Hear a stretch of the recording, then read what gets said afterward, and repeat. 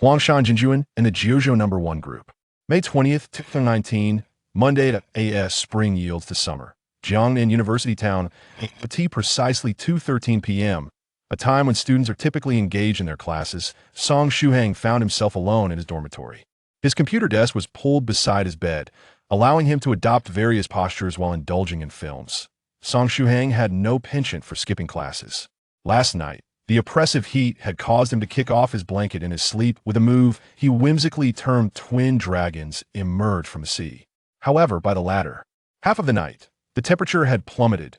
Clad only in a pair of shorts, Song Shuhang found himself in a predicament, desperately groping around his bed in search of his blanket, but to no avail.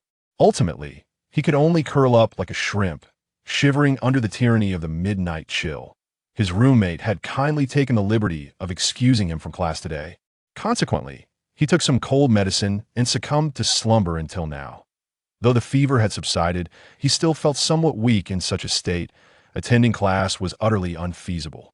Hence, he was left to languish in his dormitory, watching movies in solitude. On the screen, the film's progress bar advanced slowly, yet Song Shuhang found himself utterly disengaged from the content. Is the medication still affecting me? I feel so drowsy.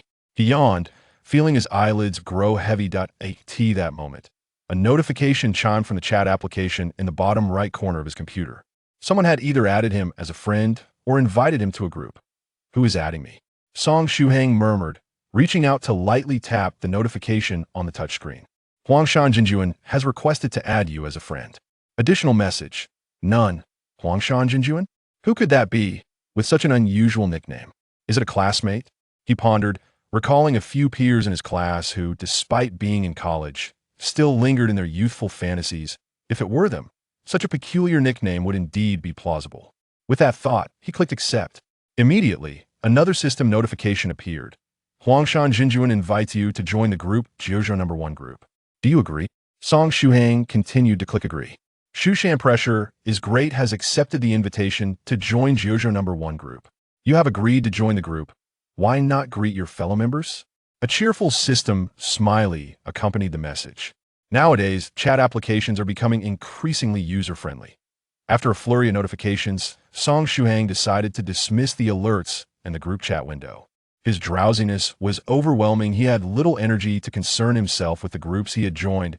In any case, his group settings had always been configured to do not notify messages, only display the count. Thus, conversations within the group would not disrupt him, but would merely indicate the number of messages in the group. Once he felt more awake, he could peruse the chat history to ascertain the nature of the group he had joined, and the discussions among its members would remain intact. His eyelids grew increasingly heavy. The film's progress bar persisted in its relentless advance, while Song Shuhang's consciousness faded further into oblivion in the Jiuzhou No.1 Group. Upon noticing the arrival of a newcomer, previously silent members began to surface. Beha Sanren inquired, has Huangshan Jinjuan added a new friend to our ranks? It's been over a year since we welcomed anyone new, hasn't it? A series of questions seemed to carry an undercurrent of unease. Almost simultaneously, a message popped up from the user ID, Guangdao Sanlang. What is the newcomer's gender? Is she a fairy? If so, please share your measurements and a photo. Upon reading the messages from Su Shi Aki and Guangdao Sanlang, several members in the group couldn't help but twitch their lips in amusement. Sanlang, are you truly a goldfish at heart?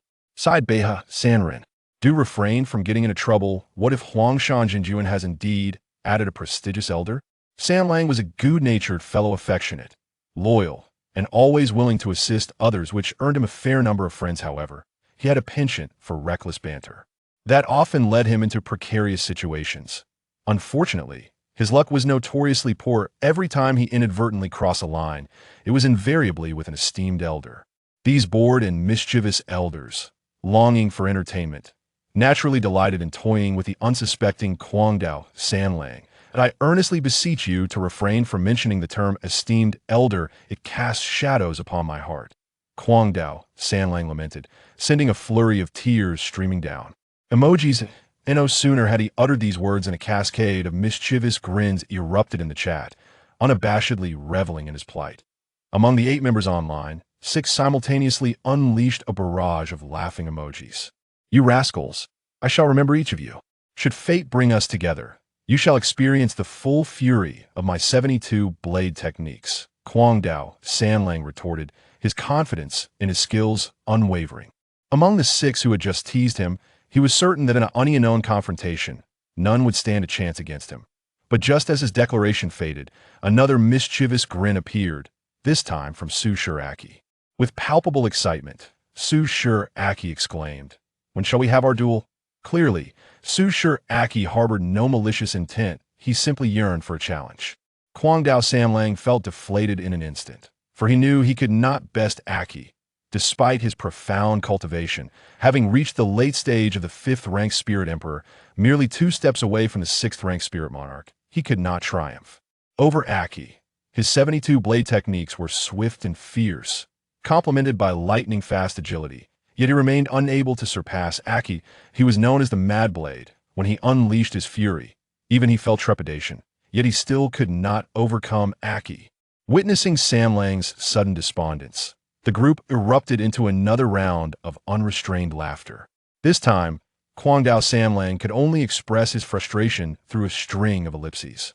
Amidst the group's revelry, the newcomer remained silent, eliciting a sense of curiosity. "Is our new friend not going to speak?"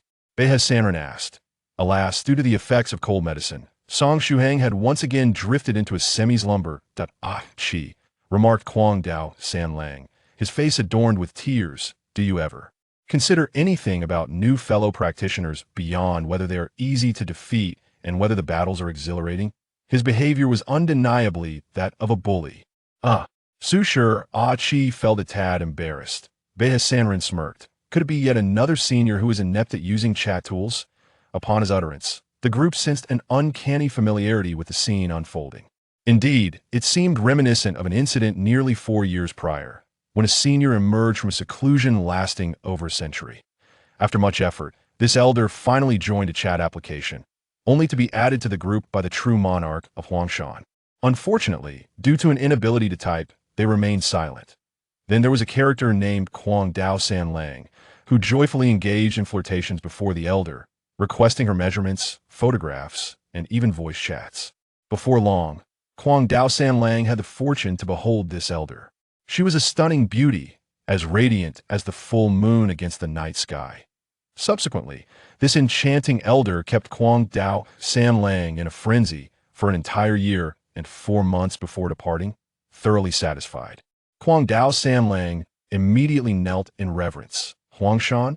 At that moment, an ID named Yao Shi chimed in, a cryptic and succinct message, lacking context.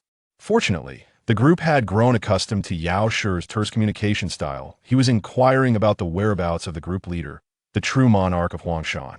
His brevity did not stem from a haughty personality, but rather from employing a 2-finger typing method combined with handwriting, which was exceedingly slow. When faced with lengthy messages, he often made mistakes, erasing and rewriting with great difficulty. Thus, Yao Shi had developed a habit of keeping his messages succinct, leading to the current economy of words. Yao Shi, then we must await the new fellow practitioner's mastery of chat tools before continuing our conversation. Sighed Su Chi. They had all prematurely assumed that the newcomer was of the same ilk. Noticing the newcomer's lack of response, the few online members, sensing no amusement, also retreated into silence. Approximately an hour later, Song Shuhang gradually regained consciousness. "I recall someone adding me to a group earlier. Was it called the Jiuzhou No.1 Group?" He murmured softly, casually clicking on the chat tool in the lower right corner to open the Jiuzhou No.1 Group chat window. What manner of group is this? Soon, the chat records from an hour prior appeared before him. Song Shuhang skimmed through the content. Fellow practitioners. Caves? What level of cultivation? And seniors? True monarchs? Deceit? Pursuing a great demon dog. The lexicon was rife with terminology from various Xinxia novels. The manner of conversation among the group members was rather amusing, a peculiar blend of ancient and modern vernacular. It felt as though contemporary individuals were attempting to communicate using archaic language, yet their inadequate grasp of classical Chinese resulted in a rather awkward exchange. Chuckle, Song Shuhang laughed aloud at it appeared this was a group established by enthusiasts of Xinxia. Oh no, this was certainly not an ordinary gathering of Xinxia aficionados. In the group, Each member has adopted a Taoist title, referring to their residences as caves, while the group leader describes his lost pet dog as a formidable creature that has wandered away from home. There are even claims of individuals asserting they haven't encountered Confucian practitioners for over a century, implying they have lived for several hundred years. Merely perusing these chat records evokes a profound sense of embarrassment. This level of obsession has undoubtedly reached the realm of adolescent delusions, distinctly flavored with the characteristics of Chinese xinxia. Song Shuhang silently acknowledged that it appears this is a veritable haven for those afflicted with Xiangxi-infused adolescent delusions. Thus was his initial impression of the Jiuzhou No.1 Group and its members. However, why was he added to this group? He glanced at the profile of the group leader, Huangshan Jinjuan, and realized he was not a classmate, nor did he know him at all. Was a mere mistake? Chapter 2. Let me divine for a moment. It is often said that youth without a touch of delusion is a youth wasted. Everyone experiences this phase to varying degrees. Some exhibit it openly, while others conceal it deep within. This is the distinction between overt and covert flamboyance. Song Shuhang, possessing a somewhat mature demeanor, found that this phase arrived swiftly and departed even more rapidly by the time he reached the second year of middle school, while his peers were still enmeshed in dreams of martial arts, superheroes, and immortals, brandishing their imaginary skills. He had long since relinquished any hope for such fantasies. The laws of physics in this world are exceedingly precise. It is utterly impossible for a human to leap 3 stories high, unleash a golden dragon with a clap of their hands, or soar through the skies with their undergarments worn externally. Nonetheless, he still harbored a fondness for xinxia novels and superhero films. Perhaps deep within, he secretly yearned for the day when a superhero, an alien, or an immortal might appear before him. Despite knowing it to be impossible, he found himself inexplicably hopeful. Such is the unique gift of humanity. With a smile, Song Shuhang closed the chat window, yet he did not exit the group. He found the individuals in the Jiuzhou No.1 Group quite intriguing. The chat records, which made him feel a twinge of embarrassment, were unexpectedly captivating when viewed from an observer's perspective. Thus, before the group leader could expel anyone, he decided to remain an onlooker, eager to peruse the amusing exchanges to pass the time during his moments of boredom. On the computer screen, a film continued to play, apparently a horror movie. The chilling narratives unfolded in layers, showcasing the pinnacle of a genius horror director's work. It was said that many middle-aged men have been brought to tears by its terror, and numerous individuals confessed to being too frightened to venture alone to the restroom. If that esteemed director were aware that his film elicited such reactions, he would likely be in tears himself. In a daze, Song Shuhang drifted into a delightful dream. It was an extraordinarily pleasant dream, filled with immortals, superheroes, and various ethereal realms.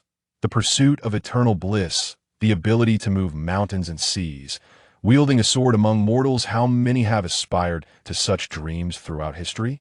Yet, as age encroaches and reality shatters those dreams, individuals are left to bury their aspirations deep within, no longer daring to ponder them.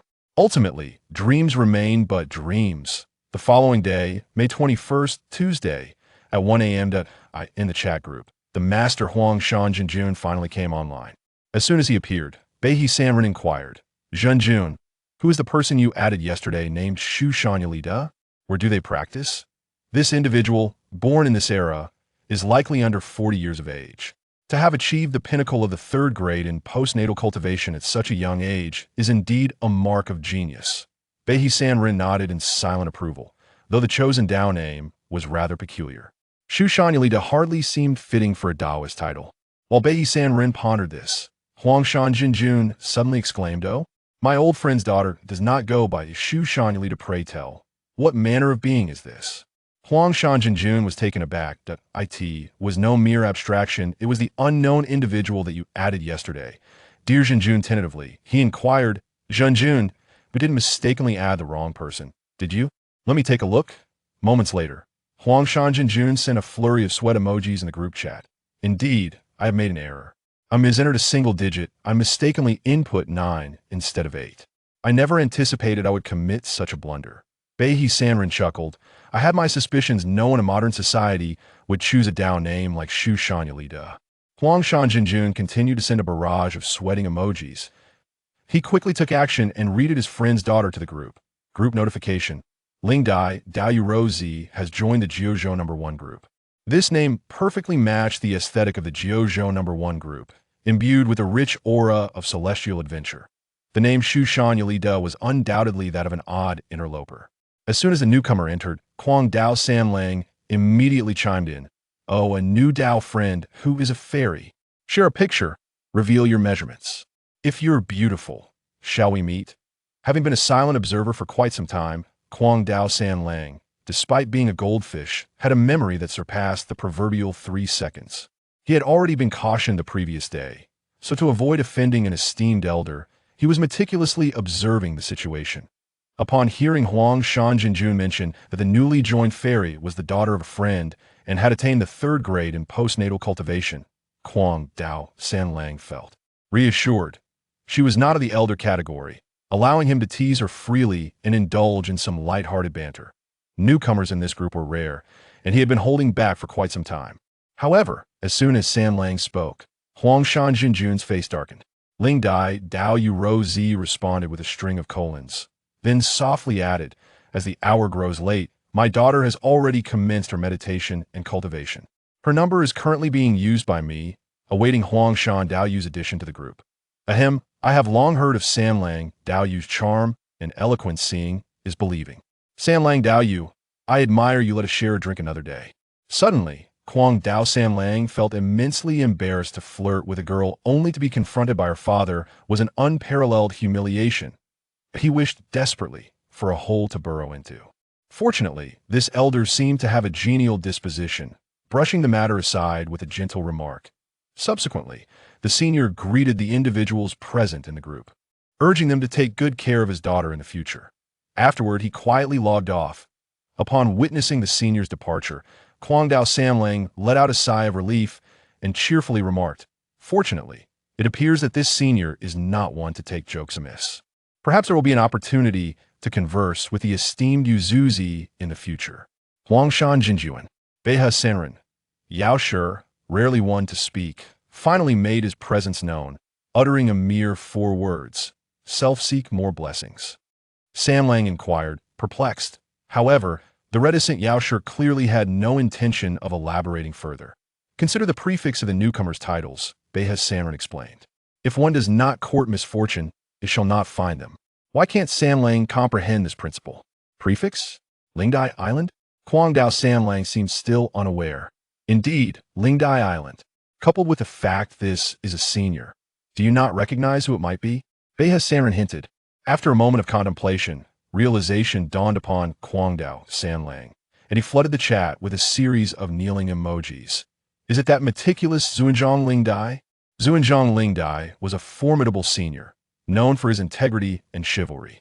Yet he had a penchant for nitpicking trivial matters, having honed his craft to an art form. While others merely quibbled, he engaged in the most meticulous of disputes. Beihe Senren's mouth twitched in annoyance. I certainly did not hint at that. Huangshan Jinjuan sighed, unable to bear the unfolding situation. Sanlang, my old friend, is merely logged off, not offline. This meant the chat history could be scrutinized. No, it would undoubtedly be scrutinized. Huangshan Jinjuan could not bear to see Sanlang continue down this path of folly. After all, he was a junior in their circle. Oh no, I'm in trouble. Kuang Dao Sanlang seemed to envision a grim future, one where Xuanzhang Lingdai would pay him a visit, subjecting him to various torments. His eyes grew misty had he inadvertently attracted the ire of an even more troublesome senior. In a moment of despair, Sanlang cried out, Zhenjuan, please intercede on my behalf. Huangshan Jinjuan turned away with an air of indifference. The others in the group disregarded Sanlang's lamentations, calmly shifting the topic of conversation. Beihe Senren posed a question to the group leader. Zhenjuan, how should we address the matter of Shushan pressure is high? Su Shi Aki replied. Should we expel him? After all, he is merely an ordinary person and not well suited to our discussions. Thus, it would serve as a pretext to remove him, showcasing their own elevated status. Additionally, he had recently developed an interest in divination, having studied it for a month, and was eager to put his newfound skills to use. Before undertaking any endeavor, he delighted in casting a fortune. With that, he reached for a nearby book of Tang poetry and song lyrics, flipping through its pages while invoking the secrets of divination. An unseen force guided him to extract a line of poetry, forming a hexagram. The divination this time was remarkably smooth. It was the first time Huangshan Jinjuan had such a profound feeling since he began learning the art of divination. With a face brimming with joy, he gazed upon the outcome of the divination. Then, Huangshan Jinjuan's expression darkened. His countenance soured. Behold the divination. In heaven, I wish to be a pair of winged birds on earth. I wish to be intertwined branches. This couplet, if memory serves, is a classic work by the Tang Dynasty poet Bai Zhi, often quoted to depict love. In an instant, Huangshan Jinjuan felt utterly despondent. Winged birds, indeed. Intertwined branches, indeed. If I were to wish to be intertwined branches, I might as well hang myself from the southeast branch. This must surely be due to my insufficient mastery of divination. Having only studied for a month, I shall cast another divination. Yes, it must be so. Huangshan Jinjuan once again invoked the secret methods of divination, feeling a mysterious force stirring within the verses of Tang poetry and song lyrics. Another line of poetry was drawn forth. This time, the divination process flowed exceptionally smoothly. Huangshan Jinjuan felt quite confident that he was destined for success. He glanced at the divination results. Then, the Jinjuan turned pale. The divination read, "If love is enduring, why concern ourselves with the dawn and dusk? Blast it all!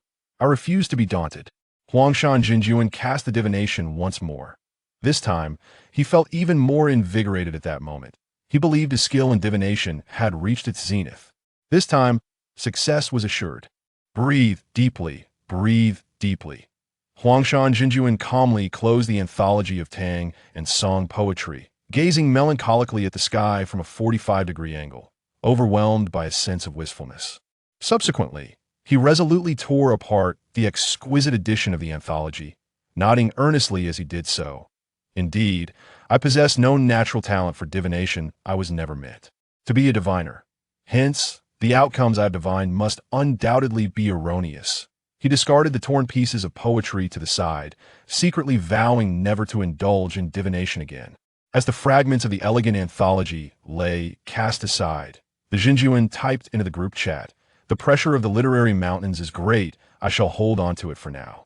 I just divined and discovered that he shares a fateful connection with me. His addition to the group is not mere coincidence, but destiny. What transpires next will depend on his own fortune." Huangshan Jinjuan adeptly obfuscated the terminology of divination, and as for the results of the divination, he would rather die than reveal a single word. Damn it. Even if there is a connection, it must surely be a karmic one. Then let it be. He will likely leave the group soon enough. By the way, what was the result of Jinjuan's divination? Beihe Sanren, having heard of Jinjuan's studies in divination, was curious about the outcome. Huangshan Jinjuan replied, You all continue your discussion. I have urgent matters to attend to." With that, he swiftly logged off, leaving Beihe Sanren in a state of bewilderment. Chapter 3. A recipe. The sun ascended to its zenith, marking the hour of noon. Aware of Song Shuhang's lingering cold, his roommate insisted that he take ample rest and had once again procured a day's sick leave on his behalf. Was it possible that his condition was worsening? Perhaps it was due to a lack of recent exercise, resulting in a decline in his physical well-being. Song Shuhang pondered. Beside him lay a bowl of century egg congee, thoughtfully brought by his roommate at midday. What a kind soul. Without hesitation, Song Shuhang sent a good person card to his roommates. Having slept for an indeterminate duration, hunger gnawed at him, and he quickly consumed the congee before turning on his computer. Habitually, he opened his messaging application and was greeted by a red dot indicating numerous unread messages in the Jiuzhou No.1 Group. Song Shuhang, filled with curiosity, reached out to open the Jiuzhou No.1 Group, eager to discover the nocturnal musings of his fellow enthusiasts of the immortal realm. The chat history from the early morning hours materialized before his eyes. Discussions initiated by Beihe Sanren regarding newcomers, the reckless antics of Guangdao Sanlang, and the intriguing insights from the esteemed Lingdai Island elder unfolded. There was even a self-proclaimed diviner, Huangshan Jinjuan, who claimed a fateful connection with him. As he perused the chat logs, the figures of these individuals began to take on depth in his mind. It appears I have mistakenly joined the wrong group. No wonder I was unfamiliar with this Huangshan Jinjuan. Judging by the conversation, it was evident that entry into this group was not granted to just anyone. One needed a recommendation to join. Moreover, The seasoned aficionados of the immortal genre seemed to be of considerable age, with some even having daughters. The tone suggested that their daughters were not mere children, which could mean these individuals were likely in their 40s or 50s. It was rather amusing that, at such an age, they still embraced their youthful exuberance. Their daughters must bear quite the burden. As he scrolled through the Group S exchanges, Song Shuhang maintained a position of quiet observation, resolutely refraining from participating. It was indeed entertaining to witness the group members' whimsical behaviors. Yet he pondered what his own contribution would be, given that he did not share in their antics. Thus, he resolved to remain a silent observer. Treating the daily banter as a source of amusement, he planned that should the day come when he found the group uninteresting, he would simply exit Jiuzhou No.1. This had always been his belief. Unbeknownst to him, 10 days slipped by June 1st, Saturday, Children's Day. Song Shuhang's cold has now recovered, though he still experiences some nasal congestion and coughing. This cough is a cold-induced one, which can be rather troublesome to shake off, if not well cared for. It could linger for a month or so. On Saturday, he took a break and slept until 8 in the morning, then went to the cafeteria for a light meal. Upon opening his computer, he habitually checked the chat records of the Jiuzhou No.1 Group, a ritual that has become his favorite pastime. Unbeknownst to him, he has been a member of this group for over 10 days. During these days of lurking, he observed that most group members were engaged in discussions about which secret realms to explore and the treasures they had gathered. Others spoke of malevolent spirits and demons appearing, either to be subdued or vanquished. Their conversations seemed utterly genuine. Song Shuhang mused that if he were to transcribe these discussions and embellish them slightly, he could easily publish them online as a Xianxian novel and earn some remuneration. In these 10 days, Song Shuhang became acquainted with several prominent figures in the group. For instance, the rarely vocal group leader, Huang Shanjinjuan, and 2 administrators, De Luo Jiaoyu Jinjuan and Qi Xiuzunjia, who had not shown up since he joined. There was also the ever-present information broker Bei Sanren, known for his impressive skills in wielding the mad blade of death, and Su Shi Qi, who could talk of little else but fighting, not to mention the reticent pharmacist who spoke only in brief, cryptic phrases. Lastly, there was the elusive monk, Tong Xian, who, even when he did surface, communicated solely through emojis and punctuation. It was said that this esteemed monk was practicing silent meditation, rendering him incapable of speaking or typing, limiting him to merely sending expressions. Amidst this somewhat eccentric group, the voice of Ling Dai Daoyu Rosie stood out for its normalcy. Her number differed from Song Shuhang's by just 1 digit. It was thanks to her that he had the opportunity to join the Jiuzhou No.1 Group. All of this information was enthusiastically shared by Bei Sanren as he introduced the other members to Ling Dai Daoyu Rosie. Today, upon entering the Jiuzhou No.1 Group, the first message that caught his eye was from the pharmacist. It was a rare occasion for the reticent pharmacist to speak. He had improved a basic elixir formula. This concise statement, punctuated with 9 characters, was the longest message Song Shuhang had seen from the pharmacist since joining the group. Curiosity piqued, he delved further into the message. It had been posted in the early hours of the morning. The simplified formula for the body-refining liquid was as follows: 3 taels of ginseng, 4 taels and 3 chin of goji berries, 1 tael of morning dew blackgrass, 3 taels of yangqi stone, and 1 tael and 3 chin of daughter's fragrance, 1 tael of fresh tyrant branch, and 4 taels of sliced 9 young red flame bamboo. A continuous list of 45 medicinal ingredients, among which were familiar ones like ginseng and goji berries, as well as more obscure substances like yangqi stone and some he had never heard of, such as morning dew blackgrass, fresh tyrant branch, and 9 young red flame bamboo. The method called for the sequential addition of ingredients to the alchemical furnace, allowing it to simmer for approximately 5 minutes. Then new ingredients would be added, simmering for another 5 minutes. Careful attention to the heat was necessary.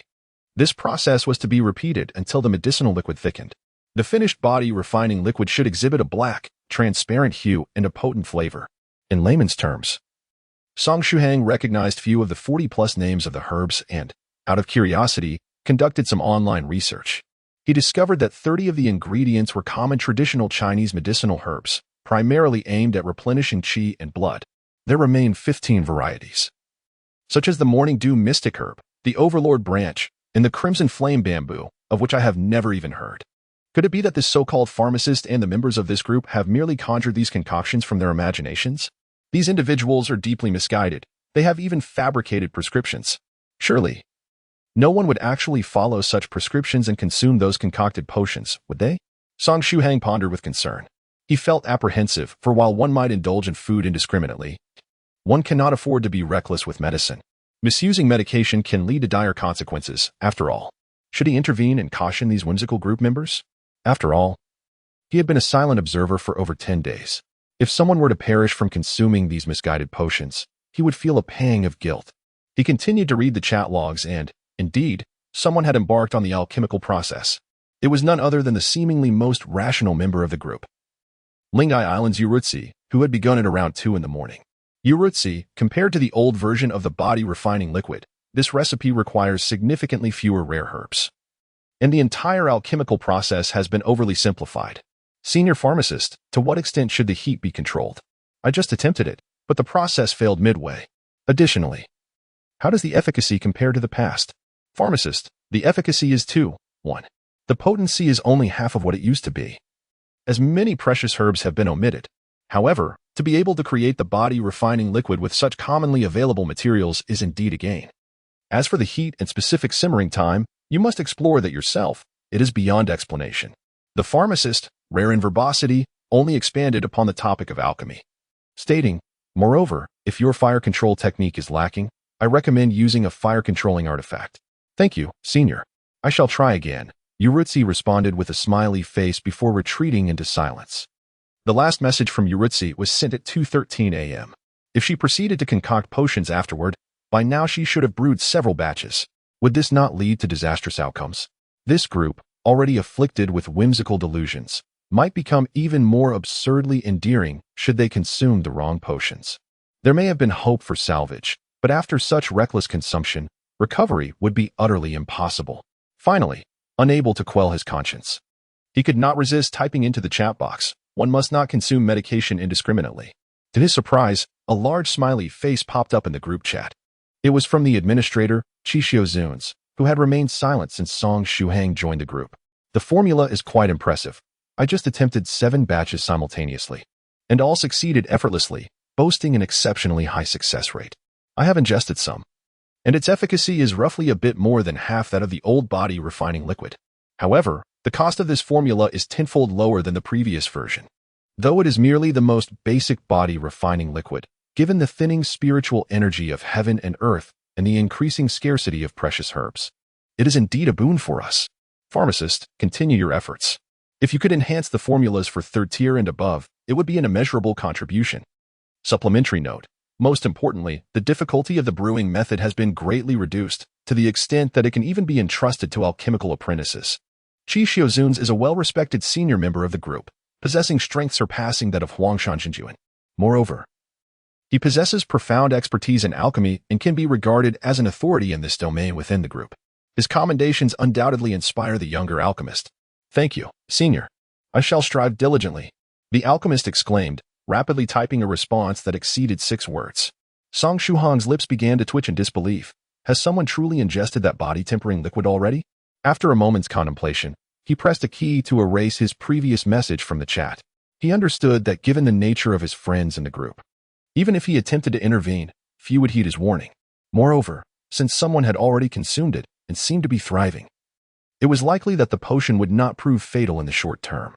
Nonetheless, Song Shuhang felt an obligation to intervene. After all, every remedy carries its risks. It was possible that this body-tempering liquid acted as a slow poison, harmless in the immediate sense, but potentially lethal over time. Thus, he resolved to verify the recipe for this potion. He remained concerned for his fellow friends immersed in their fantastical pursuits. Song Shuhang is, on the whole, quite deserving of a good person card. He took his notebook and diligently transcribed the names of 30 common medicinal herbs for the refining body liquid that could be found online. Song Shuhang has a cousin named Zhao Yaya, who is studying medicine. Their university offers a traditional Chinese medicine program. So Song Shuhang wishes to ask her to inquire whether boiling all 30 varieties of herbs that nourish qi and replenish blood would be lethal. Theoretically, these herbs, which are meant to invigorate blood and energy, should not be harmful. However, with such a multitude of ingredients thrown into a pot to simmer and stew, who can predict the resultant concoction? As for the latter part, which features names that unmistakably exhibit the hallmarks of youthful exuberance, such as fresh overlord branch and sliced 9-yang red bamboo, Song Shuhang naturally chose to disregard them. Who knows what those are? He certainly does not possess such whimsical inclinations. If he were to present these peculiar items to his cousin, she would undoubtedly think he had lost his senses. Consequently, tomorrow, his mother would likely board a flight to Jiangnan City to take him to see specialists in neurology and psychiatry. As Song Shuhang diligently transcribed the alchemical formula, the chat group of the 9 continents #1 momentarily fell silent. Typically, the members online were few, suggesting that even those with a penchant for fantastical notions led their own ordinary lives. After all, in this world, one must inevitably focus on sustenance, work, and raising children. Perhaps there were students among them, akin to him. Upon completing the transcription of the 30 medicinal ingredients, Song Shuhang stretched lazily. He glanced at the weather forecast application in the lower right corner of his computer screen. June 1st, clear. June 2nd, clear. The weather was delightful, prompting him to consider stepping outside for some fresh air. Aware that his physical condition had deteriorated, he resolved to engage in more exercise. Yet, despite this intention, his fingers instinctively clicked on the game icon on his computer, eager for a brief indulgence. Although he planned for just a moment of enjoyment once the game commenced, he found himself unable to stop, engrossed in one round after another. Before he knew it, it was already noon. Weekends always seemed to pass at an astonishing pace. With a forced chuckle, he closed the game and habitually reopened the 9 continents #1 group chat. A quick glance at the screen would surely uplift his spirits for the entire day. Upon entering the chat, he discovered that the frequently online member, Bei-San Run, was indeed present. Numerous messages filled the chat history. Bei-San Run remarked, "Brother pharmacist, your alchemical prowess is truly commendable. I attempted to refine the revised body-tempering liquid and succeeded in 8 out of 10 batches, far surpassing my expectations. Regrettably, this liquid is only effective for novice practitioners. For someone like me, a wandering practitioner, it holds little utility. However, for esteemed figures like the Rain Moon true monarch of the Deluo sect and several of their disciples, it is invaluable. Once Elder Yu Dai receives this formula, she will owe you a significant favor, brother pharmacist." The wandering monk Tong Xian also chimed in, offering a thumbs up. Bei-San Rin quickly added, "I almost forgot. Master Tong Xian, you too have a cadre of young monks under your guidance. It seems the number of those indebted to you, brother pharmacist, has increased." Tong Xian responded with a smiley face before retreating into silence, punctuating his departure with a flurry of tearful and kneeling emojis. "Oh. Dao friend San Lang has been online these past few days. I wonder where he has been in seclusion?" Bei-San Rin grinned mischievously, fully aware of the answer. "Seclusion, my foot." San Lang replied through a voice message, his voice choked with emotion. 3 days ago, the esteemed Ling Dai came to visit and stayed at my home for 3 days. You all understand how it is. Huh, Bei-San Rin declared, fully unsympathetic to San Lang's plight. One who seeks trouble deserves no sympathy. Ling Dai Island Yu Rozi, the beautiful fairy Yu Rozi. Please come forth and grant me an audience. I have urgent matters to discuss. San Lang lamented, revealing that his surname was indeed Lang, with his given name being Lang San. Ling Dai Island's Yu Rozi soon logged in, responding with a question mark. Wait a moment, something seems amiss here. Elder?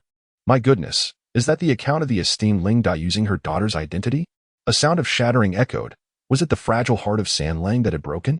The hermit of the North River felt an uncontrollable twitch at the corner of his mouth.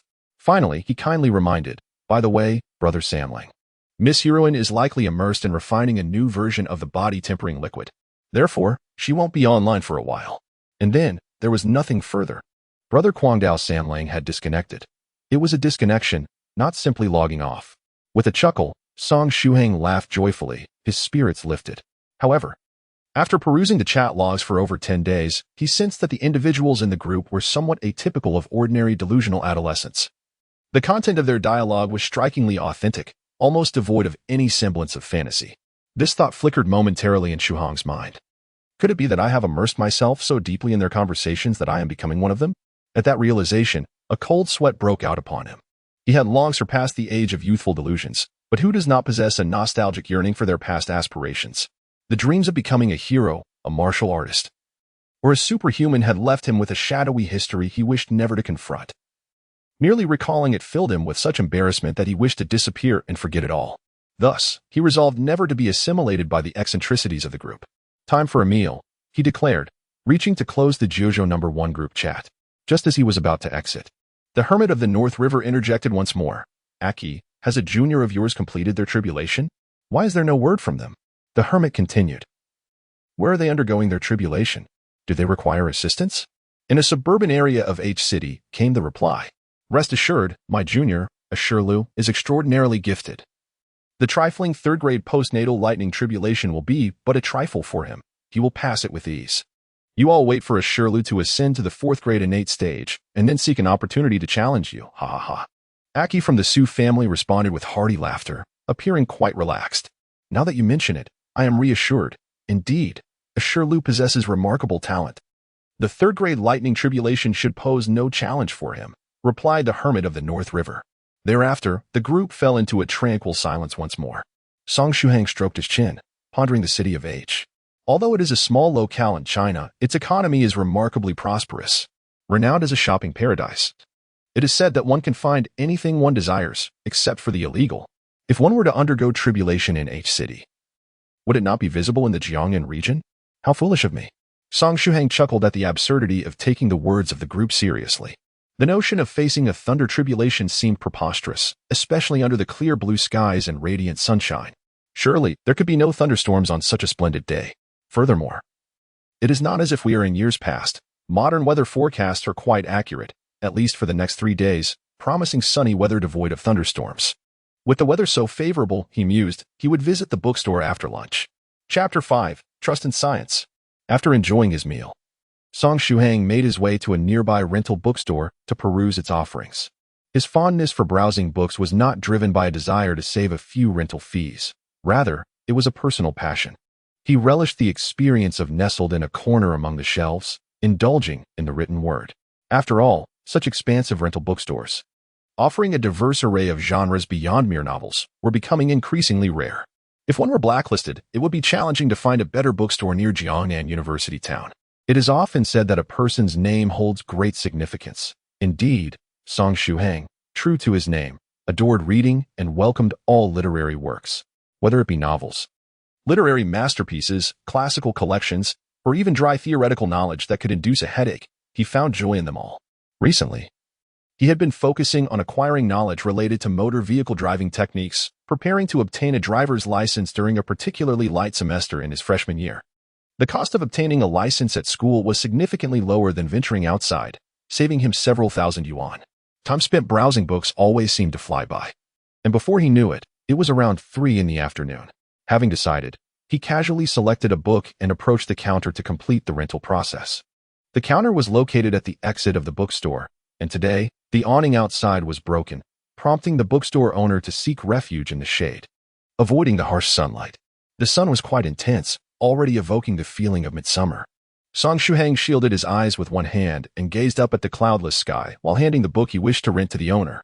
The owner was a quintessential Jiangnan beauty, ethereal as if crafted from water. She shared his passion for reading and often immersed herself in a book for an entire day. Her attire hinted at a comfortable quality of life. Owning this bookstore was merely a pursuit of personal interest. When seated quietly, engrossed in her reading, the owner appeared nothing short of picturesque, a sight that delighted many young men who transformed their hobbies in order to frequently enjoy this enchanting scene, evolving from mere youths to literary aficionados. However, it was said that this serene aspect was merely her peaceful mode, and if there was a peaceful mode, then surely there existed a PK mode or a berserk mode. Nevertheless, in the half-year that Shuhang had frequented the store, he had yet to witness any such altercations. Although they had only spent half a semester together, this young man, who had a penchant for lingering over books for hours on end, left a profound impression on the proprietress. Had he not been so astute as to eventually rent a book or two to support her business, she would have long since brandished her broom to usher him out. Hiki. With a smile, Song Shuhang accepted the book and stepped over the threshold of the rental bookstore. Boom. At that moment, a thunderous sound erupted, startling everyone within the bookstore. Song Shuhang, who had just taken a step, nearly lost his footing and nearly fell flat on his face. Goodness. Oh my. Was that a bolt from the blue? What a fright. The bookstore was filled with a cacophony of exclamations. Song Shuhang raised his gaze to the sky and noticed a transformation in the previously cloudless expanse. At the farthest edge of the horizon, a mass of dark clouds began to coalesce quietly, swiftly shrouding that small section of the sky, heralding an impending storm. It seemed that rain was on the way. TSK. It was said that a few years ago, weather forecasts were notoriously unreliable, suggesting that one should interpret them inversely. If it predicted sunny weather, one ought to carry an umbrella. I had presumed that after all these years, the forecast would have improved. Yet here I find them still lacking in reliability, sighed Song Shuhang. It was not as simple as it used to be, back then. One could merely interpret the forecast inversely, but now one must gamble on their accuracy. Before Song Shuhang could take another step, a deafening clap of thunder erupted, ringing in his ears. At the horizon, the area of dark clouds twisted oddly. Lightning snaked its way from within the clouds, rumbling ominously, creating a web of electric fury. Song Shuhang had witnessed thunder before, yet he had never encountered a tempest so fierce that it resembled the apocalypse itself. The lightning was not merely a series of flashes, but rather a cacophony of strikes descending in unison. The rumble of thunder was distinctively profound, leading one to ponder the magnitude of transgressions that could summon such a relentless deluge of lightning. The thunder's roar persisted for nearly 10 breaths, unyielding, evoking an ominous sense of an impending storm. Alas, Song Shuhang sighed, contemplating whether to indulge in another book. Typically, even during a thunderstorm, the downpour arrives swiftly and departs just as quickly. Should the rain linger, perhaps he could savor another tale. It seemed as though the heavens were jesting with him. The dark clouds and tempestuous lightning simultaneously dissipated, akin to a great hand painting across the sky. Dissatisfied with the artwork, it casually swept away the clouds and lightning. The sky restored itself to a state of serene clarity, with sunlight radiating abundantly. It was as if the explosive thunder and the multitude of lightning were mere figments of imagination. Within the rental bookstore, someone muttered, "What is happening? Could it be that someone's transgressions have drawn the wrath of the heavens?" Superstition. Lightning is merely a natural phenomenon. At that moment, a young child beside Shuhang looked up, cradling a comic book in one hand while raising the other towards the sky, exclaiming with fervor, "Ah, I demand the heavens not obscure my sight, and the earth not bury my heart. I will have these clouds vanish without a trace." This conviction resonated profoundly. Yet, for reasons unbeknownst to him, the sight of the amusing child triggered memories of his fellow cultivators from the Jiuzhou No.1 Group, H City. Facing the third-grade heavenly tribulation, the chat records flashed through his mind. He recalibrated his gaze towards the horizon, realizing that the previous storm seemed to align with the location of H City. Even with Song Shuhang's resilient heart, he felt a subtle flutter. Could it be? Truly? The weather forecast had predicted clear skies, yet here he was, engulfed in an inexplicable uproar of thunder. How could this be? Surely, such heavenly tribulations could not exist in this world. It must be coincidence, he reasoned. However, as that thought took root, it lingered in his mind. Could such coincidences truly occur? The lightning was so peculiar, it hardly appeared to be a natural occurrence. Song Shuhang vigorously shook his head, dismissing the possibility from his mind. The worldview he had cultivated over 18 years urged him to trust in science and reject superstition, perceiving the ominous thunderclouds merely as peculiar natural phenomena rather than harbingers of calamity. Chapter 6. The Copper Diviner. I must have caught something from the group. Although the chat records appeared lively, I suppose it would be best to leave the group after some time. Otherwise, I might find myself assimilated into their peculiar mindset. After letting my cousin examine the prescription to ensure the supplements wouldn't be fatal, I would take my leave. Song Shuhang mused internally. In reality, they were merely a collection of enigmatic acquaintances, and he had been inexplicably added to their ranks. He could easily disregard their fates. Yet, he felt an undeniable urge to intervene if he suspected that the pills they consumed were toxic. He felt compelled to offer a warning regardless of whether they would heed his advice. It was essential for him to act with a clear conscience. Yes, a clear conscience. Whether they listened was their affair, but it was his duty to counsel them. Upon returning to his dormitory, Song Shuhang logged onto the chat application and sent a transcribed list of herbs to his cousin, Zhao Yaya. Dear Yaya, hypothetically speaking, if all the above herbs are boiled together in a medicinal pot to create a concoction, would it be lethal? If you have the time, please help me verify this. If possible, Song Shuhang preferred not to pose this question online. After all, some matters are better discussed face-to-face to avoid misunderstandings. He feared his cousin might mistakenly think he intended to consume the concoction, which could lead to unnecessary complications, especially with his mother potentially flying over to see him. However, today he increasingly felt the pressure of assimilation from the group. Indeed, while the chat records were cheerful, it would be wiser to exit sooner rather than later. Since he had never engaged in conversation within the group and held no attachments, departing would not evoke much sentiment. That said, his fingers instinctively tapped the lower right corner of the screen, opening the Jiuzhou No.1 Group. Habits are easily formed.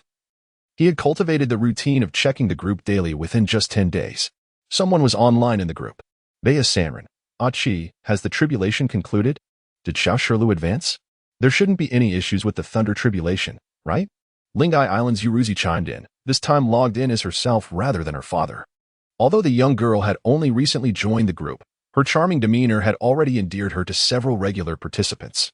She understood that for cultivators, every Thunder Tribulation should not be underestimated. Even the weakest of tribulations could lead to dire consequences if one were careless. It should be fine. Qi is here, replied Bea Sanren. A mere third-grade innate Thunder Tribulation poses no threat. He can easily dispel any issues. At that moment, an unfamiliar ID emerged. One named Copper Diviner. Do not be hasty. Allow this diviner to cast a hexagram, and the outcome shall be revealed. It appears that this character known as the Copper Diviner is playing the role of a fortune-telling sage. After merely 2 or 3 minutes, the Copper Diviner proclaimed, haha, fear not. The result I have divined is an excellent omen, bringing great fortune. Suza Qi and his descendants are undoubtedly safe. Let us await the challenge from Xiao Shirlu. An excellent omen. Such a proclamation should bring some reassurance, thought Shuhang. However, upon hearing this auspicious outcome, the Northern River recluse did not express joy, but instead fell into silence. After a moment, he offered a bitter smile, remarking, it seems Xiao Shirlu is indeed in trouble, which is why Qi has not come online. Is there anyone near H City who can check on Qi and see if assistance is needed? Kuang Dao Sanlang interjected with a sigh. Since the diviner has foretold great fortune, it must truly be a dire situation. However, I am quite far from H City, even if I wished to rush there. It would take several days. Yuruzi, perplexed, inquired further. The Northern River recluse added, from another perspective, the diviner's skills in fortune-telling are indeed remarkable.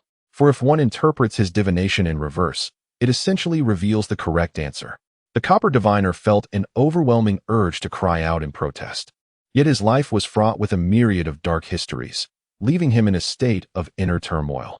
Kuang Dao Sanlang, being astute, could not fail to discern Yuruzi's dismissive tone. Thus, his eyes welled with tears once more.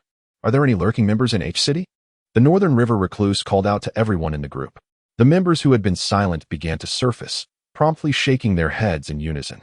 With such vastness in China, the number of individuals in the group was limited. It was improbable that all would congregate in one place. In the Jiangnan region, where Song Shuhang resides, he is indeed close to H City. However, he does not know Su Shi and believes that his mind remains clear enough to refrain from accompanying his group mates in search of a friend who has gone missing due to the Thunder Tribulation and whose divination foretold of trouble. He is yet to be assimilated into the group. At this moment, Lingai Island's Yuruzi spoke again. I am preparing to travel to J City for some matters. I will first take a flight to Jiangnan Airport before transferring to J City. Since Jiangnan is near H City, feel free to contact me if you require assistance. Although I am unfamiliar with H City, I will certainly do my utmost to help if needed. Passing through Jiangnan. This girl from the group is coming here? Song Shuhang blinked in surprise. Bea Sanren, filled with excitement, said, I will find a way to contact Aki. If help is needed, I will reach out to Yuruzi.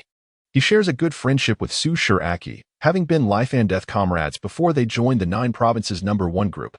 The recent divination by the Copper Divination Master has left Bea Sanren feeling somewhat unsettled. While it may not concern you, it nonetheless brings chaos to your heart. At that moment, the group leader, Huangshan Jinjuan, appeared and offered comforting words. Bea, do not worry too much.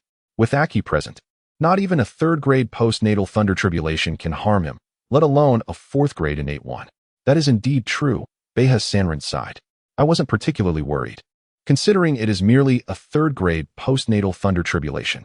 However, the auspicious divination from the Copper Divination Master has left me quite anxious.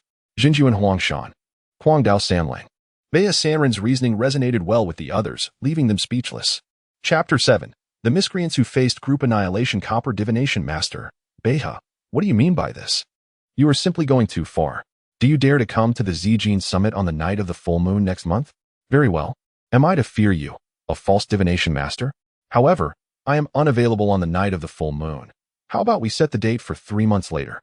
Bea Sanren replied readily. Moreover, how shall I find you then? After all, you have too many identities.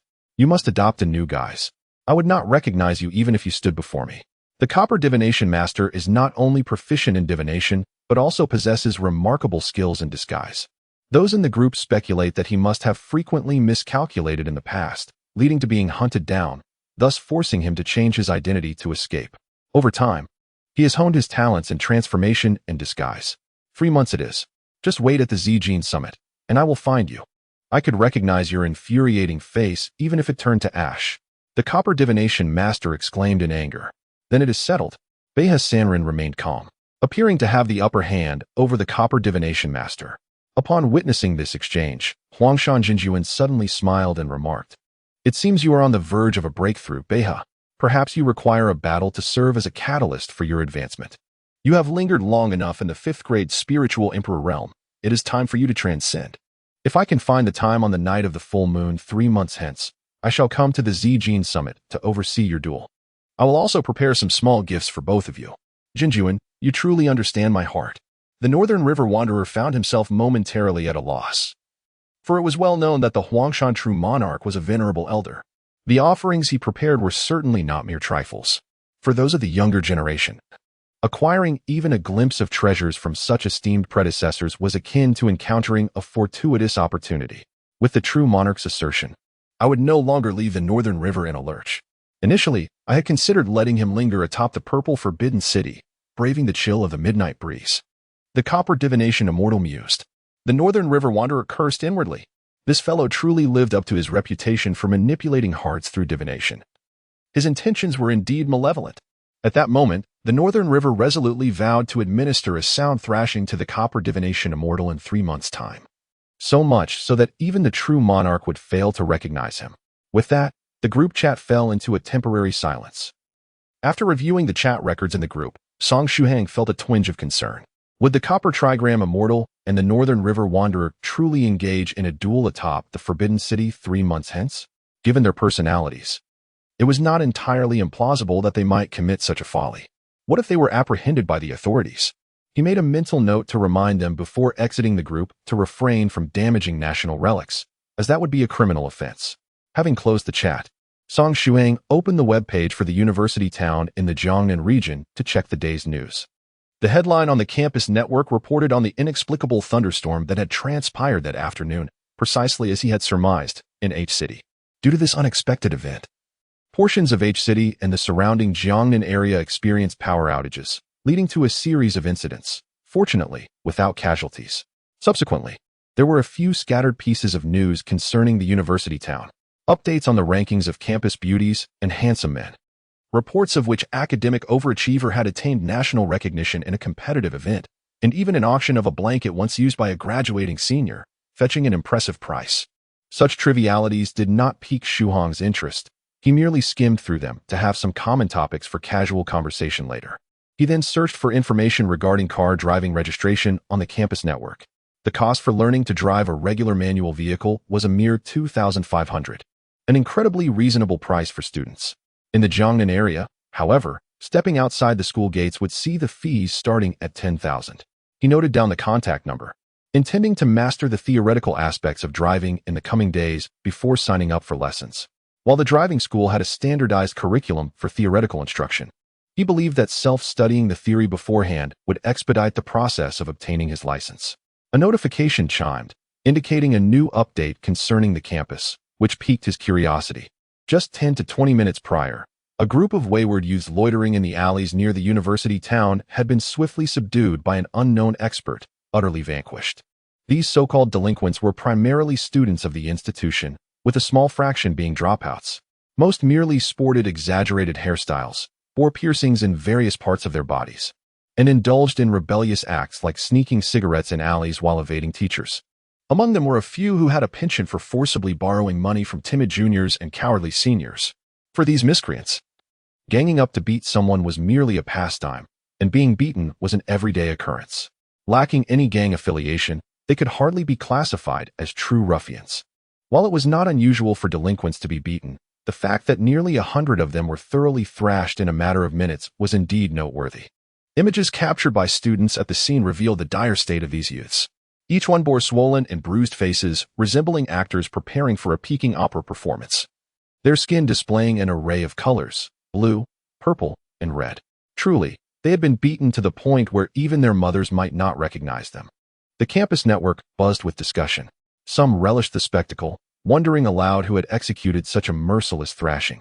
Was it the members of the Sanda Club, the Taekwondo Society, or perhaps a boxing club training new recruits to collectively take down delinquents? The intelligence report suggests that everyone has been rendered unconscious and is currently being transported to the hospital. No one has regained consciousness yet, leaving the identity of the assailant shrouded in mystery.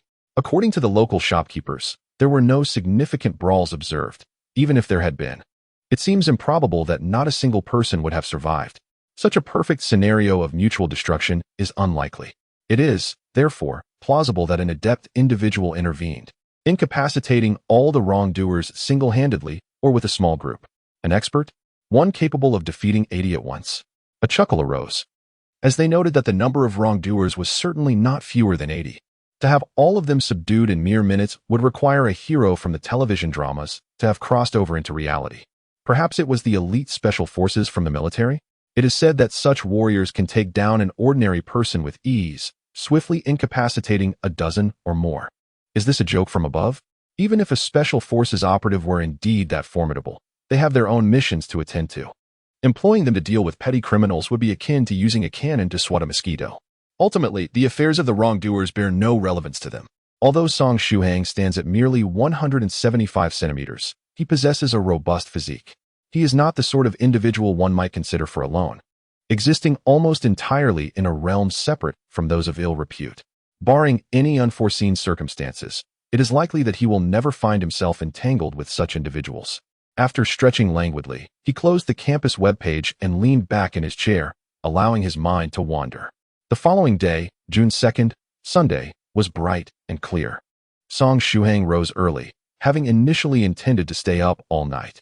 However, the series of peculiar events that transpired yesterday left him feeling unsettled. For reasons unknown, he abandoned the notion of an all-nighter and retired early to rest. Subsequently, he opened the Jiuzhou No.1 Group chat, finding joy in the beautiful exchanges within. Yet, he found that excessive exposure tended to lead to a sense of assimilation. This message was sent at 3 o'clock this morning. Chapter 8, Yurutsi and the Luoxin District. Song Shuhang felt as though Beiha's siren was perpetually online, seemingly brimming with energy around the clock. He pondered whether their schedules coincidentally aligned perfectly with his own.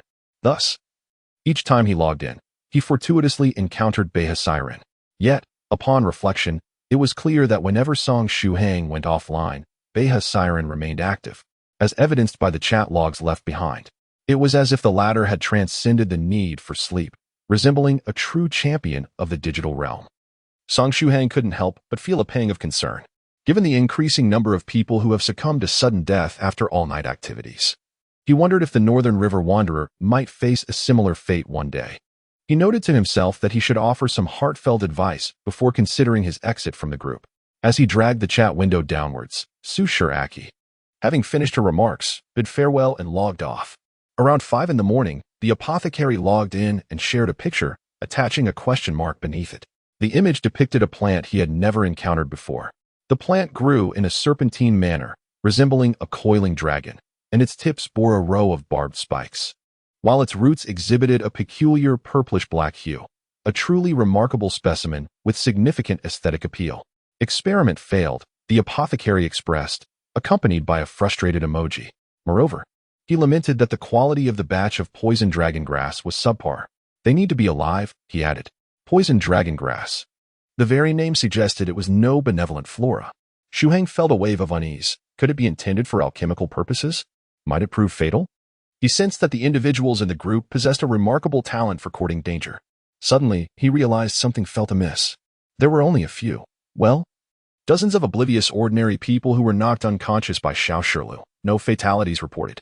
This statement sent a shiver down Shuhang's spine, as he instinctively recalled the ill-fated individuals who had perished in the crowd. Was this merely coincidence? If so, there seemed to be an abundance of coincidences lately. Perhaps he should adopt a different perspective. Perhaps it was not mere chance, but rather an overactive imagination. Humans often intertwine disparate events when harboring suspicions about something. Just as one might accuse another of theft, attributing various unrelated occurrences to them, the more he scrutinized, the more the other party resembled a suspect.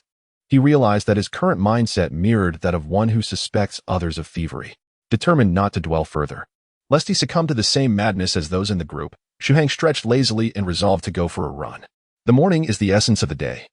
After all, additionally, he had been feeling under the weather, with a lingering cough from a cold over 10 days prior that had yet to fully dissipate. Thus, motivated by a renewed sense of purpose, he decided to embark on a morning run of 1,500 meters to bolster his health, setting a goal to maintain this routine for a month. Meanwhile, at an airport in the Jiangnan region, a woman with waist-length hair maneuvered a sizable suitcase through the terminal. She possessed fair skin, stood tall, and had long legs, dressed in a white t-shirt and denim shorts, her athletic shoes accentuating her youthful vibrance. Yet, at that moment, her expression was one of distress as she gazed upon the sprawling airport, murmuring to herself, "I absolutely despise such vast places. It's all too easy to get lost." With that, she pulled out her phone and began tapping away at the screen. After his invigorating morning run, Shuhang felt a refreshing clarity he had not experienced in ages. With the entire Sunday still ahead of him, he pondered what pursuits might await him. Should I go and borrow some books again?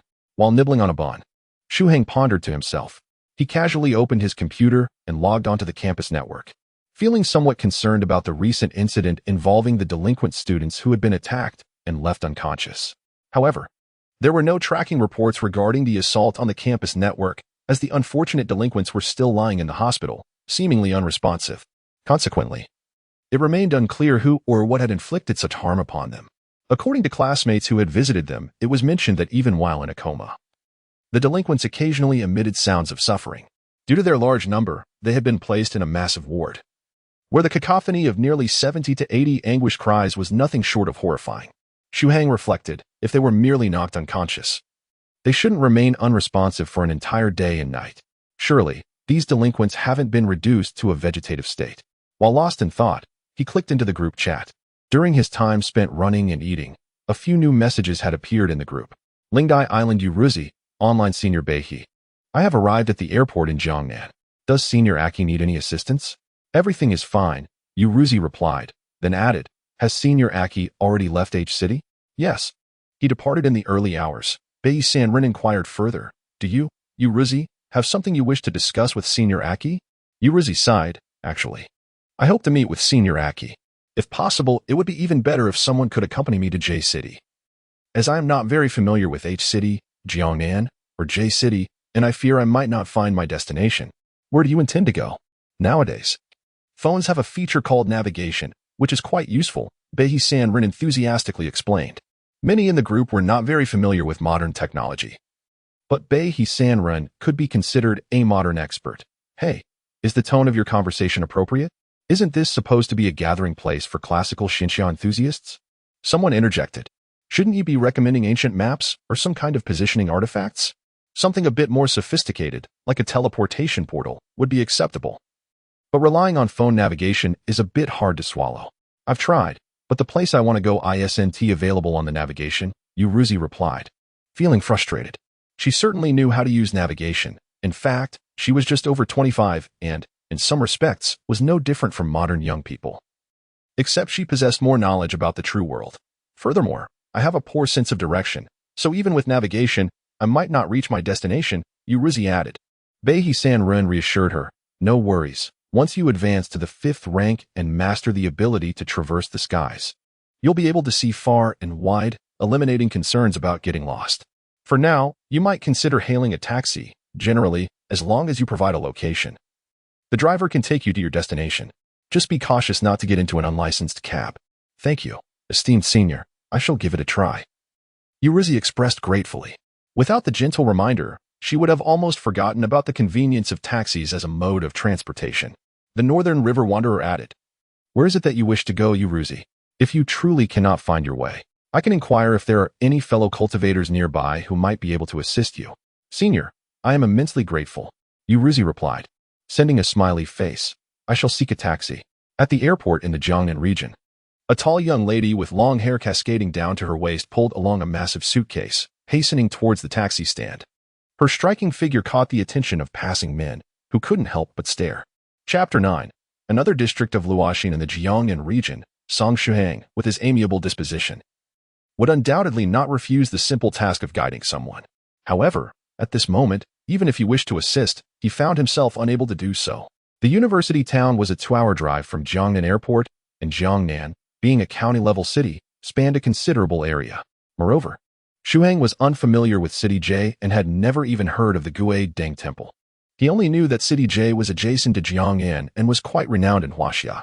Temples there were as numerous as the stars in the sky, making it no trivial endeavor to locate a small temple within such a plethora. Speaking of which, the name Luoxin District sounded oddly familiar, as if he had heard it somewhere before. Shuhang murmured to himself while nibbling on a bun, reclining in a rocking chair, his mind wandering over the term Luoxin District, attempting to grasp the origin of this inexplicable sense of familiarity. Perhaps he had encountered it in some news report?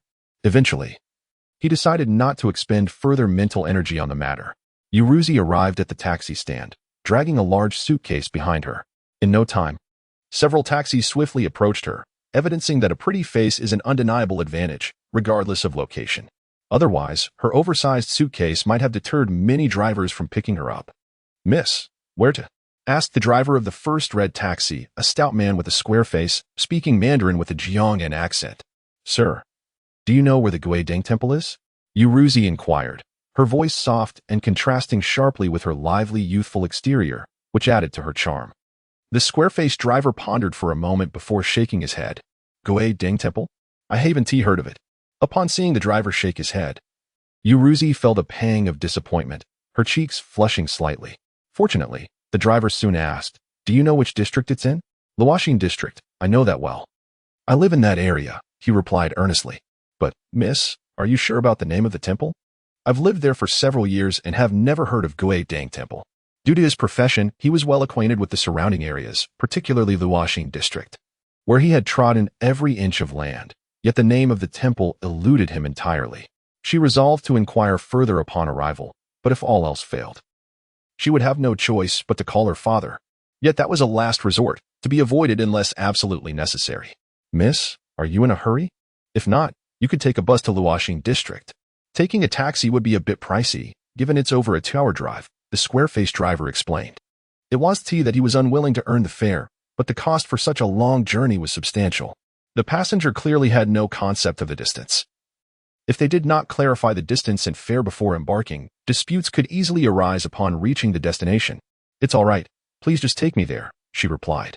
Euro displayed a bashful smile, for money posed no concern for her. The square-faced man, upon confirmation, felt a surge of joy within. This journey promised considerable profit. "All right then. Please get in, and place your suitcase in the trunk," he said, opening the back compartment and preparing to exit the vehicle to assist with the cumbersome bag. After all, the suitcase was massive, and how could such a petite girl possibly manage to lift it? To his astonishment, he witnessed the seemingly delicate young lady effortlessly cradling the enormous suitcase with one hand, as if she were merely holding a small plate, gracefully placing it into the trunk. Could it be that the suitcase, though appearing large, was in fact quite light? Just as he pondered this, he felt the rear of the vehicle dip slightly.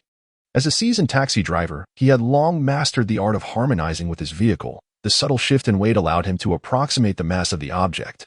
This suitcase must weigh over 60 kilograms, perhaps even more, close to that of an adult male. Was this girl a weightlifter? Truly, she possessed remarkable strength, he thought, swallowing hard. Fortunately, he was an inherently good-natured driver. Had he encountered someone with ill intentions, the sight of this girl would surely have rendered them powerless. "You have quite the strength. Miss, please, sit tight," he chuckled, pressing the accelerator as the red taxi pulled away from the curb, heading toward the Luoxin District. In the Jiuzhou No.1 Group, Yuruwa typed, "Senior Beha, I am en route to the Luoxin District, but the taxi driver is unfamiliar with the Ghost Lantern Temple. I intend to inquire with local residents upon my arrival.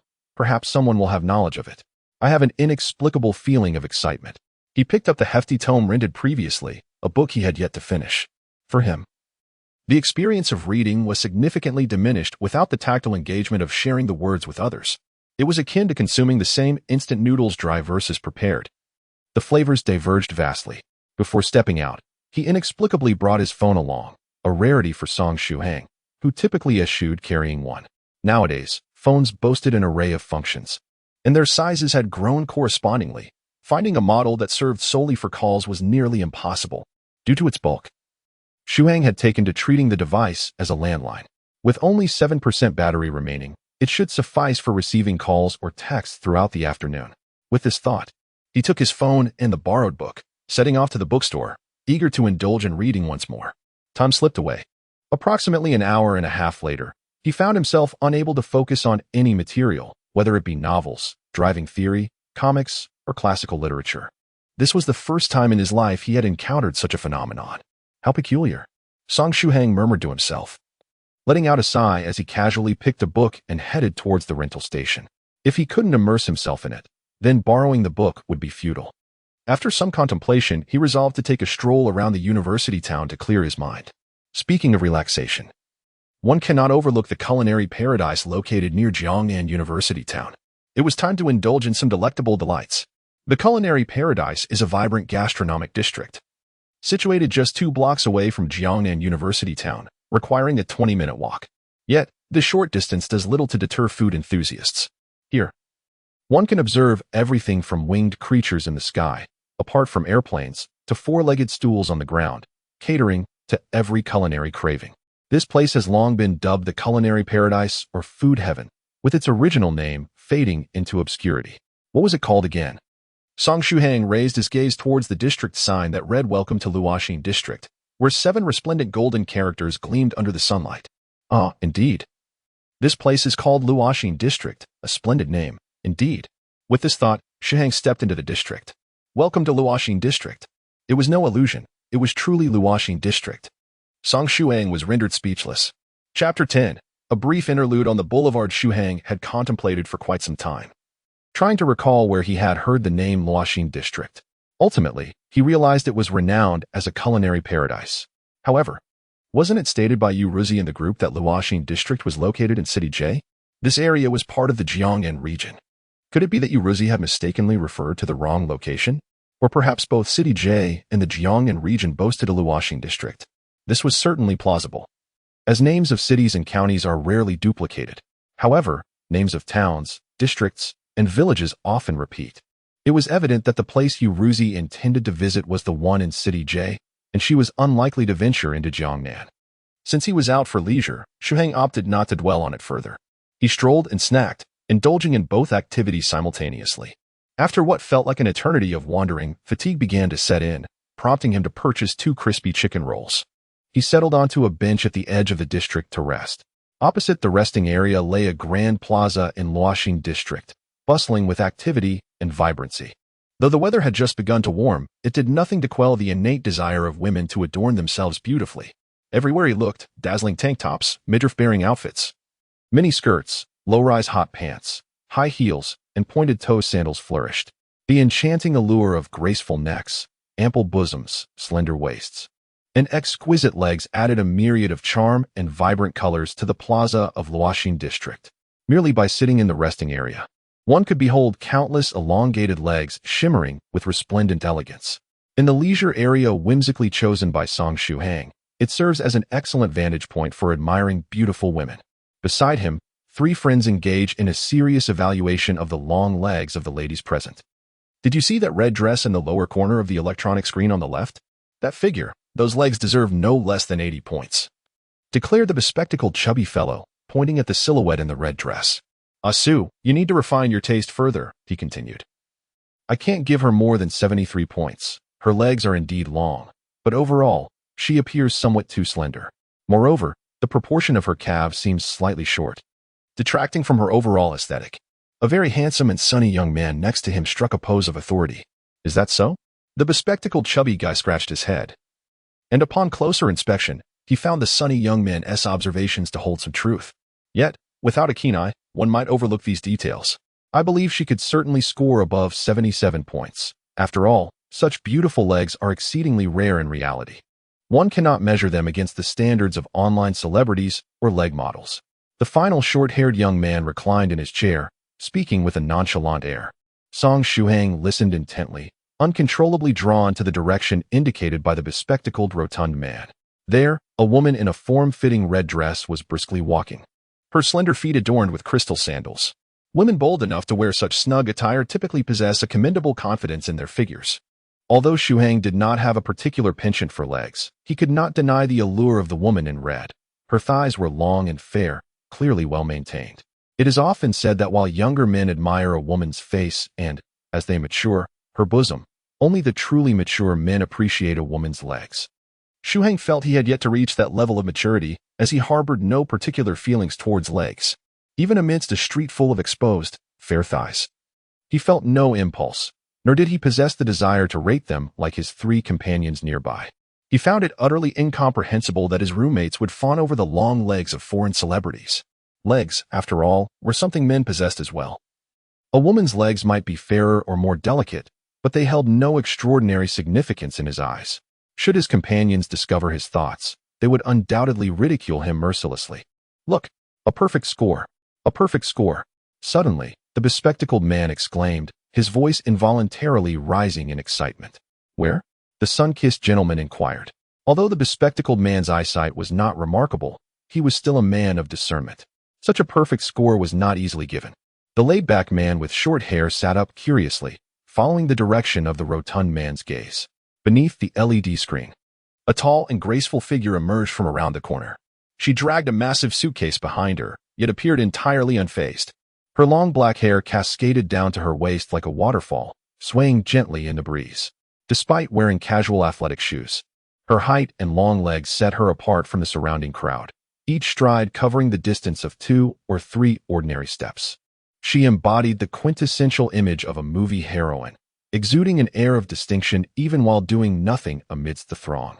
The raven-haired beauty moved swiftly, soon catching up with the woman in the red dress, who had been the subject of the three men's previous comments.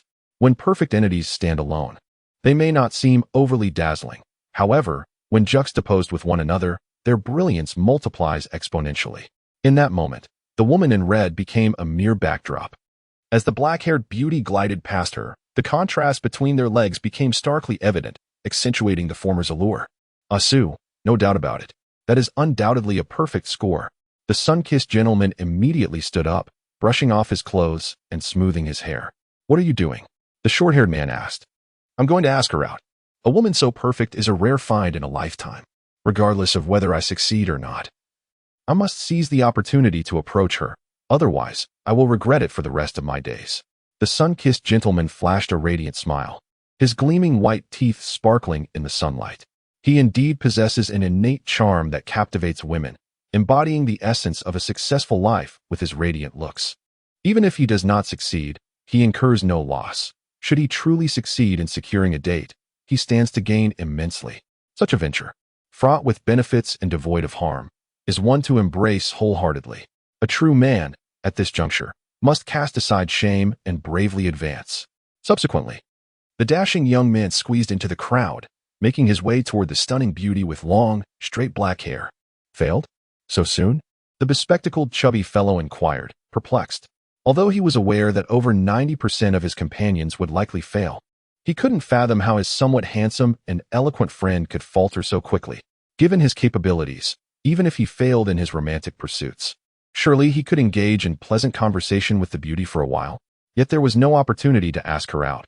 Her legs were extraordinarily long, and she walked with such speed that each of her strides equated to several of his.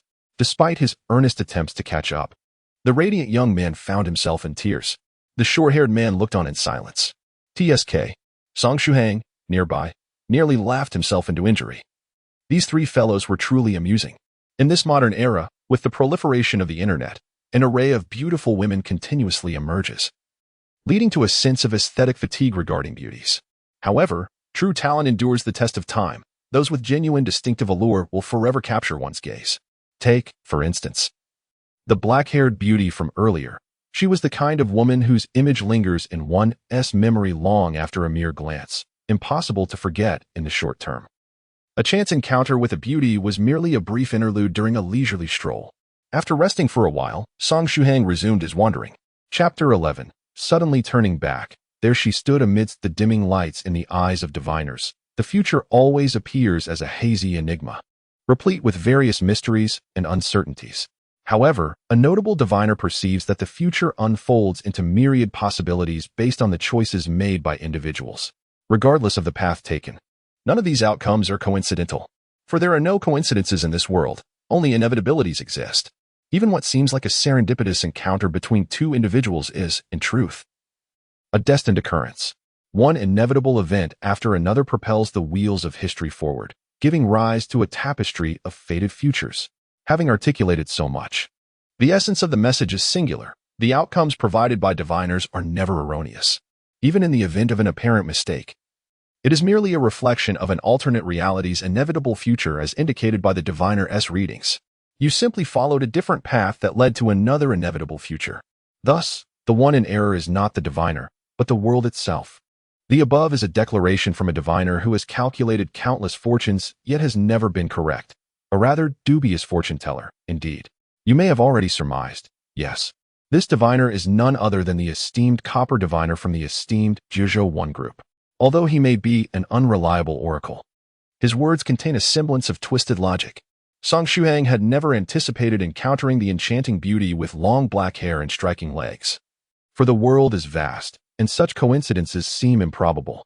However, to his surprise, after meandering around, he found himself face to face with her once more. This time, he witnessed firsthand the remarkable swiftness of her long legs. Despite the considerable distance between them, she traversed the space in mere moments and appeared right before him. Shuhang slightly shifted to the side, granting her passage as she maneuvered her enormous suitcase past him. "Thank you," the black-haired beauty murmured softly, her voice tinged with shyness. She then stepped into a quaint little shop behind him. As he took 2 or 3 steps forward, he noticed that the black-haired maiden had efficiently completed her purchases and was inquiring about something from the shopkeeper. While Shuhang had no intention of eavesdropping on their private conversation, he inadvertently caught a snippet of her query, which left him momentarily frozen mid-step. "Excuse me, do you know if there is a temple called Ghost Lantern Temple near the Luoxing district?" The shopkeeper pondered for a moment before shaking his head. "Ghost Lantern Temple? I haven't heard of it. However, I've only moved here 2 years ago, so I'm not familiar with many places around. You might want to ask those older shopkeepers. They've been in the Luoxing district much longer and would know more." The shopkeeper, evidently a warm-hearted individual, offered his explanation with enthusiasm, perhaps influenced by the charming aura that surrounded the black-haired girl, which seemed to evoke feelings of goodwill. "Ghost Lantern Temple, Luoxing district?" Shuhang instinctively thought of a girl in his group chat named Lingdai Island Yuruzi. Am I mistaken? Contemplating this, he retrieved his large phone from his pocket and swiftly unlocked it. He navigated to a chat application and opened the Jiuzhou No.1 Group. After his departure, the chat indeed displayed several new messages. The first was from over 2 hours ago, a message from Lingdai Island Yuruzi. She mentioned that she had been able to inquire about the Ghost Lantern Temple but was already en route to the Luoxing district by taxi, intending to ask the locals directly. Then, just 20 minutes prior, another message from her appeared. "I've successfully arrived at the Luoxing district. There are so many people. It's bustling and completely different from what I imagined. It turns out to be a food street. And I've seen a plethora of delicious offerings as I walked through." Her mood was evidently buoyant, stemming from her successful arrival and the abundance of culinary delights. Considering the journey from Jiangnan Airport, which takes approximately 2 hours, and given the plethora of delightful food in the Luoxing district, Shuhang rubbed his face in contemplation. Even with reckless driving, it seemed implausible to reach City J in just 2 hours, based on the taxi travel time and Yuruzi's description of her destination. It was highly likely that she had gone to the wrong place. She hadn't arrived at the Luoxing district of City J, but rather stumbled into a food paradise near Jiangnan University town. If this were not mere coincidence, could the long-legged black-haired beauty behind him be Yuruzi? The mere thought of a modern and stylish beauty potentially being a character from a fantastical realm evokes an indescribable sense of distortion within Song Shuhang. However, based solely on this, one cannot definitively ascertain that the raven-haired beauty is indeed Yuruzi. It is conceivable that there may be some special event occurring at the Ghost Lantern Temple in the Luoxing district of J City, attracting numerous individuals to that locale. Consequently, it is entirely plausible that many, much like Yuruzi from the group, might inadvertently find themselves at the wrong venue. While the likelihood of such an occurrence is minimal, it cannot be entirely dismissed. Song Shuhang's fingers glided across the screen of his mobile device. Yet there were no new messages in the group chat. The Northern River scattered person was offline, perhaps assisting in inquiries at the Ghost Lantern Temple. As Shuhang continued to scroll through the screen, a voice message was just sent by Lingdai Island's Yuruzi in the chat group. Song Shuhang instinctively clicked on the link. Yuruzi, weary, dragged her suitcase and emerged from the shop, disappointment etched on her face. This was already the 12th establishment she had visited. The shopkeeper's suggestion had been commendable. Yet despite her inquiries at numerous places, both old and new, not a single person possessed any knowledge about the Ghost Lantern Temple. With a sigh, she retrieved her phone, her thumb deftly swiping across the screen to open the messaging app, where she tapped on the chat window for Jiuzhou No.1. Releasing her thumb, she successfully sent a voice message. She tucked her phone away before receiving a response from Bea Sanren. She needed to continue her inquiries with the merchants in the Luoxin district regarding the Ghost Lantern Temple. She could not afford to give up. At the entrance of the shop, Yuruzi spotted the young man who had previously made way for her still standing by the roadside. He was engrossed in his phone, swiping away, seemingly unaware of his surroundings. Yuruzi paid him no mind and pressed on. Just then, a voice emanated from the young man's phone that struck her as hauntingly familiar. Was that her own voice? Moreover, was that not the very voice message she had just sent? For a moment, she was taken aback. Then an indescribable joy surged within her. This young man, resembling a senior from the Jiuzhou Group, was indeed the very person she needed. In her moment of frustration and disorientation, Yuruzi felt as if she had grasped a lifeline. She quickened her pace, striding over to this senior who bore the appearance of a young man. As Song Shuhang clicked on the voice message shared by Yuruzi in the group, he was immediately captivated by the soft and melodious tone. At that moment, he felt a presence behind him, a gentle waft of fragrance, reminiscent of delicate flowers and subtly akin to a woman's natural scent, enveloped him. Turning around, he beheld the tall, dark-haired girl, her face alight with joy as she stood behind him, her gaze fixated on her phone. Jiuzhou No.1 Group? Her voice, imbued with warmth and delight, resonated with the sentiment of encountering an old friend in a distant land. At this moment, Song Shuhang found himself at a loss as to how to respond to the young lady before him. There was no need for her to introduce herself. If he could not discern her identity now, he might as well buy a block of tofu and end it all. You Ruzi from Lingdai Island? Song Shuhang's voice emerged awkwardly, tinged with discomfort. That's me. May I inquire about your title, esteemed senior? Yu Ruzi finally managed to compose herself, cautiously scrutinizing this senior. In her recollections, every acquaintance in the Jiuzhou No.1 Group, aside from Su Shi A Shirlu, who had recently undergone tribulation, was considered a senior. The individual before her appeared to be around 18 or 19 years of age, though that surely could not be his true age. Standing approximately 1.75 meters tall, he bore a kind expression, seemingly approachable. His kind appearance, to put it plainly, he had the face of a good person, the type easily perceived as benevolent. Moreover, she could not sense any of his cultivation. It seemed his aura was entirely subdued, blending seamlessly into the realm of ordinary people. This might well have reached a level of simplicity akin to that of a father figure, she mused. Senior. This form of address caused a slight twinge of discomfort for Song Shuhang. Chapter 12. Song, your phone has also run out of battery. The young woman with dark hair appeared to be in her early 20s, while he himself had only recently turned 18. Did he really look that old? Did he come across as a middle-aged man? And then there was a title? He immediately recalled the juvenile names in their group chat, Wangshan Jinjuan, Bea Saren, and various other titles, which only intensified his discomfort. Cough, just call me Song Shuhang. Also, let us not worry about titles for now, he replied, wishing to avoid the impression of being overly pretentious. My apologies, esteemed senior. I momentarily forgot, Yu Ruzi responded, a hint of embarrassment in her demeanor. As a practitioner, it was common sense not to mention titles in front of others, but she had become overly excited and momentarily lost her composure. Oh, and please refrain from calling me esteemed senior. Song Shuhang coughed lightly, feeling the remnants of his cold flare up again, now more pronounced. Yu Ruzi acknowledged quietly, her heart sinking slightly. This senior did not seem particularly easy to approach. It made sense, considering not everyone in the group was as warm-hearted as Bea. Furthermore, this senior had not spoken up in the group despite being in the Luoxin district, possibly indicating a more aloof demeanor, perhaps unwilling to offer assistance. This train of thought left her feeling somewhat despondent. As Yu Ruzi's mind wandered, Song Shuhang interjected, you can simply call me Song Shuhang. That doesn't seem quite right. She stammered. Please, just call me Song Shuhang. If you really struggle with my full name, feel free to use Shuhang, Xiaohang, or Xiaosong. I have no preferences, he stated firmly. If Yu Ruzi continued to address him as senior, he would feel utterly embarrassed. After all, this was the real world. Song Senior. When Yu Ruzi called out half-heartedly, feeling somewhat awkward, she added the term senpai. However, a wave of relaxation washed over her, and a joyful smile illuminated her face. It seemed that this senpai was a good person, rather than the aloof type. With this in mind, perhaps senpai would lend her a helping hand. Song Shuhang reached up to rub his face vigorously, feeling utterly defeated. All right, you can do as you please. Senior Song, are you here to assist me? Yuruzi exclaimed joyfully. Let us walk and talk, Song Shuhang replied, lifting the large bag in his hand.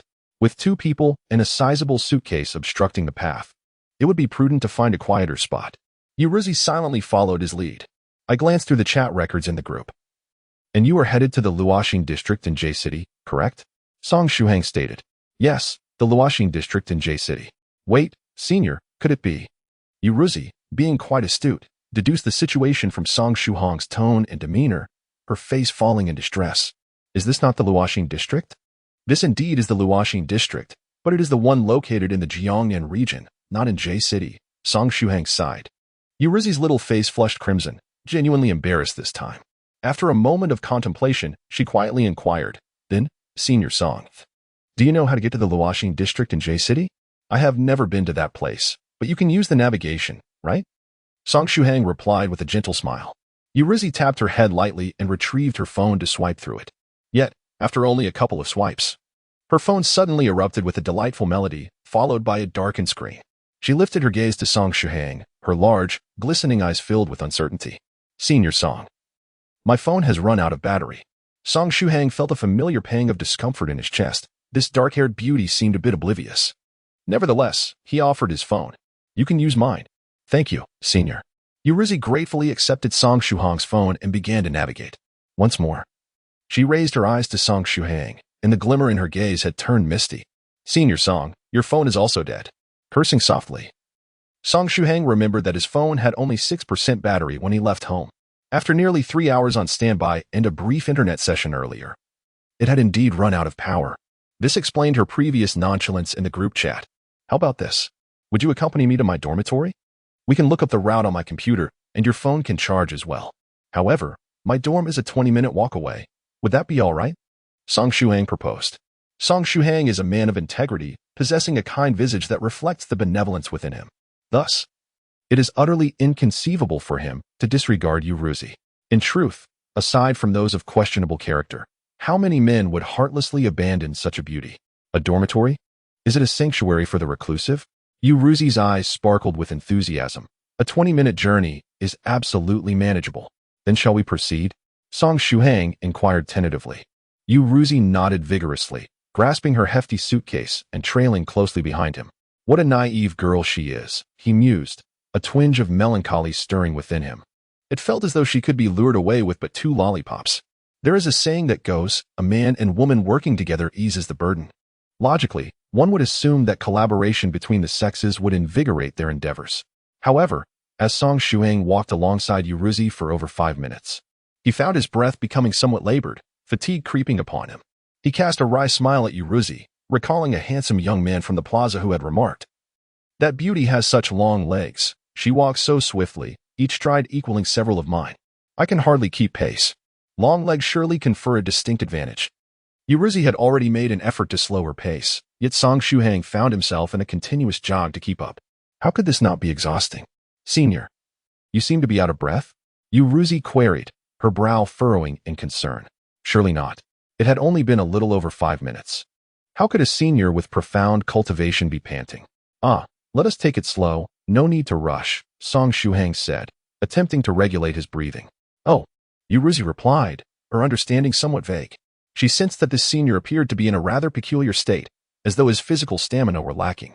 However, being a considerate young lady who respects others' privacy, she refrained from probing further, lest she become a source of annoyance. Consequently, she adjusted her stride, narrowing the distance between them to match Song Shuhang's pace. Song Shuhang finally felt considerably relieved. The two had departed from the Luoxing district, gradually distancing themselves. Coincidentally, behind them, 3 gentlemen, who were raiding various beautiful legs in the square, were also leaving the Luoxing district with large bags in hand. Oh, a perfect score. We see 100 again, exclaimed the chubby Yesu, pointing excitedly at Yuruzi's silhouette. The handsome young man immediately perked up. Where? This time, I must catch up to her. You have no chance, the short-haired man lazily remarked. She's already with someone. Upon noticing Song Shuhang beside Yuruzi, the handsome young man felt a wave of disappointment wash over him. A beautiful flower has an owner. How infuriating. Despite the fact that the flower was claimed, the scythe of fate is unrelenting. As long as one wields the scythe well, there is no fear of not breaking through the barriers. Be bold. Asu chuckled. I'm not interested in trespassing on someone else's territory, the handsome young man retorted, surprisingly maintaining a sense of decency. However, suddenly, his gaze fixated on Song Shuhang's back. Hey, do you guys feel like that guy looks a bit familiar? It's normal to find him familiar. He was sitting next to us when we were commenting on that 100-point girl at Luoxin Square. The short-haired man continued lazily. Chubby Asu. The handsome young man decisively knelt. Is this the legendary god of strategy? Chapter 13. If only. The school dormitory is a peculiar place. The girls' dormitory is a forbidden zone for boys. Any boy daring to cross that threshold faces severe consequences. Conversely, the boys' dormitory is akin to a garden for girls, where they can come and go as they please. Thus, Song Shuhang encountered no obstacles when bringing a girl to his dormitory. His room was on the second floor, equipped with an elevator.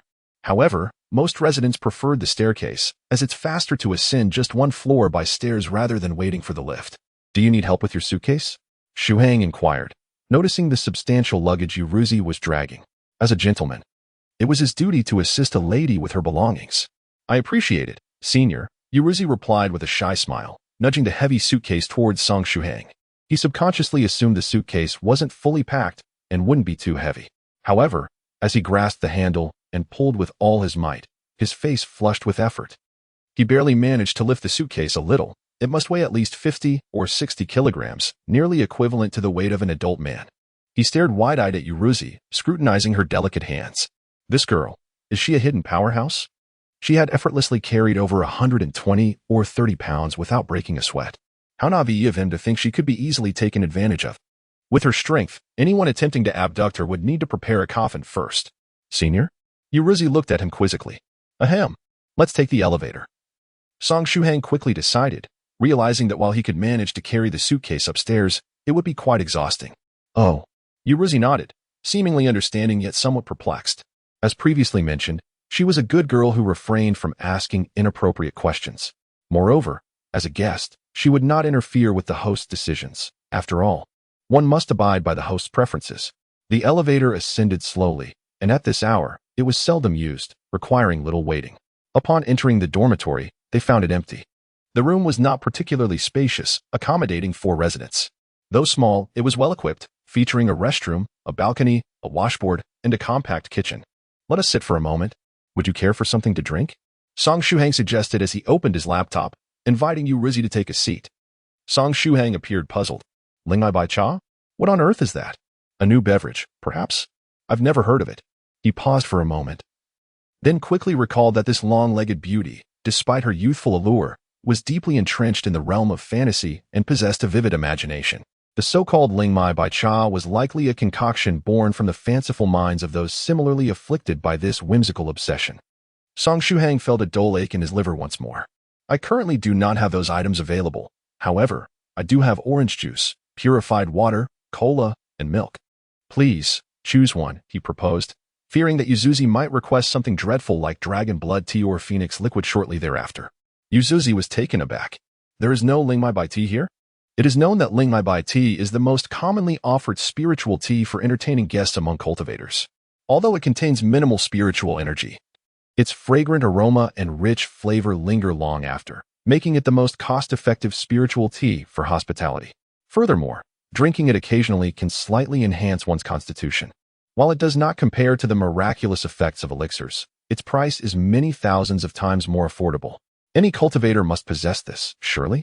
Wait, I understand now. The senior is in seclusion, living a life indistinguishable from that of ordinary people. It is said that some elders, to cultivate their temperament, will retreat into the midst of the mundane every century or so, living as a true commoner. This is known as red dust tempering. Although it does not enhance one's strength, it fortifies one's resolve and clarifies the mind. Please, may I have some orange juice? Yuzuzi requested with a sweet smile. Very well, just a moment, he replied. Shortly after, Song Shuhang poured a large glass of orange juice from the refrigerator and handed it over. Yuzuzi took the orange juice and said, Thank you, senior. You're welcome. Song Shuhang responded. She is a good girl, pleasant and polite, though somewhat immature. He sat down at the computer and connected to the internet, skillfully opening Baidu Maps and entering J City, Luoxin District. Before long, the location of Luoxin District in J City was marked on the map. I checked, and it is quite a distance from here, Song Shuhang stated. The taxi ride from the airport in the Jiangnan region to Luoxin District would normally take about 5 hours. However, Jiuzhou had chosen the wrong destination. Fortunately, Jiangnan University town borders J City, so they were not completely off course. They had merely taken a detour. Jiuzhou leaned closer, and upon seeing the considerable distance, she couldn't help but stick her tongue out. Senior, can a taxi make it that far? It can. But I doubt many would be willing to drive that distance, Song Shuhang replied, then proceeded to explain. 5 hours is quite a journey. While taxis can operate across cities and nearby areas, most have specific shift changes. What shall we do then? Jiuzhou inquired. Let us take a high-speed train. There is a station not far from Luoxin District in J City, known as Heixiong Station. There is one near our university town as well. The train is also faster than a taxi, taking a maximum of 2 hours to reach, he elucidated. When shall we depart? Jiuzhou's eyes sparkled with excitement. No rush. Tickets for the high-speed train can be booked online for same-day travel. I just checked. And the train from University Town Station to Heixiong Station departs at 4 in the afternoon. Thus, arriving at the station for ticket inspection by 3:30 in the afternoon suffices. Wait, when are we departing? Are you suggesting that I accompany you to the Luoxin District of J City? I have classes tomorrow. I am but a humble student, not one who can embark on a journey at a whim. Then, senior, let us hasten to book our tickets online. Do you require my identification? Jiuzhou exclaimed joyfully, feeling fortunate to encounter a senior like Song who was so eager to assist. Ahem, we? Song Shuhang's cough resurfaced. Are you implying that we need to book 2 tickets? You and I? Huh? Senior, are you not accompanying me? Jiuzhou was taken aback, her face flushing with embarrassment. Indeed, she had been overly enthusiastic, instinctively assuming that Song Shuhang would join her in her venture to J City without consulting his opinion, which was quite impolite of her. Senior, I apologize for my earlier rudeness. I acted presumptuously without seeking your consent. Might I inquire if you would accompany me to the Luoxin District in J City? I truly struggle with my sense of direction and fear I may not locate the Guidang Temple, Jiuzhou pleaded earnestly. Song Shuhang sighed and gently declined her request, expressing his desire to assist but lamenting his inability to do so. After all, he had classes scheduled for the following afternoon. Jiuzhou appeared crestfallen, her emotions clearly etched upon her face. Senior, is it that you have no time? She inquired. Indeed, I have a class tomorrow afternoon, Song Shuhang replied. Observing Jiuzhou's despondent expression, he began to wonder if his earlier refusal had been too abrupt, potentially wounding her delicate spirit. Contemplating this, he added, and I mean if, Jiuzhou, you are not in too much of a hurry, I could accompany you to J City next Friday. As a student, my weekends are my only respite. Next Friday? Jiuzhou's disappointment lingered. While she could manage a day or two, 5 days felt excessively prolonged. Although her father enjoyed playful teasing, he certainly would not spend 10 days or more in the realm of the crazy blade. Suddenly, a thought struck her, and her eyes sparkled with renewed hope. Senior Song, hypothetically speaking, if you had no class tomorrow afternoon, could you accompany me to J City? Chapter 14. Senior. I shall send you 2 boxes of medicinal herbs as a token of gratitude. Ahem, if your matters are not too time-consuming, it could be arranged, Song Shuhang chuckled lightly. However, the class scheduled for tomorrow afternoon had been confirmed prior to the semester's commencement and would not be cancelled without a compelling reason. Not wishing to linger on the subject, he swiftly redirected the conversation. Jiuzhou, you are headed to the Ghost Lantern Temple, correct? Did you not ascertain its location before departing? The naive girl was easily swayed by the change of topic. Yes. I only know that the destination lies in the Luoxin District of J City. I had my disciples assist in booking the flight, but I did not anticipate the Ghost Lantern Temple would be so elusive. Disciples, is that still a thing these days? As Song Shuhang contemplated, he typed away on the keyboard, entering City J, Luoxin District, Guidang Temple into the search bar. Information regarding City J and Luoxin District was readily available. However, there was no trace of Guidang Temple, nor was it marked on the map. It was likely a diminutive temple or perhaps one that had long since ceased operations. Senior Song, may I borrow your computer? I would like to seek out some information myself, and perhaps the esteemed Bei-san in our group may also possess some leads. Jiuzhou suddenly interjected. Song Shuhang nodded, first logging out of his chat account before gracefully stepping aside to relinquish his seat. Yuruzi smiled sweetly as she settled into the chair, adeptly accessing her own chat account. A hint of disappointment flickered across Yuruzi's face as she closed the chat window, subsequently initiating a search on her computer for information regarding Luoxin District and its temples. She pondered whether the Ghost Lantern Temple might no longer exist or perhaps had undergone a name change. Song Shuhang observed for a moment before suddenly recalling that both he and Yuruzi had depleted their phone batteries. "Yuruzi, may I borrow your phone?" he inquired. "I possess a universal charging interface that can fully recharge it in approximately an hour." "Thank you, Senior." Yuruzi promptly retrieved her phone and handed it to Shuhang. He took it along with his own to charge.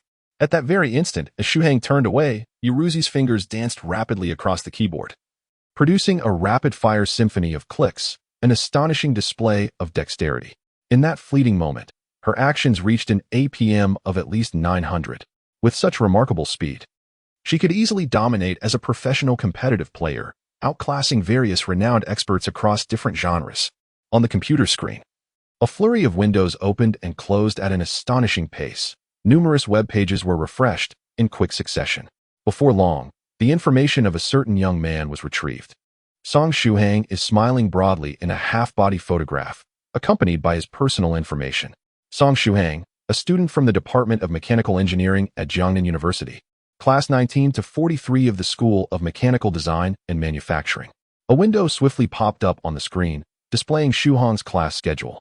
Shortly thereafter, another window appeared, revealing the Monday afternoon class with Professor Ren Shui. He was a young and accomplished professor, strikingly handsome, with a tall stature, black-framed glasses, and a perpetually gentle smile that could easily captivate the hearts of numerous young women. The entire sequence transpired in an instant. Having acquired the desired information, Yuruzi promptly closed all the pages that had appeared on the computer. The prearranged classes, of course, would not be arbitrarily cancelled. Yet the world is full of unforeseen circumstances, such as a teacher being injured in a car accident, twisting an ankle, accidentally falling from a bed, or even being bitten by a dog, leading to various injuries requiring hospitalization. Thus, it seemed likely that the afternoon class scheduled for the following day would either be suspended or postponed for several days. Yuruzi mused on this thought, feeling quite pleased with her clever idea, silently congratulating herself. Meanwhile, in a teacher's dormitory situated over 10 kilometers away, Professor Ren Shui was playing with his daughter when, for some unknown reason, he suddenly shivered, followed by several sneezes. Rubbing his nose, he wondered, is another student yearning for their dashing teacher? It seemed that even handsome individuals have their burdens. He had already established a family, after all. After closing the web pages, Yuruzi discreetly turned to glance at Song Shuhang, only to find him charging his phone in the adjacent space. She let out a quiet sigh of relief, feeling a thrill akin to mischievously scheming behind the backs of her elders. Concurrently, after extensive research, she instinctively felt that Shuhang was becoming increasingly ordinary in her perception. She recalled his earlier words upon their first meeting. "You may call me Xiao Song or Shuhang, but please refrain from addressing me as senior." Was it that Shuhang's worldly experience was simply too profound, or was she merely misjudging him? Once all pages were closed, Yuruzi stretched her fingers and her gaze fell upon an open notebook beside the computer. It was filled with an array of medicinal herb names, corresponding to the simplified formula for the body refining liquid that the apothecary had shared in the Jiuzhou No.1 Group. Was Shuhang also researching this formula? She pondered. However, she soon realized that the prescription Shuhang had transcribed appeared incomplete. Why had he only noted the simpler, common herbs? Why not include more sophisticated ingredients like the Qingluxian grass? Wait, could it be that Shuhang intended to improve upon the apothecary's formula, further reducing the cost of refining the body refining liquid? At this thought, Yuruzi's eyes sparkled with excitement. It felt as if a piece of yellow mud had inadvertently landed in her pants. Though not unpleasant, it was certainly an unexpected revelation. Yuruzi was convinced that she had found a kindred spirit in him, a fellow enthusiast deeply immersed in the world of fantasy and adventure. Indeed, Yuruzi opened the conversation with a question that reeked of youthful exuberance in Song Shuhang's eyes. "Senior, are you also studying the alchemical formulas of the esteemed apothecary? How many successful batches can you produce at once?" Yuruzi inquired cheerfully, her demeanor imbued with a desire to learn from her senior. She had attempted the alchemical recipes provided by the apothecary numerous times, yet due to her inadequate mastery of the fire control technique, she had only succeeded 3 times out of 10. Despite her fervent passion for alchemy, she possessed no innate talent for it. Such a waste of precious materials would surely draw scorn from other cultivators. Fortunately, she had a powerful and affluent father, rendering the cost of the wasted materials trivial. Akin to a mere drop in the ocean for Lingdai Island. I have not attempted it, Song Shuhang replied, his heart heavy with tears, realizing he was mistaken for a kindred spirit. Why? Is it possible that Senior Song wishes to refine the apothecary's formula further? Yuruzi's eyes sparkled with excitement. After much contemplation, he arrived at an honest response. The truth is, it is inconvenient for me to procure the necessary materials, due to various complex reasons. I currently possess no alchemical ingredients, hence, I have had no opportunity to practice. This was a truthful admission, the herbs listed in the formula, aside from the fantastical names, collectively commanded a significant price. One must consider that the cost of rare herbs, such as ginseng, is calculated by weight. As a student, he could hardly afford such luxuries. He couldn't even sell a kidney to fund his endeavors. Oh, I apologize, Senior. I did not realize that was the case, Yuruzi nodded, her heart swelling with delight. Although she was unaware of why Senior Song lacked even the basic materials for refining body-enhancing liquid, such ingredients were abundant on Lingdai Island. 2 boxes of herbs, how grand that sounded. To put it more plainly, Senior, may I send you 2 boxes of ginseng as a token of my gratitude? If that translation seemed insufficiently straightforward, consider this version. Senior, may I send you 2 boxes of gold bars as a gesture of thanks? The value of the herbs Yuruzi intended to send undoubtedly exceeded that of gold several times over. Regrettably, Song Shuhang was entirely oblivious to the worth of the material she spoke of. Had he known, he would have prostrated himself before the wealthy young lady. Chapter 15. The injury of Professor Rinxue in Song Shuhang's mind. The 2 boxes of herbs likely contained an assortment of peculiar items, certainly not anything of great value. Thus, he jested, then I shall thank you in advance. By the way, do you have an account for booking tickets on the high-speed rail? Yuruzi shook her head. Whether for flight tickets or train tickets, she never needed to book them herself. Her family had many servants and disciples serving Lingdai Island. Then could you kindly lend me your identification card? I can book a ticket for you using my account, Song Shuhang offered. All right. Yuruzi obediently handed over her identification card and added, Senior Song, may I take a look at the balcony? Don't be so formal. Feel free. Song Shuhang replied with a smile. What a lovely and polite young lady she was, albeit a bit overly enthusiastic. Yuruzi smiled shyly, hastening to the balcony to gaze outside. Facing east, the balcony overlooked a broad road and the school's garden, unobstructed by any barriers. Thus, despite being on the 2nd floor, the view was exceptionally expansive.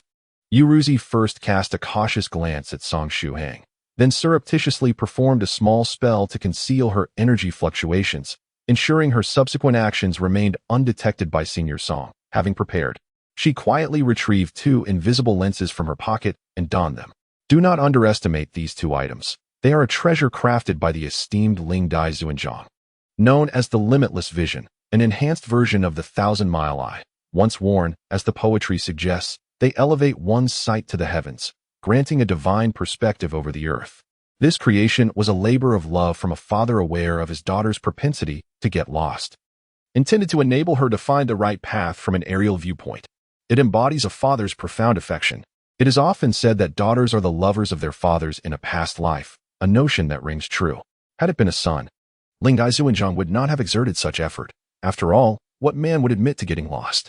If one cannot find their way, would they not simply remove the obstacles ahead and proceed directly towards their destination? Forward momentum is the essence of a man's romance. With the divine vision of the treasure, Yuruzi swiftly pinpointed the faculty apartment of Jiangnan University. After cross-referencing the information, she successfully identified the tall, bespectacled teacher Rinxue. At that moment, the unsuspecting teacher Rinxue was tending to his 6-month-old daughter during her afternoon nap. Given that accompanying one's daughter for a nap could lead some gentlemen to misconstrue the situation, it is imperative to specify her age. Let it be reiterated, she is a daughter who has just turned 6 months. Everything proceeded with remarkable ease, as if divinely guided. She found him. A wave of joy surged within Yuruzi, and she clasped her hands together. My apologies, my sincerest apologies. I promise to make amends later, but for now, please do sprain your ankle and be hospitalized. Between her joined palms, a golden talisman shimmered. While most spells are typically single-use consumables, some advanced ones can be reused multiple times. Without a doubt, This was a premium item in Yuruzi's possession. Only someone like her, a privileged second-generation cultivator, would squander such a high-tier talisman so frivolously. Creating advanced talismans is no simple feat. Although reusable, they are limited in number, and each use reduces their availability. A typical cultivator would meticulously calculate every application of a high-grade talisman. The golden talisman activated under Yuruzi's command. In the distant faculty apartment, teacher Rinshui, in a groggy state, was unexpectedly propelled by a force tumbling from his bed. Unluckily, his foot was positioned at an angle prone to spraining.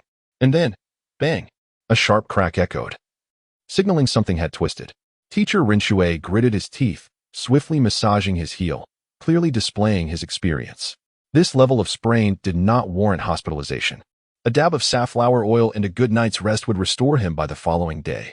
After a brief moment of self-care, teacher Rinshui managed to rise on one foot, leaning against the wall as he hopped towards the refrigerator, intent on retrieving safflower oil and ice for a cold compress. However, Yuruzi's spell was far from over. Her goal was to ensure this unfortunate teacher ended up in the hospital. Unbeknownst to him, a mysterious force was at play, determined to escalate his injury to a hospitalization-worthy level. Thus, he remained oblivious to the peril of his precarious one-footed advance, which was undoubtedly conducive to further injury. As he continued to hop, he suddenly misstepped. A sharp crack resonated again. This time, it was the sound of a bone fracturing. His other, previously unscathed foot had succumbed to a more severe injury. Gasping in pain, teacher Rinshui collapsed to the ground, his eyes wide and tears welling up from the agony. A man may shed tears but rarely does so unless truly heartbroken. He gazed at one sprained and one fractured leg, his eyes glistening with moisture. Yet, there was nothing to be done but accept his misfortune. After a moment of catching his breath, he cautiously reached for his phone and called his wife, seeking assistance. His wife, also a mentor at Jiangnan University, felt a mix of concern and amusement upon hearing her husband recount his tale of two injured feet. Mission accomplished. Yuruzi nodded in satisfaction, stowing away her golden talisman. With this, she had achieved her objective. Teacher Rinshui would be on leave, leaving his afternoon class vacant. With no classes the following day, Song Shuhang would be free to accompany her to City J. See, it was that simple. With her plan successfully executed, Yuruzi felt elated. Upon entering the room, she noticed Song Shuhang booking tickets for her on the high-speed train network. Senior Song, why not book one for yourself as well? There's a chance you might have no classes tomorrow afternoon, Yuruzi suggested softly, leaning in. Haha, if that's the case, I might just grab a ticket. Song Shuhang jested. Just then, a notification chimed on the campus network. Attention, students of Class 43, Department of Mechanical Engineering, College of Mechanical Design and Manufacturing. Due to teacher Rinshui's injury and hospitalization, tomorrow's afternoon class in mathematical statistics has been replaced by Professor Smith's University English course. Please inform one another and make the necessary preparations. Thank you. This brief message was repeated 3 times and programmed to echo every hour.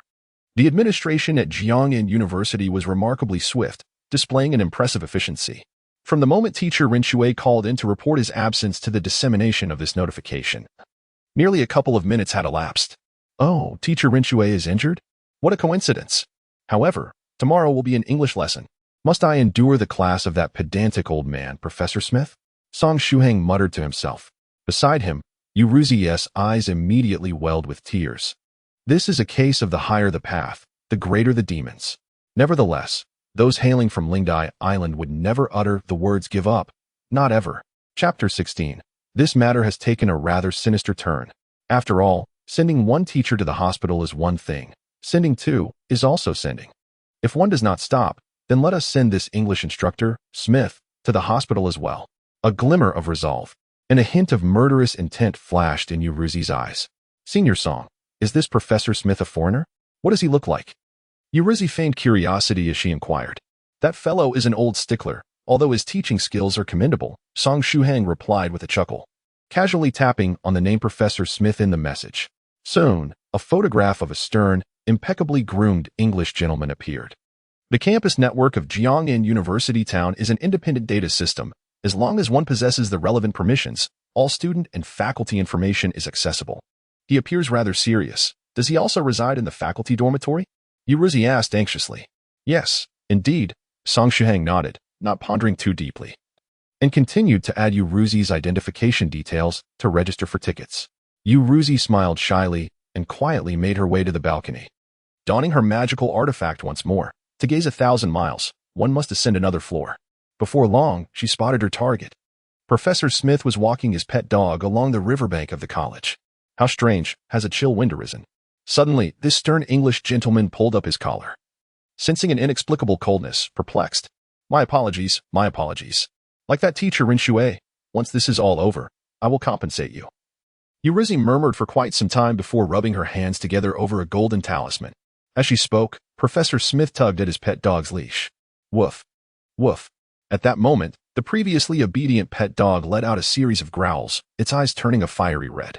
Professor Smith felt an immense force on the leash. The little dog, Ham, which would normally respond obediently to a gentle pull, now snarled defiantly. Frowning, Professor Smith yanked on the leash with force. Oh, Inno. Help. Help me. The sound of Professor Smith's desperate cries echoed along the riverbank. 15 minutes later, at Jiangnan University-affiliated hospital, in a two-person ward, teacher Rinxue lay on the bed. His feet elevated in a rather embarrassing position. His wife held their child, a mixture of amusement and exasperation on her face. Just then, the door to the hospital opened, and a stern English gentleman was wheeled into the ward. Oh, Professor Smith? Aren't you here to replace my class tomorrow afternoon? What has happened to you? Teacher Rinxue asked in astonishment. The elderly British gentleman spoke in clear Mandarin, his voice tinged with bitterness. I was bitten by Hamu. Hiss. It's that dog I raised. The doctor said the bite was severe enough to injure the bone. Hiss. I'll have to be hospitalized. As soon as I'm discharged tomorrow, I will have it slaughtered for soup. Hiss.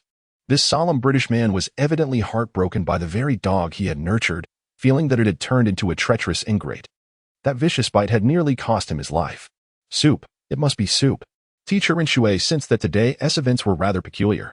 On the other side, Song Shuhang had already booked train tickets for Yuruzi. At that moment, a new message popped up on the campus network. Attention, students of Class 43.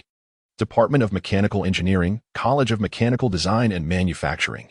Due to Professor Smith being injured and hospitalized, tomorrow afternoon's university English class is cancelled. Class 43 will have a half-day off tomorrow. Please inform each other and make the necessary preparations. Thank you.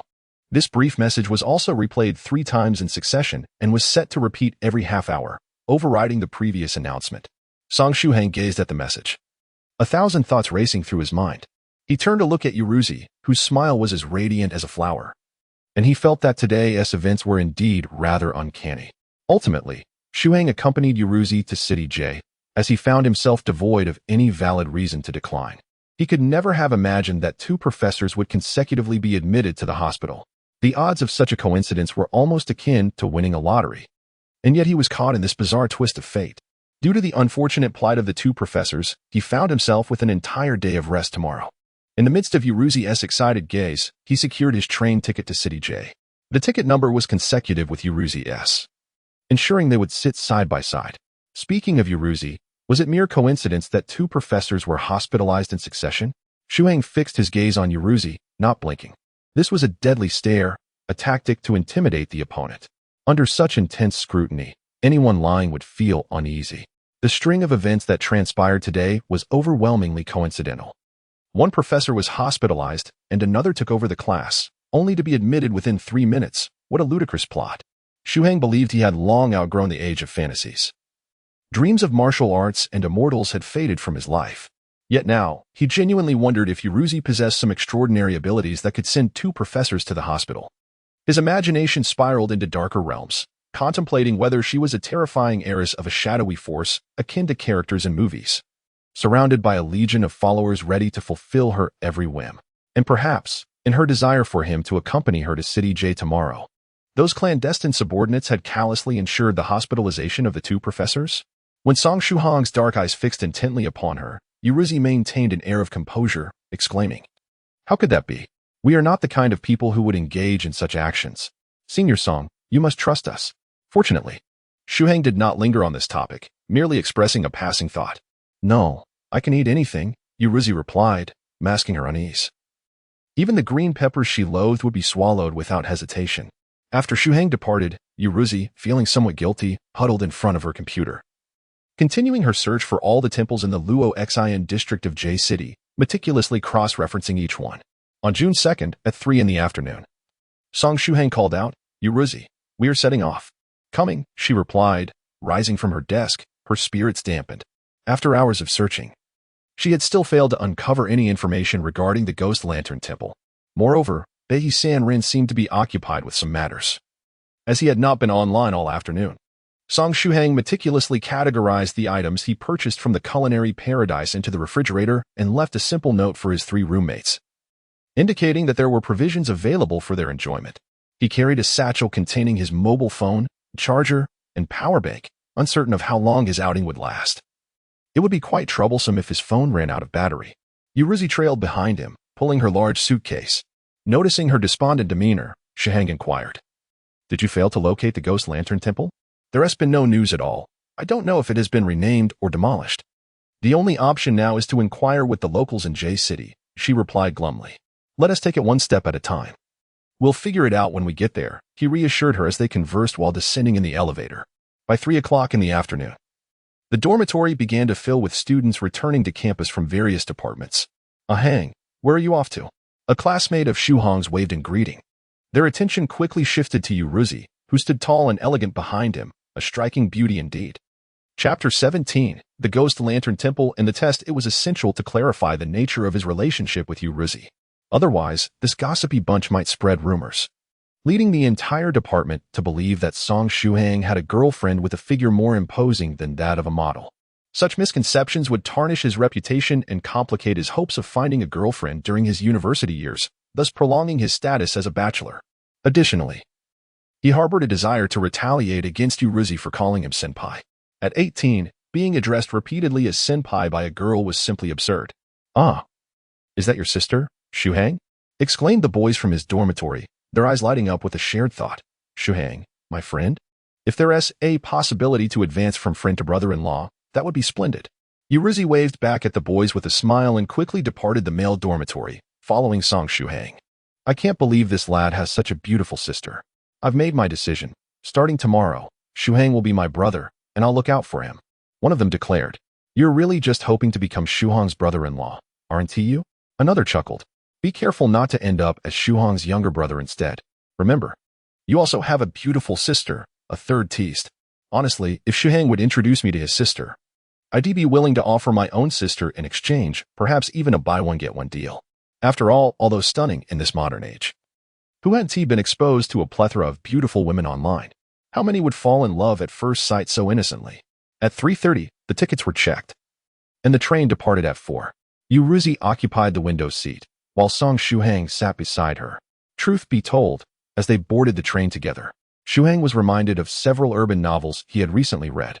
Whenever the male protagonist and the beautiful female lead venture out, whether in a luxurious car, on the subway, aboard a bus, or even on a bicycle, they invariably attract the attention of unsavory antagonists who are drawn to the female lead's exquisite beauty, leading to all manner of provocations. The skilled male protagonist naturally steals the spotlight, deftly dealing with these antagonists with a fierce display of prowess. However, after enduring a sound thrashing, the antagonists harbor resentment, too fearful to confront the protagonist openly, yet scheming in the shadows with various underhanded tactics, resulting in a tangled web of grudges and conflicts.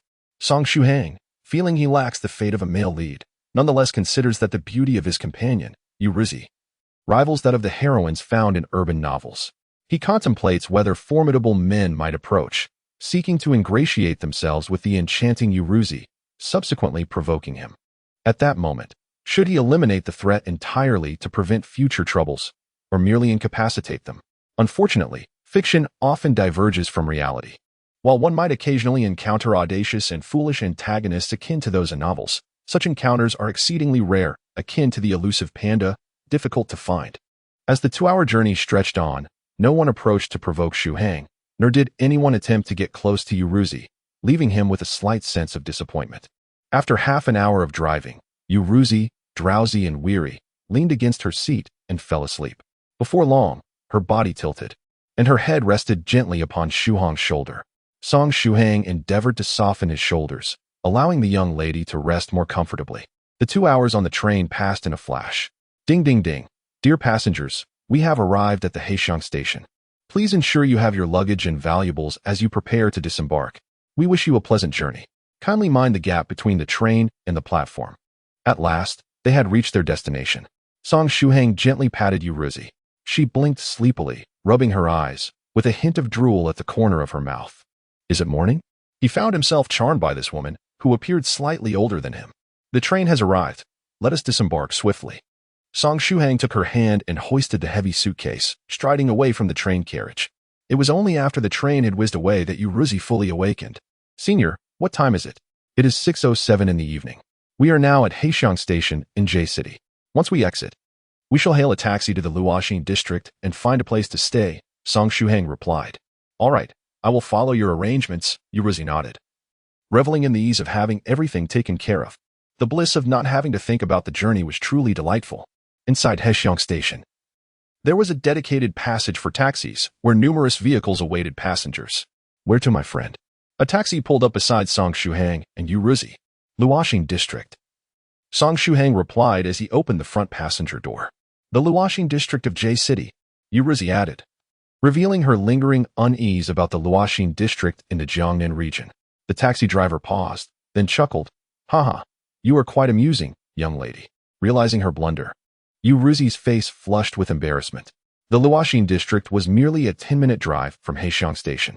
After they alighted, they followed the navigation to find a hotel where they would temporarily reside. Since they were not a couple, the notion of booking a room together was out of the question. Even if Song Shuhang had wished to, and Yuruzi had no objections, the hotel owner would certainly refuse. In these times, regulations were stringent, and any issues could implicate the establishment. After dinner, with daylight still lingering, the two decided to explore the Luoxin district in search of the Ghost Lantern Temple. Yuruzi insisted on first depositing her large suitcase in their room. With no belongings to organize, Shuhang waited at the front desk after securing the room key. The hotel was not busy that day, and the attendant was unhurried. Song Shuhang took the opportunity to inquire, "Excuse me, is there a place called Ghost Lantern Temple in the Luoxin district?" The attendant pondered for a moment before shaking her head. "I'm sorry, sir. There are numerous temples in Luoxin district, but I have not heard of Ghost Lantern Temple. For a temple with such an unusual name, if it existed, I would surely be aware of it. Are there any temples with similar phonetics? Perhaps it might not be called Ghost Lantern Temple, but something like Ghost Ascension Temple, White Lantern Temple, or Gui Deng Temple," Shuhang continued to ask. In this age of advanced technology, it seemed improbable that a temple would exist without any trace online. It might simply be a matter of phonetic similarity. The attendant thoughtfully considered this for a while before apologetically shaking her head once more. "I'm afraid I cannot assist you. Perhaps it is a temple from long ago. If you truly wish to find it, you might inquire with the elderly residents of Luoxin district." "Thank you," Shuhang nodded in acknowledgement. At that moment, Yuruzi emerged from the room. "Where shall we go next?" she asked. "Let us just wander around for a bit, primarily looking for elderly folks gathered for conversation. Maybe we can glean some information," they said as they strolled away from the hotel. As soon as Song Shuhang and Yuruzi left the hotel, a woman in the hotel lobby pulled out her phone, her expression grave. "Master, I spotted someone in the Luoxin Ronghua Hotel inquiring about Ghost Lantern Temple. A man and a woman, appearing to be around 20. So, the inevitable has finally arrived. How formidable are they?" A cold voice responded from the other end of the line. The woman replied, "The female seems quite powerful. The male appears ordinary, yet she shows him great respect, even referring to him as senior in private." "How strong is she?" The voice remained steady. "I see. I cannot ascertain their strength. I can only sense her might." "I see. Keep a close watch on their whereabouts without alerting them. I will arrange an opportunity to test their capabilities. Additionally, instruct the members at other surveillance points to remain vigilant. There may be more than just these two searching for Ghost Lantern Temple." "Understood." The woman tucked away her phone and swiftly left the hotel, following the direction in which Song Shuhang and Yuruzi had departed. Chapter 18. An old acquaintance in a foreign land on the other end of the line. A man pressed the phone down, his expression impassive, yet the hand gripping the phone trembled slightly. It had been 60 years. He was well aware that the original master of Ghost Lantern Temple was formidable and would not have perished easily. However, after 60 years, he speculated that perhaps the original master no longer cared for this place. Thus, he began to devise a plan to discreetly break the seal surrounding Ghost Lantern Temple and retrieve its contents. Yet unexpectedly, someone had arrived. Damn it! The man gritted his teeth. After exiting the hotel, Shuhang and Yuruzi wandered through Luoxing district. They did not encounter any elderly individuals chatting together, but instead stumbled upon a more amusing sight: 5 inebriated lecherous men. It was a desolate path, where 5 inebriated souls staggered and obstructed the way of Song Shuhang and Yuruzi. Their eyes, bloodshot and greedy, fixated upon Yuruzi. Alcohol emboldens the brave, but it equally empowers the ignoble. Under the intoxicating influence, one may engage in the most absurd of actions, whether it be kissing a sow, biting a dog, or even brawling with one. These 5 drunken men, having never encountered such a striking beauty, found themselves utterly entranced by Yuruzi. What was there to fear? At worst, they would spend a few years behind bars. This ignorance of the law was their tragic flaw. They had only vaguely heard tales of boasting individuals who, after forcing themselves upon women, faced imprisonment for a few years. Yet, did they truly believe that the present mirrored the past, or that they resided in a far-off land like India? Song Shuhang found himself caught between laughter and tears as he observed the scene before him. Stretching his limbs, he readied himself to step into action. His combat prowess was commendable. Ordinarily, he could easily take on 3 opponents simultaneously, let alone the 5 scrawny drunks before him. Thus, no troublemaker from the school's vicinity would dare to target him. Against such adversaries, he could easily contend with 10. Just as Song Shuhang was poised to showcase his skills, a gust of wind whooshed past his ears. He then beheld a pair of long legs moving with the swiftness of lightning, executing kicks with an elegance reminiscent of butterflies flitting among blossoms, truly a sight to behold. Yet, it was not merely aesthetics. The power behind those legs was astonishing. As they sliced through the air, they produced sharp cracking sounds akin to a whip. The 5 inebriated men screamed in agony, hurtling backward and thrashing on the ground, spewing forth their stomach contents, ultimately losing consciousness. Had they truly been bested? How long did it take? A second? Perhaps even less. Compared to Yuruzi, his own skills seemed utterly trivial. Gazing at the incapacitated drunks, Shuhang's mind drifted to the group of ruffians outside the school. If, hypothetically speaking, Yuruzi's displayed combat effectiveness could indeed incapacitate those 70 or 80 troublemakers in such a brief span, how formidable could she truly be? However, at that time, Yuruzi had still been on the plane. Could it be that the enigmatic Sergio from their group was responsible? Was it possible that each member possessed extraordinary combat capabilities? A flicker of concern crossed Song Shuhang's mind. They haven't harmed anyone, have they? He pondered. Rest assured, Senior, I have everything under control. They will merely be unconscious for 2 days at most before they awaken. This duration is perfect. 3 days without food or drink could lead to complications, replied Yuruzi. This answer brought a sense of clarity to Song Shuhang. Could it be that the reason those unconscious ruffians had yet to awaken was indeed due to this 2-day time frame not having elapsed? Let us depart, Senior. Yuruzi chimed with a playful laugh. Song Shuhang nodded stiffly, his mind awash with confusion, as he followed Yuruzi away from the scene. Once they had distanced themselves, a man approached the 5 inebriated individuals with measured steps from a shadowy corner of the path. Indeed, the drunken men were far too feeble, incapable of compelling their adversary to unleash their true prowess. The man let out a sigh. Behind him, a figure clad in black knelt on the ground and spoke in a low tone. Master, shall we dispatch a few individuals to test the waters? No need. The 5 drunken souls are merely ordinary people, so their opponent will exercise restraint. If we send our people in, the adversary will show no mercy. The master replied gravely, reflecting on the difficulty of nurturing each of his subordinates. Even the training of the most mundane newcomer demands an investment exceeding $100,000. They are not expendable resources. The earlier woman had merely intervened to discipline the 5 drunkards, yet her capabilities were already subtly apparent. The swift, slicing motion of her whip kick and her effortless control over force were clearly beyond the realm of a first-tier martial practitioner. She was undoubtedly a formidable force, having consolidated her true energy. This was not a presence that his subordinates could contend with. Moreover, there was another individual by her side, a senior whose depths he could not even begin to fathom, exuding an enigmatic strength. That adversary could effortlessly eliminate his well-trained elites in myriad ways, even if he had numerous subordinates. Such a wastefulness was intolerable. Truth be told, he felt a twinge of fear. It was now time to bide his moment. The master murmured to himself. Having nearly relinquished hope regarding the treasures within the Ghost Lantern Temple, though a flicker of stubbornness still lingered within him. Meanwhile, Yuruzi and Song Shuhang wandered through the Luo Xian district for quite some time, encountering an elder in his 50s. Yet, None seemed to possess any knowledge of the Ghost Lantern Temple. Song Shuhang felt a throbbing headache, surprised at the complexities involved in locating a temple. Yuruzi, can you confirm that the Ghost Lantern Temple is situated in the Luoxin district of J City? Absolutely, it is right here. And I am certain I have not misremembered its name, Ghost as in the specter, and Lantern as in the illuminating beacon. Yuruzi asserted firmly. My mother brought me here when she was pregnant with me, but back then, I could only rely on my father's spells to perceive the outside world. I distinctly recall the wooden plaque of the Ghost Lantern Temple.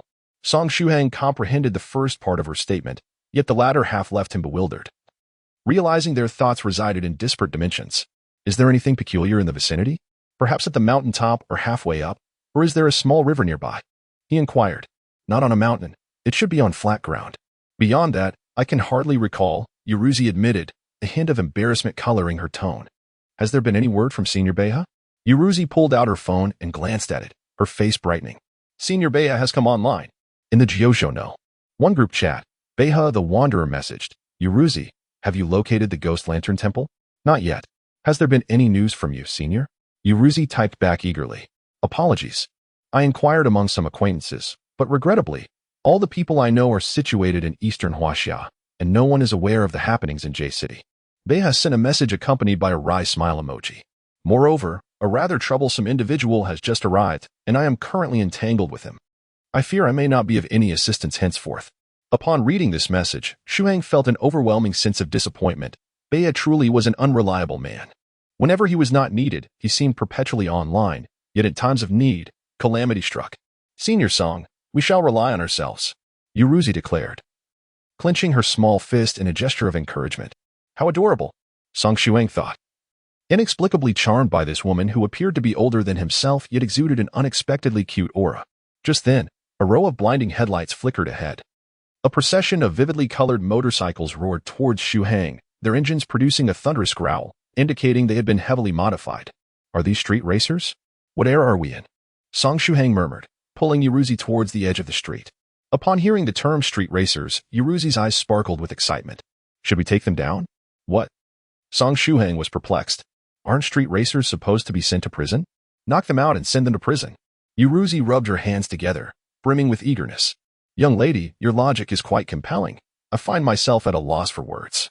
However, Yuruzi ultimately refrained from taking action. As the motorcycle helmets lifted, revealing a strikingly handsome face with sharp brows and bright eyes, he exclaimed, Shuhang, what brings you here? Chapter 19. The Ghost Lantern Temple of 50 years ago. Song Shuhang was momentarily taken aback, but upon recognizing the young man on the motorcycle, his expression brightened with delight. Bozi, what a surprise to see you here. How did you end up in this city? The handsome boy was none other than one of his three roommates, Bozi, whose rather unrefined name, Lin Tupo, stood in stark contrast to his striking appearance. Hence, he preferred to be called Abo, Xiaobo, or simply Bozi by others. In Shuhang's eyes, the name Tupo was relatively acceptable, especially when compared to the likes of Wang Erden or Lu Goshen, which he deemed far less appealing. Contrary to popular belief, names like Gooden were not merely a source of humor. Shuhang's hometown had its own individual named Wang Gooden, who was convinced that he was not his father's biological son, even suspecting that his father bore a grudge against him, hence the peculiar name. My grandfather resides in J City, and my family has come here to visit him this week. But what about you? What brings you to J City? Bozi inquired. Suddenly, his gaze fell upon the tall girl beside Shuhang, and with a swift motion of his fist against his palm, realization dawned upon him. Oh, so you brought a girl along for the trip? He exclaimed with a teasing grin. I never would have guessed you had it in you to charm such a beautiful girl. You must treat us to a meal soon. Unfazed by Bozi's playful banter, Shuhang maintained his composure, his demeanor as calm as a still pond. Cut the nonsense. If she were truly my girlfriend, I would be counting my blessings, he retorted. This is my sister, Yurua. She is here looking for a place called Ghost Lantern Temple, but she is unfamiliar with the area, so she asked me to accompany her. Really? Tupo asked, scrutinizing Shuhang intently. Shuhang shrugged, while Yurua smiled sweetly beside him. Well, if you say she is your sister, then she is, Tupo replied. Not one to indulge in gossip. You mentioned searching for a temple. Did you manage to find it? Song Shuhang shook his head, stating that despite searching extensively online, he had found no information, which prompted him to inquire locally in the Luoxin district to see if anyone possessed knowledge about it.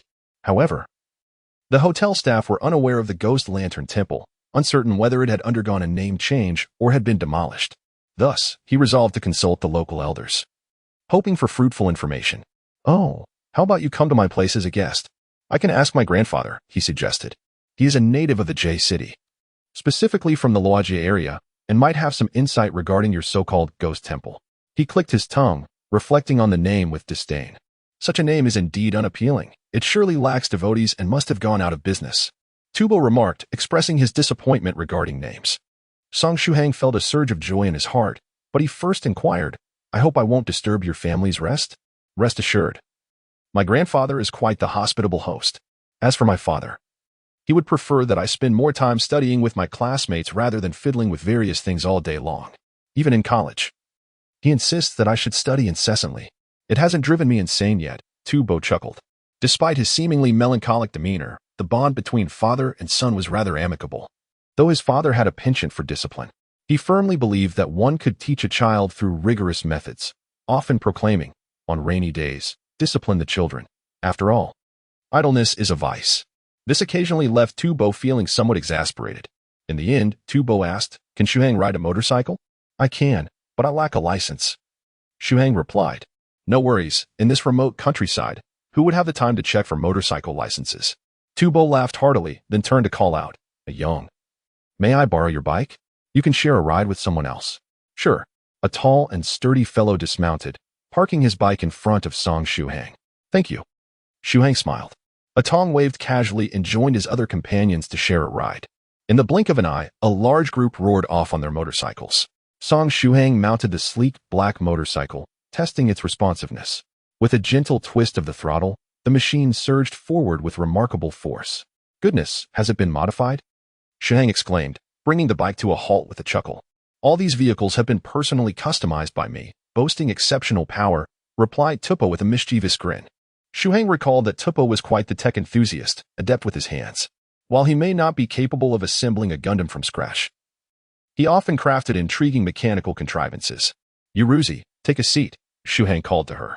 Fortunately, her large suitcase was stored at the hotel. Otherwise, accommodating it on the small bike would have posed a challenge. Yuruzi gracefully swung her long legs over and settled behind Shuhang. Ahead, Tupo laughed heartily. "Keep up." Amidst the roar of the engines, the two motorcycles sped off into the distance. Tupo's grandfather was quite the fashionable elder, with a penchant for tinkering with mechanical gadgets. It appeared that Tupo had inherited this hobby from him, as he easily connected with the younger generation. Ghost Lantern Temple? It's impressive that young folks still know about that place, Tupo's grandfather boasted. From his words, Shuhang sensed a glimmer of hope. "Grandpa, do you know where Ghost Lantern Temple is located?" Shuhang inquired. Grandpa is a term used in the Jiangnan region to refer to elderly gentlemen, particularly in the vicinity of J City. Few people still knew of that place. It had been over 60 years since it was relevant. Most of those who remembered had long since passed away, leaving the younger generation largely unaware. Tupo's grandfather led them to the courtyard and pointed eastward, saying, "Continue east for about 700 meters, and you will encounter a grove. Venture further, and you will find a large old grave. That is the original site of Ghost Lantern Temple." "Old grave? Ghost Lantern Temple was a grave?" Shuhang instinctively asked, sounding foolish. "Was Ghost Lantern Temple demolished?" Yuruzi widened her eyes, grasping the truth. "Indeed, over 60 years ago, a man had it leveled to construct a grand tomb for himself," Tupo's grandfather explained. "It was a matter from 6 decades past, a time when television was not yet widespread, unlike today where even the most trivial events are broadcast far and wide. Consequently, there was little information regarding Ghost Lantern Temple, and very few local youths were aware of its history. Only a handful of elders retained knowledge of the events that transpired. However, to my knowledge, Ghost Lantern Temple was private property. Was it not? Someone purchased it many years ago," Yuruzi pondered aloud. "Such shamelessness?" Shuhang remarked incredulously. Tupo's grandfather sighed. "Indeed, Huang Bapi was quite unscrupulous. Many wealthy outsiders fell victim to his schemes during those years. Alas, outsiders tend to be naive, and with their wealth, they became easy prey." Song Shuhang discreetly glanced at Yuruzi, suspecting that the individual who purchased the Ghost Lantern Temple might very well be her elder. However, there was no trace of anger on Yuruzi's face. She merely sighed and remarked, "Well, the Huang family members must be nearly dead by now." This statement sent a shiver down the spine of those present. Chapter 20, The Spirit Ghost. How do you know that? Little girl? Old man Tubo inquired with curiosity. Indeed. Ever since that Huang family patriarch erected the grand tomb and affixed a gravestone, they perished 7 days later. Subsequently, one after another, in less than a year, the entire Huang family, numbering over a dozen, met their end. Everyone in the district claims that this is sinister. That Huang fellow truly constructed a grand tomb, entombing his own kin. As the Ghost Lantern Temple housed nascent spirit ghosts, a skilled individual purchased it to establish a seal, preventing these spirits from causing harm. Yet someone toppled the Ghost Lantern Temple and erected a grave upon it. This was akin to disturbing the earth at the head of a revered ancestor. The spirit ghosts could trace back to the grave owner and their family through the aura emanating from the gravestone, consuming their essence. To lose an entire family was fortunate. Not perishing along with the 9 generations was quite an achievement. Yuruzi responded, stating that this knowledge was not something that needed to be concealed from ordinary folk. Thus she spoke candidly. Old man Tubo remained silent for a considerable time, gazing at Yuruzi before uttering 2 words, superstition. Youth, one must believe in science. Knowledge is power. Do not follow those superstitious beliefs. Old man Tubo was indeed a fashionable elder. Shuhang could not help but chuckle. Yet, after laughing, a chill crept into his heart. Was it truly just superstition? Could such coincidences genuinely exist? Yuruzi's face flushed crimson with embarrassment. She was often quite bashful. Fortunately, old man Tubo did not linger on the topic for long. He was a loquacious old man, well-versed in a multitude of eclectic knowledge from various realms. Shuhang and Yuruzi rested at old man Tubo's home until 9 in the evening, enjoying their time together. You should rest early. Shuhang felt utterly drained after a long day. After bidding farewell to Yuruzi, he retreated to his room for some much-needed rest. Yuruzi waved goodbye with a sweet smile. Later that night, Senior, wake up. Wake up. In his slumber, Song Shuhang felt a cool little hand patting his face. Ugh, let me sleep a little longer. I'm so tired. He waved his hand vigorously, brushing away whatever was on his face. Senior, quickly wake up. Time is running out. Those 2 little hands rubbed his face insistently. The icy little hands felt quite pleasant against his skin. Shuhang, still enveloped in sweet dreams, could only groggily open his eyes, only to discover a stunning beauty standing by his bedside, vigorously rubbing his face. It was Yuruzi. As the saying goes, what one thinks of during the day, one dreams of at night. After spending an entire day in Yuruzi's company, was it any wonder he dreamed of her caressing his face? What a peculiar dream this was. Dreaming of a beauty, yet finding her rubbing his face? Begone, you nonsensical dream, and let me sleep soundly, for I am truly exhausted. Thus, Song Shuhang closed his eyes and continued to sleep. Senior, wake up. This is not a dream. Yuruzi cupped Shuhang's face in her hands and vigorously rubbed it. Song Shuhang finally regained consciousness. To his astonishment, this was not a mere figment of his imagination. In the dead of night, Yuruzi had climbed into his room. More importantly, he was the sole possessor of the room card. How on earth did she manage to enter? This was the 23rd floor. He glanced at the time. It was nearly 11 o'clock at night. Young lady, your unexpected visit at such an hour could easily lead to misunderstandings, he remarked, striving to maintain his composure. We should head to the Ghost Lantern Temple, Yuruzi replied. At midnight, it's the most opportune time to encounter spirits. What? Spirits?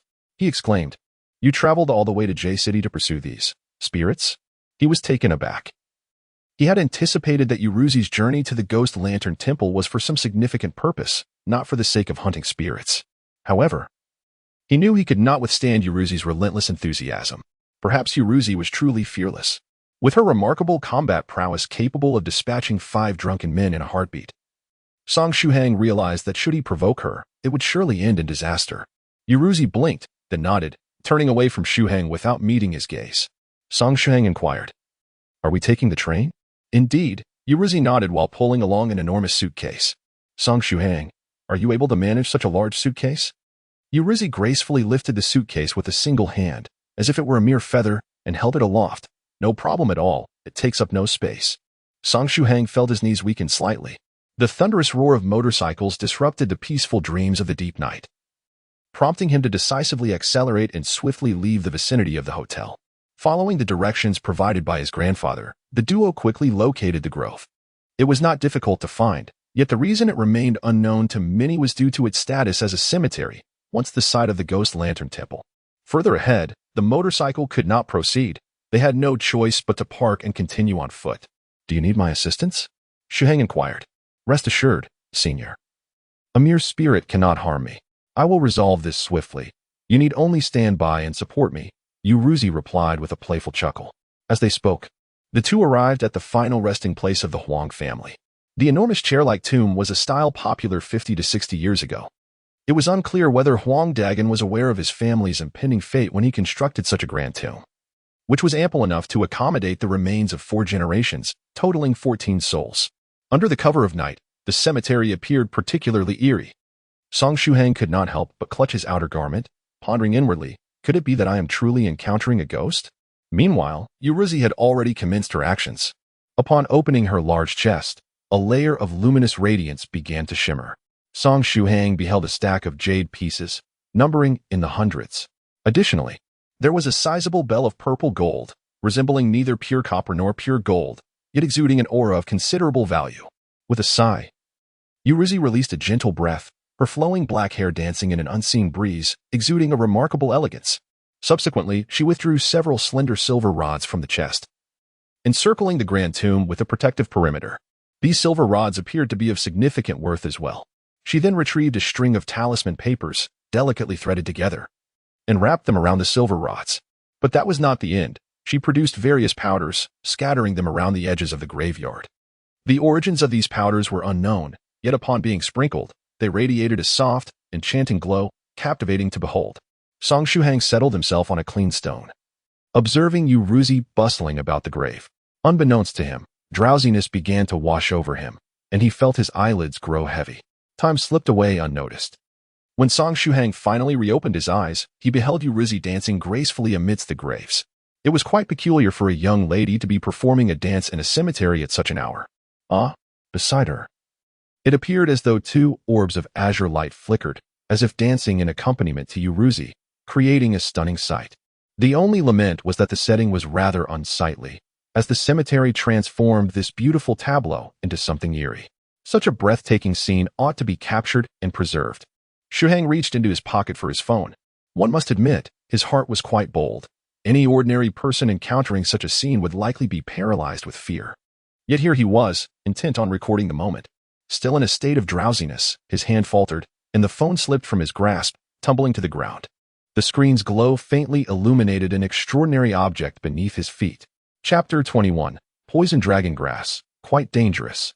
As Yuruzi danced, a flicker of annoyance stirred within her, for she had been outsmarted by a mere spirit. Moreover, it happened in front of her esteemed senior.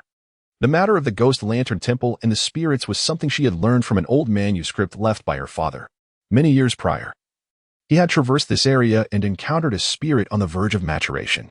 Spirits are indeed rare treasures. Even a low-tier spirit, once fully grown and bonded with its master, can facilitate a profound connection, allowing for shared energy.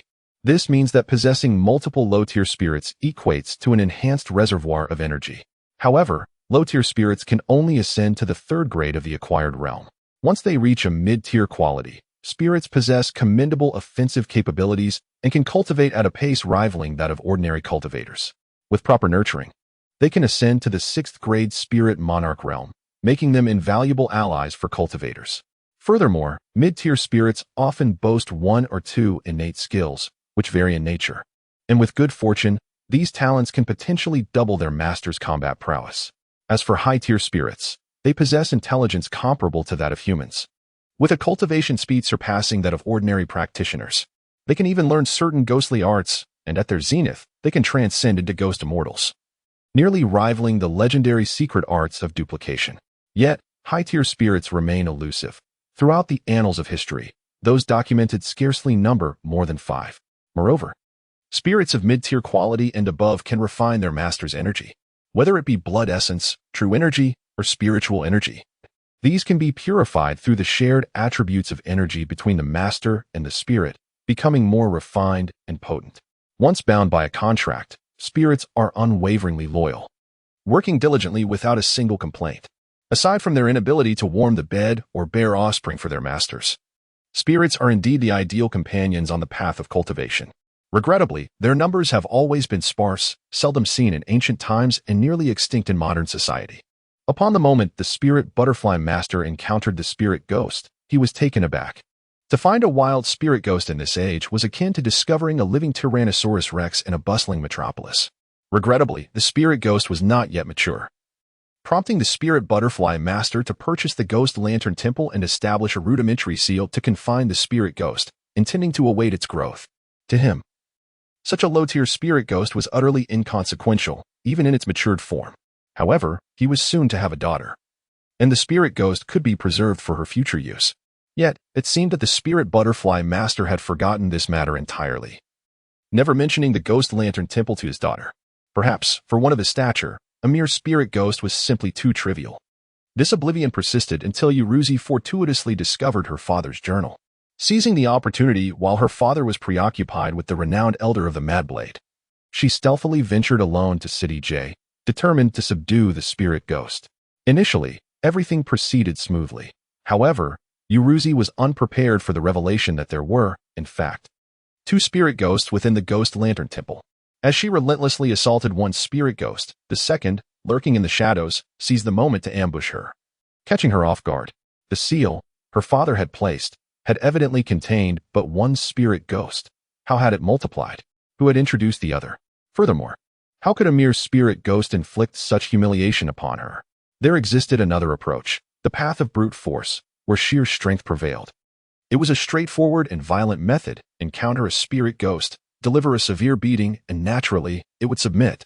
Jiuzhou opted for this latter strategy. As a third-tier postnatal battle king, her true energy had coalesced into a true river, flowing ceaselessly. Her fists were unyieldingly powerful. Coupled with her formidable father, adorned in divine armor, she was capable of slaying gods and vanquishing ghosts. Although startled momentarily by the spirit ghost's ambush, it was but a fleeting distraction. Talismans! Jiuzhou exclaimed, flipping her hands, sending forth two golden talisman papers that flew towards the two spirit ghosts, typically disinclined to employ talismans. Her ire propelled her to swiftly subdue both spirit ghosts. Upon contact, the talismans emitted azure smoke, eliciting shrill wails from the spirits as they rapidly weakened. Seizing the opportunity, Jiuzhou advanced, her form a blur as her palms relentlessly struck the spirit ghosts, forcing them to retreat repeatedly. With each delicate strike from her small hands, the spirits emitted cracking sounds, their bodies appearing on the verge of disintegration. Jiuzhou, however, exerted restraint, as her intent was to subdue rather than annihilate. Otherwise, a single blow from her could disperse their souls completely. As the two spirit ghosts were driven to their limits, they revealed their trump cards. Screech! One spirit ghost cried, conjuring a golden shield before it that charged toward Jiuzhou. The other spirit ghost emitted a similar cry, bathing itself in a crimson glow, instantly doubling its size. A manifestation of innate magic. Both spirit ghosts were evidently of mid-tier status or above. Is this truly your final gambit? Jiuzhou's gaze was as sharp as a sword. Her hands pressed together, wrists aligned, palms unfurling into a butterfly shape. If this is all you can muster, then yield to me. The secret technique of Lingai Island. The butterfly dance of the palms was a second-tier true master skill, specifically designed to shatter various defensive shields. A mere untrained spirit ghost's innate shield would crumble as easily as child's play. With a powerful strike, the golden shield conjured by the spirit ghost shattered like fragile glass, and the spirit behind it was grievously injured, collapsing to the ground with cracks appearing on its surface. Now, all that remained was for Jiuzhou to invoke her contract, and the spirit would be bound to her. Just then, the spirit ghost, glowing with a crimson hue and rapidly enlarging, charged forward to retrieve its fallen comrade. In a flash, it darted away, escaping with astonishing speed. Despite Jiuzhou's formidable strength, her lack of combat experience allowed the two spirit ghosts to elude her grasp. After doubling in size, the spirit ghost seemed to have significantly enhanced its power, crashing through the spirit-binding formation she had meticulously set up. With the formation broken, the two spirit ghosts charged viciously towards Song Shuhang at the edge of the grave, intent on siphoning the life essence of the living to mend their injuries before facing the terrifying woman behind them. As for escape, the notion had never crossed their minds. Had they been able to flee, would they have lingered here for over 60 years? Intermediate spirit ghosts possessed quite a bit of intelligence. At that moment, Song Shuhang bent down to retrieve his fallen phone. Not good, Senior Song. Jiuzhou's heart raced with urgency. She stomped her right foot firmly on the ground and transformed into a colorful butterfly, darting towards the two spirit ghosts like a streak of light. However, the spirit ghost that had unleashed its innate ability reached an explosive speed, ignoring Jiuzhou's attack and ferociously barreling towards Shuhang, determined to take someone down with it. As the two spirit ghosts lunged towards Song Shuhang, he remained calm and collected. First, he picked up his phone and turned on its light, illuminating the ground where he had bent down and caught a glimpse of a peculiar plant. Under the glow of his phone, he discerned the plant's shape, growing in a serpentine manner, resembling a coiled dragon. Its tip bore a row of backward-facing thorns, while the root was a deep purple-black.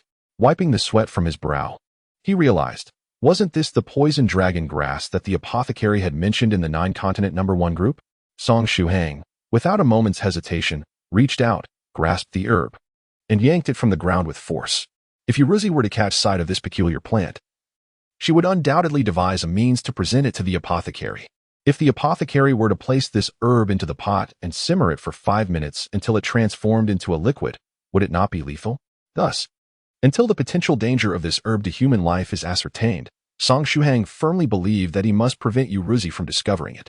With a resounding thud, as the herb was extracted, a sudden noise akin to a heavy object colliding with a wall echoed in Shuhang's ears. However, upon surveying his surroundings, he found nothing amiss. Only Yuruzi in the distance, her expression a mixture of astonishment and excitement. Chapter 22. An unexpected gift from Yuruzi's perspective. Just as two malevolent spirits lunged towards Shuhang, she witnessed her senior, unfazed and calm, bending down to retrieve his phone, and subsequently extracting a poisonous dragon herb. The composure displayed by her senior was remarkable, as if the two ferocious spirits were nothing more than trifles of no consequence. The poisonous dragon herb was not particularly rare. However, it was evident that this specimen was not wild but had been deliberately cultivated long ago, serving as a focal point for the formation. Once it was removed, an invisible protective barrier of the formation unfurled. The two spirits that sought to attack Song Shuhang collided with this ethereal barrier, resembling flies striking an electric fence, crashing to the ground, incapacitated and unable to rise again. They had clearly lost their power to resist. Impressive, Yuruzi marveled inwardly. She was astounded by her senior's perceptiveness. After spending considerable time setting up the area, she had failed to notice that a formation was concealed here. When had her senior discovered it? The poisonous dragon herb served as the focal point for a potent formation. Unlike ordinary focal points that merely provide power to the formation, this one acted as a switch. Once it was disrupted, the formation would activate. This must have been arranged by her father over 60 years ago. It appeared that her father had established a 2-layered ceiling formation at the Ghost Lantern Temple. The first layer was a simple spirit confinement formation, limiting the range of the spirit's activities. Set within the temple, it had become ineffective since the temple's dismantlement. The second layer, however, was a powerful ceiling formation, typically hidden from view. Yet, once the dragon herb was disturbed, it would be triggered. This was designed to subdue the spirits, and upon activation, the spirits within the Ghost Lantern Temple would be subdued and sealed. Senior Song promptly discerned the existence of this second formation upon his arrival. It seemed almost serendipitous as he chose to sit beside the focal point of the array, ever vigilant against any unforeseen occurrences. Truly, he is a seasoned expert, and I have much to learn. With such thoughts racing through her mind, Yuruzi took a swift step forward, crushing 2 of the weakened spirit apparitions beneath her feet. Subsequently, she retrieved 2 chilling orbs from her large chest. These were the soul-sealing ice orbs, treasures designed to bind the spirits within, thus allowing for the establishment of a contract through the appropriate array. To safeguard against any potential mishaps during the sealing process, Yuruzi had brought numerous soul-sealing ice orbs with her. She delicately pinched 2 orbs between her fingers and swiftly formed several hand seals. Seal, she uttered softly. The 2 severely injured spirits, unable to muster any resistance, were confined within the 2 soul-sealing ice orbs. In the wide-eyed gaze of Song Shuhang, the 2 azure-light clusters that had previously danced around Yuruzi were drawn into the orbs. The spectacle was utterly fantastical. No scientific understanding could elucidate the extraordinary events unfolding before them. Song Shuhang swallowed lightly, and in that moment, the worldview he had constructed over 18 years began to shatter. Could it be that creatures of the supernatural truly exist in this world? Perhaps these entities, which defy perfect explanation by science, manifest in a unique manner, woven into the fabric of folklore. He chuckled dryly, for what else could he say at this juncture? Senior, there happen to be 2 spirit ghosts present. I only require 1. The other shall be a gift for you. Although with your cultivation level, it may not be of much use. You could pass it on to your descendants or disciples.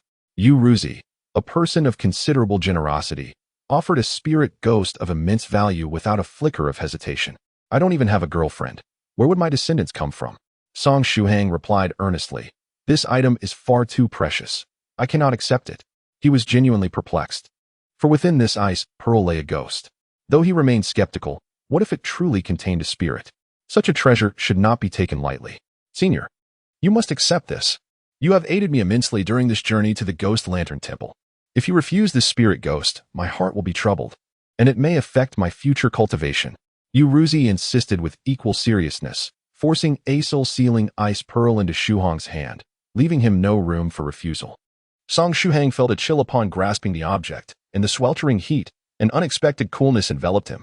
This item, if carried during summer, would be akin to possessing a personal air conditioner. He decided to tuck the soul-sealing ice pearl into his pocket, acknowledging it as a heartfelt gift from Yuruzi, and thus accepted it. Moreover, since it had been sealed, it should remain dormant for the time being, or so he thought. Indeed, the objective was achieved with remarkable ease. Much to Yuruzi's delight, the two walked side by side, emerging from the small thicket. Suddenly, Yuruzi exclaimed, her gaze dropping to her right foot. The shoe on her right foot had, unbeknownst to her, become detached, the sole having come loose. This damage had likely occurred during her spirited pursuit of the two spiritual entities. Song Shuhang turned in confusion. Your shoe is broken. Yuruzi lifted her right leg, revealing the sole of her shoe had come off, exposing her delicate jade-like foot, with her translucent toes playfully wiggling. Allow me to assist you. The motorcycle is just ahead. Furthermore, I recall there is a commercial street near the hotel. We can check there for shoes shortly. Song Shuhang chuckled heartily. Moments later, the motorcycle roared to life again, carrying the two away from the haunted Lantern Temple Cemetery. Yuruzi leaned against Shuhang's back, supporting her large suitcase, a smile dancing on her lips, her mood splendid. Song Shuhang perceived that the middle-aged woman selling sandals on the commercial street was indeed an enchanting figure. Excuse me, how much for this pair of women's sandals? He inquired. The woman furrowed her brow and replied coldly, 40. That's quite expensive. Would you consider 20? Shuhang bargained without hesitation. In such bustling marketplaces, haggling down to half the price was undoubtedly a smart tactic. Very well, the woman responded with a frosty smile. Do you prefer the left foot or the right? Shuhang was momentarily taken aback, eliciting laughter from Yuruzi beside him, who was doubled over in amusement. Ultimately, Shuhang had no choice but to comply and handed over 40 to purchase the sandals, which he then urged Yuruzi to wear. As they boarded their vehicle en route to the hotel, Shuhang voiced his confusion. By the way, did I offend that woman? I can't shake the feeling that her cold laughter is directed at me, sending chills down my spine. Oh, we have much to learn. Yuruzi chuckled. Senior, your experiences in the mundane world are still far from sufficient. Meanwhile, the woman on the commercial street scoffed to herself. I am merely 29 years and 144 months old. How dare they call me Annie? It's fortunate I didn't charge you 250. The scene shifts to the eerie ambience of the Ghost Lantern Temple graveyard. After Song Shuhang and the other individual withdrew, a figure emerged from the thicket. With a sigh, the figure pulled out a cigarette, trembling as he ignited it. A bitter smile gracing his lips, which conveyed a profound sorrow that seemed to linger even across vast distances. This figure was none other than the enigmatic altar master, who had long been lurking in the shadows, waiting for an opportunity to arise. Yet, in the end, the coveted chance he desired never materialized, leaving him unable to act. Chapter 23. The methods of the spirit butterfly sovereign. The opponent's strength far surpassed the altar master's imagination, placing her in an entirely different realm. With a mere flick of her wrist, the girl unleashed a palm strike of terrifying power. The formidable innate golden shield of the spirit ghost crumbled under her delicate hand as if it were made of paper.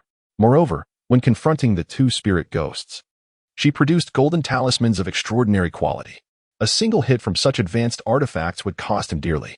She was at least at the pinnacle of the second-rank true master, and might even be the fabled third-rank postnatal war king. And all of this at such a tender age. The altar master felt as though he had lived a lifetime of misery. In terms of both strength and treasures, he was no match for her. Should he attempt a sneak attack, the outcome would be no better than that of the two spirit ghosts. In fact, if he dared to strike, his fate would be far graver than theirs, for the spirit ghost still held some value for Yuruzi, while he himself was utterly worthless to her. A foe devoid of value is best sent to the grave. Then there was that seemingly ordinary man. From him, The altar master sensed not a hint of blood vitality or true energy. Yet, this unassuming individual, with effortless ease, discerned the core of the terrifying sealing array. At the most critical moment, he activated the formation, sealing the two spirit ghosts completely. The altar master was inherently a cautious man, perhaps even timid. It was this caution that allowed him to cultivate the ghost-dispelling sinister technique, creating evil spirits and malevolent ghosts while managing to survive for over 170 years. Yet, he was unwilling to accept defeat. 60 years. He had spent 60 years in the Ghost Lantern Temple, exhausting himself over the spirit ghosts. All the schemes and waiting of those 60 years had culminated in naught. No matter how timid he might be, he could not resign himself to this fate. Feeling a heaviness in his chest, the altar master gazed up at the starry sky, his voice filled with sorrow. You have taken your spirit ghosts. At least return mine to me. Among the two spirit ghosts in the Ghost Lantern Temple, one had been sealed by the spirit butterfly sovereign, while the other belonged to the altar master himself. Why had he not retrieved these two matured spirit ghosts until now? Why wait for Jiuzhou and her companions? It was not that he lacked the desire to take the spirit ghosts. For years after their maturation, he had yearned to extract them from Huang Dagon's grave. However, he was powerless to do so. Surrounding the original Ghost Lantern Temple, now Huang Dagon's grave, lay 7 terrifyingly powerful formations, hidden with a madness that defied reason. Aside from the conspicuous spirit-restraining formation and the poison dragongrass eye formation triggered by Song Shuhang, 5 terrifying formations lie concealed around the tomb of Huang Dagon. These formations belong to a category that would remain unsolvable even after a millennium. Once activated, they can only be accessed by a descendant of the spirit butterfly honored one's bloodline. As long as this series of formations remains unbroken, no one can retrieve the spirits contained within. The spirits inside the formation may enter, but cannot exit. Indeed, this is the aspect the altar master despises most. Spirits can be placed within, but cannot be extracted. Years ago, he failed to uncover the hidden formations, mistakenly believing that by utilizing Huang Dagon, he had dismantled the spirit-restraining formation of the Ghost Lantern Temple. He then eagerly regarded the Ghost Lantern Temple as his own possession, anticipating the maturation of the spirits. Perhaps the Luoxin district truly was a land of fortune for him. After residing there for several years, he fortuitously acquired an immature spirit. He joyfully placed it within Huang Dagon's tomb for nourishment. However, when the spirit matured and he sought to retrieve it, he discovered the 6 hidden formations. This was undoubtedly a trap. In truth, one would think that, considering it was a designated place for nurturing spirits for his daughter, the spirit butterfly honored one would not be so negligent. Stepping back a moment, even if the honored one looked down upon spirits, having purchased this land, he would certainly consider the spirit as his own possession and would not merely leave a spirit-restraining formation there. Regrettably, this simple logic eluded the altar master. Blinded by greed 60 years ago, with just one spirit, he could have the opportunity to break through his current second-tier true master realm and approach the third-tier post-heaven war king realm, thus extending his dwindling lifespan by another century. He would gladly kneel and offer everything he possessed, sparing no expense. With one last forlorn glance at the tomb of Huang Dagon surrounded by formations, the altar master departed with heavy steps. After the altar master left, a tall and handsome man emerged from the woods. With a languid expression, he took out his phone and dialed a number. This is good. This girl is quite a concern. I hope nothing unexpected occurred along the way. The voice of the spirit butterfly honored one came through the phone. Leave it to me. I shall handle it. The man chuckled, hanging up the call and shrugging. In truth, there were minor unexpected occurrences, such as the altar master and that man named Song Shuhang. Watching the retreating figure of the altar master, Lu Jianyi yawned. Well, what can I say? This fellow is rather perceptive. He didn't make a move, saving me the trouble of acting. The altar master was fortunate. He had no opportunity to strike. Otherwise, even if he dared to adopt an attacking posture against Jiuzhou, he would have undoubtedly found himself accompanying Huang Dagon on his journey to the underworld. As for that Song Shuhang, quite troublesome. If the master were to discover that Jiuzhou had intruded into this man's room at midnight, would he not be furious? At that time, it remains uncertain whether the teacher would assign him the task of monitoring Song Shuhang. Thus, concerning the intelligence regarding Song Shuhang, it is imperative not to disclose it to the teacher. How troublesome, Lu Jianyi mused lazily. After all, Jiuzhou had not lost a single feather nor incurred any losses. In fact, she had received considerable assistance from Song Shuhang. Engaging in self-inflicted troubles was something he would absolutely refrain from doing. Yuruzi would never suspect that her discovery of her father's journal and her journey to the Ghost Lantern Temple were quietly supported by her father from behind the scenes. Throughout her journey, the esteemed Lingai had even dispatched disciples to safeguard his daughter, demonstrating his earnest intentions. In truth, even if Guangdao Sanlang had not met his own demise, Lingai would have sought other reasons to temporarily leave Lingdai Island. One could only blame Guangdao Sanlang for fortuitously aligning with the situation, thus sparing Lingdai the need to fabricate excuses. The following day, June 3rd, a Monday, dawned bright and clear. Song Shuhang struggled to rise from his bed until 8 o'clock. This time, Yuruzi did not intrude into his room, which made him secretly breathe a sigh of relief. After getting up, he dialed the bedside phone to Yuruzi and inquired, "Are you awake?" Chapter 24. A grand delivery for you, Shuhang. At 9 o'clock in the morning, Shuhang and his companion boarded the high-speed train bound for the university town in Jiangnan. They were fortunate to arrive at J City's Heixiang station at 8:45, just in time for a train set to depart at 9. The journey was smooth and uneventful. Upon reaching Jiangnan University Town, it was already noon. "Would you care to visit my place?" Shuhang asked out of politeness, only to realize as he spoke that Yuruzi was not one of his close friends, but rather a young lady he had only just met the day before. His words felt somewhat abrupt. Song Shuhang chuckled. "Well then, farewell. You may take a taxi directly from the station's exit to the Jiangnan Region Airport. Is it manageable for you to travel alone?" She was a girl of her word, one who would undoubtedly fulfill her promises. "Let us set that aside for now. Perhaps we can discuss it another time." Clutching the ice orb reputedly sealed with spirit demons, Song Shuhang had a faint premonition that the medicinal herbs mentioned by Yuruzi might not be as straightforward as he had initially imagined. "Please, senior, do not let me be a person of broken promises. We of Lingdai Island hold our words in the highest regard," Yuruzi asserted earnestly. "All right then." Unable to decline, Song Shuhang retrieved his notebook, inscribed his mailing address, and tore the page out to hand it to Yuruzi. She carefully tucked the note away and subsequently waved goodbye to Shuhang. Song Shuhang watched her depart, finally exhaling a sigh of relief. The future Song Shuhang would undoubtedly be grateful to Yuruzi for her unwavering determination today, had she not insisted on delivering the 2 boxes of medicinal herbs. His life would likely have unfolded like that of an ordinary individual completing university, securing a mundane job, marrying a commonplace wife, and raising a charming child, ultimately leading an unremarkable existence. Thanks to Yuruzi's support today, Song Shuhang's life was poised for monumental transformation. The next day, in the Jiuzhou No.1 Group chat, Beha Sanran inquired, "Yuruzi, have you located the Gui Deng Temple? I mistakenly ventured to the Luoxin district in Jiangnan, but there I fortuitously encountered a remarkable senior, Song, who assisted me in finding the Luoxin district of J City and the Gui Deng Temple, enabling me to complete my task." "The senior in our group? What is his Dao name?" Beha Sanran asked, noting the prevalence of individuals with the surname Song within the group. "Oh," Yuruzi replied, sending a sticking-out tongue emoji. "I asked for his Dao name, but he did not disclose it. I even forgot to ask later, but I do know his secular name is Song Shuhang." Song Shuhang. That name rings a bell. Beha Sanran mused, struggling to recall where he had heard it before. Haha. In any case, congratulations to you, Yuruzi, on successfully completing your task.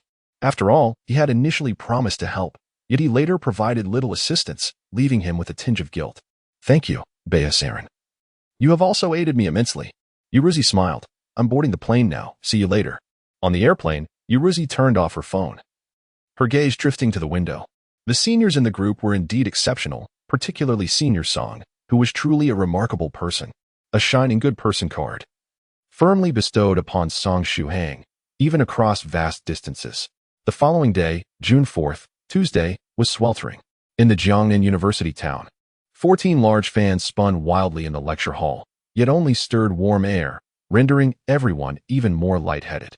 The lecturer was already drenched in sweat, his voice noticeably weakened. Seated in the classroom, Shuhang surprisingly felt a clarity of mind amidst the oppressive summer heat. Having attended numerous classes throughout his life, this was the first time he felt so at ease. The content presented by the teacher was easily retained after a single listening, allowing him to swiftly grasp the key points of knowledge through thoughtful analysis. He even found himself capable of multitasking, listening to the lecture while letting his mind wander. Beside him, a female classmate, initially seated 3 spaces away, unconsciously moved closer, eventually wishing to press her curvaceous form against Song Shuhang. A subtle fragrance wafted into his nostrils, enveloping him. It is not that Song Shuhang's charm has surged overnight, but rather that amidst the sweltering heat, he exudes a refreshing coolness akin to a human air conditioner, making one yearn to draw closer to him, stealing a discreet glance at the bead hanging around his neck. It is indeed the soul-sealing ice bead gifted to him by Yu Ruzi the previous day. This bead, when worn, automatically dissipates the oppressive heat surrounding Song Shuhang and forms a layer of cool protection around him. Moreover, while adorned with this bead, he experiences heightened clarity of mind and agility of thought. Even English words that previously required repetitive memorization now embed themselves in his memory after just a single glance or a brief listen. This is truly an extraordinary tool for academic excellence. With such an artifact, dominating the school would be effortless. This phenomenon slightly transcends the realm of scientific explanation. Visions of Yu Ruzi sealing the spirit demon flicker in his mind. Does this truly exist? Song Shuhang murmurs to himself.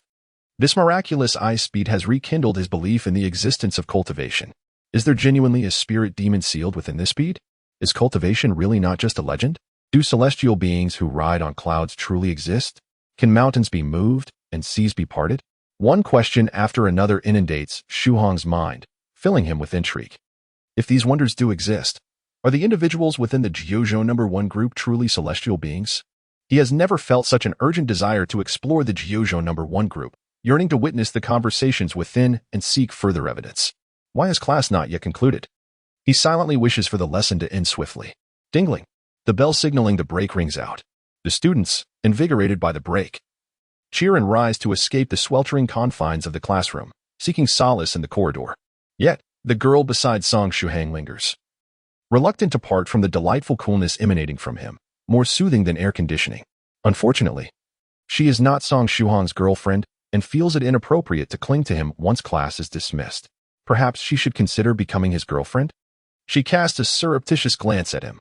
In class, Song Shuhang does not seek the spotlight, yet he possesses a certain masculinity that is quite appealing. How delightful it would be to cuddle with such a cool man during the sweltering summer nights, serving as the perfect pillow. Hello, may I ask if Song Shuhang is present? A booming voice resonates from the doorway, commanding the attention of all the students. Shuhang looks up to see a burly man in a suit, whose fierce demeanor is softened by an awkwardly warm smile. He does not recognize this individual. Rising, he waves. That would be me. May I inquire who you are and what brings you here? Aha, I am from Funshou Express. 2 large packages addressed to Song Shuhang have been expedited and are being delivered post-haste tonight. Due to the significance of the guest, it is imperative that the package is signed for by you personally. The well-dressed gentleman chuckled, respectfully handing a business card to Song Shuhang. Upon receiving the card, Shuhang observed it bore the name of Funshou Express Group Limited, Sima Jiang. It was a rather simple card, devoid of any title, merely displaying the company and personal name. In this day and age, even couriers possess their own business cards? As Shuhang pondered this, the image of Yu Ruzi's bashful smile suddenly flashed in his mind. Chapter 25. 2 boxes of medicinal materials. At first glance, what most would remember about Yu Ruzi are undoubtedly her long legs. However, after spending some time together, the first thought that came to mind when recalling her was her adorably flushed smile. At that moment, Tu Bo and 2 other boys rose swiftly and approached Shuhang, inquiring, Shuhang, is something the matter? They were indeed Shuhang's 3 roommates, and seeing a towering figure seek out Shuhang sparked both concern and curiosity. Xiaojiang, the suit-clad man's lips twitched. It had been many years since anyone had dared to call him that. He never anticipated hearing it again, particularly from the lips of a young man. Nevertheless, he broke into a broad smile. I've already placed it at your dormitory's entrance, just awaiting your inspection. Shall we go then? I have a 15-minute break after class, Song Shuhang replied. Sima Jiang laughed heartily. I've been waiting for you to say that. At the entrance of the boys' dormitory on the 2nd floor, 4 men in black suits stood guard over 2 boxes measuring 80 by 80 centimeters, their expressions solemn. Shuhang was somewhat taken aback. Is the service of Funshou Express always this exceptional? With service like yours, do other couriers even stand a chance? Haha. Our service has always been excellent. However, this particular shipment is for a rather special client, hence the heightened quality of service, Sima Jiang replied with a hearty laugh. Thank you for your hard work, Song Shuhang nodded, approaching the 2 large boxes to inspect the delivery slip. Indeed, the sender's name was listed as Yu Ruzi. Yet the address and other details were conspicuously blank. These 2 boxes were likely the raw materials needed for the simplified version of body refining liquid that Yu Ruzi had promised him. Would you like to open them? Sima Jiang inquired politely. In truth, there was no need to look inside. Even if Sima Jiang had the spirit of a dragon and the courage of a tiger, he would not dare to open them without permission. Haha, no need. If there are any issues, I can contact you directly. Shuhang waved the business card in his hand. Of course, if all is in order. May I kindly ask you to sign here, Song Shuhang? Sima Jiang's regard for Shuhang increased as he pointed to the delivery slip with a smile. Very well. Song Shuhang extended his hand and swiftly signed his name. Then, farewell, Song Shuhang. Wishing you a pleasant life ahead. Sima Jiang waved his hand and, accompanied by 4 individuals clad in black, turned to depart. Shuhang sensed that these 5 figures bore no resemblance to mere couriers. Each one exuded an aura of extraordinary coolness, almost transcending humanity. Song Shuhang opened the door, exclaiming, "Oh dear. I forgot to ask them to help move these 2 boxes inside. I hope they are not too heavy." He vividly recalled the large box from Yuruzi and was concerned that these 2 boxes might weigh a ton. Lifting the 2 large boxes, he found them surprisingly light. Closing the door behind him, Song Shuhang eagerly opened the cardboard box. Inside were exquisitely crafted wooden boxes, with 4 layers in a large carton. Each layer containing 4 small wooden boxes. In total, there were 32 small wooden boxes across the 2 cartons. As he carefully opened one of the small boxes, he discovered an orderly assortment of over 40 types of medicinal herbs. Among them were familiar items like ginseng, goji berries, yangqi stone, and daughter's fragrance, alongside unfamiliar herbs, which merely by their scent brought a sense of tranquility, as if he had been cleansed by their fragrant essence. These must be the rare fresh tyrant branch and 9 young red flame bamboo slices, among other mystical herbs. Gazing at the 2 boxes of herbs, Song Shuhang found himself in a daze. Not to mention the wealth contained within the sliced ginseng alone, the morning dew mysterious grass, tyrant branch, and 9 young red flame bamboo might be worth 100 times more than ginseng. Yet, it was not the monetary value that left him in such a stupor. At that moment, a singular thought occupied his mind. Could these be the medicinal materials for the simplified body refinement liquid pill formula? By utilizing these herbs and following the method introduced by the alchemists in the Jiuzhou No.1 Group, could he brew the simplified version of the body refinement pill liquid by carefully controlling the heat? What effects would the body refinement pill liquid possess? Could it truly transform a person as depicted in various immortal tales? Perhaps, with these herbs and the alchemist's formula, he could ascertain the existence of cultivation in reality. As this thought ignited within Song Shuhang, it spread like wildfire, stirring him with an insatiable eagerness that could not be extinguished. Song Shuhang considered himself not to be a stubborn individual. If the body-tempering liquid truly possessed the miraculous effects his legend suggests, he would then come to believe in the existence of cultivation.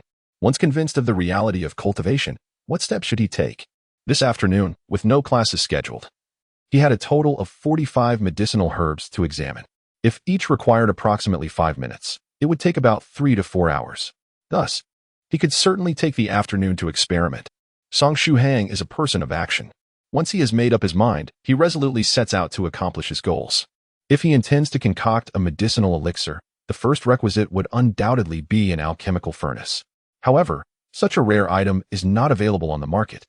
It may be found on online shopping platforms, yet any such offerings would likely be mere toys.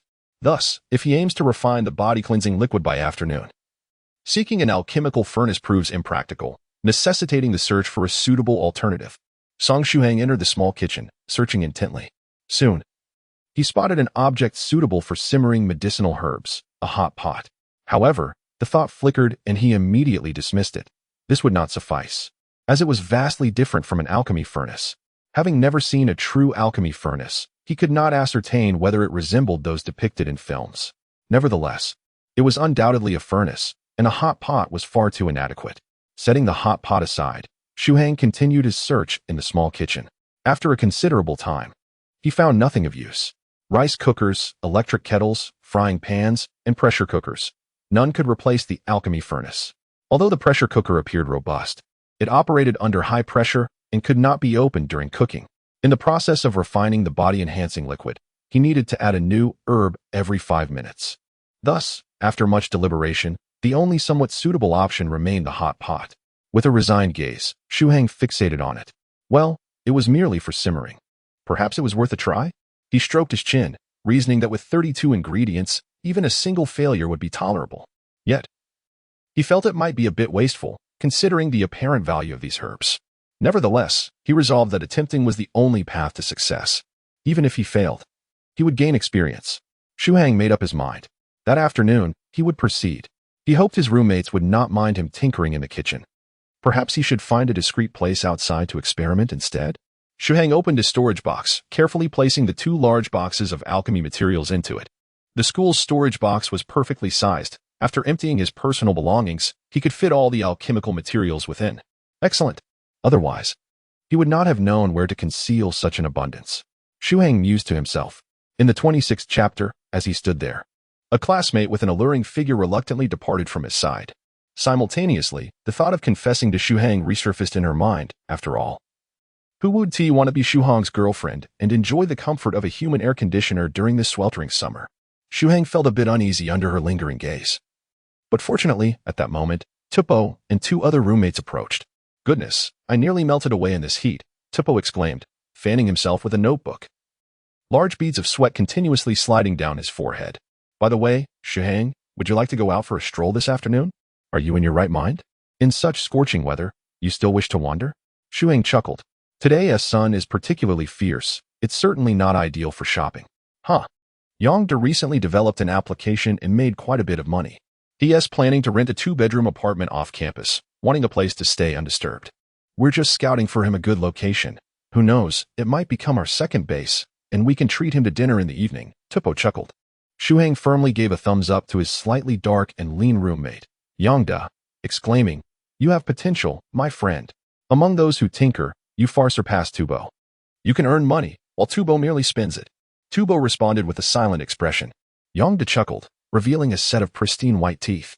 Despite his youth, he exhibited the demeanor of a seasoned programmer, often silent, as they communicated more through their keyboards than with their words. "You, my friend, think you can mooch off others without putting in any effort?" Tubo retorted, tilting his head with a haughty snort. "I'll tell you, that is not happening. Though, I must admit, there is a window open. Perhaps you could introduce me to your lovely sister?" "Get lost," Shuhang replied. "There is no door, but there is a window. Treat me to a midnight snack tonight." Song Shuhang may lack many things, but he certainly possesses several beautiful sisters. As for the young lady that Tubo desires, named Yuruzi, I regret to inform you that she is not my sister. Tubo immediately assumed a posture of supplication. "Deal. Don't we know that beautiful sister of Shuhang?" Yongda, puzzled, interjected, recalling that sister Zhao Yaya, who had escorted Shuhang to Jiangnan University town at the beginning of the last semester. They had all met her.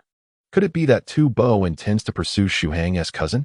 The challenge seems formidable, as that sister Zhao possesses a rather formidable skill known as the severing lineage leg. Recalling the beginning of the semester, when sister Zhao accompanied Shuhang to school and encountered a few ill-behaved youths, Tubo and Yongda soon witnessed the prowess of sister Zhao. With a casual flick of her long legs, she effortlessly struck true. It was evident that she had honed this skill. And the severing lineage leg was certainly not something she employed sparingly. Those unruly youths quickly collapsed, clutching their groins in agony. As bystanders, one could only imagine how excruciating that must have been. After lunch, the 3 roommates departed the dormitory, leaving only Song Shuhang behind. He took a deep breath, the ice bead hanging around his neck ensuring his mind remained clear, which was indeed a beneficial state. He opened a small box containing medicinal herbs and compared its contents against the formula for the refining liquid as prescribed for pharmacists. The box was similarly divided into 4 layers, each containing around 10 varieties of herbs: ginseng, goji berries, yangqi stone, daughter's fragrance soon. Shuhang had matched the 30 or so herbs that could be found online. However, he could not locate the morning dew mysterious grass, nor the fresh overlord branch, or the slices of 9-yang red flame bamboo. Even online searches yielded only video game items. Fortunately, Yuruzi was a meticulous woman. While verifying the herbs, Shuhang discovered that the contents of the box were arranged in accordance with the order specified in the formula, from left to right and top to bottom. Even the quantities of the herbs had been accurately measured. Such a thoughtful and gentle lady is truly remarkable. Shuhang sighed with relief. With this organization, there would be no need to consult the Jiuzhou No.1 Group. When refining the refining liquid, it is essential to add the herbs to the furnace sequentially according to the recipe. A misstep in order would result in failure. Had the materials sent by Yuruzi been haphazardly mixed, Shuhang would have been overwhelmed. Add the herbs to the furnace in accordance with the prescribed proportions. Simmer for approximately 5 minutes. Then introduce new herbs, and continue the simmering for another 5 minutes. Pay attention to the heat. Repeat this cycle until the liquid thickens. The finished product should have a black, transparent appearance and a strong flavor. These were the precise words of the pharmacist. It sounded deceptively simple, as if with careful attention. Anyone could concoct the liquid. Indeed, the refining liquid is merely the most elementary form of elixir, not even qualifying as a true elixir or herbal residue. The process does not require the expenditure of one's own spiritual energy or vital force, nor does it necessitate the use of special earthly, heavenly, or alchemical flames. Even an ordinary person, with focus and dedication, could successfully refine it. Yet, achieving a successful outcome is far from straightforward. The timing, along with the term 5 minutes, signifies that this duration is not a rigid 5 minutes, but rather requires the alchemist to adjust based on their experience and the quality of the herbs. Moreover, the concoction of the body-tempering elixir involves as many as 45 different ingredients, requiring nearly 4 hours of unwavering focus and concentration without a moment's respite. A mortal aspiring to refine this body-tempering elixir must possess immense willpower and expertise. Song Shuhang opened the hot pot basin and placed the sliced ginseng within. He pondered. Did the recipe specify whether to add water? Rubbing his head, he mused, surely, water must be added? Otherwise, in 5 minutes, not only would the ginseng slices be ruined, but the pot's bottom might also burn. Yet, how much water should he add? Perhaps he should inquire in the group chat? He retrieved his phone. But after a moment of contemplation, he calmly set it aside. This was his inaugural attempt at refining body-enhancing liquid, and he anticipated numerous challenges along the way. It would be impractical to boil the herbs while constantly seeking advice from the group. Not everyone would be online at all times if he sought assistance for every issue. He would exceed the 5-minute mark, resulting in failure. Consequently, with a mindset resigned to potential failure, he resolved to follow the alchemist's recipe and document all arising questions for later clarification in the group. He added a ladle of water to the pot and pressed the button on the induction cooker. The induction cooker was his only option, as the school dormitory lacked a fire source, and all flames were prohibited to prevent fires. Having an induction cooker was already a significant advantage. After all, both electric heating and flame heating serve the same purpose of simmering, right? He selected the simmer soup option on the cooker. The induction cooker provided 4 choices: stir-fry, boil, simmer, and pan-fry, along with the ability to adjust the temperature freely. If cultivation truly existed, he would undoubtedly be the first throughout history to concoct medicine using an induction cooker and hot pot, he thought with a touch of self-deprecation. The entire brewing process for the body-enhancing liquid would take nearly 4 hours. Would the induction cooker hold up? A twinge of concern crept into his mind. Through the reinforced glass lid of the hot pot, he observed the ginseng slices swirling in the water, a wave of excitement washing over him. This was alchemy, indeed. Yet, why did it feel so similar to boiling noodles? Was it truly a matter of his unconventional approach? With his phone set to stopwatch mode, he kept a watchful eye on the pot, monitoring the time. 5 minutes later, he promptly lifted the lid and added the second ingredient, goji berries. The 2 herbs tumbled in the boiling water, subtly tinting it with a pale yellow hue. Mastery of heat and time required experience, yet Song Shuhang possessed none. Thus, all he could do was monitor the timer, adding herbs every 5 minutes. As for the heat, he trusted the induction cooker to manage that. It was not much different from boiling traditional Chinese medicine. What would his feelings be if, after 3 hours, he emerged with nothing more than a bowl of ordinary herbal soup? Could this refined copyright elixir truly shatter his worldview that has remained intact for 18 years? Or will the dreams of cultivation he has encountered in recent days once again fade into oblivion? As the heat in the hot pot rises, the temperature in the kitchen escalates. At that moment, a wave of coolness emanates from the ice bead around Shuhang's neck, enveloping him in a refreshing chill. Moreover, the ice bead sharpens his mind, unknowingly ushering him into a state of profound concentration. He gently pinches the ice bead resting against his chest. This extraordinary ice bead instills in him a renewed sense of confidence regarding the elixir. Please do not disappoint me, if possible, even if the alchemical endeavor fails. At the very least, allow me to witness the undeniable existence of cultivation.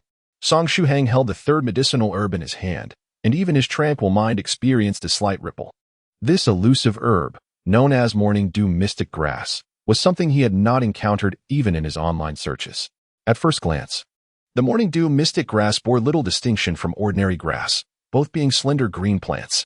However, upon closer inspection, One could observe that the morning dew mystic grass was enveloped in a lingering mist, reminiscent of morning dew that appears and dissipates on the blades of grass. The numbers on the stopwatch of his mobile phone flickered rapidly. 5 minutes had swiftly elapsed. Song Shuhang lifted the pot lid. Delicately placing the morning dew black grass he held between his fingers into the boiling cauldron, swiftly covering it once more. A flicker of anticipation stirred within him.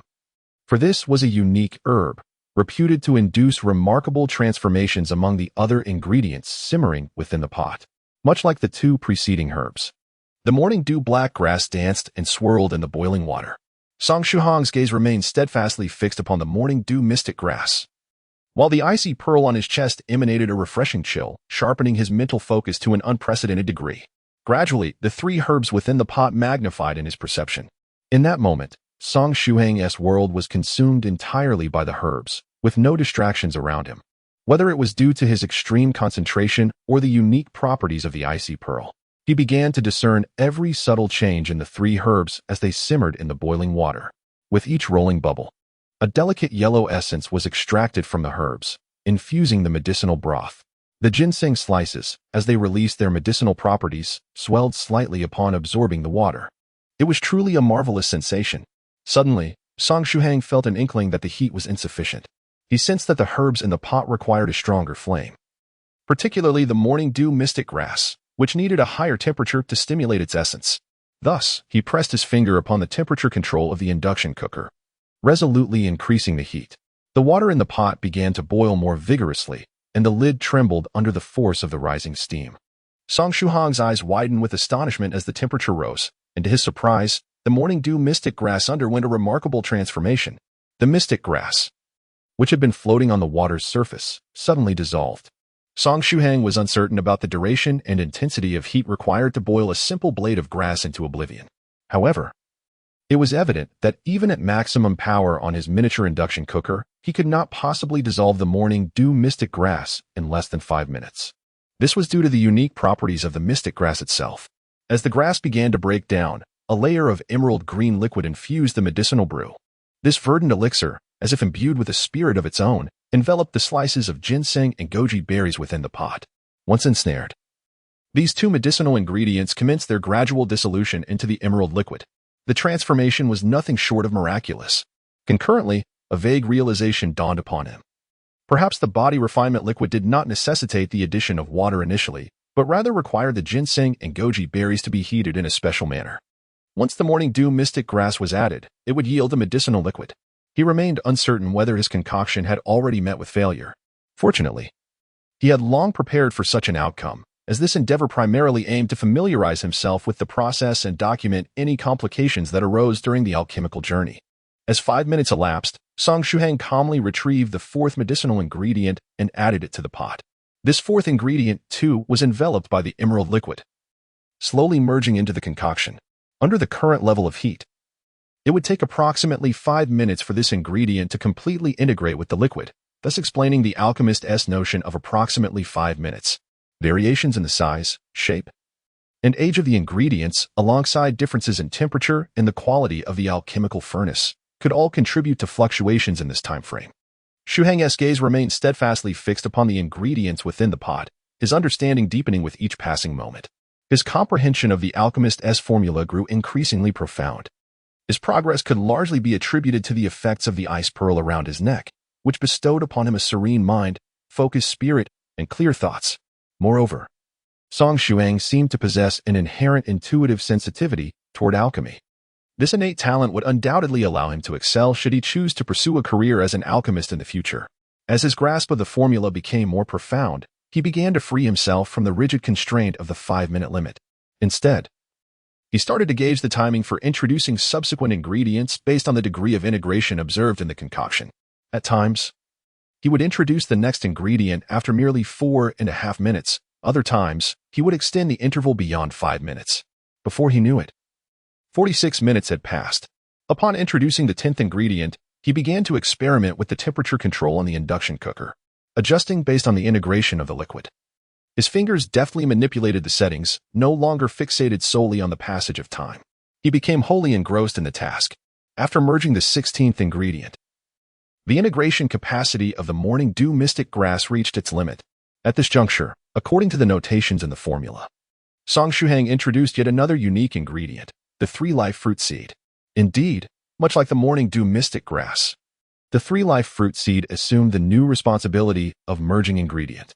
Since the initial addition of a single scoop of water, he had not added any further liquid. The medicinal liquid in the hot pot has not evaporated after simmering for over an hour and a half. Rather, it has slightly increased in volume. I add the medicinal herbs, attentively observing the degree of integration of the liquid, and then continue to introduce more herbs.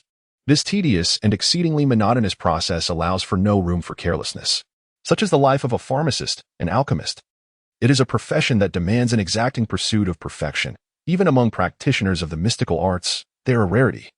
A vocation only suited for those who can truly endure solitude. Chapter 28.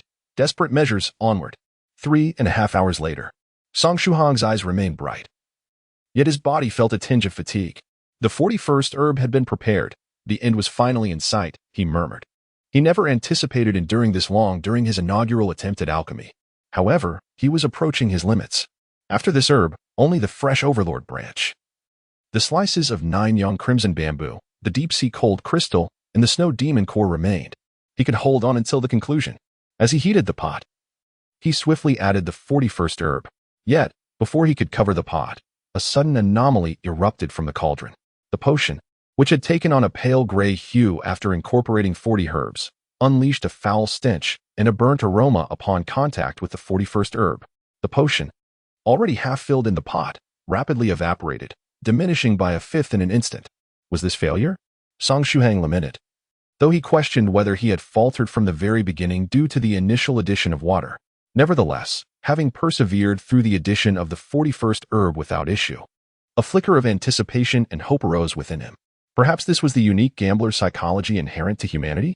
But now, was he truly facing utter failure? No, not yet. He observed that although the gray liquid was evaporating, it still valiantly sought to integrate the 41st herb. He realized he needed to take action. Inaction would surely lead to disaster. Indeed, the 41st herb represented the most challenging step in the simplification of the body refinement liquid. The fresh overlord branch and the slices of 9 young crimson bamboo exuded extreme yang, while the deep-sea cold crystal and the snow demon core embodied extreme ain. These 4 herbs were essential for purifying the body refinement liquid. Purification was the pivotal step in the process. Without it, the concoction would merely be a nourishing broth, offering pleasant sensations, but significantly diminishing the refining effects.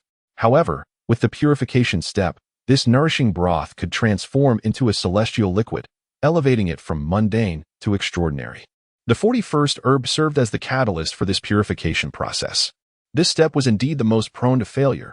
Yuruzi had experienced countless setbacks at this juncture. Yet, Shuhang lacked both experience and the technical prowess of a seasoned alchemist. The evaporation was too rapid. He needed to slow the process. Water. In a desperate measure, Song Shuhang added a ladle of water to the pot, uncertain of its efficacy, but it at least slowed the rate of evaporation. For herbs remained. Song Shuhang's thoughts raced wildly. Frankly, if his enthusiastic roommates were to witness his frantic attempts at alchemy in the small kitchen, he could not guarantee they would not bind him hand and foot and whisk him off to a psychiatric hospital. Given their eagerness, which reached the level of distributing more than 10 good citizen cards each, such a scenario seemed highly plausible. With a deep breath, he decided to toss in the remaining medicinal ingredients and see what happened. After all, he was already on the brink of failure. He might as well absorb some experience from this endeavor. He recalled that even the seasoned practitioners in the group, Bea Sanrin and Yuruzi, had experienced numerous failures. As a complete novice, if he succeeded on his first attempt, that would indeed be problematic, wouldn't it? He ignited the stove, adding fresh bawang branches and slices of Jiuzhou No.1 bamboo, along with deep-sea cold crystal and the core of the snow demon, all at once into the pot. He promptly covered it with a lid. What followed was a true spectacle of ice and fire in the hot pot. The fresh bawang branches and Jiuzhou No.1 bamboo slices mingled with the medicinal liquid, turning a vibrant crimson as if they were on the verge of combustion. The liquid bubbled more vigorously, evaporating rapidly. Gases erupted from the pot's vent, resembling a fountain. Meanwhile, the deep-sea cold crystal and the snow demon core, upon exposure to heat, cracked open, releasing a chilling azure liquid. This icy liquid, seemingly at an extremely low temperature, mixed with the other half of the medicinal liquid, causing the boiling concoction to gradually calm and cool. The tranquil portion's temperature dropped further, while the boiling segment evaporated even more swiftly. The two liquids began to show signs of separation. He could not allow them to divide. A thought struck Song Shuhang, prompting him to increase the power of the induction cooker, attempting to reignite the cooling portion. As the temperature rose, the evaporation rate escalated. In less than a minute, what had once been half a pot of medicinal broth dwindled to less than a third. It seemed that in no more than 10 breaths, it would evaporate entirely. Well, that's a complete failure, he chuckled, having prepared himself mentally for such an outcome, thus unperturbed by the defeat. He reached out to turn off the induction cooker, realizing that if he continued, the pot would surely scorch. Yet, just as his fingers hovered midway, he hesitated. He noticed that although the liquid was evaporating rapidly, it no longer exhibited the stark dichotomy. Instead, it began to recombine. Driven by an inexplicable impulse, Song Shuhang chose not to extinguish the flames. Instead, he resolutely cranked the heat to maximum. With a bold gamble, he fueled the fire, endeavoring to amalgamate the entire medicinal liquid, aiming to extract and purify the essence of all 45 medicinal ingredients. Perhaps before the liquid evaporated completely, he might still salvage some residue? The induction cooker roared at its peak, emitting strange sounds. In the hot pot, ice and fire intertwined in a delicate dance, forming exquisite shapes. The two medicinal liquids rolled and surged, shaking the pot. Ultimately, Shuhang could no longer discern the changes within. The evaporating liquid coated the thick glass lid with a layer of impurities. Drip, drip. The sound of the ingredients rolling was perfectly timed, each roll marking the passage of a second. Song Shuhang grasped his phone once more, fixated on the time. Unable to discern the situation within the pot, he decided to reset the timer, planning to turn off the induction cooker in 5 minutes. 3 minutes and 23 seconds. Suddenly, an immense pressure surged within the hot pot, forcing the lid to fly off. Soon after, a plume of black smoke erupted, enveloping the entire small kitchen, with a pungent odor assaulting his senses. The scent was overwhelming, as if it were a ghastly amalgamation of the most repugnant smells imaginable. Just a fleeting whiff provoked an urge to retch. Holding his nose, Song Shuhang hurriedly switched off the induction cooker. What a foul stench. Even while pinching his nose and holding his breath, the acrid smell persisted, infiltrating his nostrils. Refusing to dissipate, he dashed to the window and flung it open. If he didn't let in some fresh air, he'd soon be waiting for his roommate to come and collect his lifeless body. The cause of death would surely be asphyxiation from the noxious fumes. As the window opened, the dark mist billowed out, and the vile odor within the kitchen gradually began to dissipate. On the floor, the pot lid continued to spin incessantly, fortunately. It was tempered glass and had not shattered. Otherwise, he would have had to part with his money to compensate the school. After retrieving the lid, Shuhang felt a wave of dizziness wash over him. Fatigue, accumulated over nearly 4 hours, crashed upon him like a tidal wave. He quickly steadied himself against the table and sat down slowly. After a brief respite, he pinched his nose and gazed into the bottom of the pot, curious about what had gone awry to produce such a foul odor. Within the pot, he observed that the once half-filled concoction had dwindled to a mere thin layer, black and transparent, accompanied by an acrid scent. It resembled a dark, viscous sesame paste, yet the stench was unbearable. Song Shuhang grimaced. Wait, how could this be? Suddenly, a realization struck him as he hastily retrieved his notebook containing the alchemist's formula. The liquid had turned to a paste, black in color and transparent, with a pungent aroma. This was how the alchemist described the simplified version of the body-refining elixir's finished state. It seemed remarkably similar to what he had concocted. Chapter 29, Running Under the Setting Sun, a reflection of my lost youth.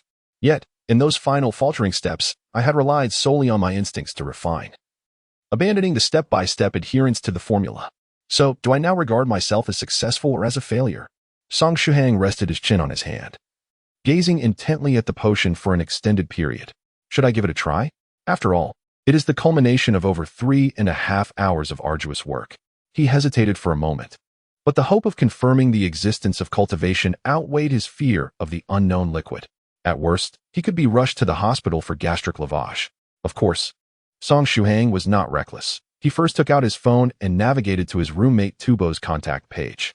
In case of any unforeseen events, a mere flick of his finger would allow him to call Tubo.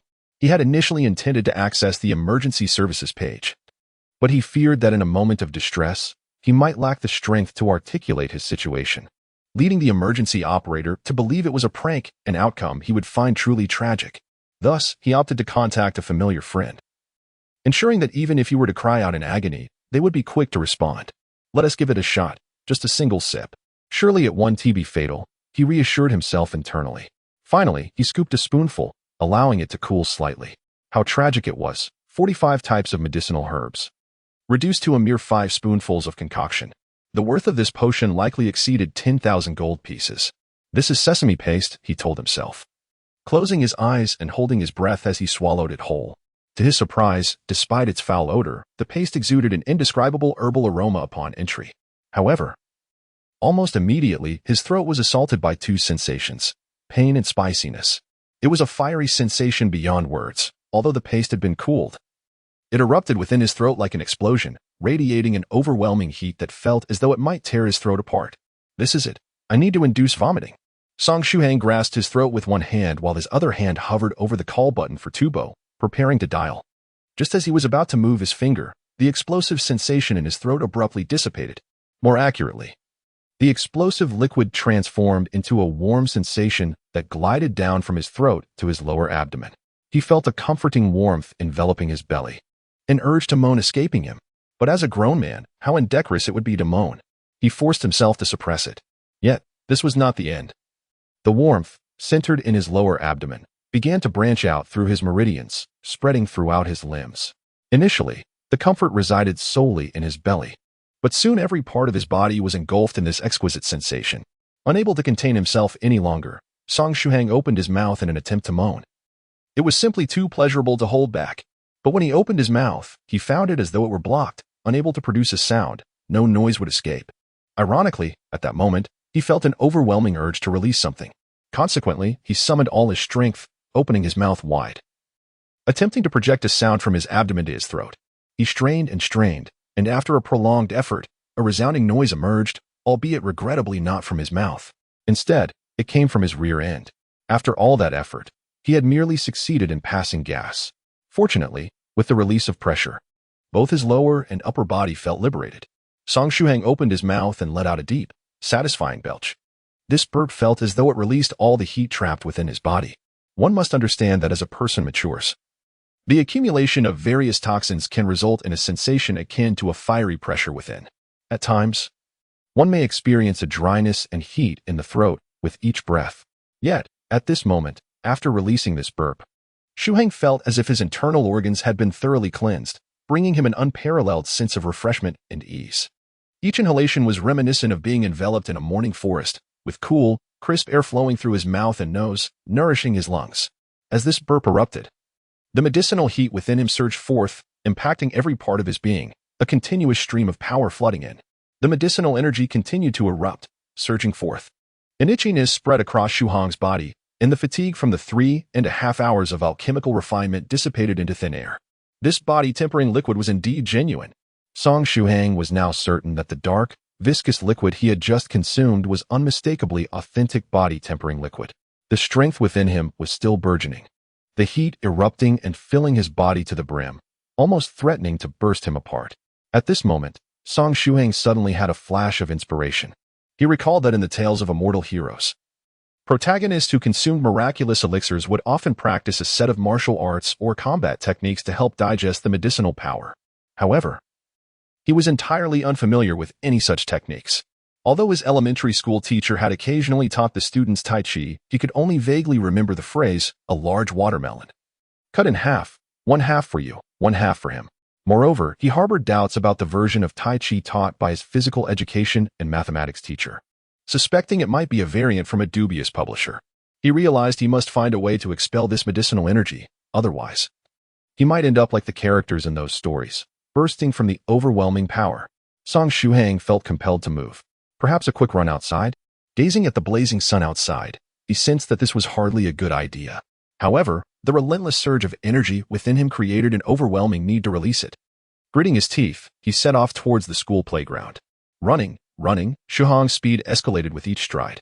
The more he ran, the more exhilarating it felt, to the point where his legs seemed to float. He sprinted towards the track at a near-dash pace. The scorching weather at this hour made it unbearable. Even the most energetic students opted for basketball rather than running laps under the blazing sun. On the expansive track, he was the sole occupant, unleashing himself like a wild horse, racing down the lane. accelerate, and accelerate again. In the end, he felt as though his feet were barely under his control. Each turn on the track felt exhilaratingly like drifting. Without expending much effort, he had sprinted a full 3 laps, totaling 1,200 meters. Yet his body felt no hint of fatigue. Instead, as the heat radiated from his core, he found his body growing lighter, and running became increasingly effortless. Under the strain of intense exercise, even the icy beads of sweat on Shuhang's chest could not sustain his body temperature. Perspiration surged forth from every pore of his body, quickly saturating his garments. Yet, what a delightful sensation! With the emergence of the first drop of sweat, he could feel his body lighten. Each exhalation during his run released a wave of warm air, making him feel even more refreshed within. The body-tempering liquid is not something that can be simply ingested followed by a restful slumber to achieve its effects. Each cultivator, upon consuming the body-tempering liquid, employs a technique involving auxiliary digestive elixirs and martial arts, enabling the liquid's effects to reach their utmost potential. Song Shuhang lacked the martial arts and techniques befitting his situation. Thus, the only suitable course of action was to run with unbridled fervor. Round after round, he propelled himself forward, seemingly impervious to fatigue. Initially, he counted the laps he completed, yet as time passed, such enumeration became superfluous, given his current condition. As long as the potent effects of the medicinal energy surged within him, he felt entirely capable of circling the globe in his relentless sprint. He resolved to continue this fervent dash until the invigorating power within him was utterly depleted. Lost in thought, he had no notion of how many laps he had traversed, 30? 40? Perhaps even more. Song Shuhang finally came to a halt. Despite having sprinted for such an extended period, his breath remained steady, devoid of any semblance of fatigue. Fortunately, the medicinal power surging within him had subsided, leaving a residual strength in his lower abdomen, gently fortifying his body. His clothes, thoroughly soaked, were discarded without hesitation, clutched in his hand. At this moment, within the female dormitory B6, the view perfectly encompassed the school's athletic field. Ha ha ha, come and see. There's actually a fool practicing running on the track in this weather, exclaimed a girl with shoulder-length hair, laughing heartily. Is this yet another pretentious attempt to attract naive girls? Remarked a curvaceous young woman lounging on her bed, fanning herself in a bid to alleviate the heat. She felt quite warm, and her mind involuntarily conjured the image of a certain someone. The girl with shoulder-length hair chuckled. If he truly intended to show off, then he has utterly failed. No girl in this world would find such a fool appealing. She then called out, Lu Fei, come over and take a look. This boy seems somewhat familiar. Is he from our class? Curious, the curvaceous girl crawled to the window and glanced down at the athletic field. At that moment, she beheld the man pausing, shedding his shirt, which he held in hand. His back was muscular, his physique sculpted with an impressive athleticism. The girl with shoulder-length hair giggled. Wow, without a shirt, you really can't tell. This guy has an incredible body.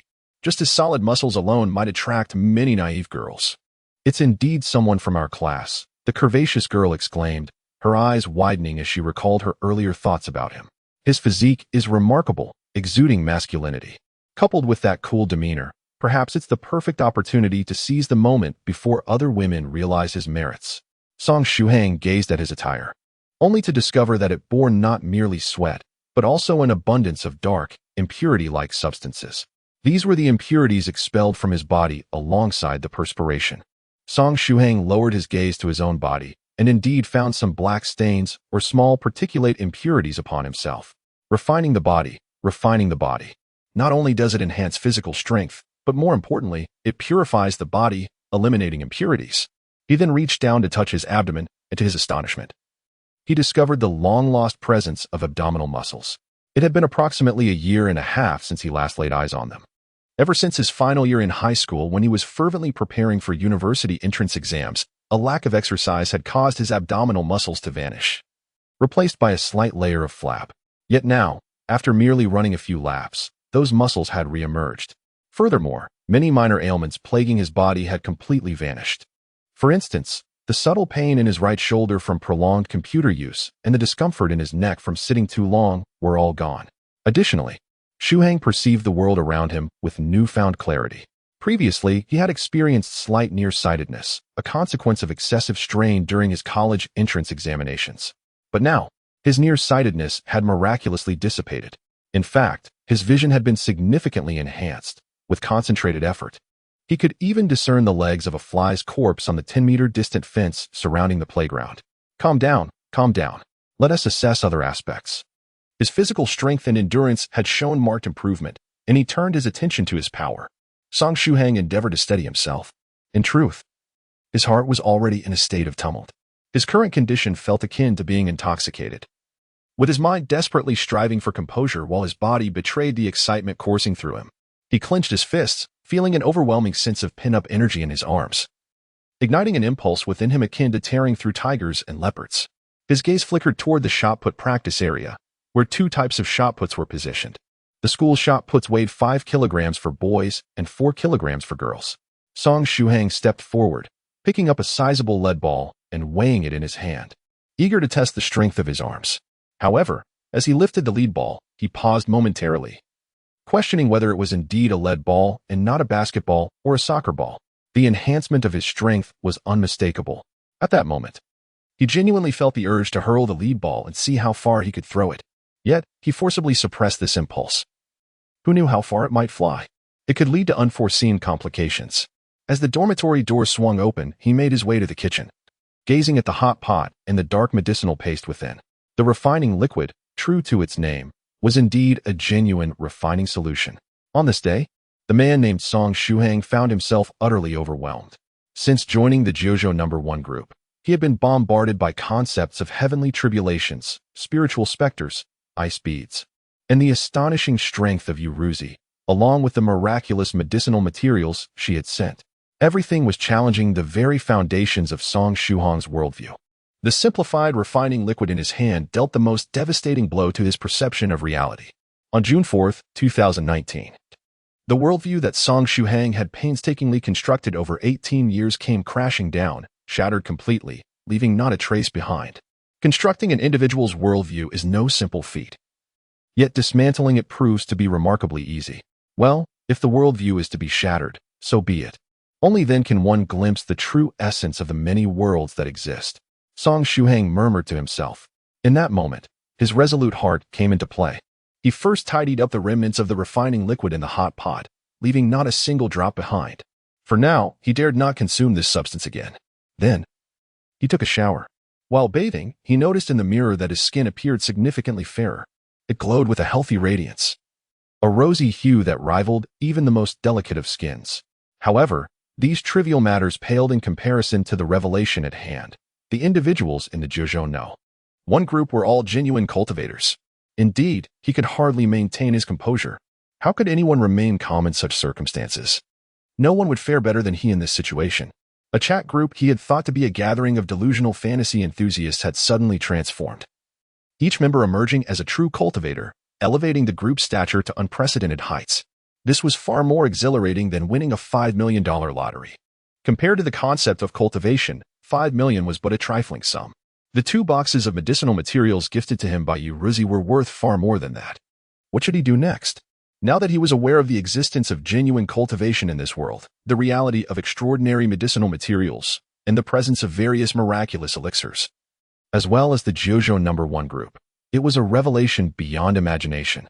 Song Shuhang pondered what course of action to take. He approached his computer and logged into his chat account. Taking a deep breath, his fingers glided over the icon for the Jiuzhou No.1 Group within the chat software. Ignorance breeds no fear. It is only through the accumulation of knowledge that one becomes apprehensive. His fingers hovered over the Jiuzhou No.1 Group icon, and this time, the significance of entering was entirely different from before. Now, a portal to a realm beyond the mundane lay at his fingertips, right before the screen of his computer.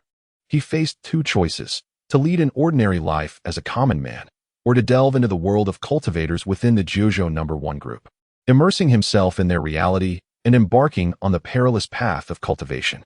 Cultivation is fraught with dangers, to speak of just one. There exists the formidable concept of heavenly tribulation. The thunder tribulation faced by Su Shi A16 in H-City was so terrifying, yet it was merely a 3rd-grade postnatal tribulation. Even with the presence of the esteemed Elder A7 by their side, Su Shi A16 still failed to overcome the tribulation and sustained injuries. Had Elder Su Shi A7 not been present, the outcome could have been dire. As for Song Shuhang, lacking such a powerful mentor, he could very well face annihilation should he encounter a tribulation as fearsome as that. Song Shuhang hesitated for a fleeting moment before decisively tapping the icon for the Jiuzhou No.1 Group. Chapter 31. The Heart-Wrenching North River Wanderer. What if one encounters terrifying tribulations like Su Shi's 16th along the path of cultivation? What if even greater calamities await? The answer is self-evident. Regardless of the countless dangers or the various tribulations, even the ever-present threat of death, how could the grandeur of life be compared to the mundane existence of an ordinary person? To hear the Tao at dawn and die by dusk, is that not enough? Indeed, it is. He would not let this opportunity slip away. Unless one is a wretched soul waiting to die or a coward, who would forsake such a chance? At that moment, someone in the Jiuzhou No.1 Group was engaged in conversation. Yuruzi was recounting the details of her recent journey to J City to the North River Wanderer, how she encountered Senior Song, how she discovered the Ghost Lantern Temple, and how she captured the spirit ghost. Upon seeing Yuruzi online, Song Shuhang felt a sudden wave of calm wash over him. Shushan pressure. Greetings, esteemed seniors. A rather ordinary greeting, yet as a newcomer, it seemed fitting. Lingdai Island Yuruzi. Which senior has logged in? Greetings to you as well. Yuruzi was pleased to see that a senior had joined the group. For her, everyone in the group, except for Su Shi's 16th, was considered a senior. Oh? Shushan pressure? North River Wanderer was taken aback. He remembered that several days prior, the group leader, Huang Shanzhenjun, had mistakenly added an ordinary person. However, this individual had not spoken up until now, and North River Wanderer had almost forgotten about their presence in the group. He had expected the person to leave quickly, as anyone unaware of the group's true nature would likely think they had stumbled into a gathering of lunatics and promptly exit. To his surprise, Shushan pressure had remained in the group for so long. Moreover, upon speaking, he referred to others as seniors. Had he discovered the group's peculiarities? Shushan pressure. Greetings. North River Senior. Thank you, Yuruzi, for the 2 boxes of medicinal materials. Ah? It's Senior Song. Yuruzi immediately realized and exclaimed joyfully. She had been searching for the senior in the group whose secular name was Song Shuhang and was delighted to find him online today. Shushan pressure. Yuruzi. Please call me Shuhang. I am merely an ordinary person who was mistakenly added to the group by Huang Shanzhenjun. It turns out I was added by mistake because my chat account number is only 1 digit different from yours. Oh, now that you mention it, I realize our numbers are indeed just 1 digit apart. We must be quite fated. Yuruzi exclaimed happily, clearly unable to abandon the title of Senior Song anytime soon. North River Wanderer understood at this point that the kind-hearted Senior Song Shuhang Yuruzi had encountered in Jiangnan City was none other than Shushan pressure. Upon entering the group, the other party addressed everyone with the courtesy of a senior, making the conversation coherent. Young friend Shuhang, since you have begun to message in the group, it seems you have discerned something from Yuruzi, have you not? The North River Wanderer appended a smiley emoticon. The divination of the true monarch of Huangshan appears to be exceptionally formidable, surpassing that of the contemptible copper divination master by 1,000-fold. This young friend indeed shares a connection with the members of the group. Yet, why did the true monarch of Huangshan initially refuse to disclose the outcome of the divination? Yuruzi of Lingdai Island inquired, what can Senior Song discern from me?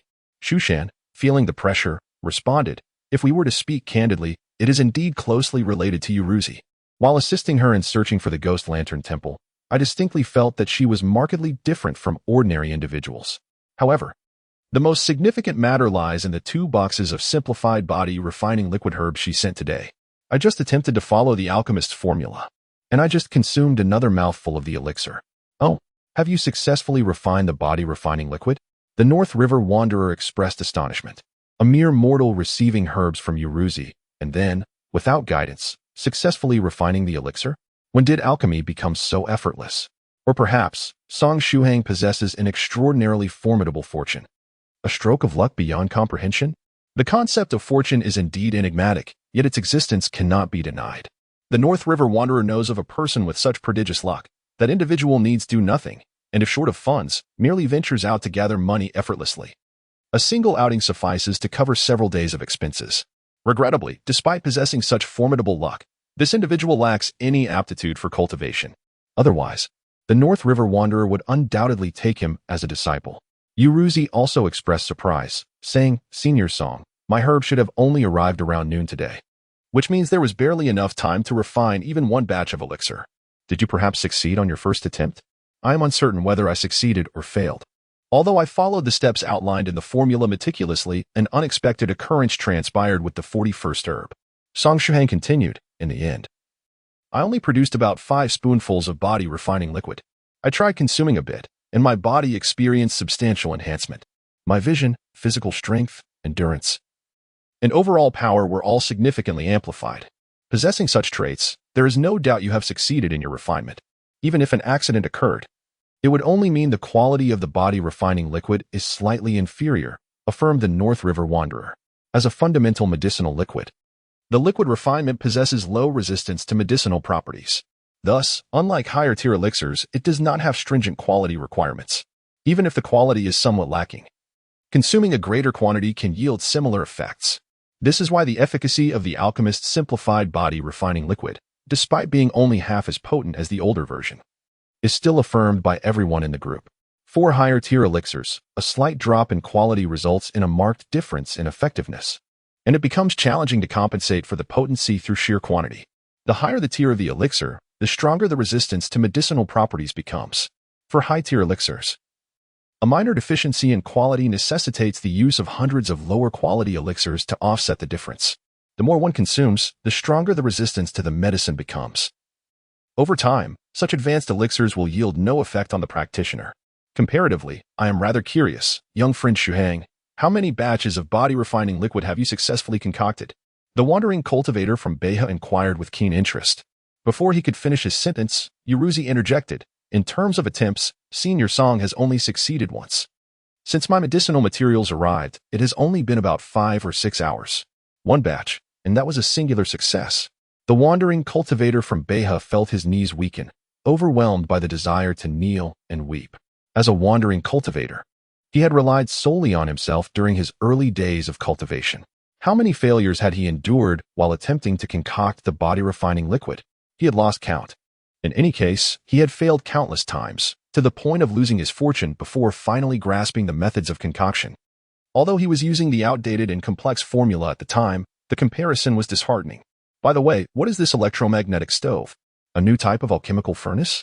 Could it be that Yuruzi gifted young friend Shuhang a furnace? Perhaps this new model enhances the success rate?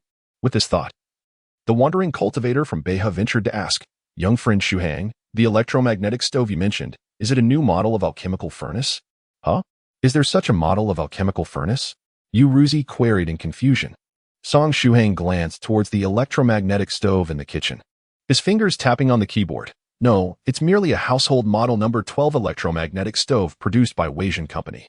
Chapter 32. Wandering cultivators and sect disciples in electromagnetic stove.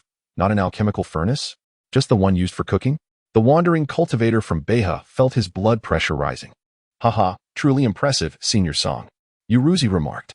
What about the furnace? What did you use for it? The wandering cultivator pressed on. If I must specify the alchemical furnace, it would be the hot pot basin, I suppose, Song Shuhang replied, feeling somewhat embarrassed. The scene and the style of the Xianxia genre did not quite align, which left him feeling awkward. A hot pot basin? What model of alchemical furnace is that? No. Wait, let me calm down.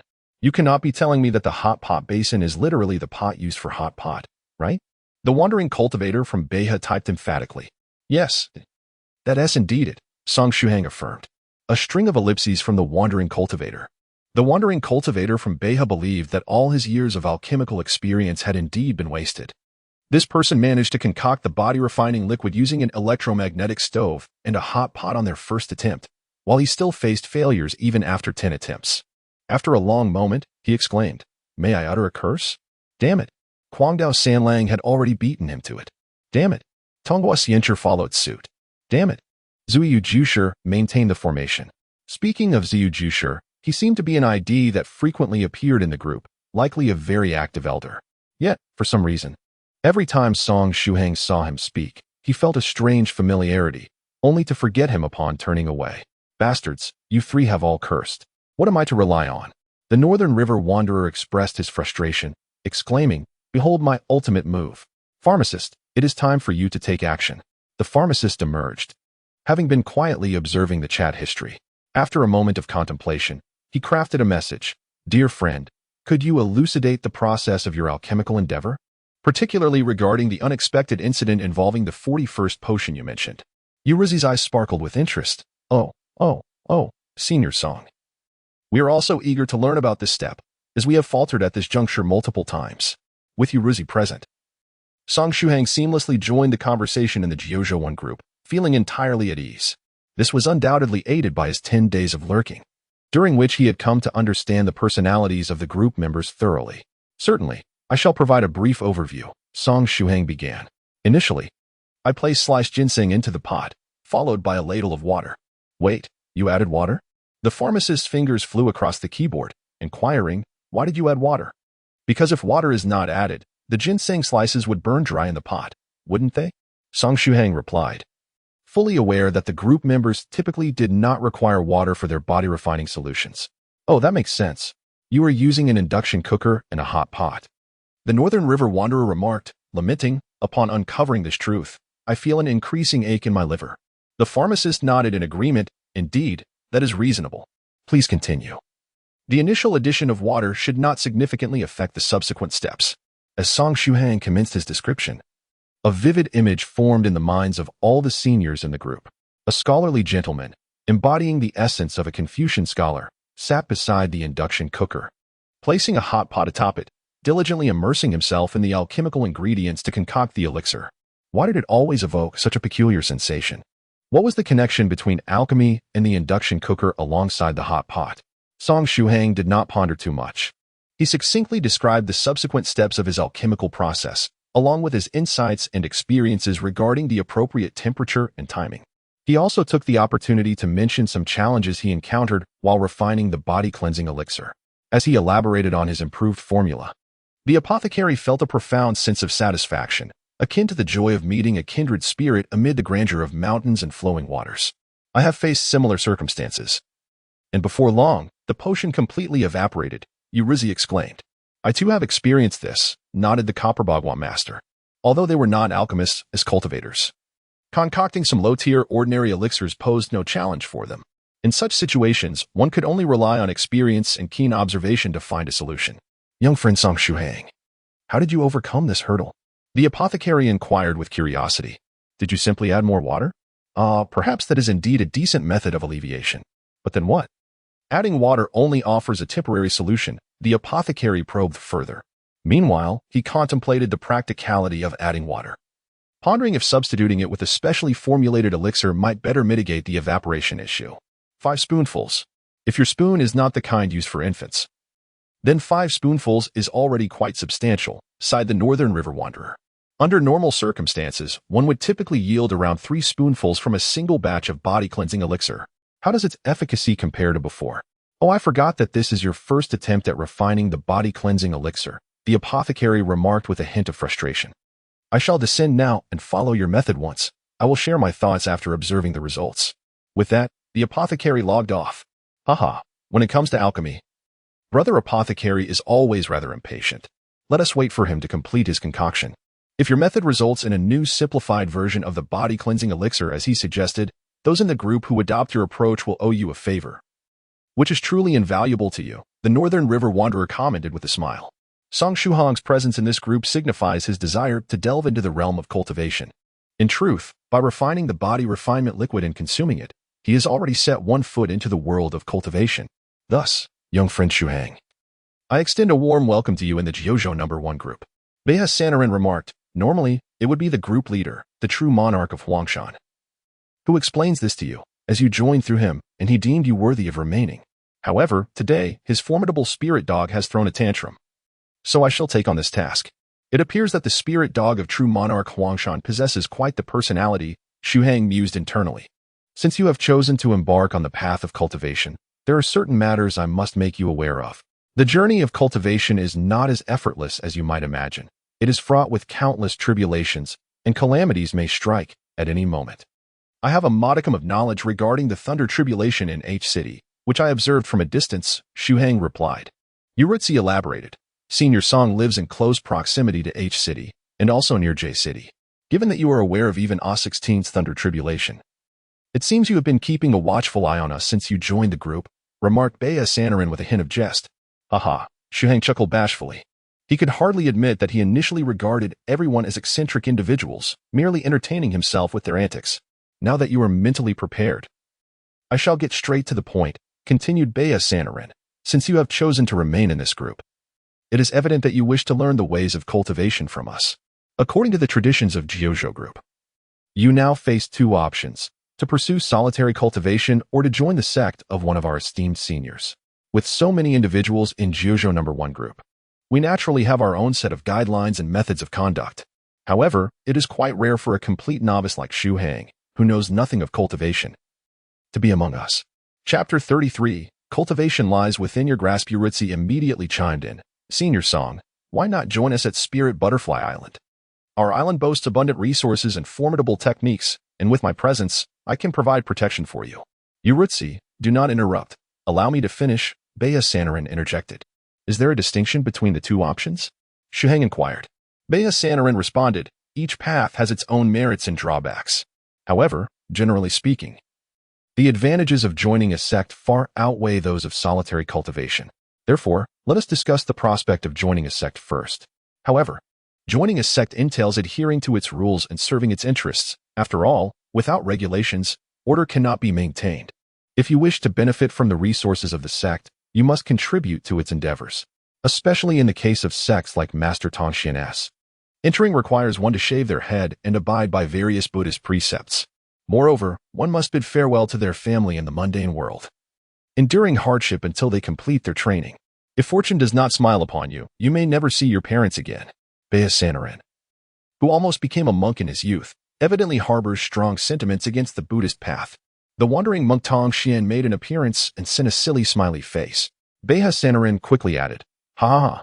In truth, it is not just Master Tong Xian's sect. Other sects also necessitate parting ways with family to some extent. After all, a sect is not merely a disorganized assembly. It requires its disciples to reside within its confines. Without having completed their training, they seldom have the opportunity to venture outside. The wandering monk Tong Xian displayed a grin that suggested that his previous innocent smile served as a veiled threat to the Northern River scattered person. However, that demeanor is certainly not fitting for his current self, as he is still unprepared to part from his loved ones and leave his homeland in pursuit of dedicated cultivation. There are still bonds he cherishes in this world. Thank you, Song Shuhang sincerely expressed. Nevertheless, the realm of a third-grade post-heavenly battle king is an extraordinary distance away. Yu Ruzi, often hailed as a genius by those in the group, began her cultivation journey at a young age and, now in her 20s, has only reached the third-grade post-heavenly battle king level. Song Shuhang firmly believes that he is by no means a genius. If he were to reach such a level after 4 or 5 decades, it would essentially signify an eternal separation from his parents, Song Mama and Song Papa. Ahem. Now, let me speak to you about loose cultivators. You should have noticed by now that I am indeed one of them. The Northern River loose immortal chuckled, stating that compared to joining a sect, being a loose cultivator entails a lack of guidance from a teacher, no resources, and no cultivation sanctuaries. Everything must be achieved through one's own efforts. The only advantage may perhaps be the freedom of being unrestrained. The path of a loose cultivator is arduous, however. The Northern River loose immortal considers himself relatively fortunate among them.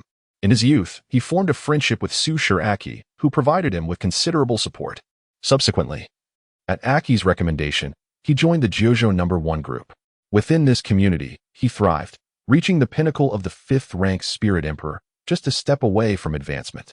For an ordinary loose cultivator, lacking a teacher, resources, intelligence, or cultivation grounds, progressing beyond the 2nd or 3rd rank becomes an arduous struggle, with the inevitable passage of time leading to their demise in ashes. Where, then, can a loose cultivator acquire their techniques and resources? Song Shuhang felt that the prospects for loose cultivators were indeed bleak. Senior Northern River. I am not wasteful, exclaimed Ling Dai Island's Yuruzi, expressing her indignation. Song Shuhang envisioned the delightful image of the girl puffing her cheeks in anger, undoubtedly adorable. Bea Siren chuckled, stating that if one were to choose the path of a solitary cultivator, it would be wise to make more appearances in the group. With sufficient diligence, one could gradually acquire skills, elixirs, and resources. To be candid, the 9 Provinces No.1 Group has already begun to take on the semblance of a nascent sect. Upon hearing this, Song Shuhang was already deeply intrigued. In the short term, the path of a wandering cultivator indeed seemed most suitable for him. The Northern River Wanderer inquired, so, how will you choose between joining a sect or remaining a wandering cultivator?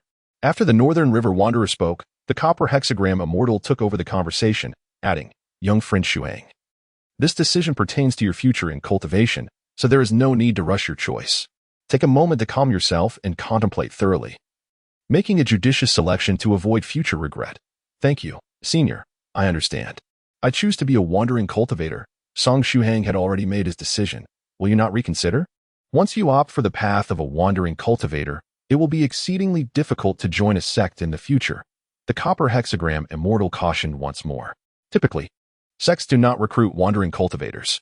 After all, painting on a blank canvas is far easier than making alterations on one that has already been scribbled upon. Moreover, in terms of loyalty to the sect, a wandering cultivator cannot compare to a carefully nurtured disciple, as there are too many unstable factors involved.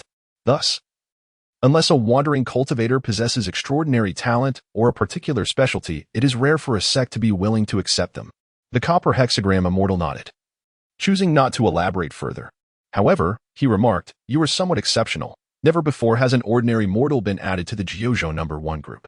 Your strength is rather inadequate. If you are not first allowed to establish your foundation, the seniors or fellow practitioners in the group may require assistance, but you might lack the capability to provide it. After all, situations where one merely needs guidance, like Yuruzi's case, are exceedingly rare. Most instances where cultivators require help are closely related to cultivation itself. Song Shuhang offered a sheepish smile. Therefore, if you do not mind, I can advance you a fundamental foundation boxing technique and a meditative practice, combined with your own body refinement liquid, which will be sufficient to enable you to complete 100 days of foundational cultivation and formally enter the first-grade extraordinary realm. Once you have successfully established your foundation, you will be able to undertake tasks from fellow Taoists and seniors in the group, and you will also have the opportunity to repay my advance. However, what I can offer you is merely the most rudimentary cultivation methods. The Northern River Recluse added, moreover, if you can acquire blood sheet pills, it will significantly reduce the time required for the 100-day foundational cultivation. The Jiuzhou No.1 Group is inherently a small circle of mutual assistance, where seniors frequently extend a helping hand to juniors. Providing a set of common foundational techniques to a junior is but a trifling matter. In any case, Song Shuhang has already joined this group, and his status as a cultivator is thus assured. Furthermore, after advancing a basic cultivation method, the Northern River Recluse became half a guide to Song Shuhang. This kindness is something that Song Shuhang will remember for a lifetime. As for the other half of the guiding influence, it naturally belongs to the affluent Yuruzi, who generously gifted 2 boxes of medicinal materials. Upon hearing this, Song Shuhang felt a warmth in his heart. Even if it was merely an advance, even if it was the most rudimentary cultivation technique, it was something he desperately needed at this moment. His fingers hovered over the keyboard, and with just a few keystrokes, the gateway to cultivation would truly open before him. At that moment, a message popped up in the group chat. Chapter 34. The Apothecary and the Reward. The message was from Miss Yuruzi, who volunteered, Senior Beihi, allow me to take charge of advancing the foundational cultivation techniques for Senior Song. Although I am only at the 3rd tier, I assure you that imparting basic techniques is well within my abilities. I happen to be planning another trip to the Jiangnan region. Yuruzi then playfully stuck out her tongue, retreating into silence. The recluse Beihi responded with a smiley face, seemingly mocking the reckless Taoist Sanlang. Song Shuhang smiled, feeling a sense of relief as he typed a few words on the interface. I trouble you, Senior Beiha. I need to pee. Before he could finish his message, a notification chimed, revealing another message in the group chat. This time it was from the apothecary, who simply wrote, Count me in. This message was rather perplexing, leaving even Senior Beiha puzzled as to its true meaning. After a considerable pause, the apothecary continued, Young friend Shuhang, I just simulated the process of refining the body-strengthening liquid using magic, and I discovered several intriguing possibilities that would greatly assist me in perfecting the simplified formula for the body-strengthening pill. Some matters are difficult to convey online, so I would like to observe you refine the body-strengthening liquid in person, and in return, I will do my utmost to help you enhance the simplified formula. Regardless of whether my experiment succeeds, I shall provide you with a generous reward for your efforts. I possess a set of body-refining sword techniques and meditation methods. After a brief pause, he added, My techniques and methods are slightly superior to those of Senior Beiha. This was a blatant temptation. The apothecary's intention to guide young friend Shuhang was truly fortuitous. Senior Beiha chuckled and remarked, Young friend Shuhang, why not promptly accept the apothecary's offer? With a free mentor to guide your foundation building, such an opportunity is one that should not be missed. Senior Beiha sensed that Song Shuhang's fortune was indeed extraordinary. Generally, For scattered practitioners, the two most arduous steps to becoming cultivators are body strengthening liquid and foundation building. The difficulty of foundation building stems from the fact that most scattered practitioners begin their journey with only 1 or 2 scrolls of techniques. Learning through self-study.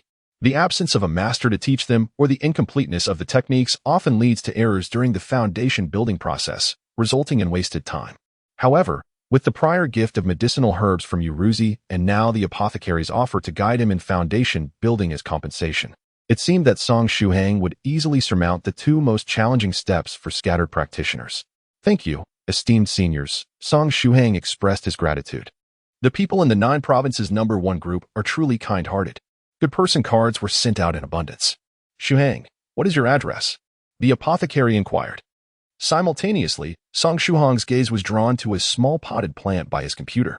Within it was a twisting vine resembling a coiled dragon, with a row of barbed spikes at its tip and a purple-black root. It was the poison dragon grass, the herb the apothecary had previously inquired about in the group. Song Shuhang pondered silently. I wonder if senior apothecary still requires this poison dragon grass? Contact information? The apothecary asked again. Song Shuhang promptly shared his phone number. The pharmacist replied, I will arrive tomorrow morning, and I will look for you. Before Song Shuhang could say more, the pharmacist had swiftly logged off. He had intended to mention the poisonous dragon grass, but decided to wait until the pharmacist's arrival. Tomorrow morning, he pondered. Did he not have a class scheduled for that time? In the Jiuzhou No.1 Group, Song Shuhang stroked his chin, pondering. Indeed, it is not mere coincidence. I have always believed that such serendipitous events are rare in this world.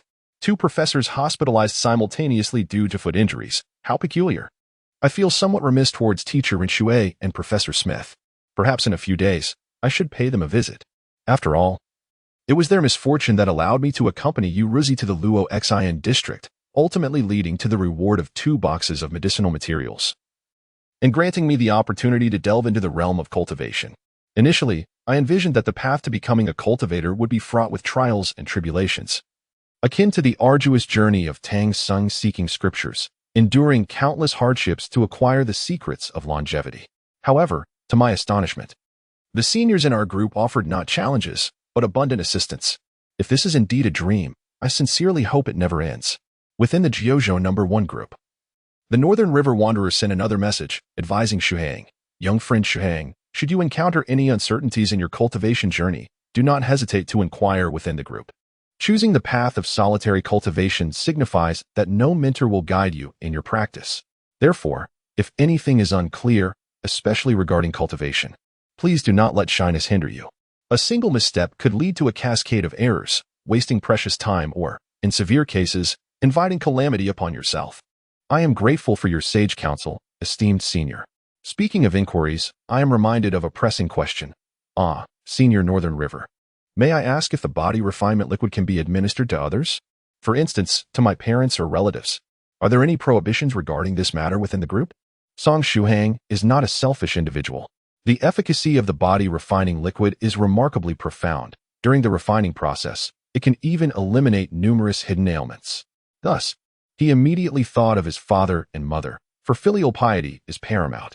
We harbor no taboos in this regard. As long as you possess surplus elixirs, it is entirely acceptable for your relatives to partake. After all, elixirs differ from cultivation techniques. The latter cannot be easily disseminated, whereas elixirs face no such restrictions. However, Beha Sanren cautioned, I must remind you that the medicinal herbs in this world are not as abundant as you might imagine.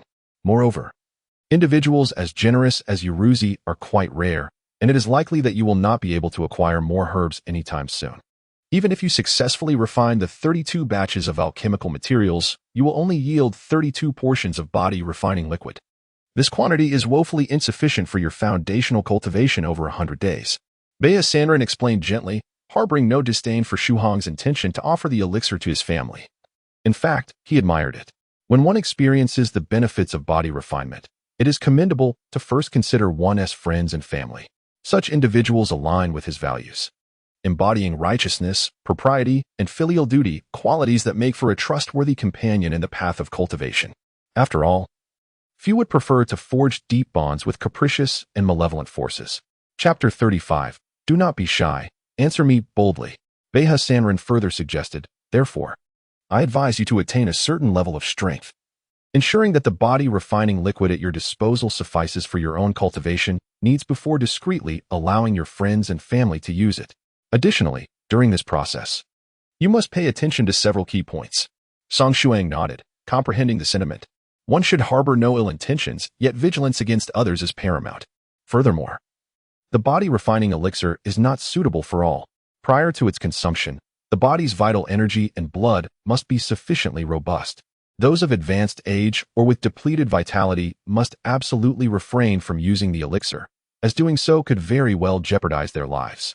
Typically, even within a sect, new disciples must undergo training for several months, if not half a year, to ensure their physical vitality is at its peak before they are permitted to partake of the elixir. The Northern River Immortal patiently elucidated. Upon hearing this, Song Shuhang felt a wave of dejection sweep over him. His parents had long since passed their vigorous youth, their vitality beginning to wane. Would that mean they were unable to partake in the body refining liquid? Speaking of which, my young friend Shuhang, you consume the body refining liquid without any adverse effects. You must engage in regular physical activity, I presume? The Northern River Hermit mused, struck by a sudden thought. I used to maintain a certain level of exercise. However, due to various circumstances, I have not kept up with it for over a year now, Song Shuhang admitted. Feeling somewhat embarrassed. More than a year without physical activity? Did you not experience any discomfort after consuming the body refining liquid? The Northern River Hermit expressed surprise. If this is indeed the case, it could mean either that Song Shuhang possesses an extraordinary physical constitution, or perhaps, Song Shuhang, I felt no discomfort, except for an initial burning sensation in my throat. Thereafter, I experienced a profound sense of comfort and vitality. The topic shifts so abruptly. What does the consumption of the refining fluid have to do with my girlfriend? Moreover, is there truly any embarrassment in this inquiry? Are you suggesting that I remain unblemished? Am I still a virgin? Asked the Northern River Hermit. Song Shuhang, why does your manner of questioning feel so mocking to me? Ah, indeed, you are still a virgin. Ha ha ha. I was merely a bit too straightforward. It seems you prefer a more indirect approach, do you not? Allow me to pose another query. Bea Sarin chuckled. Have you ever, like King Kong, engaged in a rather audacious act atop the Empire State Building for a woman you admire? This is hardly subtle. Such an old joke from 2 decades ago that any ordinary person would recognize. Song Shuhang retorted. Furthermore, why King Kong? Senior Bea, you have such leisure that you even watch movies? No. Song Shuhang gritted his teeth and spat out a single word. Due to some shameful past indiscretions, he has never dared to imitate King Kong. Those embarrassing memories are best left unspoken. Thinking of them makes him want to roll on the ground. Ah, the youth has potential. Bea Sanrin laughed heartily. One last question. Has your dream been lost upon the grasslands? Why do you ramble so? I never claimed your health was poor. Bea Sanrin continued. I merely wish to convey that you are indeed still pure and untainted. Thus, even after a year without exercise, you have managed to endure, bolstered by your innocence. You ought to be grateful that you did not learn from King Kong in the past. For had you lost your purity, your reckless consumption of body-enhancing liquids might have led to a catastrophic demise. A true explosion of the body. Blood erupting forth, bang, it would burst open. Bea Sanrin chuckled. Song Shuhang felt an overwhelming desire to throttle the Northern River Immortal. Sigh. The copper hexagram immortal emerged, deeply exhaling. Speaking of which, young friend Shuhang, while it is quite amusing to witness you being led astray by this Northern River fellow, revealing your various embarrassing secrets in the group, I cannot help but remind you of a certain feature in chat tools known as private messaging. Song Shuhang felt a wave of despair wash over him. After chatting for a while in the group, he bid farewell to his seniors and logged off. At that moment, the copper hexagram immortal privately messaged the Northern River Immortal. Northern River, why did you recommend the solitary cultivation methods to young friend Shuhang? You and I both hail from the ranks of solitary cultivators. You must be well aware of the arduous journey it entails. Why not simply recommend that Shuhang join one of the sects represented in our group? The Northern River Immortal sighed. I am acutely aware of the challenges faced by solitary cultivators. It is even more daunting than ascending to the heavens. If it were feasible, I would not have suggested solitary cultivation to young friend Shuhang. The copper hexagram immortal furrowed his brow. Then why do you persist in recommending it? Our group is home to numerous sects, with many members holding significant positions within their respective orders. If they were to extend their recommendations, it would not be difficult to find a suitable path for young friend Shuhang. In the eyes of contemporary cultivators, The optimal age for foundational establishment is generally recognized to be between 4 to 5 years. At this tender age, children possess pliable bones, and more importantly, retain a trace of innate true qi from the womb. Once foundational establishment is achieved, this innate true qi can be integrated, laying an extraordinarily solid foundation for the path of cultivation. With this innate true qi, there are virtually no bottlenecks before reaching the third tier. However, children at this stage are physically frail, and their overall vitality is insufficient. Thus, even among the carefully selected disciples from the sect, not every child can complete their foundational establishment between the ages of 4 and 5. This age range represents the most advantageous period for foundational establishment, with the latest acceptable age being 8. Beyond this age, the innate true qi brought from the womb dissipates entirely. Once this opportunity is lost, it cannot be regained. Lacking that innate true qi, even if foundational establishment is achieved later, the path will be fraught with challenges. Each advancement will demand significantly more time and resources compared to those who establish their foundation before the age of 8. At 18 years old, which is a full decade past the critical threshold of 8, Song Shuhang's entry into a sect at this age would be akin to a semi-literate, 90-year-old man, teetering on the brink of death, suddenly attempting to enroll in elementary school. Even if this elder were to gain entry through various connections, how much could he truly learn? What achievements could he possibly attain? Who could foresee whether this 90-year-old would still be alive by tomorrow? Even if Song Shuhang were to successfully establish his foundation, the time and resources he would expend in future advancements would surpass those of the young prodigies who established their foundations at the ages of 4 or 5 by more than 50%. On one side lies the promising prodigy with a bright future and minimal resource consumption, while on one side lies Song Shuhang, faced with the arduous challenges of advancement into the future, the consumption of resources being excessive, and a future that appears bleak.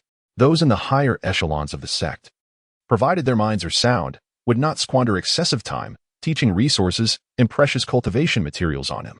The friend from the Jiuzhou group who introduced Song Shuhang to the sect may provide temporary support, yet cannot guarantee his lifelong care. The copper hexagram immortal master found himself at a loss for words. His thoughts did not wander as far as those of the Beha recluse. He merely contemplated the arduous path of loose cultivators, failing to realize that the sect offered little solace for Song Shuhang either. Thus, whether it be the sect or the path of a loose cultivator, the distinction was minimal for Song Shuhang. Therefore, allowing him to make his own choice seemed the wisest course of action. Should his choices lead to mistakes, he would bear no blame but for himself. The Beha recluse spoke softly. As seniors among loose cultivators, all they could do was to offer assistance to Song Shuhang whenever he found himself in need. In Jiangnan University town, within the dormitory, Song Shuhang leaned back in his chair, gazing at a sealed small cup resting on the edge of his desk, containing the remaining essence of body refinement. This essence, when paired with the foundational meditation techniques and martial arts taught by his master, could unleash its full potency. At that moment, a melodious tune resonated through the air. His phone was ringing. Song Shuhang pressed the answer button, and Tu Bo's voice came through. Shuhang, have you organized your 2 large boxes? If you have, come over to our place. Yongda's house is settled. You should take a look. And then we can all go out for a meal. The message was sent before Tu Bo hung up. After the call ended, Song Shuhang set down his phone and gazed through the window towards the balcony outside. Perhaps, like Yongda, he too needed to rent a room off campus. While he didn't have to live outside, having a private space for alchemy or cultivation without disturbances would be essential. If he were to rent a place outside, perhaps he should consider taking on a part-time job as an ordinary student. He lacked the computer skills of Li Yongda and could only think of earning money through part-time work. Speaking of which, how did the seniors in the Jiuzhou No.1 Group manage to make money? They weren't isolated from the world. They must need funds for their daily lives, at least to cover electricity and internet bills. Lost in thought, Tu Bo sent him the address via text. Room 602, Building D, number 221, Daji Street. This area is quite close to the university town. Daji Street is an older residential area constructed without proper planning, resulting in an eclectic mix of house designs and sizes, with winding alleys that appear somewhat chaotic from afar. Given this location, he could likely take a shortcut and save a considerable amount of time. With that thought, Song Shuhang darted into the narrow alleys, moving through them as nimbly as a fish. These secluded lanes had previously been gathering spots for delinquents. Speaking of delinquents, one must mention those who had been collectively defeated a couple of days ago. That group, who had been overwhelmed and beaten to the point where even their mothers would not recognize them, finally regained consciousness after 2 days and nights of unconsciousness. Following the incident, members of the school's news department had inquired about the circumstances of their fainting. The hospital could not determine the cause and could only chalk it up to collective amnesia, leaving the matter unresolved. This incident had become one of the new incredible events at Jiangnan University Town. Clearly, their memories had been tampered with, Song Shuhang mused. If only 1 or 2 individuals had fuzzy memories, one might attribute it to being struck on the head. However, for 80 or 90 people to all have unclear memories and to have lost recollection of that day is an extraordinary coincidence, thanks to the incident involving the delinquents. The number of troublemakers congregating in the deep alleys near the university town had significantly diminished. Previously, these lanes were teeming with delinquents, but in recent days, their numbers had drastically decreased. Consequently, the local security had improved considerably. There is a saying that goes, when one speaks, one acts. Oh, wait. It is actually, when one speaks, one acts swiftly. In Song Shuhang's mind, the term delinquent suddenly surfaced, and soon he found himself confronted by a group of 7 individuals huddled together, smoking. Each of them sported long hair dyed in vibrant hues, adorned with an array of earrings, lip rings, and nose studs, with cigarette butts clenched between their lips. They might as well have inscribed on their foreheads, "I am in my rebellious youth. I am a delinquent." These delinquents, however, did not seem to have the towering figure of Song Shuhang in their sights. Even among their ranks, few would dare to provoke a student who exuded such an imposing presence. With mischievous grins plastered across their faces, they encircled a young girl. One delinquent, standing approximately 1.72 meters tall, had her cornered against the wall with an assertive stance. "Beautiful girl, are you feeling lonely all by yourself here? Would you like to have some fun with us? It's on the house. Plenty of entertainment awaits. It will be quite pleasurable, I assure you. My friends and I will keep you company." They continued with a barrage of lewd remarks and suggestive taunts. Song Shuhang gazed at the girl pinned against the wall. Standing at approximately 1.5 meters, with short hair and a natural yet enchanting visage, she appeared to be merely a high school student due to her petite stature. Though she might be slightly older, a girl who is both adorable and beautiful, alone in a secluded alley, inevitably attracts unwanted attention. Therefore, it is advisable for young women to refrain from venturing into desolate areas unaccompanied. At this moment, the girl furrowed her brows, displaying a clear expression of disdain. Even with such a look of aversion, her delicate features retained an undeniable charm. "Ah, even her anger is endearing. Might I cherish you tenderly, dear sister?" The golden-haired delinquent, who was currently pinning her against the wall, wore a devilish smile reminiscent of a CEO. With one hand braced against the wall while the other reached out to caress her cheek, Song Shuhang let out a sigh, unable to bear the scene any longer. He clenched his fists and strode forward. Having recently undergone an enhancement with body-refining liquid, he found it somewhat challenging to control his speed. With a slight exertion, he suddenly surged ahead. The delinquent, who was teasing the young girl, barely had a moment to react before Song Shuhang, who had seemed to be 7 or 8 meters behind, abruptly appeared at their side. With a swift motion, Song Shuhang reached out, his fingers spread wide, and firmly grasped the back of the blonde delinquent's head. The delinquent stood at approximately 1.72 meters tall, only slightly shorter than Song Shuhang. "Hey, I ask you, can't you see that the girl isn't interested in playing with you?" Song Shuhang exerted a bit of force, lifting the blonde delinquent off the ground by his head. Whoa! Song Shuhang himself was taken aback. He knew that the enhancement had significantly increased his strength, but he hadn't anticipated that lifting a person weighing over 100 kilograms would feel as effortless as hoisting a mere stick. Chapter 37. Are young girls nowadays so full of personality? Song Shuhang initially intended to merely grasp the troublesome individual by the back of his head, perhaps to deliver a playful thump. However, the weightiness emanating from his arm made him feel as though he could effortlessly swing the adult man around like a windmill. Should he attempt a full rotation? Fortunately, his reason prevailed, and he refrained from the alarming thought of swinging his arm in such a manner, as it would undoubtedly frighten the children nearby. In that moment, Song Shuhang began to comprehend the sensation Yuruzi experienced while lifting that immense box. To her, the weight of over 100 pounds might feel as light as paper. The golden-haired miscreant, suddenly yanked by his scalp, was startled, flailing his legs in midair and emitting cries of terror.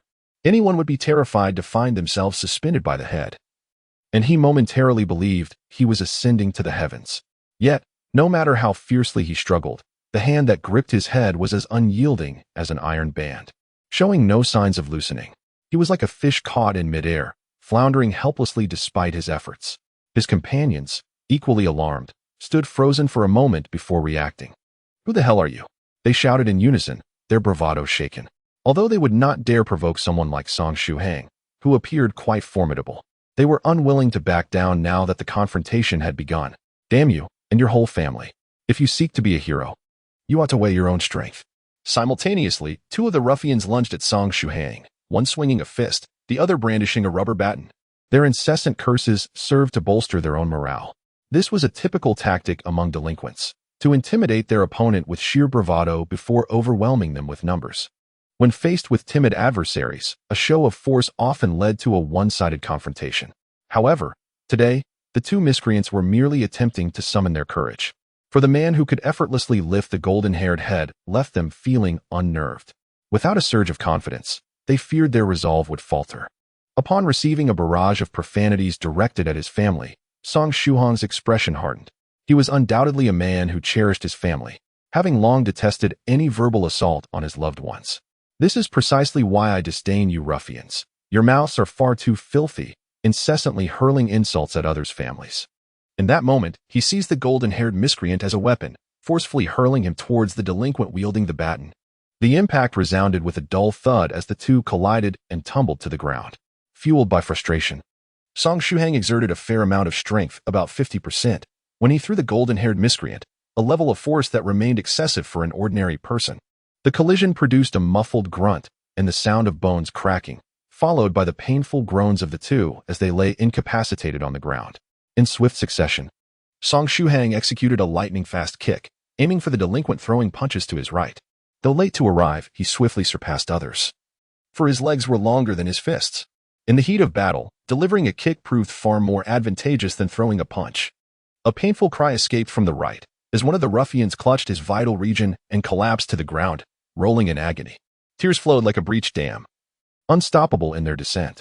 "Alas, my strength has increased. I hope I did not cause any irreparable harm with that kick," murmured Song Shuhang. In the blink of an eye, 3 out of the 7 ruffians had already fallen. The remaining 4 swallowed hard, their morale plummeting to an all-time low. Seasoned by countless brawls, they had developed a keen sense of observation. This man before them was undoubtedly a formidable force, akin to an unyielding diamond. Not only would they struggle to contend with him, but even the original 7, had they remained unscathed, might have found themselves at a disadvantage against him. Moreover, his strikes were particularly treacherous. As they glanced at their groaning comrade, a sympathetic ache resonated in their own groins. As Song Shuhang cast a sweeping glance at the remaining 4 ruffians, he noticed their hesitance and fear, which consequently diminished his interest in confronting them further. He thus uttered in a low tone, "Leave." The 4 men gritted their teeth, hoisting their 3 fallen companions, and made their hurried escape from the scene. A true man knows when to yield and when to stand firm. Today's command to leave was merely a strategy to preserve the mountains for the future, ensuring that when the time comes, vengeance shall be sought. Remember this, young man. Do not cross our paths again, or we shall make you regret it. Once they had distanced themselves adequately, the 7 ruffians could not resist throwing out a parting remark, reflecting the adage of losing face but not the battle. Song Shuhang let out a cold smirk, clenching his fists, which crackled ominously. The expressions of the 7 delinquents shifted dramatically as they hastened to flee with the swiftness of the wind. How ridiculous! The recent incident of their collective demise had barely transpired, yet they had failed to learn a lesson. Perhaps one day they would once again provoke someone and meet a similar fate, he muttered to himself. Turning his gaze towards the girl leaning against the wall, he observed her detached demeanor and frigid gaze.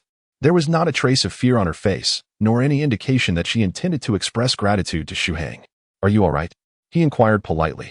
The girl regarded him with an icy indifference. Shuhang had no desire to impose his warmth upon her coldness, so he intended only to utter a courteous question before taking his leave. The short-haired girl cast a disdainful glance at Song Shuhang. "Humph, meddling in others' affairs." With a scoff, she turned away, strutting off like a proud rooster, her head held high. "Song Shuhang, what on earth is going on? Are the young ladies of today truly this full of personality? Ultimately, I remain the quintessential nice guy," and with a self-deprecating smile, he chuckled. "Oh dear, I almost forgot that I'm in a hurry. If I linger any longer, Those few might abandon me to indulge in a feast without me, and that would be a significant loss. Increasing his pace, he hurried towards the rented accommodation of Li Yongda outside the school. He relished the prospect of sharing resources, whether it be books or meals. Room 602, Building 221D, Daji Street, an independent apartment of approximately 70 square meters. Perfectly suited for Li Yongda, the reclusive programmer. Tu Bo welcomed him. Shuhang, you've arrived quite tardily, haven't you? Please don't tell me you were busy rescuing a damsel in distress along the way. That excuse is rather stale. As fate would have it, I indeed rescued a young lady, and she was rather beautiful, albeit a bit too spirited. Song Shuhang laughed heartily and surveyed the apartment. Yongda, how much is the rent here? He was contemplating renting a place off campus himself and wanted to inquire about the market rates. Quite commendable, he nodded in approval. Tu Bo interjected, let us head to Shun's stall. I've already made a reservation. Tonight, we're treating Yongda to a sumptuous meal. Enough to satisfy our appetites. Speaking of food, he felt particularly ravenous today. Perhaps the energy expended during his body refinement had heightened his appetite. At this moment, he felt he could devour an entire cow.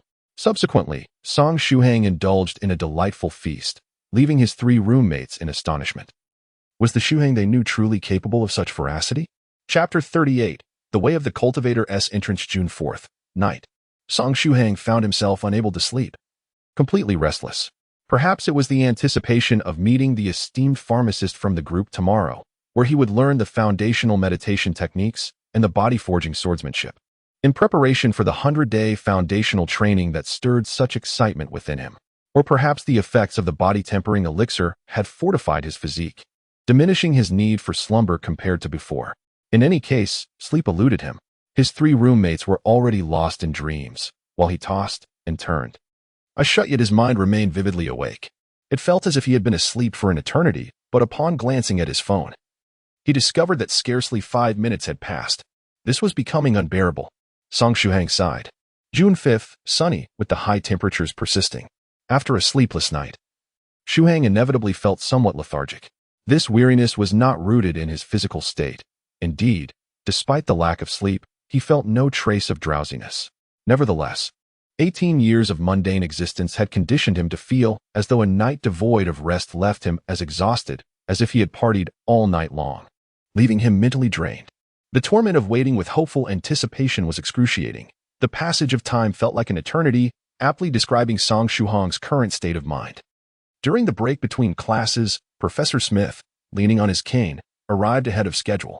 This meticulous elder would never tolerate tardiness from his students, nor would he allow himself to be late. He was a man of strict discipline, holding himself to even higher standards than those he imposed on others. Rumor had it that 3 days prior, he had been bitten severely by his beloved dog and was hospitalized, but upon his release last night, he had sent that very dog to a meat shop for hot pot. Thus, the deeper the love, the greater the pain of betrayal, rendering him unable to forgive his dog's disloyalty. Song Shuhang gazed at the meticulously groomed elderly gentleman from England, a wave of remorse washing over him. According to Yu Ruzi, she had subsequently compensated the unfortunate Professor Rinxue and Professor Smith, though the specifics of the compensation remained unasked by Song Shuhang. It was truly unfortunate that Professor Smith had indeed been discharged. He had anticipated that the professor would linger in the hospital for a longer duration. Upon encountering Professor Smith, Tu Bo felt a shiver run down his spine. His English proficiency was rather lacking, and coupled with Professor Smith's rigid demeanor, he found himself ill-equipped to handle such encounters. Tu Bo inquired, I am going to shift my position. What about you, Shuhang? I too shall change my position. Li Yongda nodded silently. Unlike Tu Bo, whose English skills were subpar, Li Yongda excelled in the subject, having already mastered the key points discussed in class. Thus, during English lessons, he could retreat to the back and thoughtfully contemplate the program he was writing. I will accompany ye as well, and I too shall relocate, the last roommate. Gao Mumu adjusted his glasses and smiled. Gao Mumu's surname was Gao, and his given name was Mumu. Like Tu Bo, his name belonged to the category of not derived from parental affection, and he harbored considerable resentment towards it. Coincidentally, he had once pilfered his family's household registration document in an attempt to change his name at the police station. Unfortunately, he too had met with failure, as he was still known as Gao Mumu. In his youth, he had paid a hefty price, perhaps even more so than Tu Bo. For while Tu Bo faced only his father's wrath, Gao Momu endured a combined parental assault that left him in tears, unable to rise from bed the following day.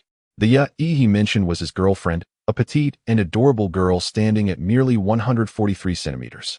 It was perplexing how Gao Momu could have mustered the courage. She appeared almost like a middle schooler, or even a primary school student. Aside from those with a penchant for lowly aesthetics, it was indeed challenging for a typical man to feel attraction towards someone with such a youthful appearance. Was this fellow perhaps a lowly enthusiast, seeking a legally permissible lowly girlfriend? What? Everyone is changing positions? Song Shuhang sighed, beginning to organize his textbooks in preparation to accompany his roommates.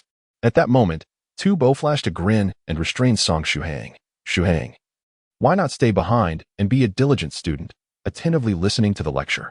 Confusion clouded Shuhang's mind as he failed to grasp Tu Bo's intent. Seize the opportunity. Haven't you always mentioned wanting to find a girlfriend in university?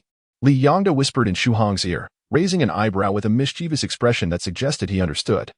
There's no need for thanks, just refer to us as your devoted benefactors, Gao Momo remarked coolly. After this, the three roommates departed in succession, leaving Song Shuhang bewildered. After a moment, he turned to survey his surroundings and found himself in a state of bemusement. Just beside him, a curvaceous young woman occupied the seat adjacent to his. As their eyes met, she squinted slightly, bestowing upon him a sweet smile. Surely, these three individuals must have misinterpreted something. Meanwhile, the trio of roommates had squeezed themselves into the back of the classroom.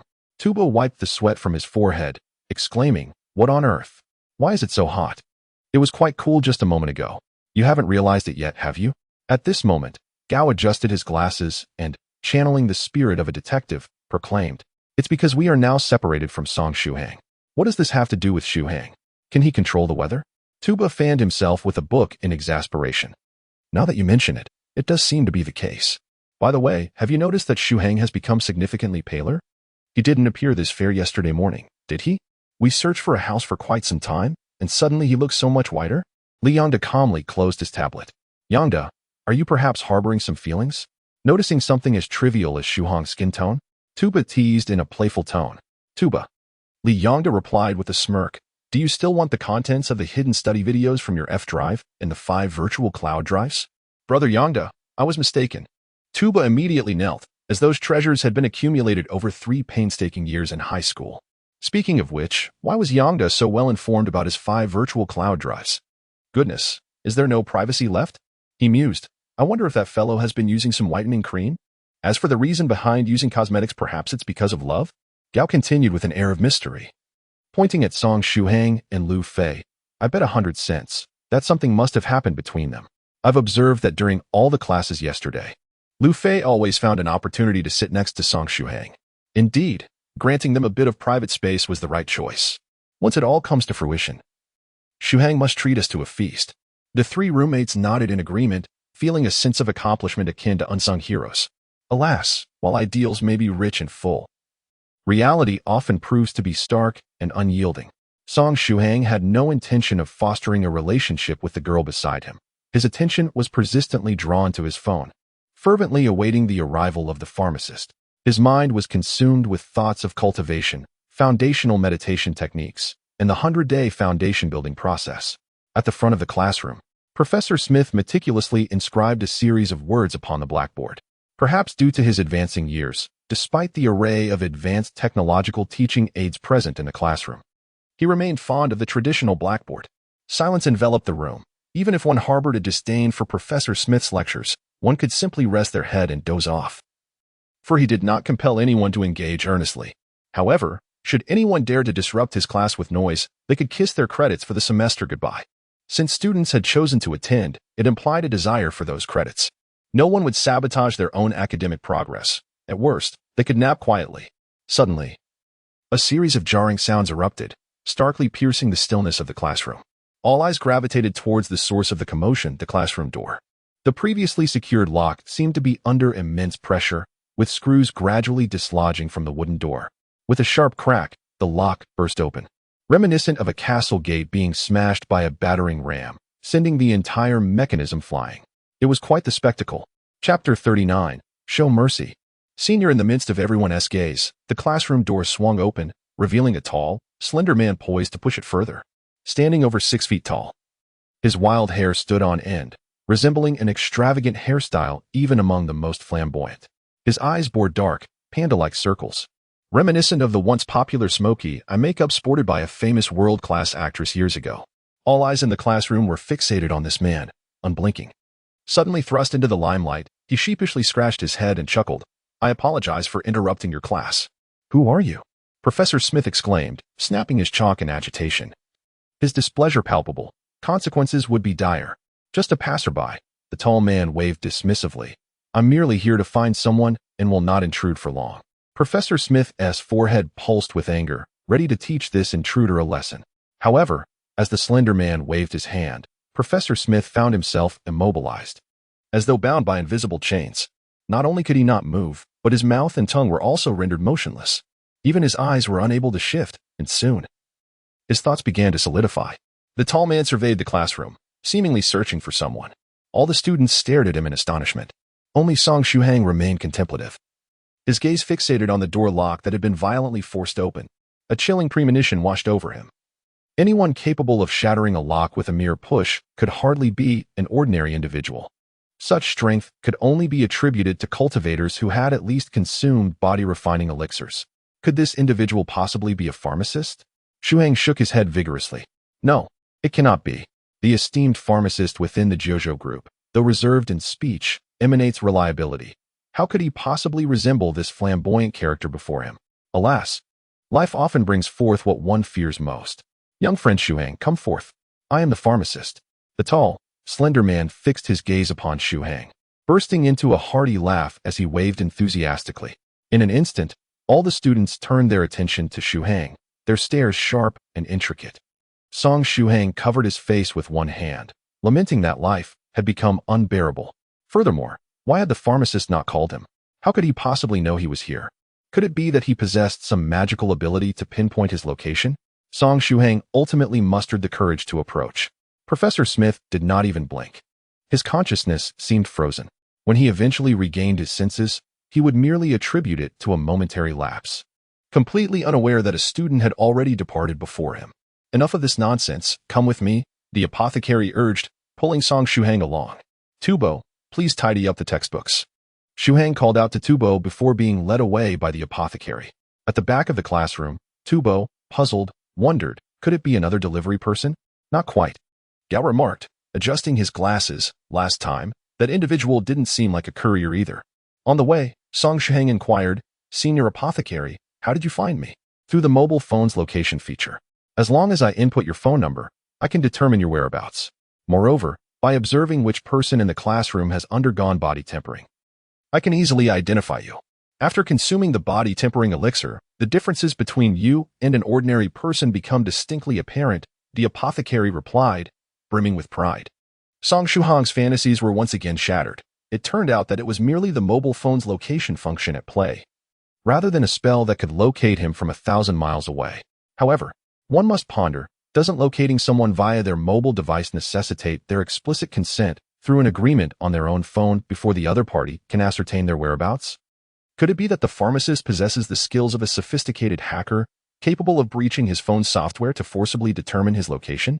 Song Shuhang remarked, "I must say, I never anticipated that you, senior apothecary, would be so fashionable." "Fashionable?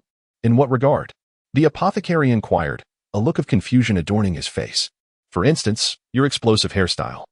Song Shuhang replied, "Oh, you mean this? Well, it's actually a result of my journey from Hebei province to Jiangnan, where I traversed 2 provinces. The strong winds at high altitudes have left my hair in this state," the apothecary confessed with an embarrassed chuckle. After a moment of silence, Song Shuhang, undeterred, pressed on, "And what about your smoky eye makeup?" "Smoky eye makeup? Ah, yes, I am familiar with that. My disciple often mentions a young starlet named Avril who sports such makeup, correct? However, this ISNT smoky eye makeup, it's merely the result of ordinary dark circles. As a potion master, we frequently endure sleepless nights crafting elixirs, sometimes going weeks without food or rest. Over time, these dark circles have become a part of me. Given that I often engage in alchemical work for over 10 days at a stretch, these circles have yet to fade. Perhaps they will vanish once I achieve a breakthrough in my cultivation." The apothecary laughed heartily.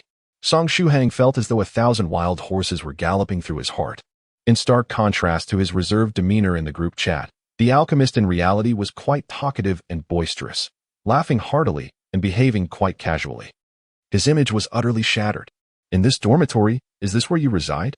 Is it the alchemy room? The alchemist inquired. The alchemy room. I suppose you could consider it this. Song Shuhang gestured toward the kitchen. Isn't this the kitchen? The alchemist rubbed his brow. That makes sense. You mentioned using an induction cooker and hot pot to refine the body liquid, so it must be in the kitchen. Ah, the kitchen. The alchemist suddenly felt a wave of melancholy, letting out a deep sigh involuntarily.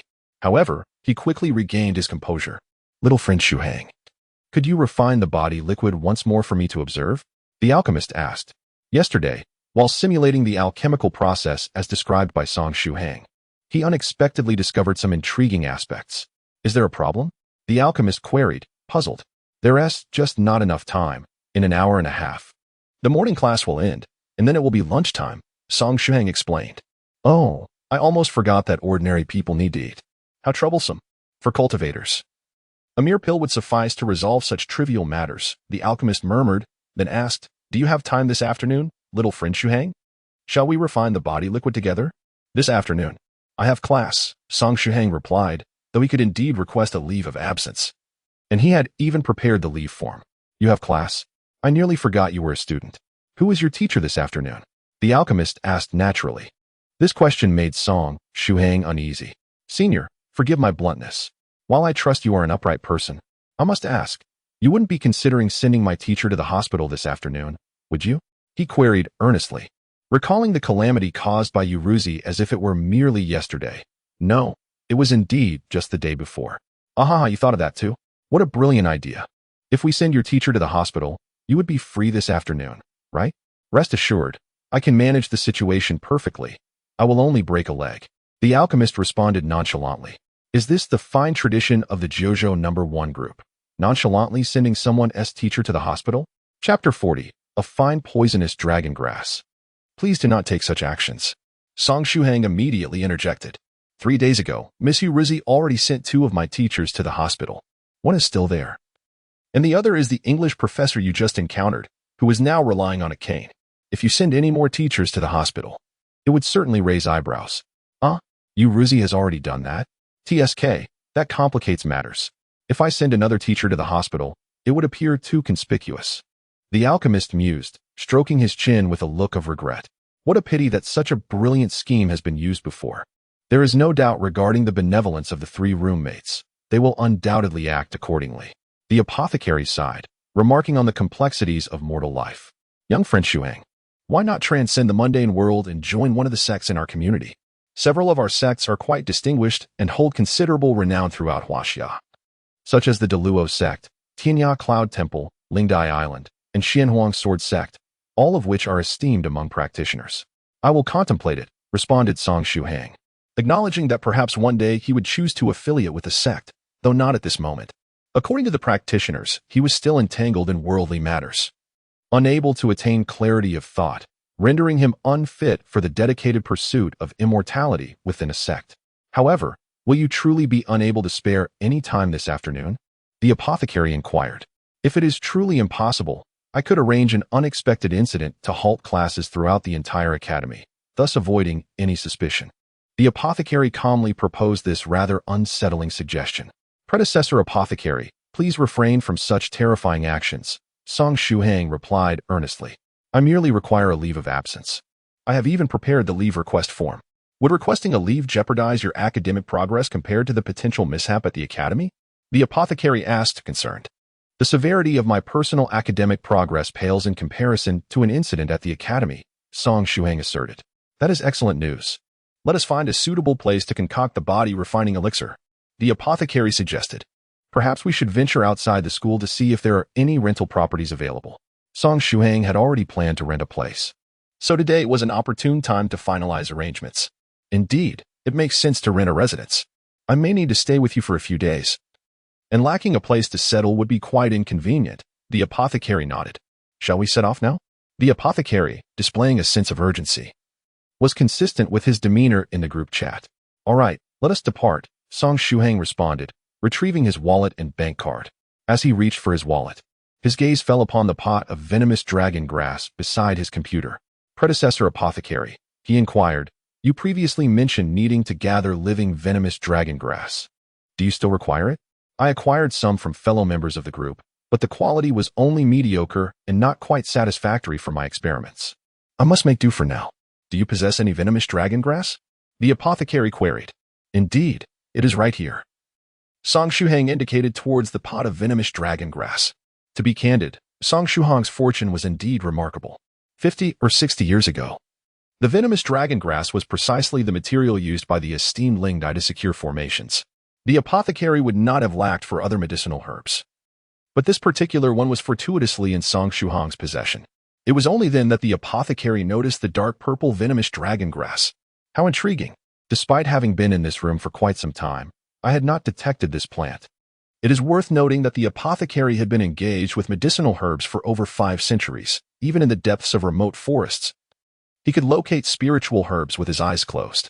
Yet, this pot of venomous dragon grass had sat beside Song Shuhang's computer, unnoticed by him throughout his time in the room. What is remarkable about this poison dragon grass? With this thought in mind, the apothecary approached the poison dragon grass. Keenly observing it, he sniffed, pinched, and even sampled the tip of its leaf. Quite impressive. This poison dragon grass has thrived in a locale rich in both spiritual and ghostly energies for 50 to 60 years. And it was once utilized as a focal point in a formation, thus its quality surpasses the superior grade, being an element of the formation.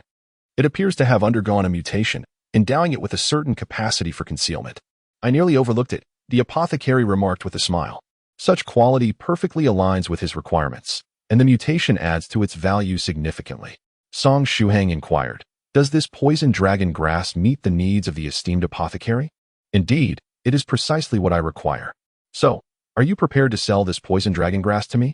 The apothecary gazed at Song Shuhang and replied with a smile, however, I must first clarify that the poison dragon grass is inherently a precious medicinal herb, and the value of this particular specimen is extraordinary. To illustrate, the worth of the 2 boxes of body refinement liquid gifted to you by Yuruzi pales in comparison to a mere 1/10 of the value of this poison dragon grass. Therefore, are you certain you wish to part with it?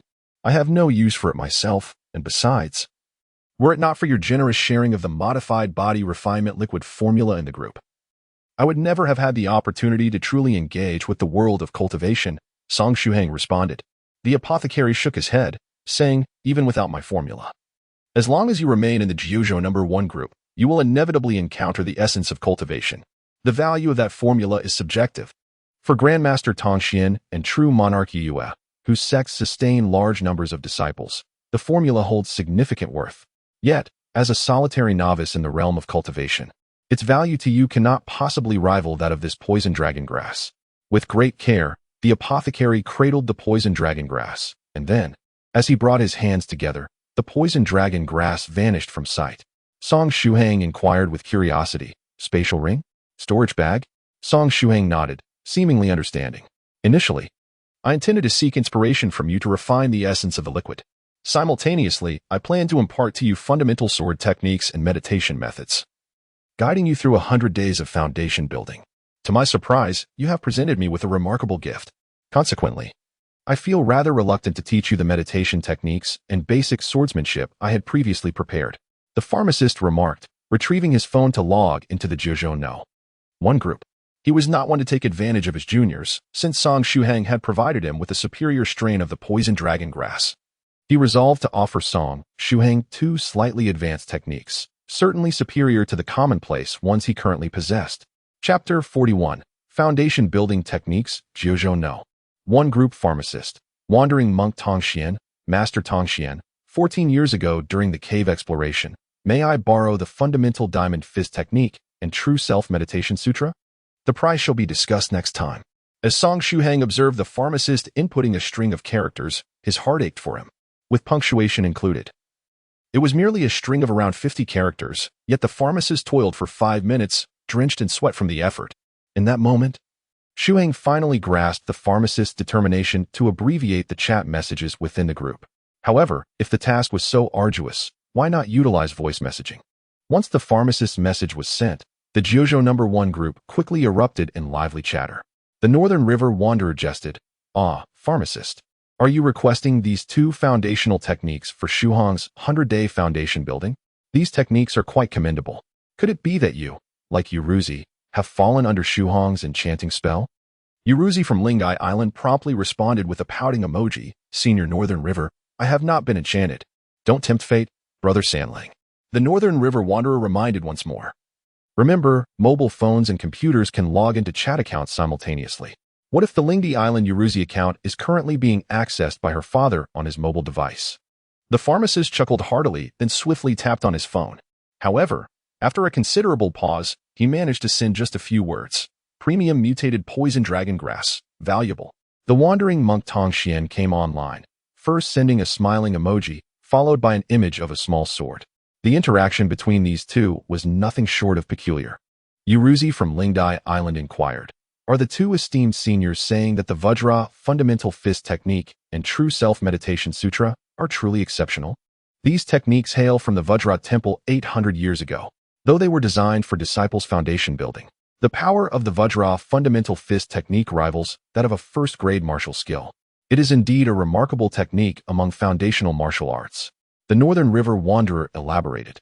Regrettably, the Vajra Temple has now lost its lineage, fading into the annals of history, along with many profound techniques. The pharmacist nodded in satisfaction, then logged off and closed his phone. He then stepped onto the balcony of his dormitory and pointed towards the sky. Song Shuhang observed his actions with curiosity, uncertain of his intentions. Soon, 10 minutes elapsed. The pharmacist remained perfectly still in that posture, resembling a statue. Song Shuhang was about to inquire about the situation when the apothecary's eyes brightened. With a soft exclamation, he pointed his finger towards the sky, which began to emanate a crimson glow. To be honest, this posture should appear rather impressive. However, to Song Shuhang, the apothecary's finger resembled a piece of iron heated to a fiery red, reminiscent of a cinematic effect where a character accidentally hammers their own finger, resulting in a swollen and reddened digit. All done, the apothecary exclaimed with a satisfied smile. Song Shuhang looked utterly perplexed. Noticing his confusion, the apothecary clarified. I just coordinated with Master Tong Xian. In 4 to 5 hours, he will be able to send over the fundamental Vajra Fist and the True Self-Meditation Sutra. Master Tong Xian is coming here? Song Shuhang inquired. Not at all. What would he come here for? I merely established the coordinates with him, and he can transmit the message via sword. The apothecary responded with pride. Oh, Song Shuhang nodded thoughtfully. An image formed in his mind, deep in the mountains. A venerable monk smiled serenely as he drew a short sword from beneath his robe, securing a bundle containing several martial arts manuals.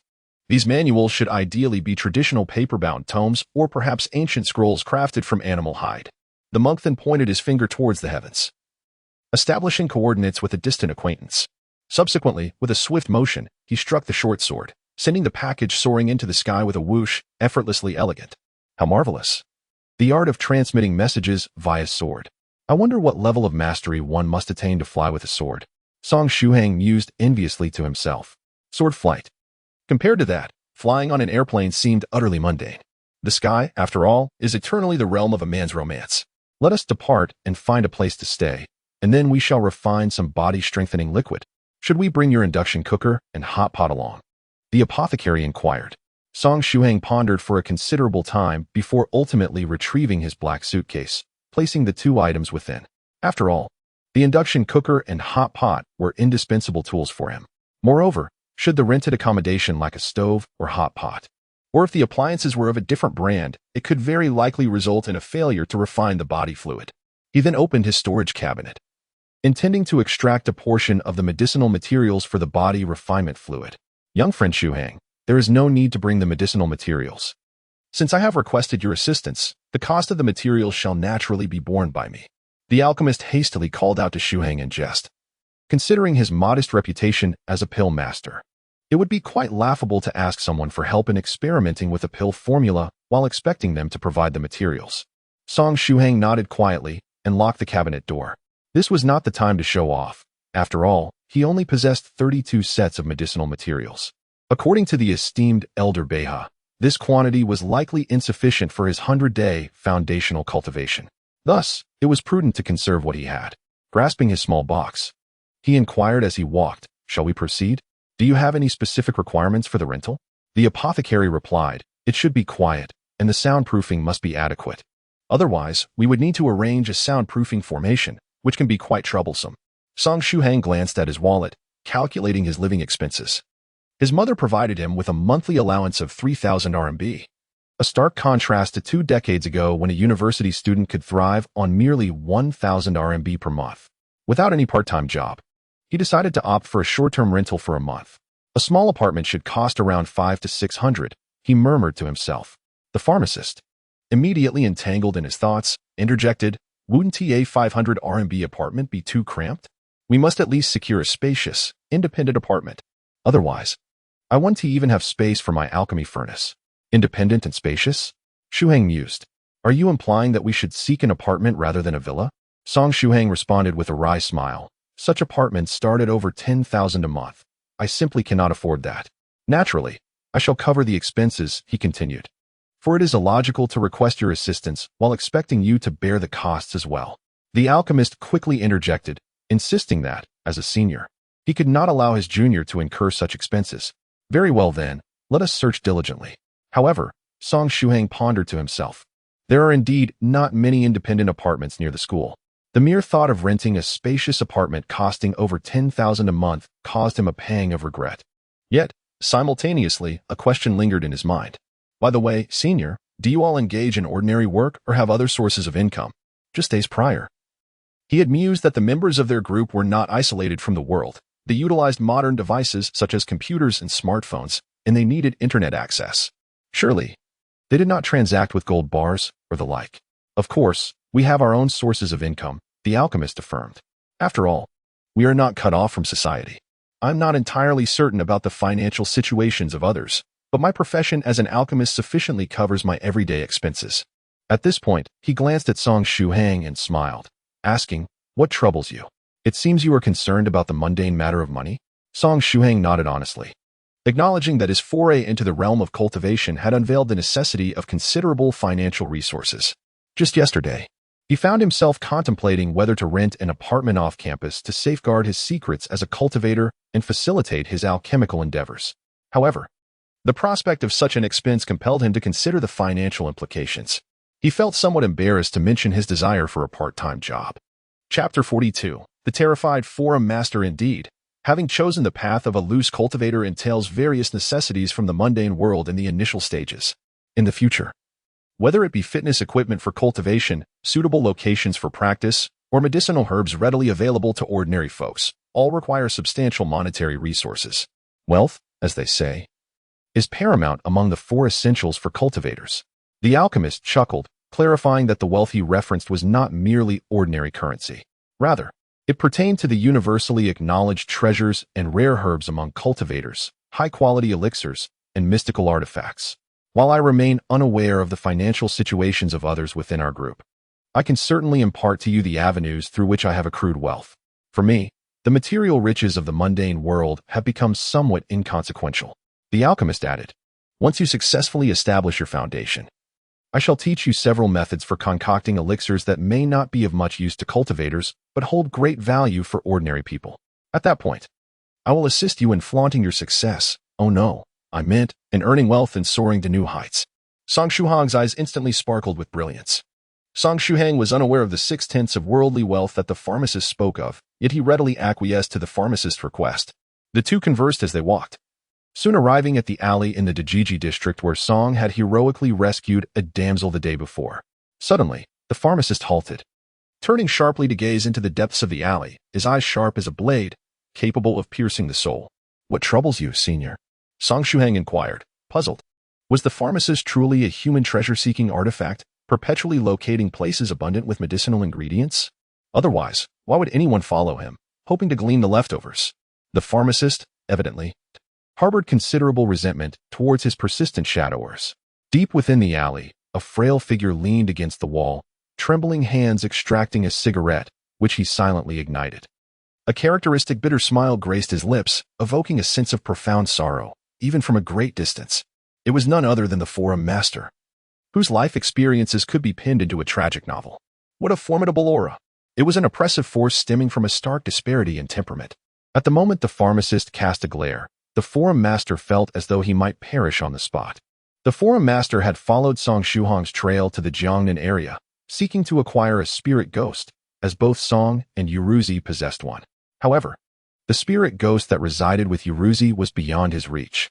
That young lady had journeyed a great distance to claim her spirit ghost, and she was determined to succeed.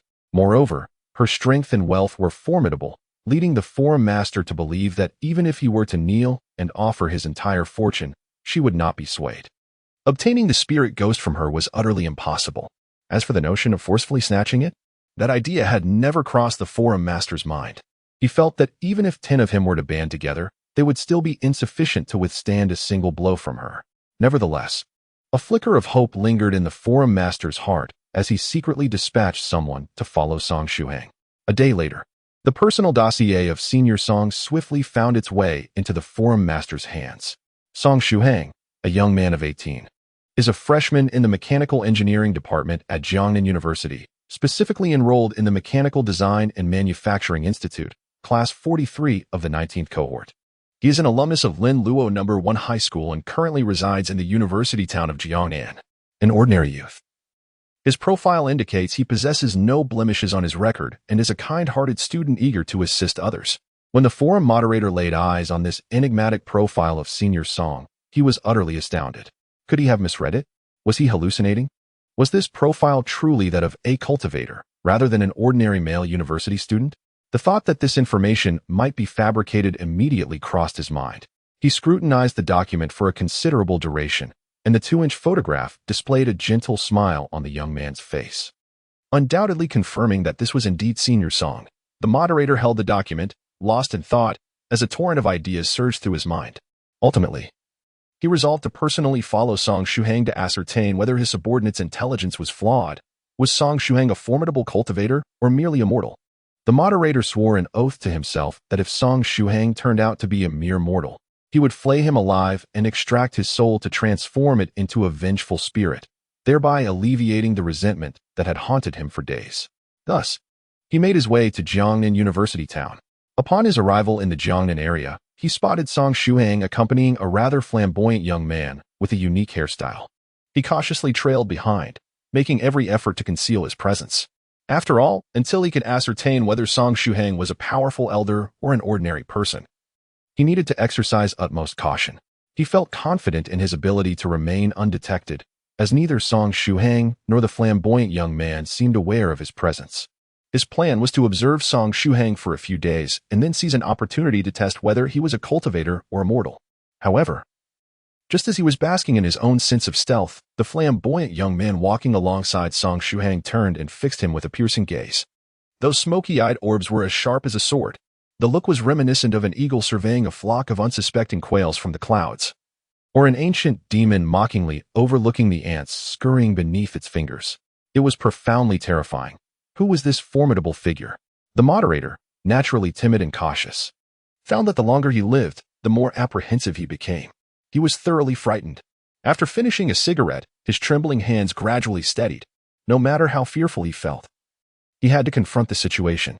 However, he decided it would be prudent to wait until Song Shuhang and the intimidating young man parted ways before making his move. Once again, he resolved to bide his time. Chapter 43. The Valley Pill. Song Shuhang, accompanied by the pharmacist, wandered through the bustling Dodgy Street, surveying a dozen rental apartments. Regrettably, none captured the pharmacist's discerning eye, leaving Shuhang perplexed about his companion's precise preferences. If it truly comes to nothing, we may have to explore other neighborhoods, he mused. At that moment, the pharmacist stumbled upon a dwelling that piqued his interest. It was a brand-new, 3-bedroom, 5-story residence, complete with a surrounding wall and both front and backyards. The decor was exquisite, clearly reflecting the owner's meticulous attention to detail. It was indeed a splendid house. However, this property seemed far from intended for rental purposes. This is the one. Let us secure it. The pharmacist exclaimed joyfully. Wait a moment, senior. This place isn't for rent. It's the owner's personal property. Shuhang interjected. Yet, the pharmacist paid no heed to his explanation, chuckling heartily as he pulled Shuhang toward the house and pressed the doorbell. Coming. A deep voice echoed from within. The door swung open to reveal a middle-aged man with a shaved head and a slightly portly frame, who peered at Shuhang and the pharmacist. After scrutinizing the pharmacist's wild hair for a moment, he inquired with confusion, Delivery? No, we wish to rent a house, the pharmacist declared, entering without further preamble. Ah, you don't enjoy living with strangers? How splendid. The pharmacist replied cheerfully. Neither do I. Thus, why not vacate the premises and allow me to rent the entire building? Name your price. I shall not haggle. Shuhang felt a twinge of irritation at the pharmacist's audacious request. Forcing the owner to vacate and then renting the house for himself? Wasn't that tantamount to condemning the owner to the streets? Such a brazen approach to securing accommodation seemed utterly impractical. As anticipated, the middle-aged owner's forehead was already lined with veins, his expression turning sour. I'm afraid I do not require that paltry sum. So the house is not for rent. Please seek elsewhere. Goodbye. The fact that the owner managed to remain composed indicated that he was a gentleman of refinement. Were it Shuhang in his position, he would have found it impossible to restrain himself, at the very least uttering a few choice expletives. Do consider it. Money is truly not an issue. The pharmacist insisted, unwilling to relent. Song Shuhang could vividly imagine the scene of the angry homeowner chasing them away. And he hurriedly pulled the pharmacist, intending to forcibly drag this senior away. To his astonishment, in the end, both the pharmacist and Song Shuhang moved into the 5-story house consisting of 3 rooms. Indeed, this independent house is most suitable. Its size is just right. And the spacious layout allows for the demolition of walls to create a perfect alchemy room on the 1st floor. The pharmacist explored the house floor by floor, nodding in satisfaction as he took in the surroundings. However, we initially only needed to rent a single room, Song Shuhang remarked in exasperation. In this mundane world, everything possesses a value. The reason some items are unattainable is often not because they are not for sale, but simply due to the inadequacy of the offered price. The 5-story suite before them was no exception. Although it was a house painstakingly crafted by its owner for the comfort of himself and his family. After the pharmacist presented an irresistibly substantial sum of money, the middle-aged man, who moments ago appeared ready to unleash his fury, had his expression transform as if performing a Peking opera face-changing act, shifting from stormy to sunny in an instant. With great delight, the homeowner handed over the property and land use certificate, along with all the keys to the doors and rooms, and scheduled a time with the pharmacist to finalize the transfer of ownership. Subsequently, the homeowner's family vacated the premises within 2 hours. Such efficiency was remarkable. Yes, the house was indeed purchased. The pharmacist decisively acquired the entire building. How lavishly audacious. Song Shuhang received the elixir, his expression one of perplexity. This was the Pigu pill, a sustenance that could serve as a meal, one of the essential elixirs for cultivators. As one's cultivation deepened, solitary meditation often lasted for months, years, or even decades.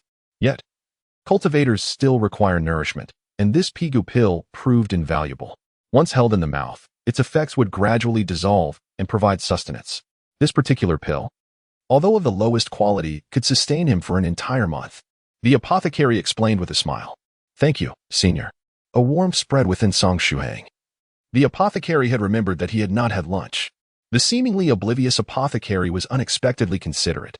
Do not be so polite with me, the apothecary replied. Hold it in for a while. Once you feel satiated, we shall proceed to refine the body-cleansing liquid. Song Shuhang held the Pigu pill in his mouth, and instantly, a delightful fragrance enveloped him.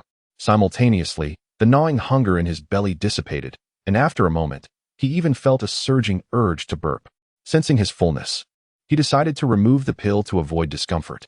Furthermore, the Pigu pill could be reused until it completely evaporated. He carefully stored it away, pondering its potential future utility. The pharmacist added that the items he concocted had a shelf life measured in centuries, alleviating any concerns about spoilage. Upon hearing this, Shuhang extracted the Pigu pill from his mouth and repackaged it. Thankfully, he had not swallowed it, as he had been contemplating whether it could function like in television shows, allowing him to abstain from food and drink for a month after ingestion. It seemed that swallowing it would have indeed led to a rather uncomfortable situation.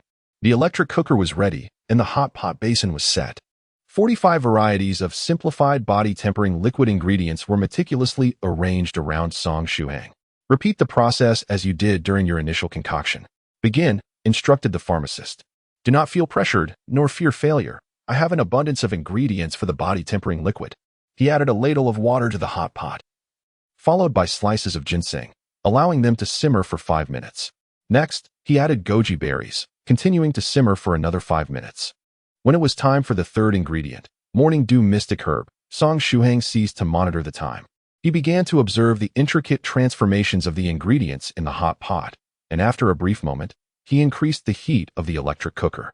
The pharmacist, stroking his chin, watched Shuhang's every move in silence, refraining from interruption. Even with a mental preparation, he found it difficult to associate Shuhang's actions with alchemy. The pharmacist reflected deeply. Fortunately, he was a rather progressive alchemist. If a more traditional alchemist were to learn that Song Shuhang was utilizing a hot pot and electric cooker for alchemy, they would likely be enraged. Additionally, modernizing the alchemical furnace was something that needed to be planned in advance, at least for concoctions that did not require Dan fire or special flames. Modern equipment made controlling heat and temperature significantly easier, he mused. At that moment, Song Shuhang, aided by the ice pearl, entered a state of heightened concentration once more. In his vision, there was nothing but the body-tempering liquid he was crafting. The pharmacist's gaze revealed admiration. Though he was older, it seemed that Song Shuhang might possess a remarkable talent for alchemy. Chapter 44. The pharmacist's key time is an invaluable, yet perishable commodity. Whether one wishes it or not, it is perpetually consumed. As the alchemy progressed, it was already approaching 3:30 in the afternoon. In Song Shuhang's hands, the refinement of the body-tempering liquid approached its conclusion. As with the previous day, when the 41st medicinal herb was added, a transformation occurred within the cauldron. Drawing upon his prior experience, Song Shuhang calmly added water. Moments later, he tossed in the 4 ingredients: fresh tyrant branch, 9 yang crimson flame bamboo slices, deep sea cold crystal, and the core of the snow demon, into the pot in one swift motion. As the concoction within the cauldron began to exhibit polar differentiation, he cranked the heat to its maximum. After completing all necessary preparations, Song Shuhang finally exhaled in relief. Everything had proceeded smoothly. The success now hinged on the final outcome. But first, he must brace himself for the impending olfactory assault of what could only be described as a conglomeration of all foul odors. For minutes later, a resounding boom echoed as the lid of the pot was forcefully ejected by the pressure, and a thick plume of black smoke erupted from within, filling the room with an indescribable stench.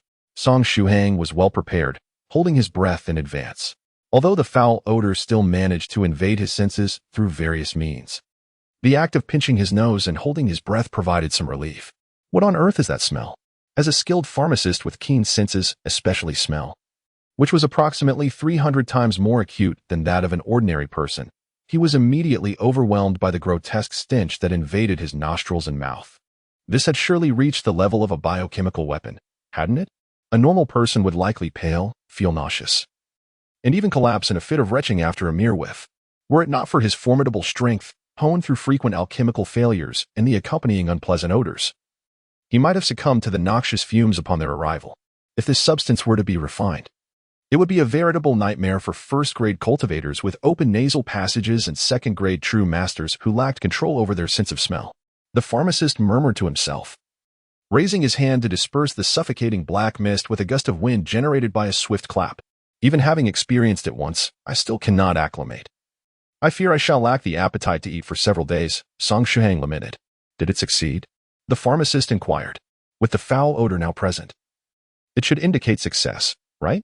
Song Shuhang picked up the hot pot lid, which seemed destined to be thrown off each time. Even reinforced glass would eventually shatter under such conditions. The pharmacist pinched his nose and leaned closer to the pot. There, at the bottom, lay a thin layer of black medicinal paste, transparent and intensely aromatic. He deftly flicked his fingers, drawing up a droplet of the elixir, which he allowed to fall into his mouth. As he savored the explosive medicinal properties of the refining liquid, a satisfied smile spread across the pharmacist's face. Indeed, as anticipated, upon rough estimation, this concoction was about half as potent as the simplified version of the refining liquid he had previously created. Generally, the more potent the elixir used by cultivators, the better. However, the simplest refining liquid, when its efficacy was diminished to a certain extent, unexpectedly revealed special effects. The traditional version of the refining liquid was powerful. Even elite disciples from various sects needed to undergo months of cultivation to maximize their vitality and achieve an optimal physical condition before they could consume it. Likewise, those elite disciples wishing to partake of the pharmacist's simplified refining liquid had to prepare for at least a month before consumption. Yet, with a further reduction in potency, disciples within the sect could merely make slight adjustments to their condition and partake of it. It is essential to note that the disciples' foundational cultivation time is of the essence. The optimal age for foundation establishment is between 4 to 6 years, and the earlier they can consume the refining liquid, the better. More importantly, Song Shuhang's method for crafting the refining liquid did not require any special efforts. He simply needed to switch the alchemical procedure upon making an error in the 40th step of producing the simplified refining liquid. This approach serves as a patch for the pharmacist's simplified refining liquid, further perfecting the formula and significantly reducing the material loss for aspiring alchemists. Upon seeing the pharmacist's satisfied smile, Song Shuhang let out a sigh of relief and inquired, "Will this help you refine and simplify the formula for the body refinement liquid pill?" "It's not that simple," the pharmacist replied. "Your successful concoction merely demonstrates that my idea for perfecting the formula is feasible. In the coming days, I will need your cooperation, as I must make some adjustments to your alchemical methods." It appears that this journey was indeed worthwhile, the pharmacist said, his spirits soaring. Song Shuhang nodded and said, "I shall do my utmost to cooperate with my esteemed senior." He was renowned as a talented alchemist, possessing a modest yet notable reputation among cultivators.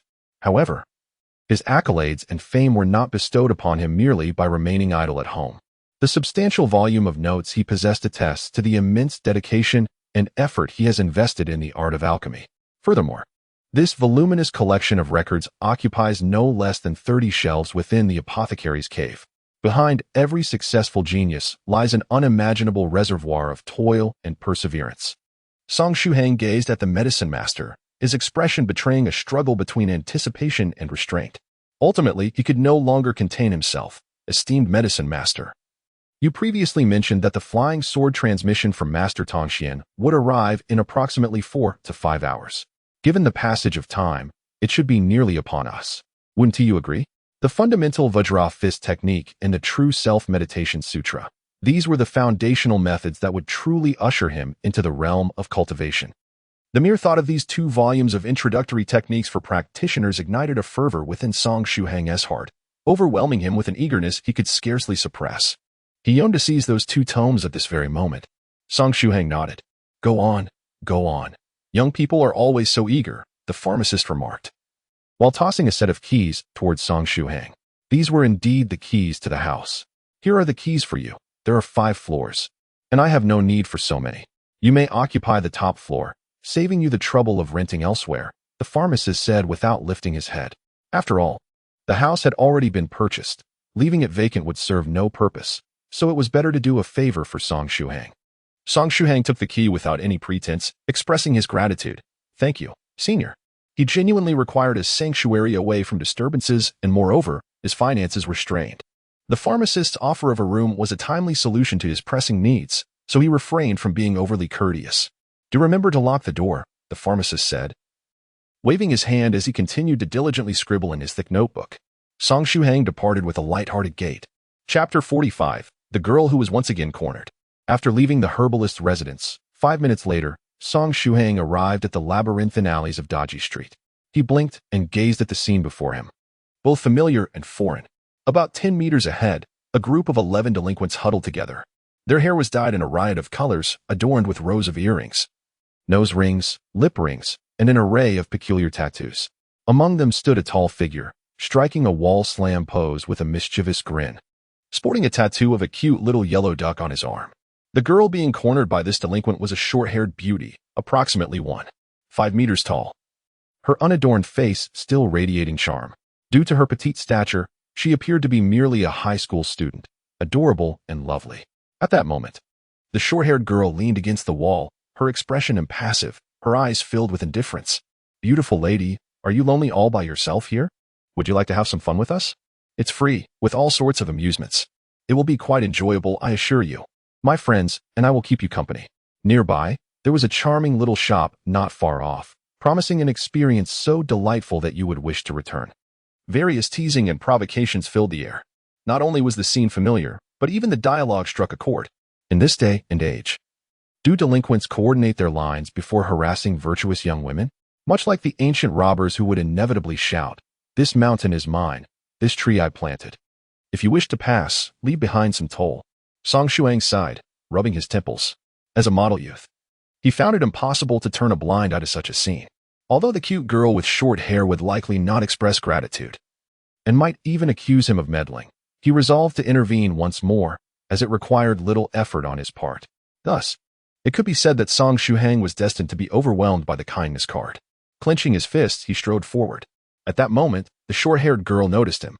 Her previously stoic demeanor faltered, revealing a flicker of surprise. In this day and age, there were indeed individuals so inclined to interfere. How bothersome, she muttered softly. Oh, what did the beauty just say? Care to share a few words with your big brother?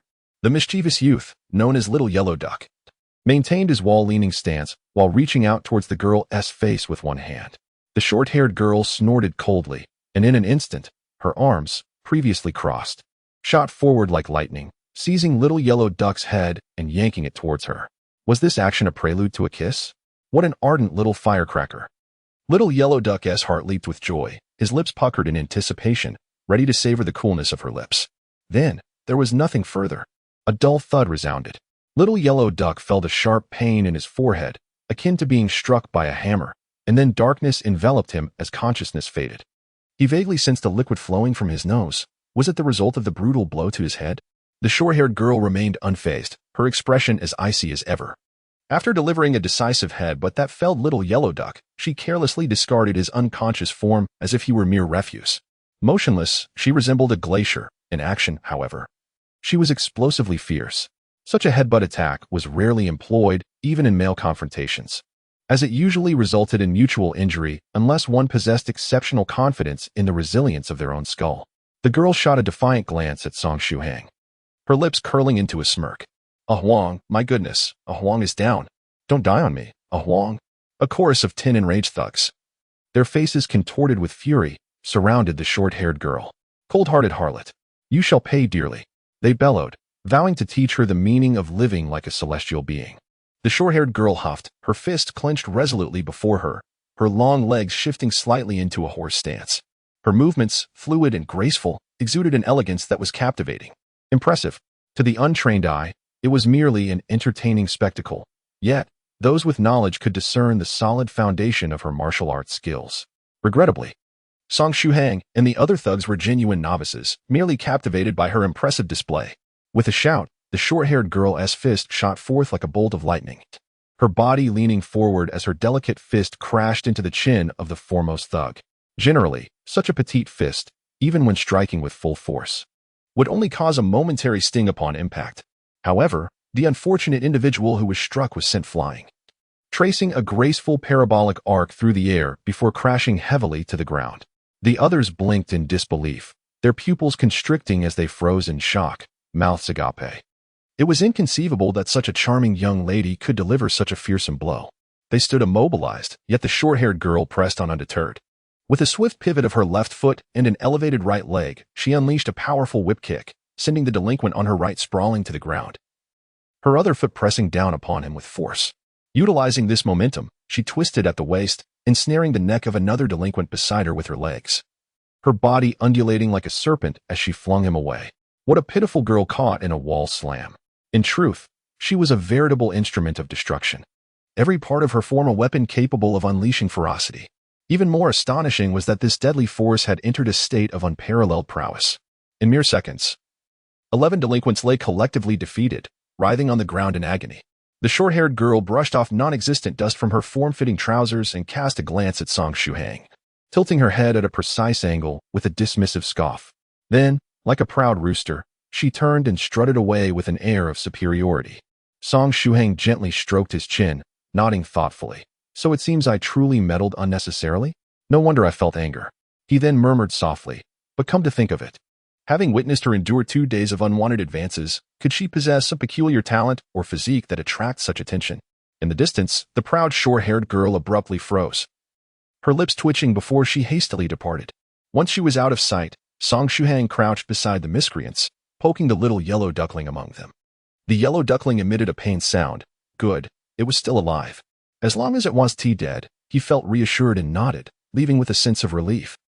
After all, he was not a hopelessly naive Good Samaritan, since the miscreants were not in mortal danger. He had no inclination to call for help on their behalf. Let them lie there for a while and gain some experience, learning through their bodies to refrain from harassing beautiful girls in the future. Who knows, that girl might unleash extraordinary powers in an instant. Flying swords delivering messages. What an extraordinary skill that had only appeared in his dreams before. Now, it was about to manifest before him. What would it truly be like? Additionally, what form would the fundamental fist technique and true self-meditation scripture sent via flying sword take? Would it be an ancient thread-bound book? An even older bamboo scroll? Or perhaps it would simply be a silk canvas or a parchment scroll? Just the thought of it felt utterly delightful. Chapter 46. Shuhang, have you offended anyone recently? Is no one around? He glanced down at the shoe cabinet, where the leave request form had vanished, already handed over to the teacher by his roommate. Had those few fellows gone to the off-campus rental place again? That was fine. Their absence made it more convenient for the pharmacist to come and receive the flying sword message without worrying about his roommates noticing anything unusual. As he pondered this, he removed his shoes, preparing to enter his bedroom. At that moment, voices drifted from the dormitory bedroom. Hey, please. You're the only one I know who has experience with girlfriends. A voice, somewhat androgynous yet clear, rang out. Before him stood a fellow student in the Jiangnan University city uniform, a mixed-race individual with golden hair. At first glance, one might assume they were a sunny, handsome girl. But a closer look revealed that they were more akin to a beautiful androgynous figure. This individual was entirely unclassifiable based solely on appearance.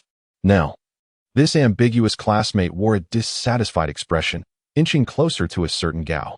Gao instinctively raised a hand to maintain distance, wishing he could kick this person away if not for their lifelong friendship.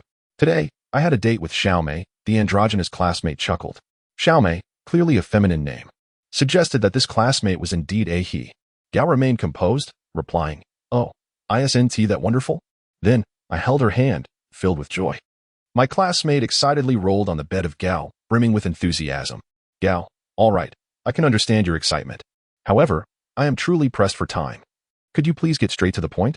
Gao, you are utterly devoid of romance, so rigid. Despite our childhood bond, you have yet to win my affection. Our families had hoped for our union in our youth, my classmate remarked. Zhugeyu, please be direct, Gao said, rubbing his temples with force. Well, the truth is, this is my first date with a girl, and I am incredibly nervous. Consequently, my body stiffened, and when I held Xiaomei's hand, I gripped it too tightly, causing her considerable discomfort, a complete failure. Zhugeyu's expression turned gloomy. Tomorrow, I have another date with Xiaomei. This time, I am determined to share a kiss.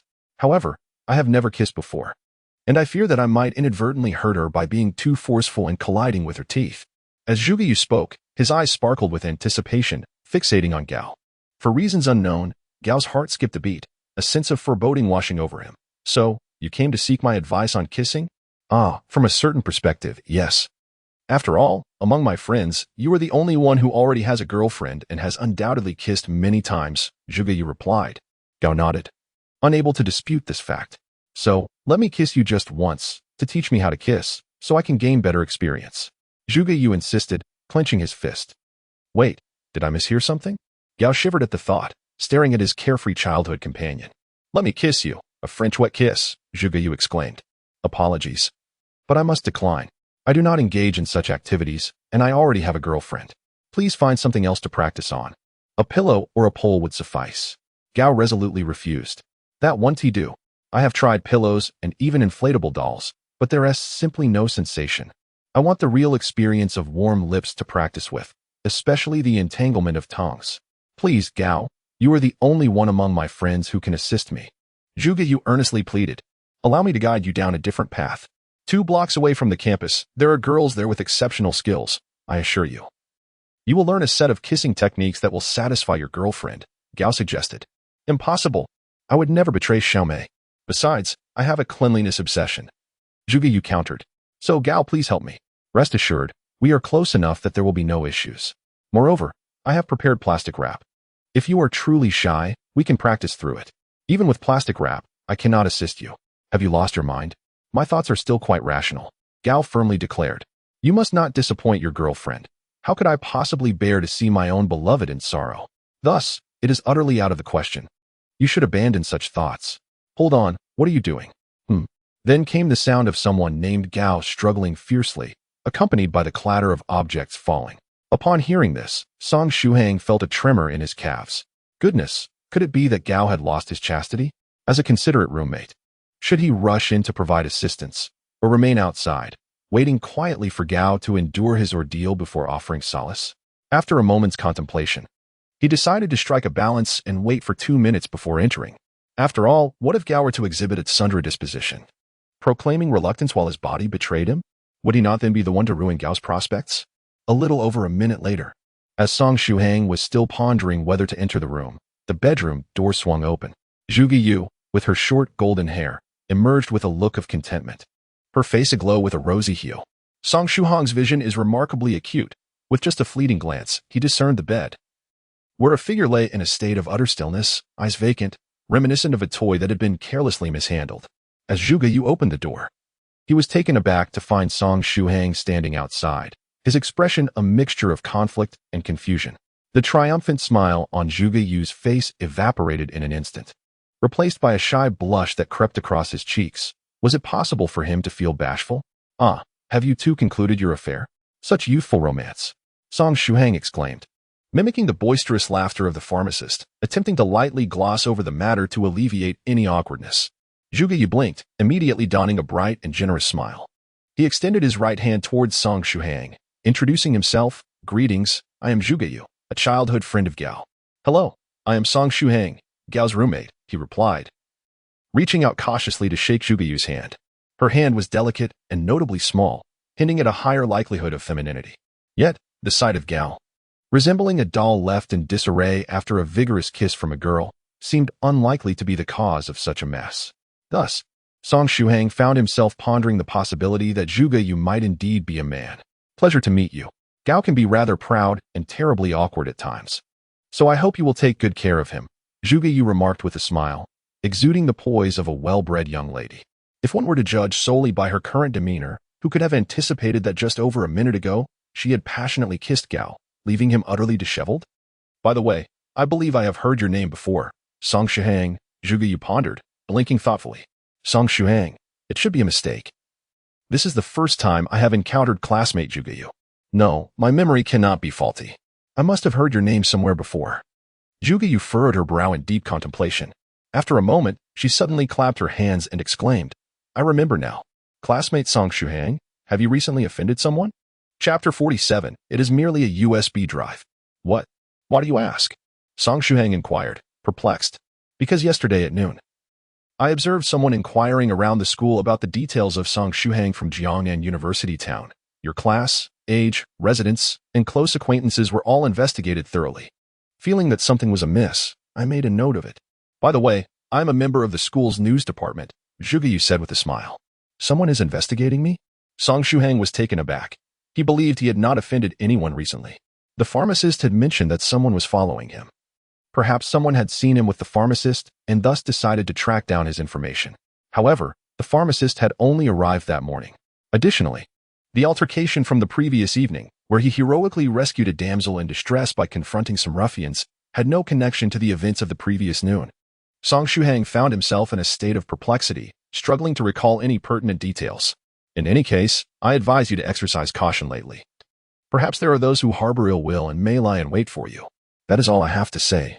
I must take my leave now. Best wishes to you.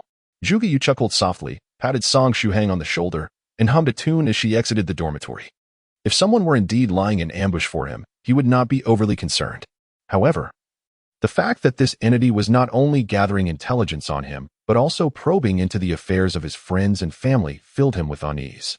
Thus, it was prudent to remain vigilant for the time being. When Senior Apothecary arrives, I shall inquire whether there exists a method to unearth the identity of this shadowy investigator. Senior Apothecary appears to possess considerable experience in evading surveillance.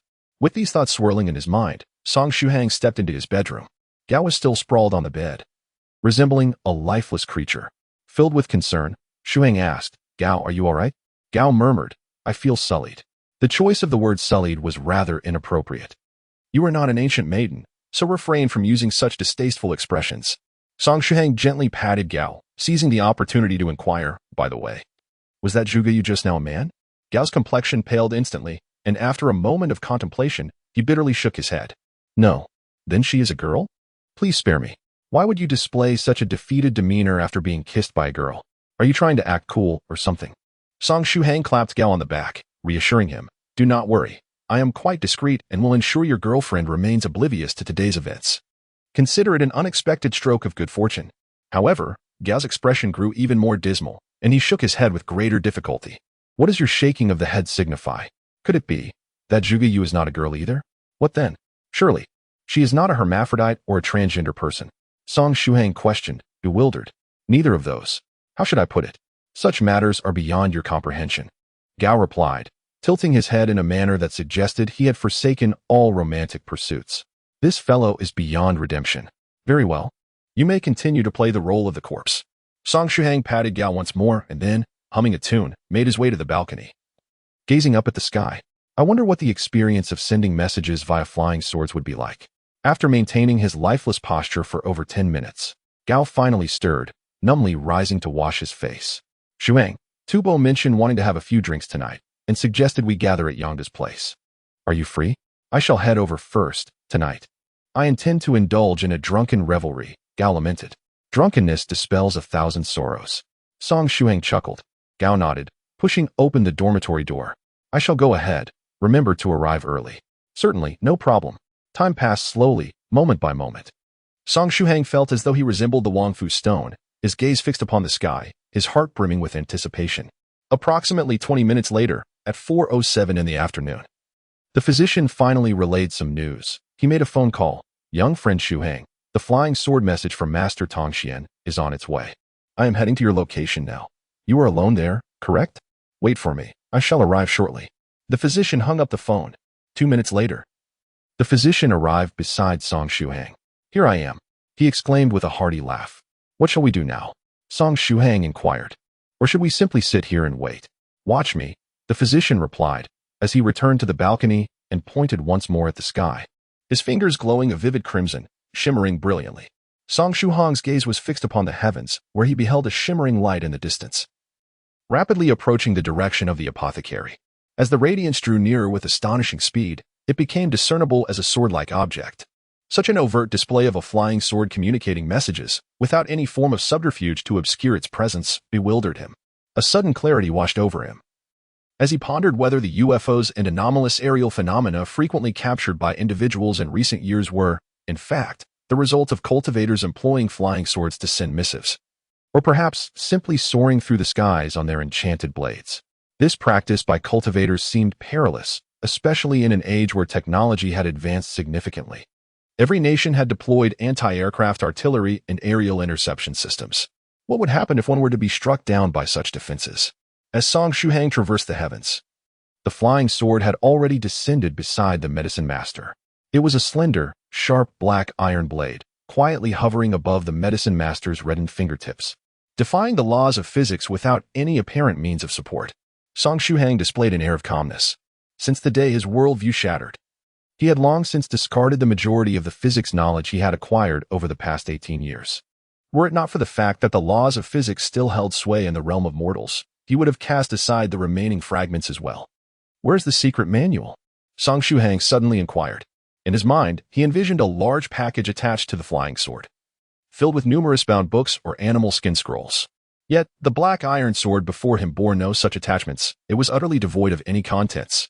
Could it have been lost during flight? A sense of confusion lingered within him.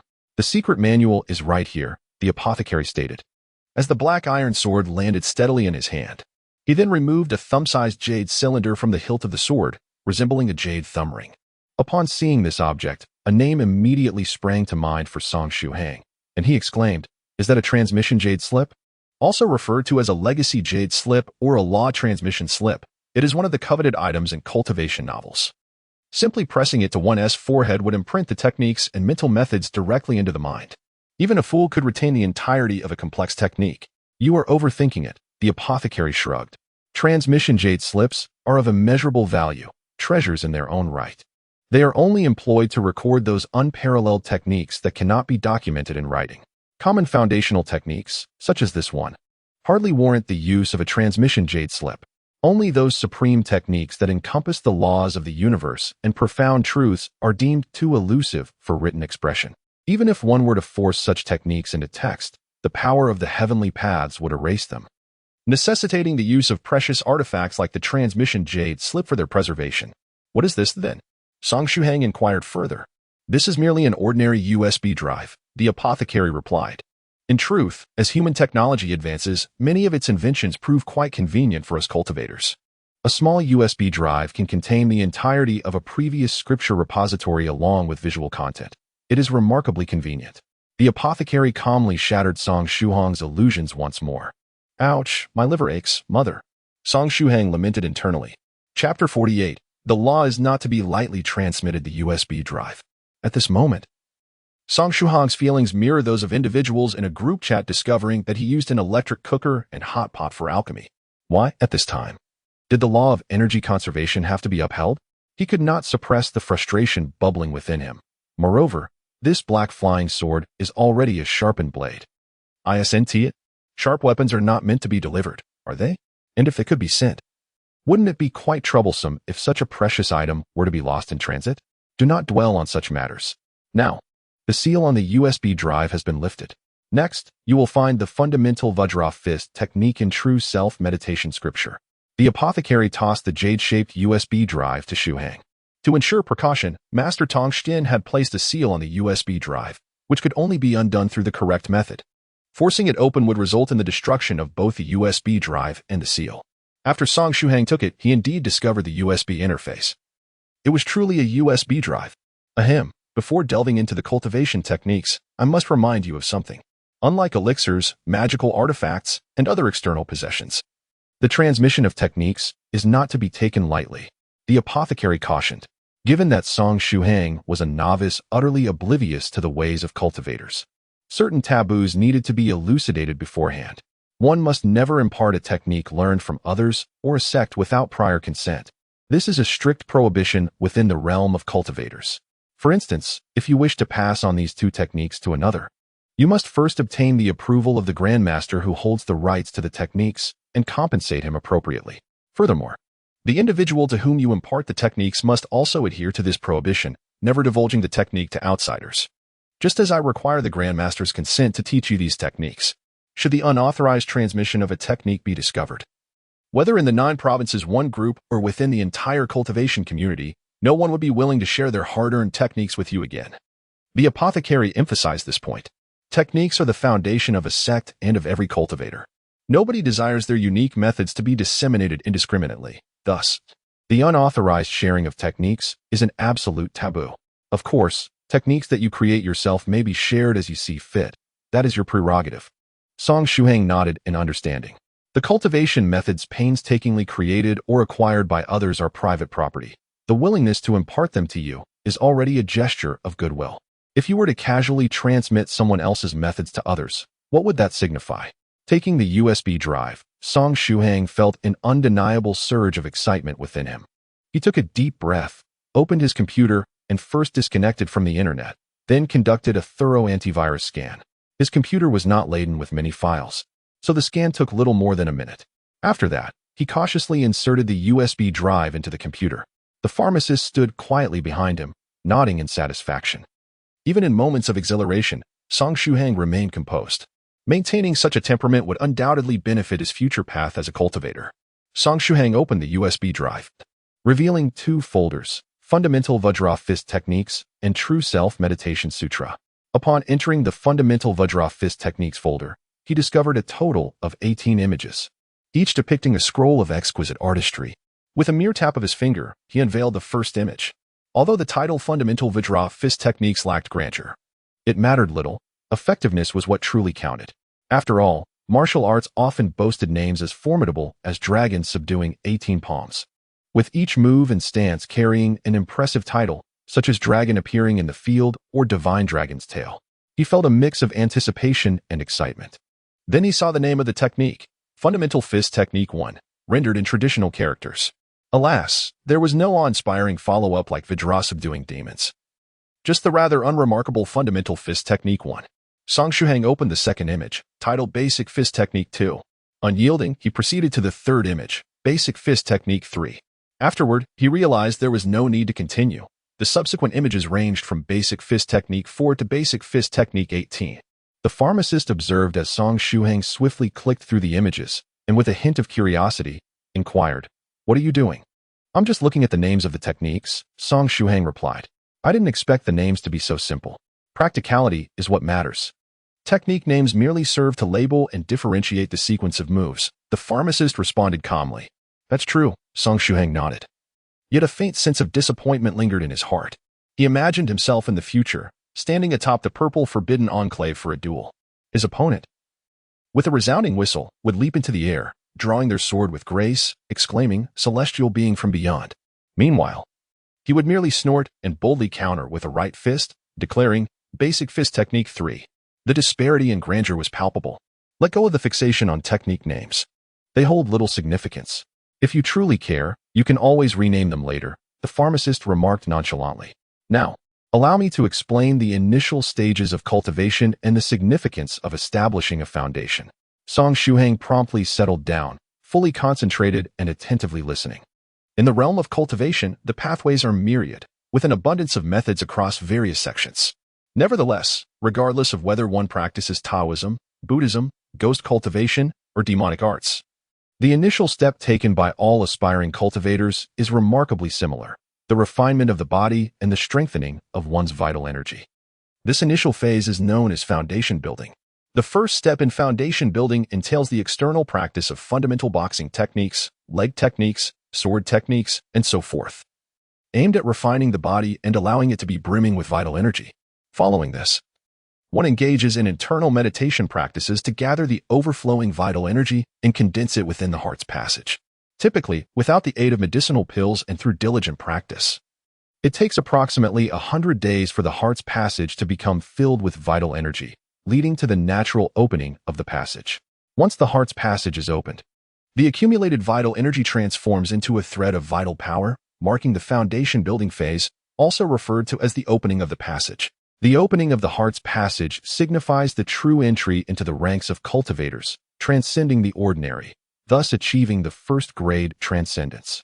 Chapter 49. The Art of Inexpressible Techniques. Thereafter, through rigorous training, the cultivated vital power is used to open the 4 passages of the eyes, ears, nose, and mouth. When all 4 passages are opened, connecting with the heart's passage, it manifests the momentum of a fish leaping over the dragon gate. Crossing this dragon gate, the vital power can transform from formless to tangible, turning the void into reality, thus attaining the second-grade true master realm, where vital power transforms into true energy. Let me share this much for now. The rest will be explained by others in the 9 provinces group when your realm permits, and I shan't waste my breath. Here, take a look at the scroll of fundamental diamond boxing, which contains a total of 18 postures. First, peruse each page thoroughly and commit them to memory. The Apothecary's Way. Upon hearing this, Shuhang reopened the image of the first stance from fundamental diamond boxing, viewing it in full screen. Zoom in, the apothecary prompted. Shuhang nodded, extending his finger to enlarge the image to full screen. The first stance comprises 3 forms, vividly illustrated. On the left are 3 figures demonstrating the boxing stances, while the right side features vertically arranged traditional characters. As he was not accustomed to this format, he found it somewhat exhausting to read. Moreover, the text was in classical Chinese. Although he could comprehend each character in isolation, the overall content proved to be intricate, lacking in accessibility and comprehension. His task was to diligently commit every nuanced phrase and character to memory, leaving no word overlooked. In ancient classical Chinese, omitting even a single character could entirely alter the meaning. To misremember a character could lead to disastrous consequences in his cultivation practice. At this moment, the soul-concealing ice pearl around Shuhang's neck activated once more, emanating a refreshing aura that sharpened his mind. Relying on this external aid, he managed to memorize the entirety of the text, imprinting it firmly in his mind. Behind him, the apothecary's lips curled into a slight smile, seemingly satisfied as he nodded in approval. After recording the content of the first page of the Song Shuhang, he remained uneasy. He meticulously cross-referenced the information in his mind with that depicted in the initial image. Yet, for reasons unbeknownst to him, during this verification process, he sensed a growing haze enveloping his vision. Gradually, the world before him appeared as if obscured by a mosaic, reduced to countless pixels. At the moment he shook his head, a sudden clarity illuminated his sight. Subsequently, he beheld an expansive and boundless grassland. Song Shuhang was taken aback. Was there something wrong with his vision? Had he fallen prey to hallucinations? As he pondered this, a figure leaped into view on the vast grassland. It was a man with an indistinct countenance, his upper body bare. The musculature of his frame was well-defined, bursting with vitality, the very physique that many reclusive men yearn to possess. Shuhang immediately heightened his vigilance, prepared for any eventuality. However, the man seemed oblivious to Shuhang's presence, engrossed in the practice of a martial art on the open field. This technique comprised 3 distinct forms, which the man repeated in a fluid cycle, executing intricate footwork as he glided across the grassland. In his hands, what was merely a sequence of 3 forms transformed into an endless display of variations.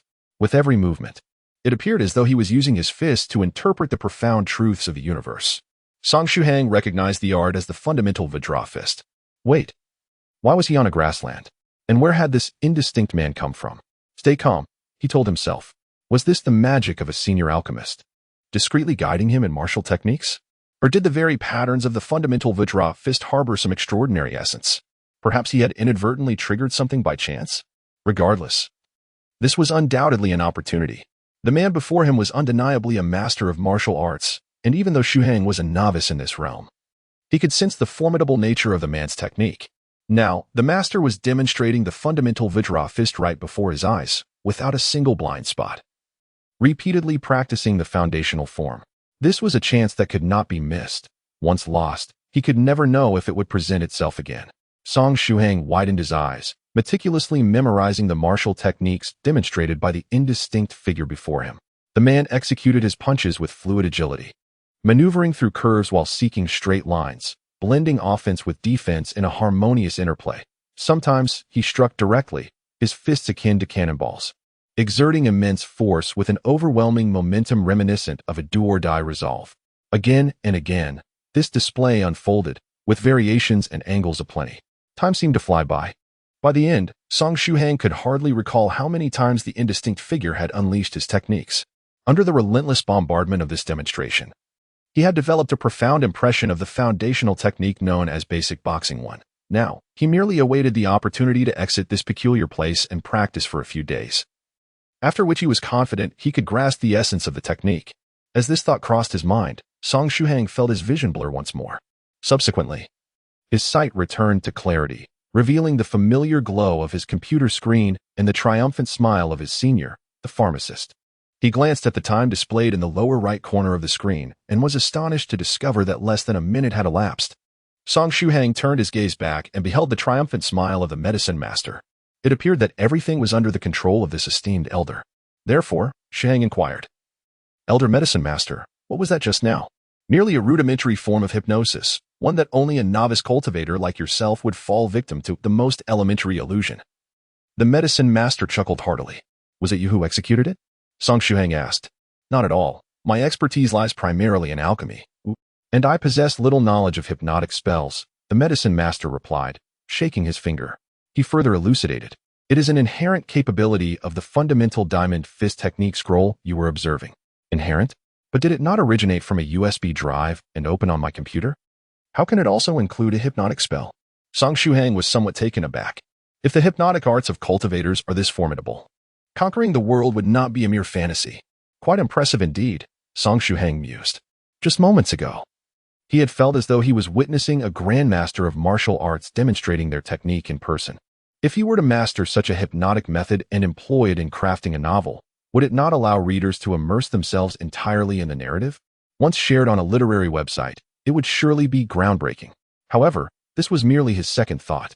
His primary notion revolved around the potential to adapt certain forbidden, adult-themed literature using this technique, allowing readers to experience it vividly. The very idea thrilled him to the core. What of those 3D interactive experiences? They would pale in comparison. Wouldn't they?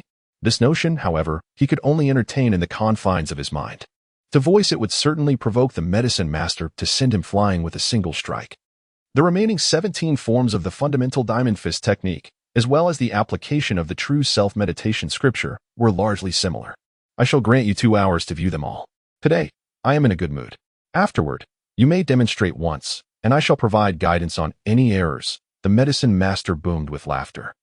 Chapter 50. The proper approach to foundation establishment fist technique.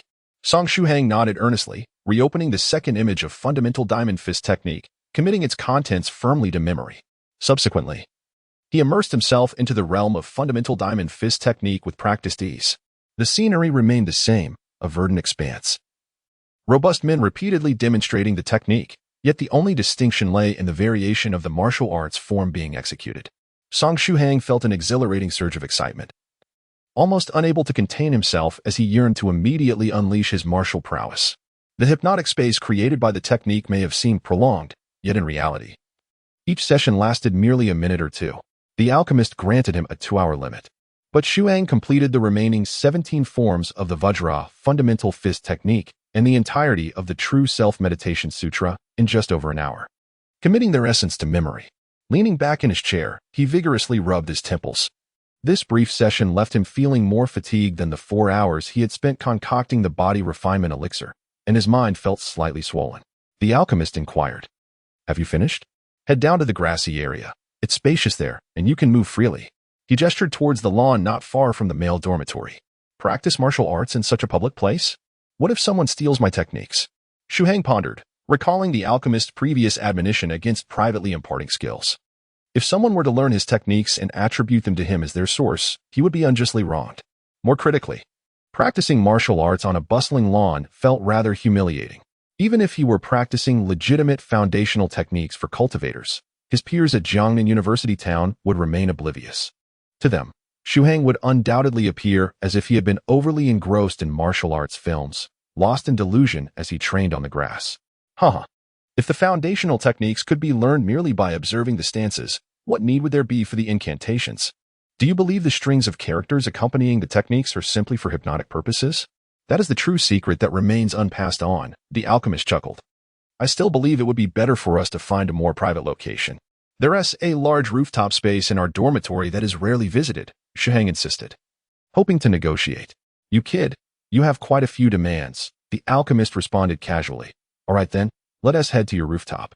Song Shuhang exhaled a sigh of relief, having narrowly escaped a calamity and avoiding the embarrassment of a public display. The rooftop terrace was indeed a splendid venue, perfect for courting, camaraderie, and gazing at meteor showers. Having witnessed the blossoming romance of many couples in the Jiangnan University town, regrettably, the recent influx of individuals drawn to the terrace had increased, many of whom fancied themselves akin to the protagonists of Titanic, spreading their arms wide over the edge of the railing, basking in the caress of the wind. Perhaps due to their indulgence, unfortunate incidents of individuals accidentally leaping from the terrace had occurred. Consequently, for safety reasons, a formidable lock was affixed to the boys' dormitory terrace. However, this lock posed no challenge for Song Shuhang. With composure, he retrieved a spare key from his pocket, deftly unlocking the barrier. As this very lock had been purchased by his roommate, Tu Bo, at the behest of the dormitory supervisor at the beginning of the semester. Given Tu Bo's character, it was only natural that he would procure a few spare keys. Each roommate possessed one. The terrace was partitioned by a stairwell, and Song Shuhang, alongside the pharmacist, casually opted for a spot on the left. The pharmacist began to elucidate the fundamentals of the Vajra basic fist technique, which comprised a total of 18 movements. Typically, upon executing the complete set of techniques from beginning to end, one's vital energy would become abundant, overflowing with vigor. Following this, one could enter a meditative state, employing the True Self-Meditation Sutra to refine and store this energy within the heart's channels. Nodding in understanding, Shuhang closed his eyes and mentally rehearsed the 18 movements of the Vajra basic fist technique. Subsequently, he assumed the initial stance of the basic technique. Remarkably, the immersive instructional bombardment within the illusionary space proved to be highly effective. At that moment, as soon as Song Shuhang positioned himself in the preparatory posture of the Vajra basic fist, a wave of familiarity surged within him. As though he had practiced this technique countless times before, his body instinctively commenced the first movement, executing it with an effortless flow akin to a gentle stream. With ease, he found no difficulty in the execution. Following the refinement of the body through the purifying liquid, Song Shuhang's physical resilience rivaled that of a yoga adept. Even tilting his head back and maneuvering through his legs posed no challenge. The movements of the Vajra basic fist technique were far from daunting. He seamlessly progressed through the basic fist technique 1 to basic fist technique 10, feeling as though he had merely completed a round of calisthenics. However, it was peculiar that upon concluding the set of techniques, he felt no trace of the vital energy, let alone an overflow of it. Noticing Song Shuhang's gaze fixed upon him, The pharmacist inquired. What seems to be the matter? Senior pharmacist, I completed a full set of techniques. Yet I did not sense any vital energy. Song Shuhang lamented. You finished a set? When did that occur? I did not observe it, the pharmacist replied, wide-eyed. Senior, were you distracted? Song Shuhang remarked. Did I not just move from basic fist technique 1 through to basic fist technique 18? The pharmacist responded. Were you not merely familiarizing yourself with the framework of the Vajra basic fist technique and practicing the stances prior to engaging in the actual movements? No, I have been earnest in my practice, diligently completing the fundamental fist technique from beginning to end, Song Shuhang asserted with sincerity. Elder pharmacist, could you possibly be a concealed schemer? The elder pharmacist's expression flickered momentarily before he erupted into hearty laughter. Ah, young friend Shuhang. The cultivation methods for foundational martial arts are far more intricate than mere posturing. As I previously mentioned, mere imitation lacks efficacy. The essence lies within the fist techniques themselves. After his laughter subsided, the elder continued, let us attempt this once more. Do not focus solely on the postures. Softly recite the verses of the fist manual while synchronizing your breath with the incantations. Channel your strength with each strike. Do not resemble a delicate maiden. Execute the technique from start to finish once again. Was it truly that his earlier approach had been flawed? No wonder the fundamental fist technique felt so mundane, akin to a simple calisthenics routine. Moreover, was the elder pharmacist inherently cynical? How could he observe Shuhang's clumsy practice without offering a word of guidance? Shaking his head, Song Shuhang revisited the fundamental fist technique in his mind, within the realm of illusion. As the indistinct figure executed the 3 forms of the foundational fist technique, he embodied both unyielding strength and graceful balance, advancing boldly yet harmonizing force. Exerting 7 parts of power while reserving 3, allowing the punch to traverse a curve, seeking directness within the arc, Song Shuhang now sought to refine his body.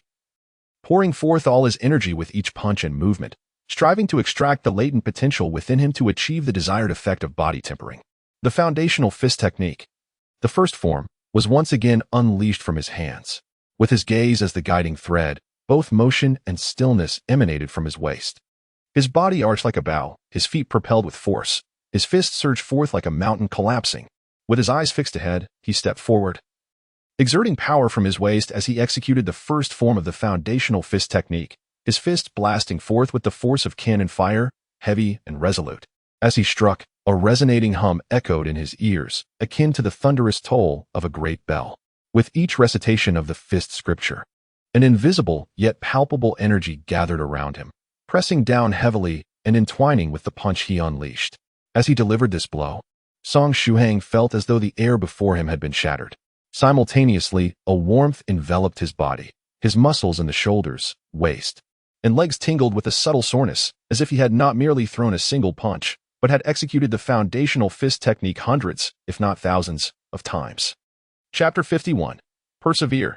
Within his abdomen, the medicinal power of the body-tempering liquid was once more activated, its warmth surging rapidly towards his shoulders, waist, and legs. This was the essence of the body-tempering techniques practiced by cultivators. Ah, can you sense that wondrous energy in the air? The apothecary remarked with a smile. His eyes narrowed. This is where cultivators differ fundamentally from mundane martial artists. You may call it spiritual energy. It's merely a name you are somewhat familiar with. This is spiritual energy? Song Shuhang was not a stranger to such concepts. Indeed, any tale of cultivation would invariably involve this notion. To be close to spiritual energy implies that even if one possesses the scriptures of the fist technique, it does not guarantee that everyone can harness the spiritual energy of the world. He keenly grasped the deeper meaning behind the apothecary's words and inquired further. Indeed, without the ability to channel the spiritual energy of heaven and earth, one cannot establish a foundation and thus lacks the qualifications for cultivation. This is the fundamental essence. The very root of cultivation, the apothecary replied with a smile. Now, do not pause or overthink. After the first form, immediately transition into the second form. Keep your body engaged. The more fatigued you become, the better the foundational fist technique will perform. Yes, Song Shuhang affirmed resolutely. He felt fortunate to be part of the 9 Provinces group, grateful for encountering Yuruzi, the apothecary, and the esteemed seniors within the group. Fortunate to possess a physique attuned to spiritual energy. He was undeniably lucky, and thus he must not squander this opportunity or this fortune. With a swift pivot, Song Shuhang recited the scriptures of the second form of the foundational fist technique, unleashing the technique from his hands. The second form consisted of a single movement, his feet stepping in a rhythmic pattern as his fists traced a smooth trajectory. Swift punches, striking like shooting stars. The body tempering effects surpassed those of the first form. Spiritual energy coiled around his fists and shoulders, and after 10 consecutive punches, Shuhang felt an unusual heaviness in his fists, as if weighted down by burdensome loads. The sound of rapid punches slicing through the air resonates like a thunderous clap. Each strike demands greater exertion, as beads of sweat cascade down. Reminiscent of the fervent sprint after consuming a potent elixir, the perspiration is tainted with dark impurities. Shuhang's eyes gleam with astonishment. This time, without a prompt from the herbalist. He instinctively follows the fundamentals of the third basic boxing technique. He executes the spring step punch, the turning intercepting fist, and the deceptive palm strike. Though the third move is indeed a boxing technique, it also incorporates the chopping palm and dragon claw forms. The palms strike like blades, and the claws dance like a dragon. Huffing heavily, Shuhang feels the residual potency of the elixir within him, merging with the third basic boxing technique, dissolving entirely in one breath, spreading throughout every corner of his body. In the next moment, he senses every muscle quivering, his previously warm body now ablaze with intensity. In this indescribable heat, a warm energy surges from his muscles. Could it be his vitality? If he allows it to overflow, he can channel this excess energy into his heart aperture. Once filled, it will manifest the first trace of vital energy, marking the foundation of his cultivation. What extent can an ordinary individual, having never practiced before, reach in executing the diamond basic boxing technique after ingesting the simplified elixir? The herbalist observes Song Shuhang with arms crossed, contemplating. He refrains from revealing that this diamond basic boxing technique is not something a novice can complete in one go. Despite being merely a foundational boxing method, it possesses the attack power of a first-tier martial skill. Even elite disciples recruited by the master typically manage to practice only up to the 13th to 15th moves on their first attempt. Since acquiring the diamond basic boxing technique, none of the elite disciples have managed to perform the entire set in one breath. Although Song Shuhang took the elixir early, he has missed the prime age for cultivation and has not exercised in quite some time. His endurance is surely far inferior to that of the sect's elite disciples. The herbalist even wonders if Shuhang can withstand the fifth move. Of course, he does not share this concern with Shuhang. Instead, he emphasizes the notion that one must complete the entire set of basic boxing techniques before accumulating vital energy in the heart aperture through true self-meditation scripture. This subtly establishes an unspoken standard in Shuhang's mind. Only upon executing the entire set in one breath can he deem himself competent. Thus, in his desperate struggle and explosive effort, he might endure even more moves. Unleash your potential, young friend. Let me witness the capabilities bestowed by your early consumption of the elixir, the herbalist muses inwardly. As he contemplates, Song Shuhang has already completed the fourth basic boxing technique. At this juncture, he is gasping for breath, his hair soaked as though drenched by rain, and his clothes are thoroughly wet. Not only do his fists feel heavy, but every part of his body feels burdened, as if weighed down by mountains. Even lifting an arm or taking a small step feels excruciatingly exhausting, with every muscle aching. What number am I on? The fourth basic boxing technique, I believe. The fundamental Vajra fist comprises a total of 18 stances. Can I complete them all in one breath? Sweat trickled down from his eyelids as Song Shuhang blinked, allowing the perspiration to cascade down his lashes. I can do it. I must prevail. Today, the apothecary is in a good mood, having agreed to guide me in practicing the true self-meditation sutra only after I finish an entire set of exercises. Who knows if his spirits will remain high in the days to come? If I cannot master the fundamental Vajra fist today, I may forever miss out on the apothecary's invaluable guidance. I must endure. From the moment I sat before the computer and typed my first message in the Jiuzhou No.1 Group, I resolved to commit myself. Even the threat of death does not instill fear within me. How could I accept defeat at the hands of mere fatigue and heaviness? If I cannot overcome such trivial challenges, what is there to discuss regarding cultivation? It would be far better to withdraw from the Jiuzhou No.1 Group and embrace a life of ordinariness. Song Shuhang gritted his teeth, continuing to recite the mantra of the boxing technique. With his left hand supporting his palm, he unleashed a powerful thrusting punch with his right, executing the foundational boxing move with great force. Upon delivering this blow, he felt the bones within his body creaking with intensity. The foundational technique was not merely honing his physical muscles, it also affected his internal system. He exhaled a mouthful of qi, which, despite the scorching heat of the day, manifested visibly as a mist before him. The warm blood within him thickened, accumulating steadily.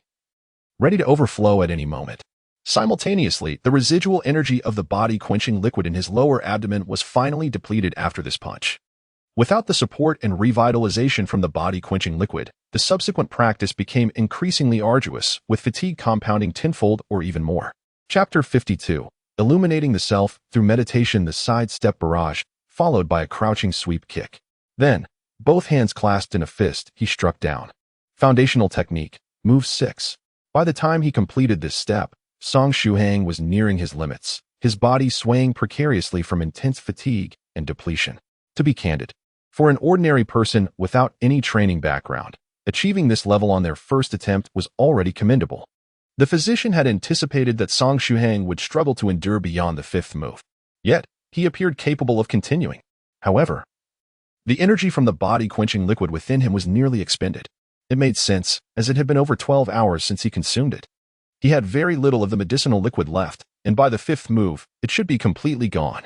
The physician retrieved a small porcelain vial from his pocket, containing the simplified body-quenching liquid that Song Shuhang had helped him refine earlier. If he were to supplement with the body-quenching liquid midway, could he sustain his efforts for a longer duration? Song Shuhang, let me witness the limits of your will.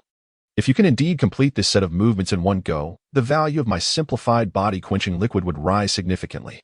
After a brief moment, as Song Shuhang completed Foundational Boxing Technique 7, the physician called out, Song Shuhang, open your mouth. With his mind slightly befuddled, Song Shuhang instinctively opened his mouth. A small orb of black medicinal liquid was ejected by the physician, landing in his mouth. Instantly, an explosive pain and spiciness surged through his throat. Following this, the explosive liquid transformed into a wave of warmth, sliding down his throat and settling in his abdomen, providing a soothing warmth that made him feel utterly comfortable. Body-quenching liquid? Song Shuhang quickly grasped the situation. A surge of new medicinal power erupted within him, almost overwhelming his body, while simultaneously granting him boundless energy. With the ample support of this medicinal force, he executed the Foundational Technique 8, and then 9. Like a force of nature, the expanding medicinal power compelled Song Shuhang to release a low, restrained cry of exhilaration. With a deep, resonant voice, he recited the boxing mantra, moving his fists with intention, his spirit in harmony with his actions. Each strike of the fist intensified Song Shuhang's exhaustion. However, as long as he persevered, the potency of the refining liquid within him would replenish his strength and alleviate his fatigue. He must endure, resolutely striving to complete the entire sequence of the fundamental diamond fist technique. In Song Shuhang's mind, a singular thought prevailed. At last, he had mastered the complete sequence of the fundamental Vajra fist with its 18 intricate movements. His body was suffused with vitality, his blood surged, radiating warmth as if it were poised to burst forth from every pore. He had achieved completion, an overflow of energy. Clenching his fists, Song Shuhang stifled the urge to unleash a triumphant roar, for he was atop the male dormitory roof, and such exuberance could invite unwarranted complications. The apothecary's lips curled into a satisfied smile, pleasantly surprised that Song Shuhang had indeed traversed the entirety of the fundamental Vajra fist. Excellent. Now, before the vitality within him cooled and dissipated, he urged Song Shuhang to sit cross-legged immediately and commence the true self-meditation scripture. Within the realm of cultivation, meditation techniques abound like stars in the sky, countless in number. However, at their core, all meditation practices aim to concentrate the spirit to a remarkable degree, thereby manifesting a thread of spiritual energy. This spiritual energy, along with the internal vitality, forms one of the foundational pillars of a cultivator's power. Under normal circumstances, the body's vitality operates independently of human intent. Only a highly concentrated spiritual energy can guide it through simple circulatory movements within the body. Furthermore, as vitality evolves into true qi or even higher forms of energy, it similarly requires corresponding levels of spiritual energy for proper guidance and control. Otherwise, if the spiritual energy fails to keep pace with the level of cultivation, one might easily fall into chaos, resulting in an inability to manage one's internal energy effectively. It is for this reason that cultivators frequently engage in secluded meditation, worldly experiences, and similar practices to enhance their spiritual energy. Additionally, the nature of the spiritual energy cultivated varies according to the different meditation techniques employed. Some possess a spiritual energy that is as dark and silent as the abyss, while others exude the ferocity of a tiger or lion, and some radiate the tranquility of ancient trees. Such diversity arises from the distinctions among the meditation methods practiced. The True Self meditation scripture utilizes meditation to contemplate the true self within the mind, dispelling all distracting thoughts, and allowing the spiritual energy to become as still as a tranquil well, highly concentrated, thereby evolving into potent spiritual strength. Song Shuhang took a deep breath to calm the turbulence within his heart, settling into a cross-legged position for the final step. He recited the contents of the True Self Meditation Sutra, conjuring the image of his true self in his mind through meditation. Although the Golden Vajra Temple belongs to the Buddhist sect, the true self described in the True Self Meditation Sutra differs significantly from the concept of the Eightfold Liberated Self in Buddhism. Here, the true self is meant in its most literal sense, the authentic self. The meditation technique focuses on coalescing one's genuine essence within the mind. This true self is not a static entity. It evolves with the practitioner's age, life experiences, cultivation methods, and shifts in identity. It may manifest as an ordinary child, a robed swordsman, a fierce blade wielder, a benevolent elder, or even an ordinary mortal entangled in the mundane world. It might even transform into a bloodthirsty demon driven by hatred and resentment. The true self, as shaped by the True Self Meditation Sutra, varies with every stage of a practitioner's journey. Unlike other meditation techniques, the True Self Meditation Sutra lacks the ferocity of a tiger or lion, the tranquility of ancient trees, or the vastness of the starry sky. However, it is the most fitting meditation practice for oneself, for it embodies the true self. What kind of person will I, Song Shuhang, become? He pondered. Will my true self be the unparalleled hero I have long desired to be? Or, having entered the realm of cultivation, will my true self take the form of a practitioner enveloped in ethereal energy? Surely, I will not transform into a demonic fiend or something akin to that. My life has been rather ordinary, devoid of enmity or grievances. If nothing else, perhaps I shall simply become a very handsome version of myself? As these thoughts swirled in his mind, and upon completing the recitation of the True Self Meditation Sutra, Song Shuhang felt a wave of clarity wash over him. A figure began to take shape within his consciousness, starting with the cross-legged feet, followed by the arms, then the waist, and gradually ascending. It was as if a 3D printer were crafting a humanoid form within his mind. What will I truly look like? Song Shuhang was filled with immense anticipation. Through meditation, he sought to perceive his true self and understand the essence of the I. Amid his fervent hopes, the true self began to take shape deep within his mind. How can one articulate it? It was unexpectedly ordinary. The true self bore an uncanny resemblance to Song Shuhang, clad in a simple short-sleeved shirt and black casual pants, seated cross-legged, adorned with a gentle smile. Through meditation, he glimpsed this true self. Such an ordinary true self seemed to belong to an everyday mortal, did it not? Was this a revelation that the current version of myself is merely an ordinary being? Before he could ponder further, as the true self fully materialized, all distractions were swept away, and his mental focus heightened. With the assistance of the True Self Meditation Sutra, he cultivated the first strand of pure spiritual energy. Once the spiritual energy was established, Song Shuhang diligently followed the meditative guidance, directing the overflowing vitality within him towards the heart aperture. The heart aperture is the location of the heart, however. It is not the heart itself, but rather a specific point associated with it. It cannot be touched, and even if one were to dissect the human body, the heart aperture would remain unseen. Yet, it undeniably exists. Blood surged abundantly from Song Shuhang, guided by the spiritual force of his true self. The overflowing vitality converged around his heart's aperture, drawing energy from all directions. As this process unfolded, the intense warmth of his body gradually subsided. It felt akin to experiencing the sweltering embrace of the sun on a scorching summer day, only to be enveloped by the refreshing coolness of air conditioning. Invigorating and utterly delightful. Time passed unmeasured, and under the guidance of his true self-spiritual force, the overflowing vitality completely assimilated into his heart's aperture. At this moment, Song Shuhang sensed a gentle warmth at his heart, with a strong rhythmic beating emanating from his chest. Judging by the sound, it must be a remarkably healthy heart. Nodding in approval, he acknowledged the absence of any heart ailment, a commendable state. Chapter 53. Good-hearted Shuhang slowly opening his eyes. Song Shuhang found himself unable to maintain the seated posture any longer. With a thud, he lay straight on the ground. The medicine master crouched beside him and poked him gently. This is quite normal. It is your first time practicing the true self-meditation scripture when guiding the overflowing vitality. You did not manage the degree properly, leading to a bit of excessive intake into your heart's aperture. This results in a temporary weakness of the body. Fear not. You shall recover in a few minutes.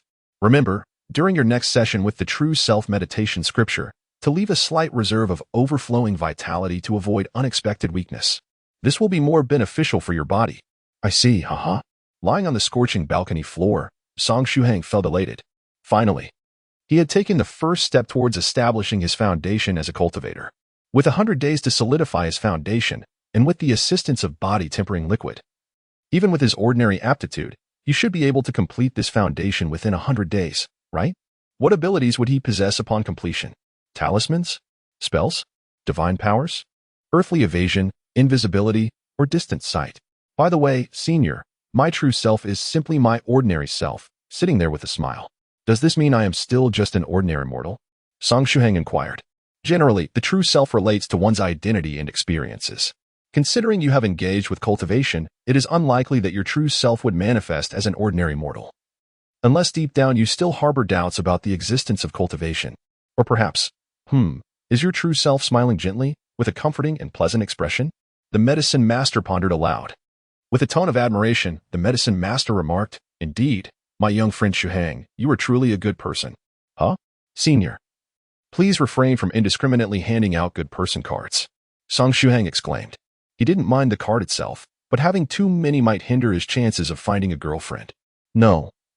I mean that your true self signifies that you are a good person, dear Shuhang. The medicine master insisted. Song Shuhang's lips twitched. Could the true self truly reflect such a state? Well, my young friend Shuhang, you have now thoroughly mastered the True Self Meditation Sutra and the fundamentals of Vajrafist.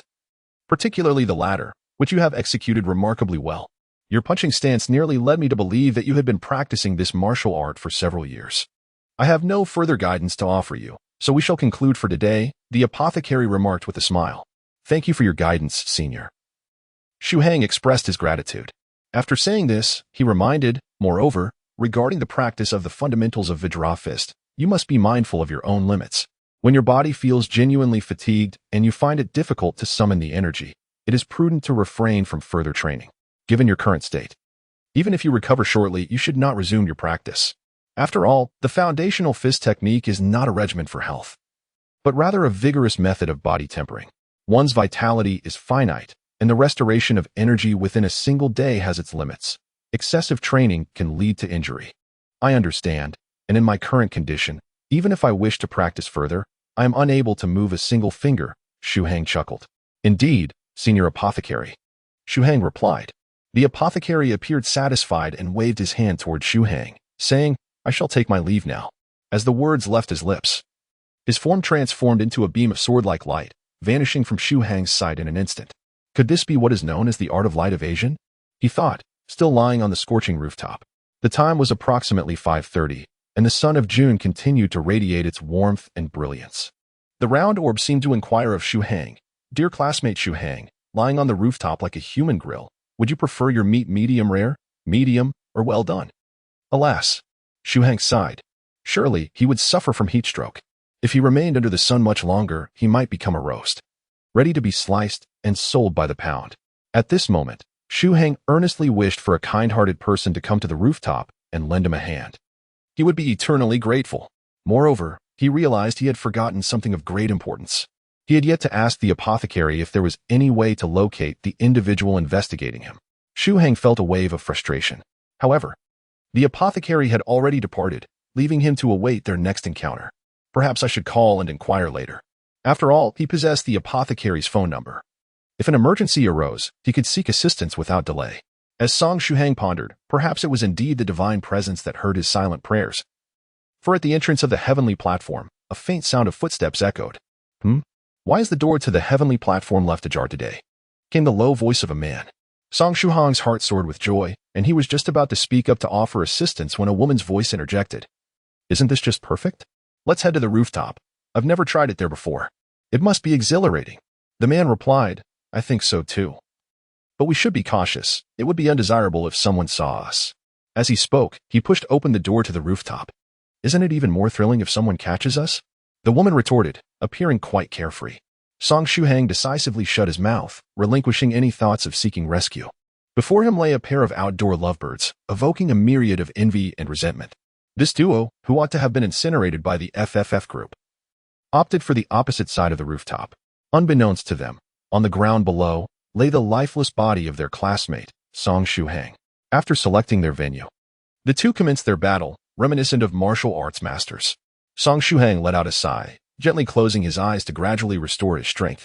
The sounds of the duel between the two martial arts masters still echoed in his ears. After a while, the feeling of weakness finally dissipated. Shuhang struggled to rise from the ground, his limbs feeling feeble as he slowly made his way towards the rooftop entrance. Oh, that junior or perhaps senior had mentioned something earlier, suggesting that being seen would be quite thrilling. He stroked his chin, murmuring to himself. He felt compelled to fulfill their wish, for his true self informed him that the man named Song Shuhang was inherently benevolent.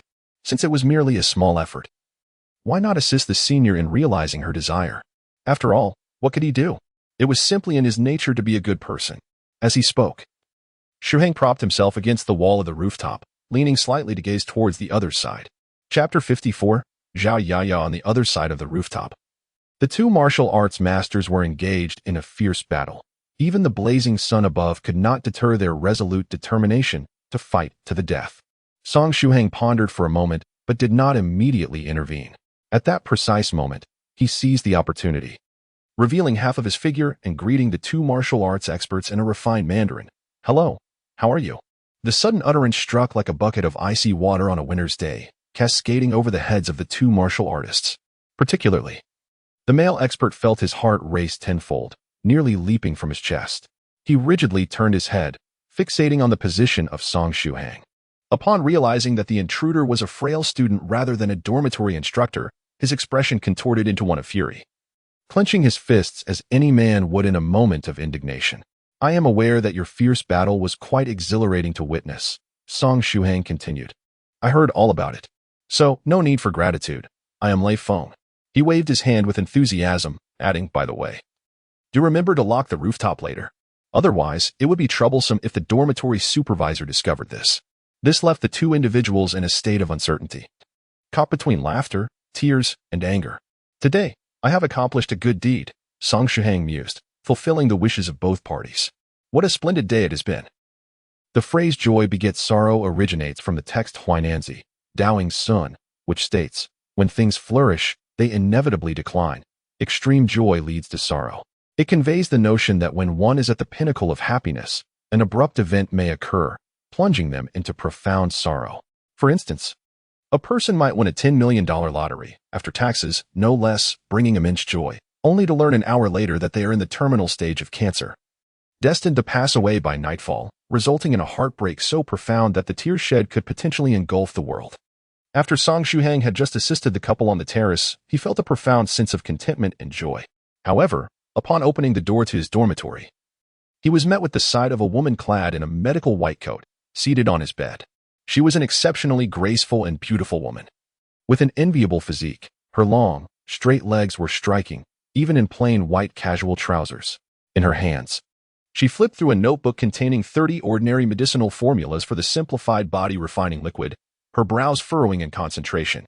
"Yaya, what brings you to our school?" Song Shuhang's forehead quickly became slick with sweat, an uncontrollable cascade. This woman in the medical coat was none other than Zhao Yaya, the beloved daughter of his uncle. Last semester, when Shuhang first entered university, it was she who had accompanied him to Jiangnan University town in place of his mother. Thus, she possessed the key to his dormitory, allowing her to enter without hesitation. This was indeed the most inappropriate time and place to encounter someone so unexpected. One must never indulge excessively in joy, for it is all too easy to encounter sorrow in such moments. Zhao Yaya lifted her gaze, her captivating phoenix eyes assessing Song Shuhang momentarily. As a medical student, she seldom wore makeup, understanding that cosmetics could hinder her surgical precision. Yet, even without adornments, she remained a paragon of beauty. Coincidentally, Song Shuhang was in a weakened state due to his practice of the true self-meditation scripture, his complexion pale and his breath shallow. "No wonder you are seeking such a chaotic and potent concoction," Zhao Yaya mused, closing the notebook with a frown. "Shuhang, you cannot recklessly consume medicine. This prescription is filled with powerful tonics, and their combined potency is simply unfathomable. Furthermore, every medicine contains a degree of toxicity. Mixing so many together could very well yield a lethal poison. Taking this would be tantamount to courting death." If you are unwell, you must consult a physician. At this moment, Song Shuhang's heart was a tumultuous sea of horses galloping wildly. The lingering weakness from his recent practice of the True Self Meditation Sutra had not yet faded, leaving his complexion somewhat pallid. To his astonishment, the combination of the simplified body refinement liquid formula had led Zhao Yaya to a misunderstanding. It was imperative to clarify the situation immediately, otherwise, he would find himself in a predicament akin to stepping into a quagmire. Whether it be excrement or otherwise, it was still an unfortunate fate. Tomorrow, his mother would undoubtedly be arriving by plane, and once Zhao's mother made her entrance, she would surely drag him off to the hospital. Oh, perhaps it was not a misunderstanding, for he had indeed played a fool once before by consuming the body refinement liquid. Nevertheless, it was essential to conceal this fact for the time being. Cough, Yaya, it is not as you imagine. That prescription, actually, it is like this. Song Shuhang's mind raced as he endeavored to articulate his thoughts. Had he not confirmed the existence of cultivation, he might have simply explained to Zhao Yaya that this was a concoction devised by a group of delusional fantasy enthusiasts. And he was somewhat concerned that those whimsical individuals might become irreparably lost to their fantasies after consuming the concoction. Hence he sought her expertise for verification. You speak. I shall listen, Zhao Yaya replied, arching an eyebrow, her legs crossed, her gaze fixed intently upon Song Shuhang. She knew him all too well, from childhood. Whenever she fixed him with such a look, she could discern the veracity of his words. It was due to this superpower that she had frequently seen through his childhood lies whenever he had erred. However, she rarely exposed his fabrications in front of his parents. For had she done so, he would have endured countless rounds of punishment, both solitary and in mixed company. This was also one of the reasons for the close bond Song Shuhang shared with Zhao Yaya during their youth, as she was a sister who would shield him from their parents. The truth is, not long ago, I was unexpectedly added to a group. I assure you, I did not know a single person in that group at the time. Song Shuhang was aware of the difficulty in deceiving Zhao Yaya. Thus he could only conceal part of the truth. The members of that group were rather peculiar, and I surmised they were likely overly enamored with fantasy novels. That was my initial conjecture. However, I have since confirmed that they are genuine cultivators. Later on, someone in the group shared a recipe, which is the very one you hold in your hands. Besides this recipe, there were many other herbs that I could not find online, names I had never heard before, each possessing a fantastical quality. Even now, I remain uncertain about some of these herbs, their nature and effects, and names like Morning Dew Mysterious Herb are indeed quite extraordinary. I was not worried, but rather concerned that they might become irretrievably lost after consuming these substances. Thus, I copied down the herbs that I could find online, intending to ask you for assistance in identifying them. If these concoctions posed a lethal risk, I would advise the group members before departing. That is the essence of the matter. Song Shuhang shrugged nonchalantly. Indeed, he had not lied. That had been his genuine sentiment at the time, and he had intended to act accordingly. Chapter 55, Zhao Yaya's Desperate Measures. Zhao Yaya's lips curled into a smile. Meddling in others' affairs was indeed something that little Song Shuhang would do. Very well, it seems that what you said holds some truth, even if you have other secrets. As long as this prescription isn't for your own use, then all is well. Zhao Yaya shifted her long legs into a different position and spoke calmly. How could I possibly have anything to hide from you, Sister Yaya? Song Shuhang quickly ingratiated himself. That statement was a blatant lie, far too disingenuous. Zhao Yaya stood up and playfully delivered a light chop to Song Shuhang's head. But in the blink of an eye, you have already become a university student. At your age, having your own secrets is perfectly normal. I have no desire to pry into your privacy. As for this prescription, just inform the others in the group not to consume traditional Chinese medicine indiscriminately. Even the most nourishing substances can be lethal when taken in excess. Understood. Song Shuhang chuckled in response. He comprehended, yet the current version of himself would not caution the group against recklessly consuming medicine, for he had already joined the ranks of those indulging in such practices. As he spoke, he raised his right arm, striking a pose reminiscent of a bodybuilder showcasing his muscles. With a slight exertion, his biceps bulged, exuding an explosive sense of strength. Zhao Yaya blinked, scrutinizing Song Shuhang from head to toe. To her surprise, while she had initially focused on his pale complexion and feeble aura, she had not noticed how much more robust he had become. Not only were his arms muscular, but the fabric of his sweat-soaked shirt clung to him, faintly revealing the definition of his chest and abdomen. His physique has truly transformed, Zhao Yaya thought to herself. She wrinkled her nose, waved her hand, and said, "You reek of sweat. Hurry up and wash yourself." Hee hee, Song Shuhang chuckled, secretly relieved. He had successfully navigated this hurdle with Zhao Yaya. She was a cherished relative who had cared for him throughout his life and was one of the few he wished to separate from the body refinement liquid, although he could not yet provide her with the elixir. He still hoped to find a suitable formula that ordinary people could use to offer it to her, as well as to his parents, Song Ma and Song Ba. Song Shuhang retrieved a change of clothes before heading to the bathroom for a shower. Sister Yaya, what brings you to Jiangnan University Town? Could it be that you came specifically for the matter of the prescription? He inquired from the bathroom. Each year, June 7th marks the date of the National College Entrance Examination in China. However, while high school students endure the grueling ordeal of exams, Jiangnan University Town joyfully seizes the opportunity to host its sports festival, celebrating merrily. This fortunate mischief starkly reflects the disdain the university's higher-ups harbor for the beleaguered high schoolers. It remains uncertain which president first instituted this tradition, yet it has persisted year after year. Sports festival? Song Shuhang pondered, momentarily taken aback. How could he be so unaware? Perhaps his recent absences from class were to blame. By the way, which events are you participating in? The sports festival is a splendid occasion for showing off and impressing the female students. Speaking of which, the second semester of your freshman year is nearly over. Have you found a girlfriend yet? Zhao Yaya bombarded him with a flurry of questions. It felt reminiscent of a family gathering during the new year, and one could easily envision Yaya as the formidable aunt among a crowd of inquisitive relatives. So make sure to put in your best effort at the sports festival. You might even receive a confession from a senior or junior on the spot. If you manage to find a girlfriend, your aunt will certainly be overjoyed, Zhao Yaya chuckled. Emerging from the shower, Song Shuhang towel-dried his hair and asked, Sister, I'm heading out for dinner with the Tupo trio soon. Would you care to join us? Zhao Yaya shook her head and replied, I won't intrude on your gathering. I wouldn't want you three rascals to feel uncomfortable. I've come with several classmates, and after seeing you, I'll be joining them. With that, Zhao Yaya grabbed her little bag and followed behind Shuhang as they departed the dormitory. At the entrance of the dormitory, fate intervened as the two male classmates who had previously seen Shuhang and Yu Rizi leaving crossed paths with him once more. Since Zhao Yaya lagged a step behind, they overlooked her presence. Upon spotting Shuhang, one of them waved enthusiastically and teased, my friend Shuhang. Where are you off to this time? By the way, when will you introduce me to your sister? She's stunning, especially those long legs. Ever since I laid eyes on her, I've crowned her my #1 goddess, and I can hardly think of anything else. I've even dreamed about her these past few nights. Haha, give me her number, and I promise to be the best brother-in-law you could wish for. Song Shuhang's lips twitched violently. He recognized that the fellow was referring to Yu Rizi, whom they had encountered a few days prior. However, the predicament lay in the fact that he was currently accompanied by a genuine elder sister.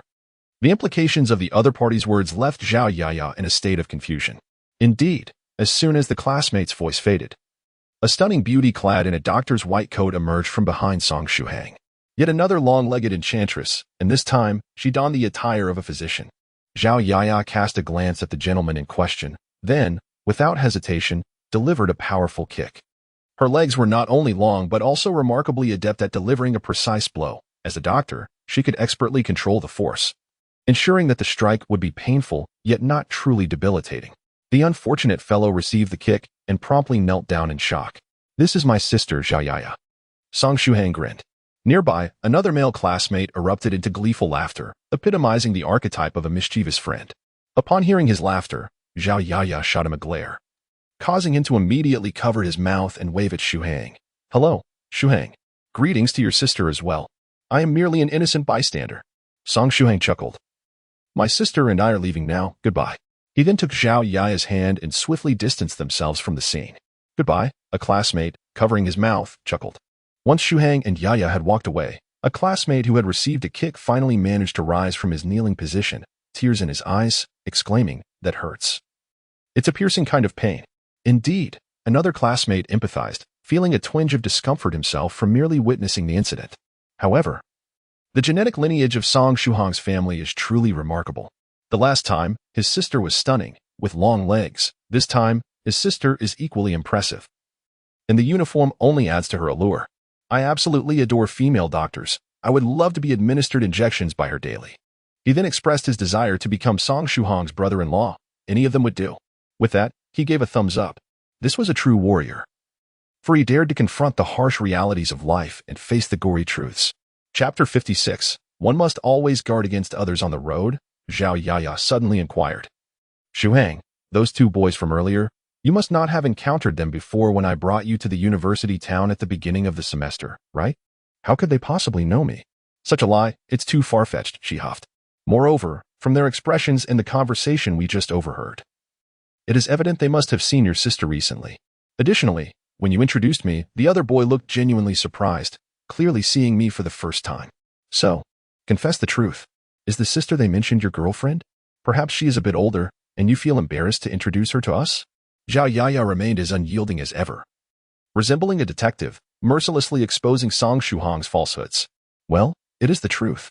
However, did you indeed have a sister who accompanied you from the boys' dormitory not long ago? Zhao Yaya squinted her eyes. So, have you considered developing a more profound relationship? A sibling romance isn't so bad these days, and if marriage were to arise, a few extra years would mean she could take care of you. I believe auntie and uncle would not oppose. Damn it, I was easily drawn into this conversation. Song Shuhang lamented. Why must girlfriends always be linked to marriage? Can't there be a pure friendship between university students of the opposite sex? Why must it always get tangled with such a heavy topic? I'm not teasing you anymore, but if you do start dating someone, you must share the good news with me. Zhao Yaya firmly patted Shuhang on the back, then quickly hailed a taxi, smiling as she departed. Song Shuhang waved his hand, secretly releasing a sigh of relief. Before Zhao Yaya, he simply could not afford to lie, for she was far too familiar with him, making it all too easy for her to see through any deception. Fortunately, she had not discerned his connection to the realm of cultivation. Indeed, for ordinary individuals, cultivation exists as a splendid fantasy. Under normal circumstances, no one would intertwine reality with the concept of cultivation. In summary, before he resolved to disclose the matter of being a cultivator to her, he must diligently safeguard this secret, ensuring that she does not uncover anything, lest it bring calamity upon himself and his family. Song Shuhang pondered silently. The recent warning from the Northern River had instilled a profound sense of caution in him. He dared not gamble with the lives of his loved ones. As these thoughts crossed his mind, he recalled the individuals who were covertly investigating him. While one must harbor no ill intentions towards others, it is prudent to remain vigilant against potential threats. At 6 o'clock in the evening, within the rented abode of Yongda, when Song Shuhang arrived, Lin Tubo and Gao were already quite inebriated. The two were embracing each other, with Gao intermittently wailing in sorrow, seemingly still engulfed in his grief.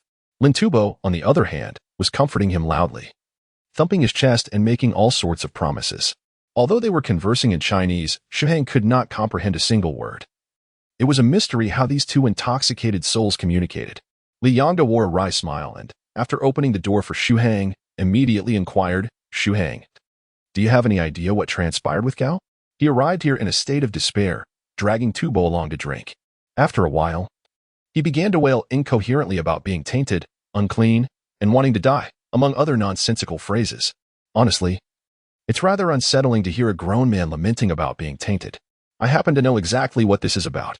Song Shuhang chuckled mischievously. Song Shuhang meticulously recounted the scene he had previously witnessed in the dormitory to Li Yongda, deliberately omitting the part where Zhuge Yu mentioned being followed. Shuhang had no intention of dragging his three roommates into an inexplicable perilous situation.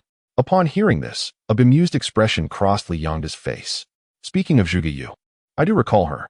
She's a key member of the school's news department, am I correct? As for her gender, I believe she is female, Li Yongda pondered, stroking his chin, for he had once had certain needs that compelled him to infiltrate the school's news department to gather information. He was somewhat familiar with the profiles of several principal members. However, when I previously inquired about Gao, whether he was male, the fellow turned pale and shook his head dismally. When I further asked if it was a girl, his countenance became even more woeful. Yet he still sorrowfully shook his head. When I probed if it was a transgender individual or a transvestite, he wept and insisted that I would not comprehend such matters. Shuhang remarked.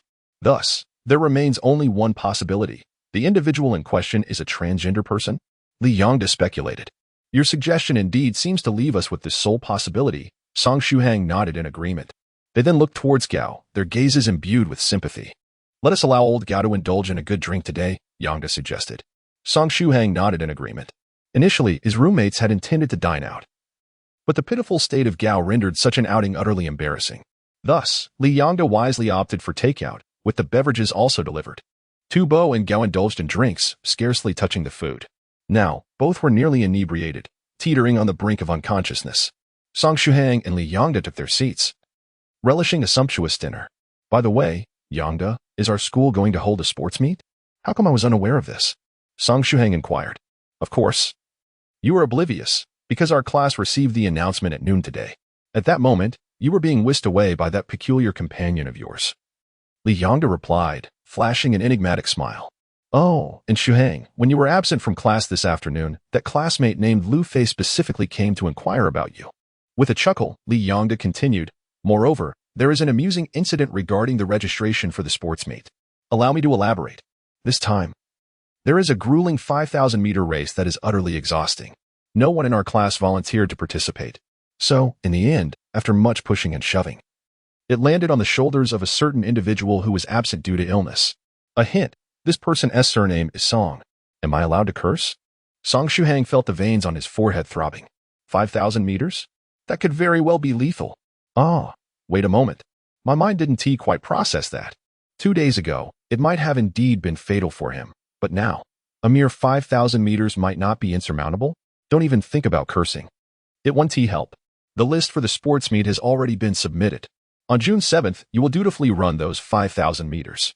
Whether you like it or not, someone will carry you if you refuse to participate. Good luck. If you win, you'll earn extra credits. Li Yongda said with a mischievous grin. Very well, a mere 5,000 meters. Those extra credits are certainly mine, Song Shuhang declared, striking a heroic pose. Now that's the spirit. Cheers. Li Yongda raised his glass. Cheers. Suddenly, the inebriated Lin Tubo chuckled, raising his glass as well. His eyes were surprisingly clear, showing no signs of drunkenness. Goodness, this fellow is clearly trying to fool Gao, isn't? Per Gao, who is now sprawled out. One wonders what unspeakable secrets Tubo managed to extract from him while he was being intoxicated. Song Shuhang raised his cup and chuckled. Cheers. Regardless of whether it was for Zhao Yaya or those three good-for-nothings, he needed to be vigilant. Chapter 57. The Stalwart Nan Hao. It has been proven that even a novice cultivator is no longer an ordinary mortal. After consuming the body-refining elixir twice and practicing the Diamond Foundation Fist Technique and True Self-Meditation Sutra, Song Shuhang not only enhanced his physical prowess but also developed an impressive capacity for alcohol. Previously, he could only compete with Gao in drinking. But today, he heroically outranked the cunning Lin Tubo and Li Yongda, leaving them incapacitated. After finishing off these two, Song Shuhang felt remarkably lucid. His thoughts agile and his limbs nimble, as if he had merely sipped a glass of plain water rather than downing an entire box of alcohol. He proceeded to carry the three inebriated individuals to bed. As he walked, he found himself, almost unwittingly, in the chaotic alleys of Dodgy Street. Surely, he would not encounter that girl again, the one he had pinned against the wall, considering he had already met her once that afternoon. He mused that unless she spent her days here being cornered, it was improbable to run into her multiple times in a single day. The journey was uneventful, and the world felt peaceful. He nodded to himself, wishing for such tranquility every day, reflecting on his previous outing with the apothecary senior to search for a residence. He recalled that there had been no disturbances then either. It had been equally serene. Oh, wait. The apothecary reminded him of something. While walking alongside the apothecary, their path was not entirely peaceful, as they had been followed by someone who was subsequently scared off by a mere glance from the apothecary. Contemplating this, Song Shuhang pinched his chin. A moment later, he abruptly turned, his gaze sharp. Come out, you who have been lurking behind me for quite some time. Or shall I be the one to draw you out? This sudden action was prompted by an instinctive feeling. In reality, Song Shuhang had only recently begun his foundational cultivation. Although his vision and other senses were significantly sharper than those of an average person, he was still a novice without substantial combat experience. Incapable of detecting if someone was following him, he merely intended to bluff. If no one was present, it would be ideal, as it would prevent anyone from witnessing his current embarrassing behavior. Conversely, should someone reveal themselves, it would allow him to resolve the situation at hand. Simultaneously, Song Shuhang discreetly opened his mobile phone, accessing the call page to retrieve the apothecary's previously dialed number. This way, if anything seemed amiss, he could immediately call the apothecary for assistance. Though it might be somewhat embarrassing, if his life were at stake, he would cast aside such concerns without a second thought. Song Shuhang's gaze remained fixed behind him. Moments later, a figure emerged slowly from a shadowy corner. Impressive, despite my meticulous concealment, you still managed to detect my presence. The figure was a towering man, standing 2 meters tall, with a robust physique reminiscent of a bear. His head was shaved to a fierce shine, exuding an overwhelming aura. Yet, curiously, this individual conveyed a sense of serene countenance to Song Shuhang. Indeed, even with such a formidable build, his features somehow imparted an impression of naive charm. What a bewildering contrast! Moreover, this hulking figure managed to stealthily follow Song Shuhang without a sound. Surely, his skills in stealth and concealment had reached their zenith, hadn't they? Who are you? And why are you stalking me? Song Shuhang squinted and inquired. He could see the bulging muscles of the tall man, brimming with explosive power. There's no need for such tension, classmate Song Shuhang. I am also a student at Jiangnan University City, the vice president of the Sonda Club, Nan Haoming. The large man introduced himself, cracking his knuckles as he continued. I followed you because, last night, 2 inept fellows from my Sonda Club were reprimanded by you for harassing a girl. Oh, so your underlings were bullied, and they came to you. Their big brother, to complain, and now you feel the need to avenge them? Song Shuhang replied. Had it been 2 days prior, he would have fled at the sight of such a hulking figure clenching his fist with ill intent. However, after consuming the body refinement liquid twice and practicing the Diamond Foundation Fist in True Self meditation scripture, he felt no fear, only a firm resolve to fight. Furthermore, since this man was a big brother to those ruffians, he could not have been the one investigating Song Shuhang's information at school the previous afternoon, as he only encountered the ruffians and the short-haired girl the night before. Haha, no way. Those 2 wouldn't dare mention their antics to me. If I hadn't accidentally overheard their conversation, I wouldn't have known they had been beaten up. Those inept fellows, despite mingling with ruffians, had the audacity to harass a defenseless girl. I have already given them a thorough thrashing, and they won't be getting out of bed for a while. Nan Haoming chuckled. Defenseless girl? Big man, you clearly didn't witness her in her state of fury. If you had seen her this afternoon, when she single-handedly dispatched 11 ruffians in mere seconds, you wouldn't dare describe her as defenseless. So what purpose does your following me serve? Song Shuhang asked in a low voice. Well, I've heard from those 2 inept fellows that you were quite formidable. Thus, I wish to come and test it for myself, Nan Haoming replied, maintaining his endearing smile. He possessed innate strength, not only towering in stature, but also twice as powerful as others of his size. Within the Sonda Club, he was already considered a master, albeit a lonely one. Thus, upon hearing that someone could effortlessly lift his inept junior by a single arm, Nan Haoming's instincts informed him he had encountered a worthy adversary. Consequently, he followed with an eager step. Now, upon seeing Song Shuhang in person, he was even more convinced of this notion. The seemingly shorter and considerably slimmer junior exuded an air of prowess. Of course, you might think I am merely stepping up for my bullied junior. If that displeases you, it would make our confrontation all the more exhilarating. In truth, I do harbor intentions of defending my junior. Nan Haoming assumed a fighting stance, his eyes gleaming with fierce determination. In an instant, he transformed from an innocuous presence into a ferocious beast. After all this idle chatter, it appears your true desire is to engage in combat, is it not? Song Shuhang inquired. Indeed, I merely seek a brawl, replied Nan Haoming, a grin spreading across his lips. Furthermore, all this pointless talk was instigated by you. In reality, I am not one to indulge in much conversation. I prefer to let my fists do the talking. Song Shuhang, you claim to be unable to speak, yet have uttered so many words? If this is what you call being inarticulate, then what level of verbosity would classify one as a chatterbox? I am coming. Nan Hao suddenly lunged forward, closing the distance to Song Shuhang with a swift movement. His right hand clenched into a fist, delivering a powerful straight punch. Song Shuhang, unwilling to underestimate the formidable figure before him, had only just begun his foundational training in cultivation.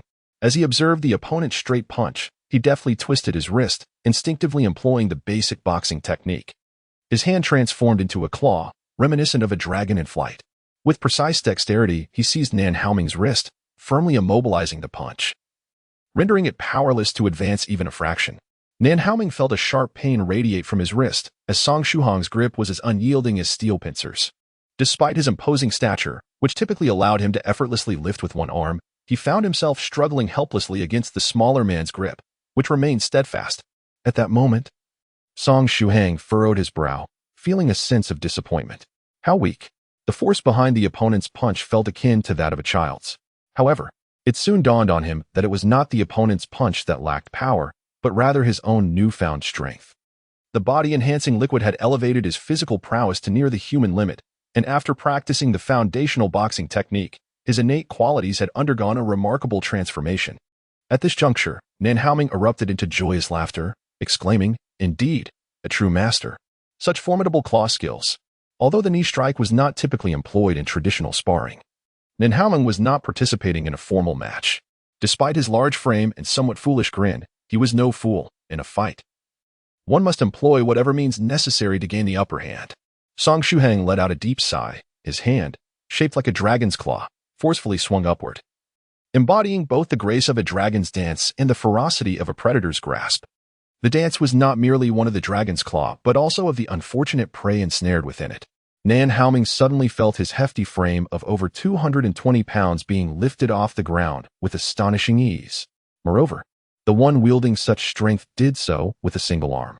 Nan Haoming's heart skipped a beat, overwhelmed by the sheer terror of such monstrous power. The opponent could effortlessly lift not only his ineffectual subordinate, but even his own substantial bulk. Yet, I shall not be so easily vanquished. Roaring defiantly, Nan Haoming sank his body down, attempting to forcefully descend. Simultaneously, he drew back his right hand, poised to unleash a tempestuous assault the moment he touched the ground.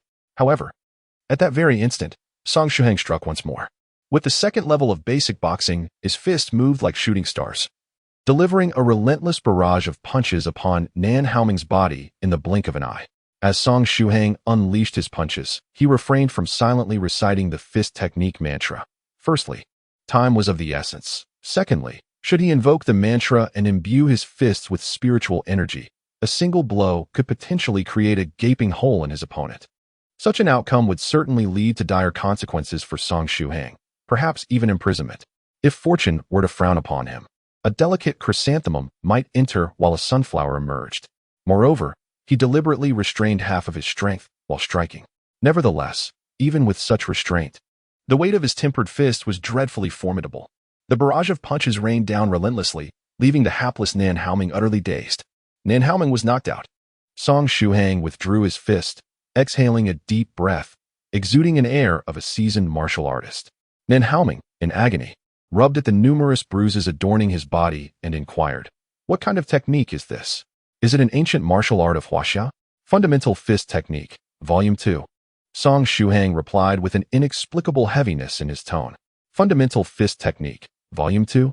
What on earth is that?" Nan Haoming exclaimed. Song Shuhang suddenly felt a wave of melancholy. If it were possible, he would certainly wish to adopt a name that exuded both grandeur and intimidation. Unfortunately, he was destined to remain devoid of such a cool moniker. Noticing the grim expression on Shuhang's face, Nan Haoming promptly conceded, "I admit defeat." He sighed. Acknowledging the disparity in their abilities, they were simply not on the same level. He possessed innate strength, yet the opponent's might surpassed his own. His skills in combat were solid, but the adversary's boxing technique appeared far more sophisticated. A wise decision, Song Shuhang acknowledged with a nod. As per tradition, a price must be paid for failing a challenge. Nan Haoming, displaying an unyielding demeanor, retorted, "I have no money." He held his head high, declaring that should he face further punishment, it would be a mere beating. He had no riches but one life to spare. He was resolute in not acquiescing to the vile practice of extortion. "I do not require money," Song Shuhang contradicted himself, despite his recent financial struggles. "I need your assistance in gathering some information. The capabilities of an individual are limited, and the underworld possesses its own channels of information. Perhaps they could uncover the identity of the person who had investigated him the previous day." Although he had already resolved to seek help from the venerable pharmacist, it would be prudent to prepare further. After a brief moment, Nan Haoming scratched his head. "You want me to find someone to help you investigate the individual who gathered intelligence on you yesterday at noon? This task is not overly complicated. One merely needs to identify which classmate the investigator approached for inquiries. From there, the appearance of the investigator can be deduced, leading to the eventual revelation of their identity. If all else fails, I could access the surveillance footage at the school gate, as I have certain connections within the institution."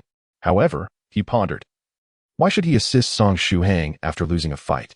He had merely intended to engage in a brawl, and there had been no prior agreement to lend aid upon defeat. He could always challenge him again. "You will assist me, won't you, Senior Nan?" Song Shuhang crouched beside Nan Haoming, his eyes narrowing, a glint of danger flickering within. Should Nan Haoming dare utter a single no, the consequences would be dire. Nan Haoming's expression shifted dramatically. He scratched his head and chuckled sheepishly. "I understand now. I will have those good-for-nothings and their friends take care of this matter." However, I cannot guarantee that we will uncover any results. He had an unsettling feeling that had he not agreed just then, the outcome would have been quite dire. Song Shuhang revealed a satisfied smile. Then, I entrust this to you, Senior Nan. After engaging in a sparring match, Song Shuhang felt a refreshing sensation throughout his entire body.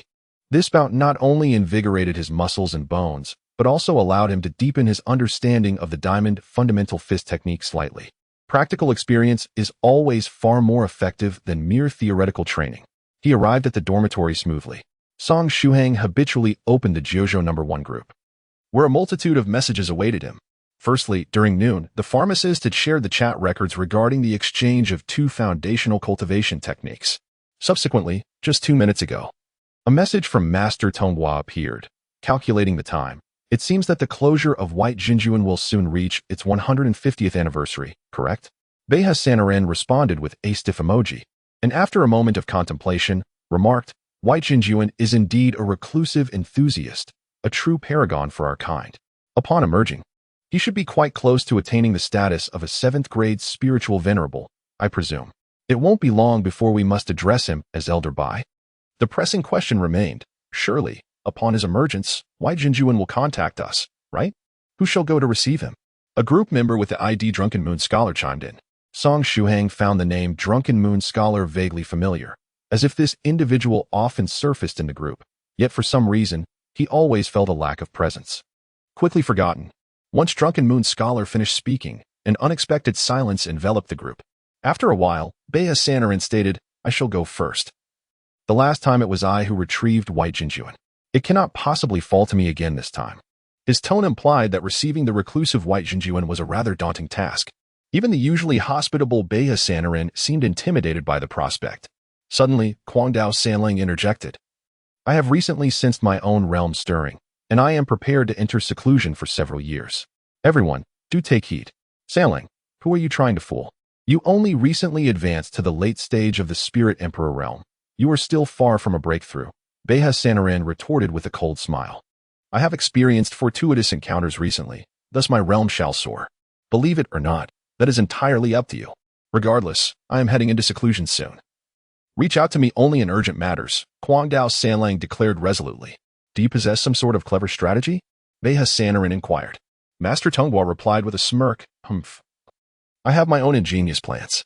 However, I shall never divulge them to you. Beiha, resign yourself to that fact. How infuriating. Beiha Sanaren clenched his fist, muttering. In 3 months, during the battle at the Purple Forbidden Peak, I shall ensure the soothsayer is thoroughly defeated, to the point where even his own mother would not recognize him. Song Shuhang, eager to contribute to the conversation, was about to interject when an inexplicable chill coursed from his forehead down to his lower back upon hearing the divination proclaiming a clever scheme is at hand. A premonition washed over him. He sensed that speaking up now would invite trouble. Hence, he resolutely shook his head, decisively shut down his computer, and climbed into bed to sleep. Chapter 59. Lethal poison in the stillness of the night. The calls of summer cicadas and frogs echoed in a rhythmic chorus. Cloaked in darkness, a figure clad in black stealth attire approached the male dormitory with utmost silence, ultimately stopping beneath the balcony of Song Shuhang's room. This must be the place, the shadow murmured to himself. In a fluid motion, he leaped lightly, soaring up to the balcony of Song Shuhang's dormitory with a swift whoosh. The second floor of the boys' dormitory stood at a height of 3.5 meters, complemented by a half-meter-high railing, totaling a height of 4 meters. Yet, this black-clad figure effortlessly vaulted onto the balcony without any need for a running start. Such leaping prowess, if channeled for the nation, would surely secure a world championship. As no high jumper, regardless of their caliber, could help but shed tears while relinquishing their knees upon witnessing such a feat of course. A more plausible explanation would be that the world at large might suspect him of having ingested performance-enhancing substances or harboring some advanced technological implants within his muscles. The balcony door was a sleek floor-to-ceiling window structure, both simple and aesthetically pleasing. The cloaked figure first conducted a cautious sweep of the area, ensuring no one was watching, before drawing a slender blade from his waist and inserting it into the crack of the window. Without any visible effort, the lock of the window yielded to his skill, as if his lock-picking expertise had reached perfection. Gently pushing the window open, the figure slipped inside, his movements as graceful and silent as a cat. Within the bedroom, Song Shuhang lay sprawled in a starfish position, deeply asleep. Having assisted his senior, the alchemist, in searching for a residence and refining body-enhancing liquid earlier, he was now in such a profound slumber that even a sharp slap to his face would scarcely rouse him. As a cultivator, Song Shuhang's experience and alertness remained woefully inadequate. He was still a novice at the top of the rookie ladder, in need of further honing.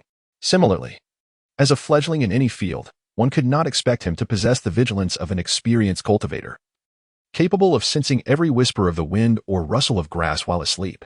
The figure in black scrutinized Song Shuhang for a moment, comparing the photograph of Song Shuhang stored in his mind to the youth before him, confirming his identity. Indeed, it was him. The target seemed oblivious to his presence, and the infiltration had proceeded with surprising ease. However, the figure in black remained cautious, fully aware that the leader held significant reservations about this seemingly ordinary youth, Song Shuhang. Prior to his arrival, he had been admonished to act with discretion and to retreat immediately should he be detected. Therefore, from the moment he entered the room, he maintained a careful demeanor, suppressing his breath and concealing his presence.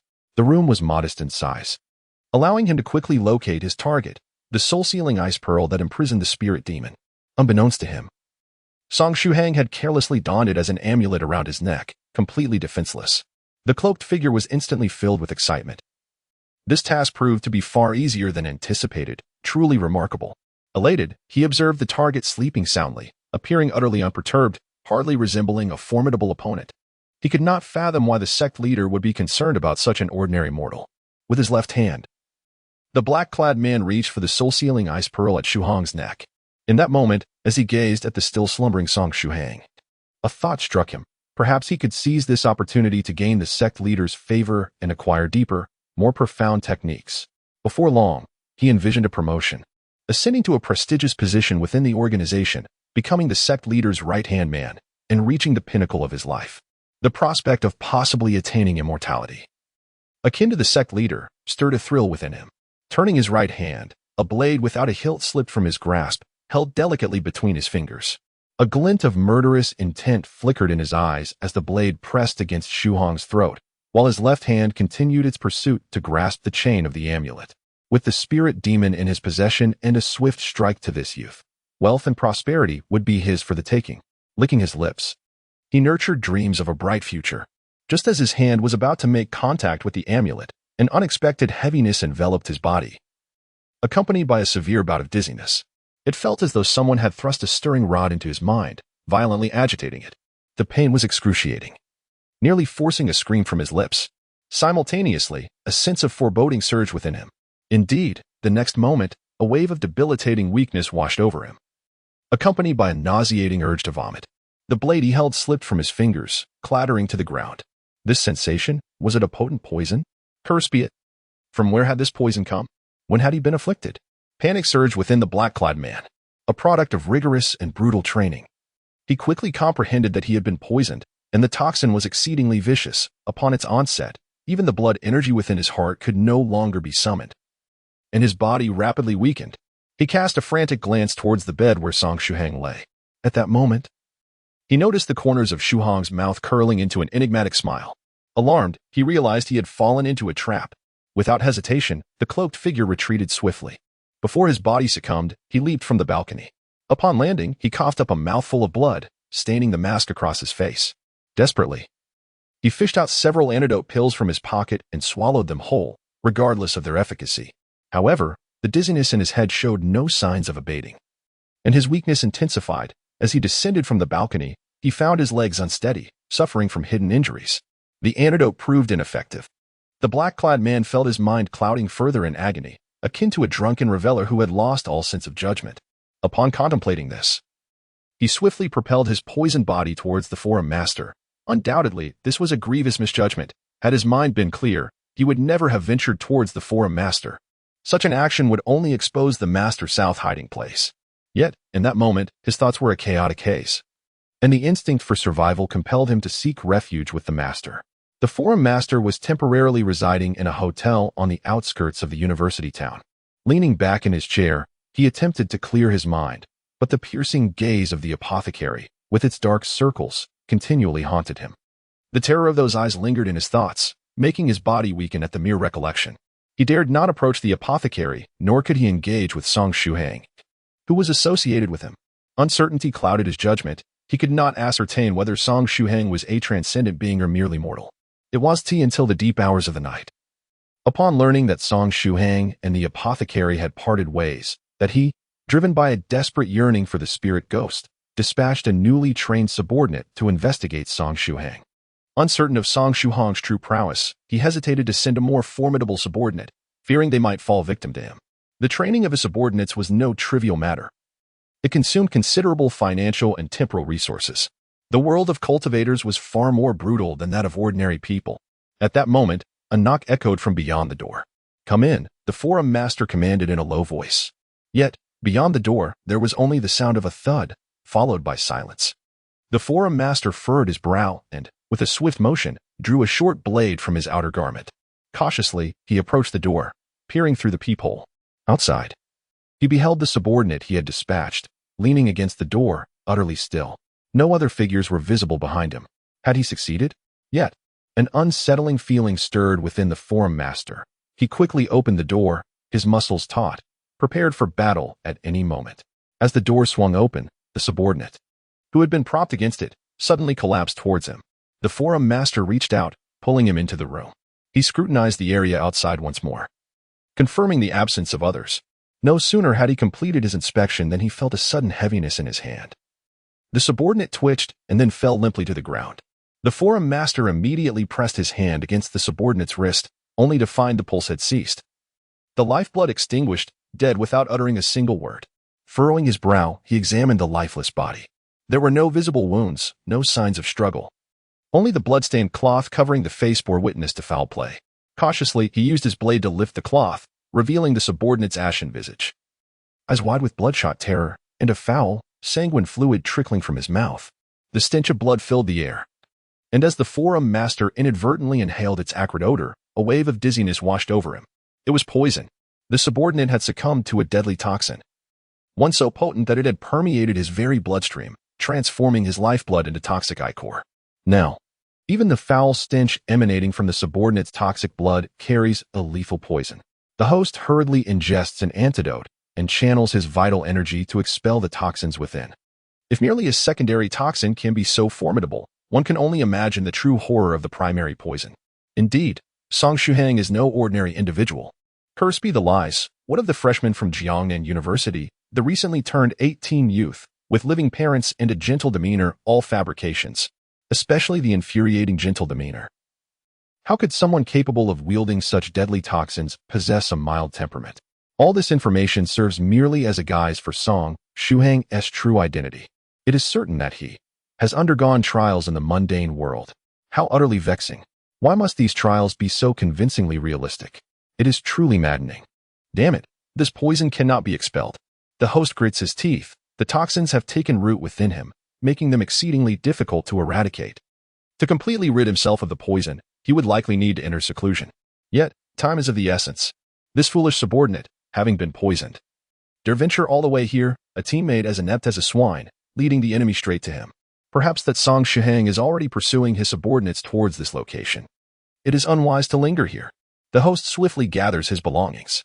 Before departing, he sprinkles some corpse disintegrating liquid over his subordinate's remains, erasing all traces.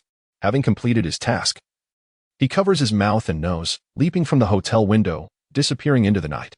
With several agile bounds, he distances himself from the hotel. Plans have changed. Once the deadly poison is expelled, he must devise another strategy to engage with the senior Song and procure the spirit ghost from him. The night remains long. In the cover of darkness, some find joy, while others are burdened by sorrow and distress. Such is the myriad of human experiences. June 6th, 5 a.m. Song Shuhang opened his eyes, invigorated and alert. However, as soon as he did, a frown creased his brow. After undergoing body tempering, his sense of smell had become significantly sharper than that of an ordinary person, and he detected a faint yet lingering scent of blood in the air. Yet, upon glancing around, he found no trace of his roommates. Through the bedroom, he could vaguely see that the sliding door to the rooftop was ajar. Had a thief intruded? A sense of unease gripped Song Shuhang. It was not the first time the boys' dormitory had been visited by thieves, particularly on their floor, which was favored by such unscrupulous individuals. This was troubling. He leaped from his bed, chastising himself for his lack of vigilance. Within his storage cabinet lay 21 sets of body-tempering liquid ingredients, items that were nearly impossible to acquire with mere money. If those materials were stolen, he would surely be reduced to tears in the restroom. As he rose, his gaze fixated on the floor, where a blade without a handle lay. It was extraordinarily sharp and glinted menacingly. This was a thin, sharp knife, devoid of a handle, likely designed to be held between the fingers or used in conjunction with other tools. To wield such a blade required a certain level of skill. It was not something an amateur could manage. Clearly, this knife was not meant for slicing fruit, but was instead a lethal weapon. A thief would have no need for, nor the capability to utilize, such a peculiar instrument. Coupled with the pervasive scent of blood in the air, the intruder was not a common burglar. If not for money, then for a life? Who was the target? It could only be himself. In the dormitory, he was alone, and his 3 roommates were merely ordinary university students unlikely to attract the attention of a killer. A life-threatening calamity.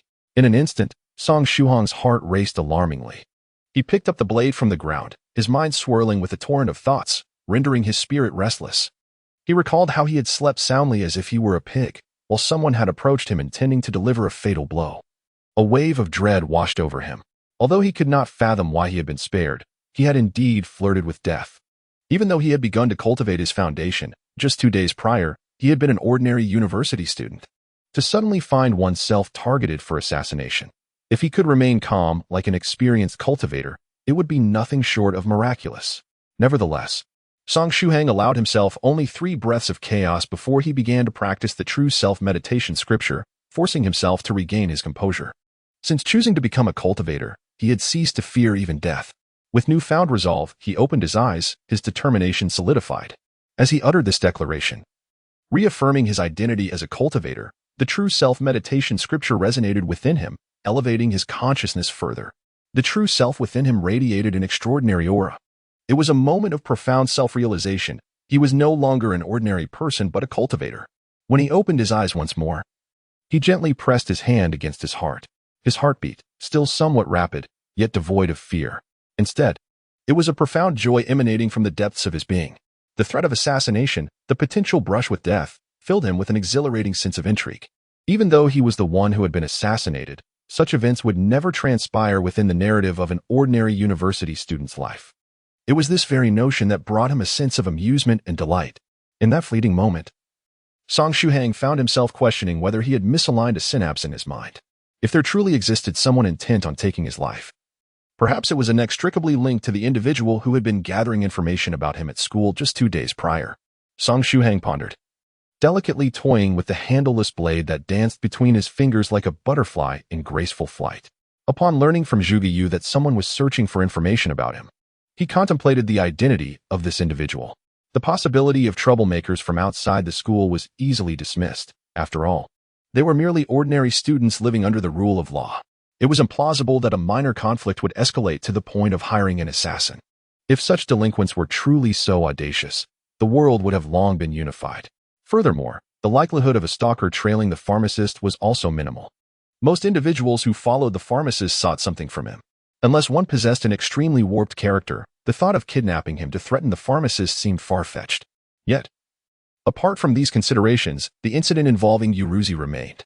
Song Shuhang pulled out the pendant, gazing at the soul-sealing ice pearl that adorned it. The pearl emanated a refreshing aura, sharpening his mind and igniting his imagination. Chapter 61. A First Encounter. I am Song Shuhang. Spirits do not reproduce. From whence did the other spirit originate? Perhaps the 2 spirits are, in fact, one male and one female, fated to meet across 1,000 miles, embodying a forbidden romance amidst the supernatural? Or could it be that someone deliberately placed the spirits within the Ghost Lantern Temple for cultivation? If the former is true, then there are no issues at hand. However, if the latter holds true, the implications could be dire. At present, the latter scenario seems more plausible.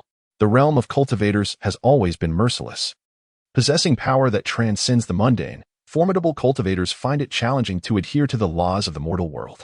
The only constraints upon a cultivator stem from their own moral compass, ethics, and the baseline of what it means to be human. Once these moral and ethical foundations crumble, and self-restraint is lost, some cultivators are capable of committing unspeakable acts, murder, brutality, oppression, and treating human life with utter disdain, forming the very essence of the perilous and ruthless world of cultivators. You took my treasure. I shall annihilate your entire family. Indeed, some radical and malevolent cultivators would resort to such extremes. Even before completing his foundational cultivation, Song Shuhang had already encountered the harsh realities of the cultivator's world. Of course, one must not eliminate the final possibility. Grasping the soul-sealing ice pearl, he considered the notion that treasures stir the hearts of men. His earlier lack of discretion regarding the pearl might have caught the attention of someone with nefarious intentions. Thus, that individual may have conceived the idea of murder to seize the treasure.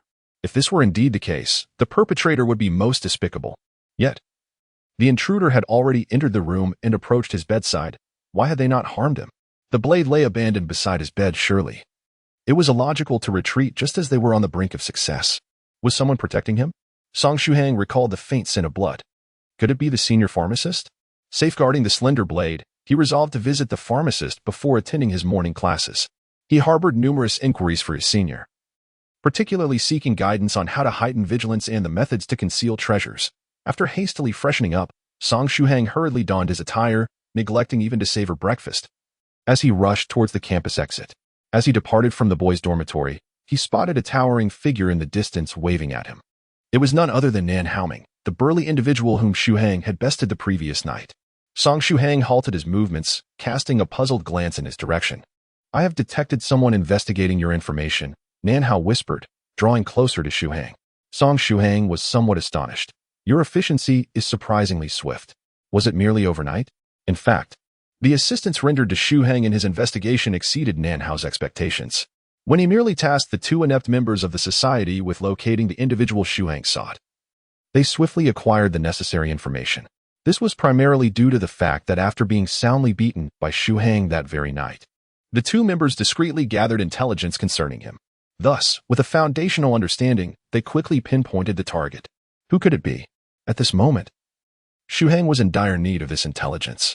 Song Shuhang furrowed his brows, realizing that the individual was not a stranger, but rather a student from his own school. However, he quickly comprehended that the person gathering information on him would not be foolish enough to reveal themselves openly. In this day and age, it is quite effortless to spend a small sum to enlist someone's assistance in collecting information about oneself. This student must be one of those entrusted with the task. Song Shuhang glanced at the time. It was still early. Let us pay him a visit. As he spoke, he clenched his fists. In the boys' dormitory of the finance department, Lin Tao had risen unusually early. His spirits had been high these past couple of days, as just the day before, a man adorned with large sunglasses, who could be described as simple-minded yet wealthy, had bestowed upon him a sum equivalent to his entire annual living expenses, requesting his assistance in investigating a student by the name of Song Shuhang at Jiangnan University Town. The man had expressed concern that his daughter had been spending her days with a student named Song Shuhang, prompting him to seek Lin Tao's help in uncovering the student's personal information. Lin Tao, upon hearing this, immediately discerned the deceit in the man's words. Yet the allure of such a substantial sum led him to accept the request as genuine. After all, no one would turn away from money, and merely gathering information about a fellow student was a trivial task. Thus, he accepted the money without hesitation and proceeded to gather extensive information about Song Shuhang. With this unexpected windfall, Lin Tao had been enjoying a rather lavish lifestyle these past few days. A gentle knock echoed from the door. Is Lin Tao residing here? Came a soft male voice from outside, radiating an immediate sense of familiarity. Who could be seeking me at this early hour?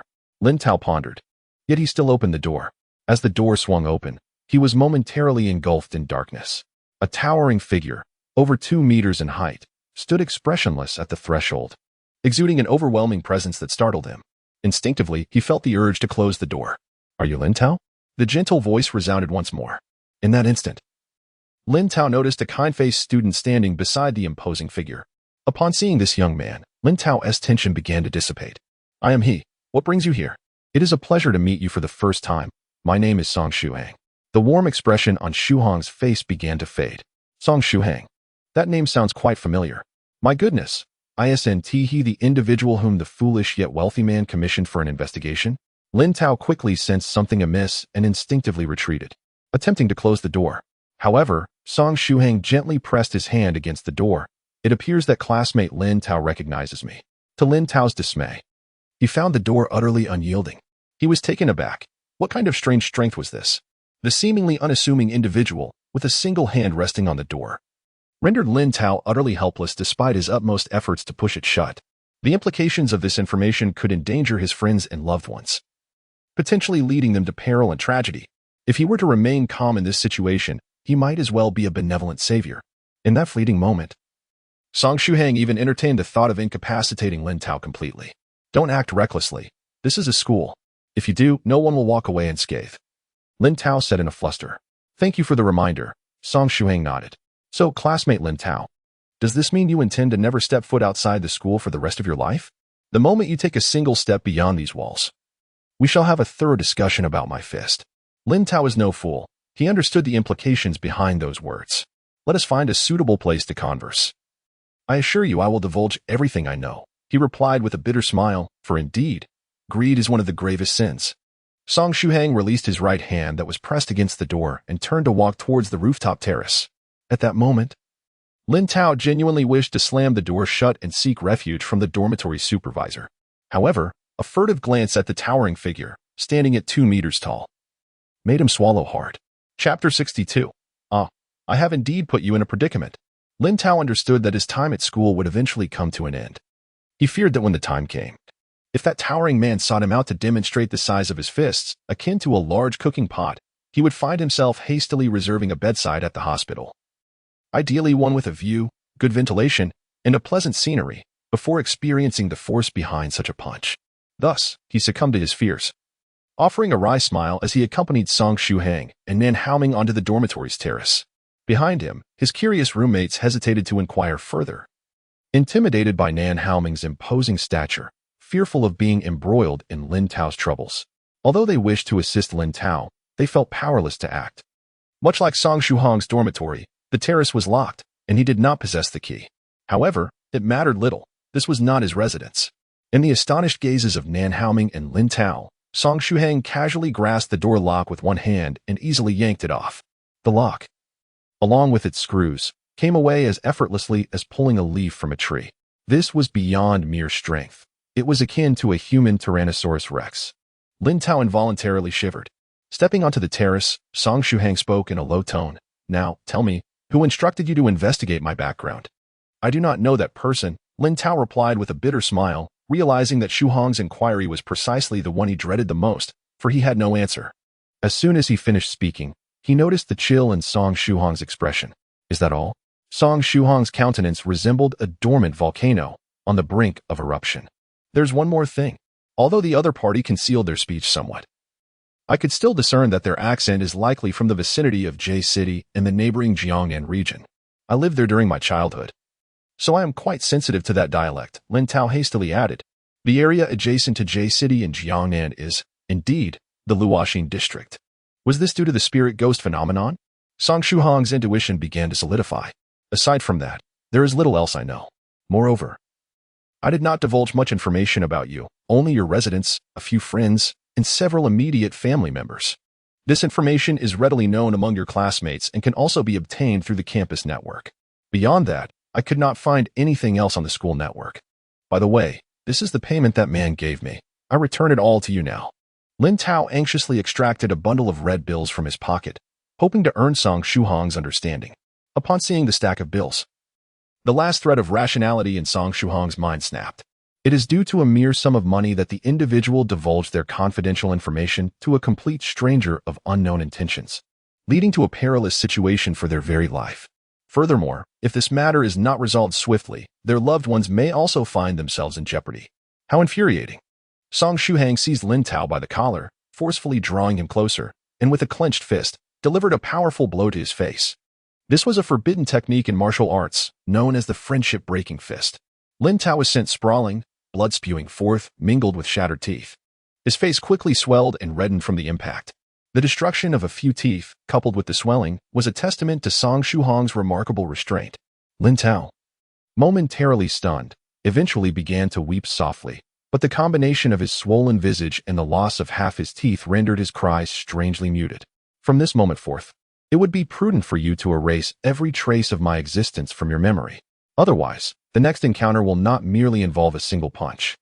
Song Shuhang wiped the blood from his knuckles, stating, as for your face and teeth, you shall devise your own explanations to others. Whether you claim to have lost them in a fight or due to a fall, it matters not. In any case, do not entangle yourself with me again. I sincerely hope to never cross paths with you once more. There shall be no next time, should there be. Song Shuhang could not guarantee that he would refrain from more extreme actions. Even a Buddha can only endure so much, after all. Song Shuhang and Nan Haoming departed. Ah, I am not afraid at all. Unexpectedly, Song Shuhang remained remarkably composed. For some reason, his calm demeanor instilled a sense of foreboding in Nan Haoming, because I will never admit to having struck him. Moreover, Song Shuhang turned to glance at Nan Haoming and inquired, "Do you know why I brought you along to this place? What does that mean? Wasn't it I who insisted on bringing you here?" Nan Haoming felt something was amiss. "Tell me, who among us is more conspicuous?" Song Shuhang stated with certainty. Nan Haoming exclaimed, "Are you setting me up?" "Yes, I have indeed set you up." Song Shuhang nodded, not pleased. "Then go ahead and hit me." "Hit you?" At that point, I would only be the one receiving a beating. In the sky, the sun tirelessly ascended, continuing to selflessly radiate its warmth and light. In such sweltering weather, everyone secretly hoped the sun would take a break for a day or two. With time to spare before class, Song Shuhang made his way to the residence of the medicine master. He had an abundance of questions to pose to the esteemed elder. At that moment, a vintage Volkswagen Santana, reminiscent of the models used in driving schools over a decade ago, was parked in the unique 3-room, 5-story courtyard. Such vehicles had long been retired from the market due to aging and other reasons. It was surprising to find someone still driving this relic. Song Shuhang pondered whether it was even legal for such a vehicle to be on the road now. A guest? He mused silently, retrieving his keys in preparation to unlock the door. At that moment, the door swung open ahead of him. A woman with shoulder-length hair emerged, her petite stature standing at roughly 1.5 meters. However, she exuded an intense presence, each step echoing the authority of a tiger surveying its territory. She cast a sidelong glance at Song Shuhang before making her way to the old Santana, popping open the trunk to retrieve of approximately 1 cubic meter in size. Subsequently, she raised her leg and delivered a fierce kick to the, which emitted a mournful hum. The girl appeared to be in a foul mood, her temper evidently reaching a boiling point. Song Shuhang felt a tremor of apprehension and decided it would be wise to steer clear of her. Just as he prepared to quietly enter the house in search of the medicine master, an unusual sound emanated from behind him. To his astonishment, the kick began to expand rapidly as if filled with air, swiftly growing to a size comparable to that of the vehicle. A mere kick could induce such a transformation? Is this a spell for compressing the volume of objects? Countless techniques and myriad powers exist, only limited by one's imagination, such as the way of cultivators. Chapter 63, Jiangxian. One day, I too shall wield various spells like the esteemed seniors, Song Shuhang silently vowed. At this moment, the short-haired woman spread her arms, lifted one end of and took a few steps forward, furrowing her brow. Thud. She set down the furnace and turned to gaze at Song Shuhang. "Is that you, Song Shuhang?" She arched an eyebrow. "Could you lend me a hand? Assisting a beautiful lady in distress is a gentleman's duty, after all. Do you know me?" Song Shuhang inquired, puzzled, as he stepped forward to help the woman lift the alchemy furnace. The furnace was not particularly heavy. Its size made it cumbersome for a single person, but with two, it was quite manageable. "Please refrain from asking such foolish questions. You should have recognized at a glance the closeness I share with the apothecary, and it would be quite natural for you to deduce that I learned about you from them," the woman replied, her expression devoid of emotion. "Surely, no one could discern the closeness between you and the apothecary at first glance."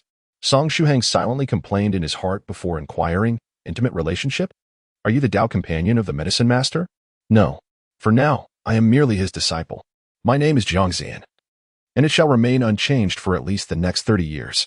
It seemed that upon hearing the term Tao companion, her mood lifted somewhat. The medicine master mentioned he would be conducting research in the Jiangnan region, so I must transport his alchemy furnace here. Once he immerses himself in his studies, he tends to neglect everything else. He requires someone to attend to his daily needs, taking care of his hair, organizing his clothing, reminding him to cultivate regularly and eat." As they conversed, they ascended to the 3rd floor, which served as the medicine master's temporary alchemy chamber. Upon entering, Song Shuhang was greeted by a rejuvenated room. Furthermore, he beheld a transformed medicine master. No longer did he resemble the rather eccentric figure from their previous encounter, yet, how might one aptly describe his current appearance? To begin with his hairstyle, the formerly wild and untamed hair had been meticulously tended to. The medicine master's locks were now fashioned into numerous little braids, and notably, these were styled into upright pigtails. Counting them revealed more than 20 upright braids, rendering the medicine master's head akin to a vibrant forest. Many of these little braids were adorned with charming embellishments. Frankly, Song Shuhang genuinely felt that this was less appealing than the previous wild hairstyle. The dark circles under his eyes remained, yet this time, they had transformed into a smoky eye effect. With Song Shuhang's keen eyesight, he observed that with each blink of the medicine master, the edges of his dark circles would occasionally glimmer, revealing the use of cosmetic eyeshadow. Song Shuhang's stomach began to protest, convulsing in discomfort. One might observe that the current appearance of the pharmacist was so unappealing that it would be better if he were neglected altogether. Even a shammate-styled pharmacist would be more attractive than this. It was truly a spectacle of unattractiveness. Could it be that Jiang Zian was concerned that the pharmacist's charm might attract the attention of other women? She need not worry, given the pharmacist's unconventional appearance. It was unlikely that any young lady would find him appealing. Upon seeing Song Shuhang, the pharmacist smiled and remarked, "Ah, young friend Shuhang has arrived. It seems it's time for you to come." "Oh, senior, did you know I would be coming this morning?" Song Shuhang inquired, puzzled. "Hee, of course. Something must have transpired around you last night," the pharmacist replied with an enigmatic expression. Indeed, it was the pharmacist senior who had ensured his safety the previous night.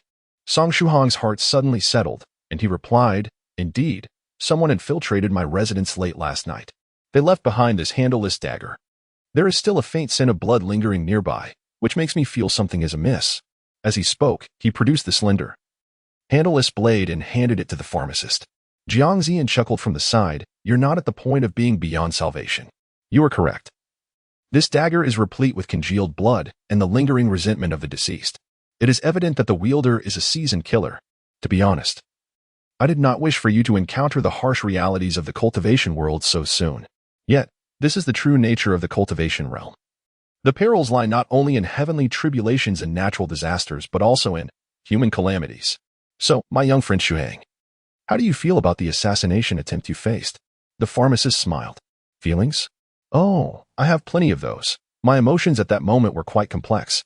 After a moment's hesitation, he added somewhat shyly, "But later on, I felt a sense of exhilaration."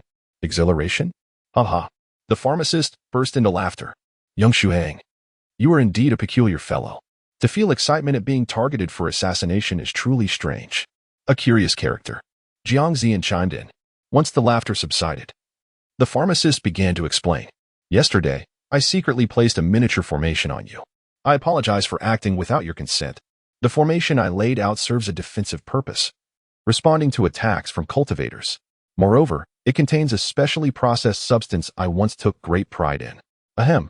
The pharmacist felt a bit bashful about having imposed upon Song Shuhang without permission, even though his intention was to protect him. However, during the late hours of last night, that formation was triggered, causing the substance within to leak. Only a cultivator with malicious intent could have activated that formation. To be honest, I never anticipated that the formation would ever be necessary. I always believed that those stalking me would possess at least a modicum of reason. Yet, it appears I overestimated them. They are akin to rabid dogs, biting indiscriminately. I sincerely apologize for the inconvenience caused, young Shuhang." The pharmacist speculated that the assailant was indeed one of those who had been following him, as he could not fathom any other cultivator attacking a novice like Song Shuhang. Jiang Zian interjected with a smile, "But it is of no consequence now. The individual who broke into your room will never appear before you again." "Does this mean that the assassin from yesterday is gone?" Song Shuhang asked. "Do you find it cruel, young Shuhang? But this is the reality of the cultivation world. I know you are a kind-hearted, good person. However, your kindness and mercy should never be extended to your enemies. This is the counsel of an elder," the pharmacist stated earnestly. Song Shuhang is undoubtedly a good person, as evidenced by his profound understanding of the True Self Meditation Sutra. However, the healer harbors some concerns, fearing that his compassion might lead him to show mercy to his adversaries, which could ultimately result in harm to both himself and others. While being virtuous is commendable, an excessively accommodating disposition can indeed be perilous. Jiang Zian remarked once more, "You truly are an eccentric individual." The healer nodded with a smile, recognizing that even a rigidly kind-hearted person can be burdensome, but a good person who knows how to adapt is truly invaluable. Song Shuhang took out the pendant, revealing the soul-sealing ice pearl it bore. "This was the reward for my last assistance to you, Ruzi." Spirit Ghost. Chapter 64. Standing Invincible. Song Shuhang recounted his conjectures to the pharmacist. In other words, you suspect that the intruder who entered your room yesterday might be the master of the spirit ghost, or perhaps a cultivator who, upon unexpectedly encountering your spirit ghost, was seized by greed? There is indeed a possibility of that. The pharmacist nodded quietly. Yuruzi, as mentioned by the teacher, is the daughter of the esteemed spirit butterfly venerable, correct? Jiang Zian chuckled and shook her head, clearly impressed by the generosity of the young lady. To casually offer something as precious as a spirit ghost is quite remarkable. Such treasures are not even possessed by cultivators of her caliber. However, for her current circumstances, this mid-tier spirit ghost holds no value. What do you intend to do? The pharmacist inquired, gazing at Song Shuhang. Song Shuhang sighed and remarked, to be candid, if the adversary were merely targeting him, he would not be overly concerned. In fact, their existence could even bring him a sense of joy, greatly enhancing his motivation during cultivation. His current strength, however, was insufficient to safeguard his friends and family, which was precisely why the esteemed Bey had advised him not to disclose his identity as a cultivator until he had acquired the power to protect those dear to him. Yet, the irony was that he had not revealed his status as a cultivator, and trouble had found its way to him nonetheless. He felt an overwhelming sense of injustice. Jiang Zian chuckled and suggested, how about I take care of the spirit ghost for you? Let those fellows come after me, and I shall eliminate them one by one. No sooner had she finished speaking than the pharmacist snapped his fingers and struck her forehead sharply, admonishing, do not entertain such notions. This spirit ghost holds immense significance for our young friend Shuang. Once he completes his foundational cultivation and gathers the necessary materials for the contract formation array, he will be able to bind this spirit ghost. With its assistance, even if he misses the optimal foundational cultivation period and lacks the protective innate qi, Shuhang will still have a chance to gradually catch up with the prodigies of various sections. Without the spirit ghost, however, his path as a cultivator would become 3 to 5 times more arduous. Song Shuhang's eyes gleamed slightly. Jiang Zian rubbed her forehead and made a playful grimace, saying, I was just joking. Besides, the spirit ghost is of no use to me at this moment. But what if the opponent's strength far surpasses yours? How do you intend to deal with them? The pharmacist reminded. In fact, the opponent's power was undeniably greater than Shuhang's. Once I discover their whereabouts, Shuhang said, pinching the soul-sealing ice pearl, he tentatively inquired, Senior Pharmacist, may I ask if I could request your assistance in dealing with the opponent in exchange for this spirit ghost? For the safety of his friends and family. He was willing to part with the spirit ghost. The pharmacist smiled with satisfaction, appreciating Shuhang's choice of family safety over the spirit ghost. For some cultivators, this decision might seem foolish, yet the pharmacist admired Shuhang's resolve. However, he shook his head and replied, regrettably, I may not be able to assist you, as I am not particularly skilled in combat. Moreover, your enemy is likely lurking in the shadows. I lack experience in tracking or uncovering hidden foes. However, he continued, stating that he did not require the spirit ghost. There are many seniors in the group, each with some lovely juniors. If you are willing to offer just this spirit ghost as a reward, I believe many seniors would travel great distances to assist you in dealing with the lurking foe. I can assure you of this. The pharmacist smiled. In that case, I feel reassured. Shuhang carefully stored the soul-sealing ice pearl. At the very least, with this spirit ghost, he would not find himself in dire straits. He had a fallback option, placing him in a position of relative safety for this battle. However, unless you find yourself with no other recourse, I advise against trading away this spirit ghost, the pharmacist added. Why is that, Senior? Shuhang asked, perplexed. This spirit ghost is exceedingly important to you. There are some foundational cultivation concepts I have yet to explain to you. Simply put, you have already missed the optimal age for foundational cultivation. However, with this spirit ghost, you can at least catch up to the normal cultivators at the starting point of your journey in cultivation, allowing you to travel further along the path in the future. Conversely, if you lose this spirit ghost, you may find yourself struggling even at the second rank. For you, the spirit ghost can be considered a key to the path. The pharmacist responded. Yet, I have no other options, Shuhang lamented, expressing that he was merely an ordinary student without any powerful backing. Apart from offering the spirit ghost as a reward, he had nothing else that could compel the seniors in the group to assist him. But your adversary may not be as formidable as you imagine. If their strength lies within the first rank of cultivators, then you have a chance to confront them, and it could serve as a valuable opportunity for your own growth. Meanwhile, before locating the enemy, you should seek assistance from various sources. The pharmacist squinted his eyes with a smile, reiterating, as I said, Unless absolutely necessary, do not trade away the spirit ghost. Thank you, Senior, Shuhang nodded, acknowledging that he must first uncover the hidden enemy. Otherwise, all would be in vain. At that moment, Jiang Ziyan suddenly burst into laughter, exclaiming, Shuhang, you truly are an amusing fellow. By the way, teacher, do you require my assistance with anything lately? Simply transporting the alchemy furnace would suffice. The pharmacist replied with a chuckle, his hair, resembling a dense forest of braids, shaking merrily. So I find myself rather unoccupied then? In that case, I shall engage in something entertaining, Jiang Ziyan remarked with a mischievous smile, boldly laughing as she tantalizingly licked her lips. Song Shuhang discovered that a mischievous smile suited Jiang Ziyan remarkably well. When she smiled, there was an alluring wickedness about her, akin to a blazing inferno that irresistibly lures moths, even when they are acutely aware of the peril. Perhaps feeling that her laughter was excessive, she quickly covered her mouth. Then, with a cheeky grin, she leaped out of the window and vanished swiftly, leaving one to wonder what her intentions were. The pharmacist chuckled and shook his head, repositioning his alchemical furnace to an appropriate spot. By the way, Senior Pharmacist, I would like to consult you on how to detect if someone is following me, as well as methods to maintain vigilance, Song Shuhang earnestly requested. Having experienced this incident, he recognized his own inadequacies. He relished the thrill of assassination as a form of entertainment. However, he preferred the adrenaline rush rather than lying in bed, punctured by a blade. These are merely everyday tips for cultivators, and mastering them is quite simple.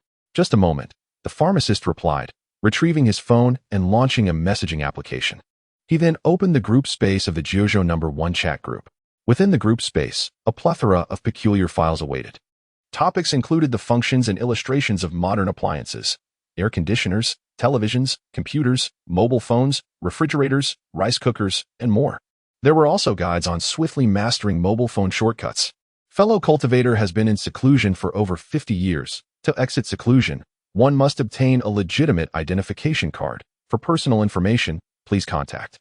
To convert gold and other items into universal currency, please contact. Important considerations for cultivators in modern society, with rapid technological advancements. Here are 10 methods to seamlessly integrate into society. Do not allow ordinary people to notice any anomalies. Basic traffic safety rules. Remember not to damage vehicles on the road. Attached, various photographs of car shapes. P.S. This is a traffic implement, akin to a carriage, not a demon beast. Do not damage the vehicles. Rather than worrying about being hit by a car, Song Shuhang couldn't help but wonder about the senior cultivator who once mistook a car for a demon beast. Did that elder capture the vehicle, or did he slay it? Options and considerations for choosing a seclusion location. Do not let the tragedy of Xian Gong layman repeat itself. This book's reader group, Jiuzhou No.1 Group. Group number 207572656, Chapter 65. Seeking clues of the enemy's trail. This was the first time Song Shuhang had observed this group space. Previously, he had been engrossed in the chat records and had not realized that there existed such an array of peculiar documents within the group space. These materials were presumably designed to assist the reclusive cultivators in swiftly grasping and assimilating contemporary knowledge. However, it was astonishing to discover that they could fabricate valid identification and personal information. The hidden energies within the Jiuzhou No.1 Group also appeared to encompass influences on the mundane world. Predecessor, who is the Xian Gong layman? Shuhang inquired, pointing to the last document with a puzzled expression. What tragedy befell him? Upon hearing this question, the pharmacist's face reflected a sense of melancholy. He was a profoundly powerful predecessor. Approximately 200 years ago, Xian Gong sought out a desolate area to commence his secluded cultivation, after he had been in seclusion for over a century. Just as he was reaching the zenith of his cultivation, an object known as an atomic bomb exploded directly above his retreat. To put it mildly, it was a perilous situation. Had it not been for Xian Gong's formidable strength and the hundreds of layers of defensive formations surrounding his seclusion, he might not have survived that incident. Even after preserving his life, it took him several decades to recuperate fully. To this day, the term atomic bomb remains a taboo for him. Anyone daring to utter it in his presence would provoke his ire. Surely, there couldn't have been hundreds of nuclear weapons, could there? Even humanity at its most reckless would not launch such a multitude of nuclear devices at a single location. Just as Song Shuhang contemplated voicing this thought, he suddenly recalled the peculiar circumstances surrounding nuclear weapon disposal. It was indeed conceivable that a significant number of nuclear weapons could have been amassed in one place for destruction, resulting in a cataclysmic explosion. At that moment, He found himself at a loss for the appropriate expression to confront the pharmacist. Ever since encountering the companions within the Jiuzhou No.1 Group, his preconceived notions of what a cultivator should embody seemed to be unraveling. The image of a transcendent master, exuding an ethereal grace, had yet to materialize. He hadn't even caught a glimpse of a ghostly figure. Eventually, the pharmacist managed to retrieve a document from the group space. Preliminary research discussion on the application of spiritual power by Jiuzhou No.1. Given the elevated caliber of individuals in the group, the initial applications of spiritual power were rather rudimentary for them, akin to the pharmacist announcing a simplified liquid formula. Those who found it useful would owe him a favor, while others could merely observe. The pharmacist continued, "If anyone has questions, feel free to approach me. I will be organizing the alchemy room in the morning and will have some free time in the afternoon, at which point I will need your assistance with my experimental body refining liquid formula." "Thank you, Senior," Song Shuhang replied. His attention drawn to the author's name, Jiuzhou No.1. The name seemed familiar. He vaguely recalled that this was a predecessor who frequently participated in discussions within the group. Yet he could never quite remember him. "Haha, do not concern yourself with Jiuzhou. One day, when you are able to remember him, you shall address him as Jiuzhou Sage." The pharmacist laughed. "Sage? What realm does that represent?" Song Shuhang inquired, aware that the titles of certain seniors in the group were related to their level of cultivation. For instance, the group leader, Huangshanjinjuan, and the deputy leader, Xixiazan, along with the father of Yura, who was referred to as Lingdi Zuanzhang. These were realms I could only gaze upon in awe, realms I knew I had no chance of reaching. Manifesting divine power before others, the prestigious 8-pin Xianxing was also the aspiration of the esteemed seniors in the group. The pharmacist chuckled, remarking, "That realm is still far off. You need not trouble yourself with such thoughts for now. Indeed, practical experience deepens one's understanding of martial arts. Akin to how mere book learning leads only to empty rhetoric, application of knowledge in real combat can yield numerous benefits. If you find the time, engage in more practical experience," the pharmacist concurred. He then asked, "Are you seeking the poisoned assassin through this clue?" However, since the assassin has succumbed to poison, he is no longer among the living. Yet, this assassin likely had companions. If I were one of his companions, upon learning of my comrade's demise due to poison, I would certainly take precautions against such lethal toxins and prepare antidotes to be safe. Song Shuhang pondered, if I could locate this companion, perhaps I could follow the trail and uncover the mastermind behind it all. It is even possible that this companion is the true orchestrator. Maintaining composure to analyze situations meticulously is a commendable habit. Continue to uphold it. The pharmacist smiled as he swiftly retrieved paper and pen, scribbling down a list of medicinal names. Provided the other party possesses some knowledge of medicine and poison, upon encountering my deadly poison, they will at least attempt to gather these 4 herbs. Of course, these herbs will ultimately prove to be of no use, the pharmacist declared with pride. His cunning creation was not easily decipherable. The herbs the opponent might consider were merely traps laid out in plain sight. 2 of these herbs, if used, would exacerbate the toxicity. Furthermore, these 4 herbs are not commonly found, likely scarce even in the apothecaries of the entire Jiangnan region, facilitating your search for those seeking to procure them. If the other party truly ventures to buy these herbs, they will leave behind a trail, the pharmacist added. "Thank you, Senior." Song Shuhang accepted the note. In the absence of any leads, this clue at least provided a direction. Next, it was crucial to hold tightly to this clue and uncover the nefarious individuals behind the scenes. Chapter 66. The cultivator's daily report. At the juncture of the East China Sea and the Pacific Ocean lies a mysterious island that has never graced any world map. Enshrouded by supernatural forces, the island evades human scrutiny, rendering even the most advanced devices incapable of detecting its existence. This is the domain of Lingdi Zuanzhang, Lingdi Island. Countless large, colorful butterflies dance through the skies above the island, a distinctive feature of this locale. Among them, a butterfly the size of a basin descended gracefully, landing before a young girl on the island. Upon its back rested a newspaper. Indeed, it was a newspaper. "Thank you for your efforts," Yura said, reaching out to accept the publication from the butterfly's back. She sat on a stone bench in a pavilion, her long hair gathered into a single bundle. An ordinary newspaper, indistinguishable from its counterparts on the market, yet its contents possess an air of the fantastical. Today's headline reveals a scandal involving the esteemed sword master of the Southern Eternal Life Sword sect, who, embroiled in a dispute with his partner, has vowed to sever ties with them. However, as the deadline for publication approached, Reliable sources reported that the master had spent an entire day kneeling before the Wuji King Kong durian, repeatedly exclaiming, "I was wrong, please forgive me." The sword master, typically perceived as a rugged and formidable man, commands significant admiration among female cultivators, while his partner is characterized by an ethereal gentleness. Thus, it is no surprise that this gossip has made the front page. In addition, the paper features reports of a recent cultivator who struck it rich while gambling on raw spirit stones, achieving overnight wealth. Another account details a powerful cultivator who traversed the vast ocean to challenge local deities in the West, seizing treasures from them. In recent years, these indigenous deities have been inexplicably besieged, leaving them bewildered. There is also a dedicated section for cultivators to publish notices regarding the acquisition, sale, and trade of valuable materials. Should one find a suitable price or have a need for a specific treasure, they may contact the owner or engage the newspaper as an intermediary for transactions. This is a unique publication among cultivators, distinct from human newspapers, as it encompasses a casual exchange of reports, gossip, intelligence, trade, and warnings of danger. Is this the floating mysterious island that has recently captivated many discussions? Euryzi's heart raced upon reading a tantalizing piece of news. The report stated that a cultivator had discovered the fabled floating mysterious island hovering above the East Sea, where the scents of blooming flowers and chirping birds mingled. Teeming with abundant spiritual energy and housing numerous extinct species, one wonders if this is a relic from ancient times or a unique realm within realms. Perhaps fragments of a shattered world. Such places are always rife with both peril and opportunity, ideal for exploration and adventure. The cultivator, having managed to capture only a few photographs, was just about to venture inside when the mysterious island vanished once more. The East Sea is not far from here.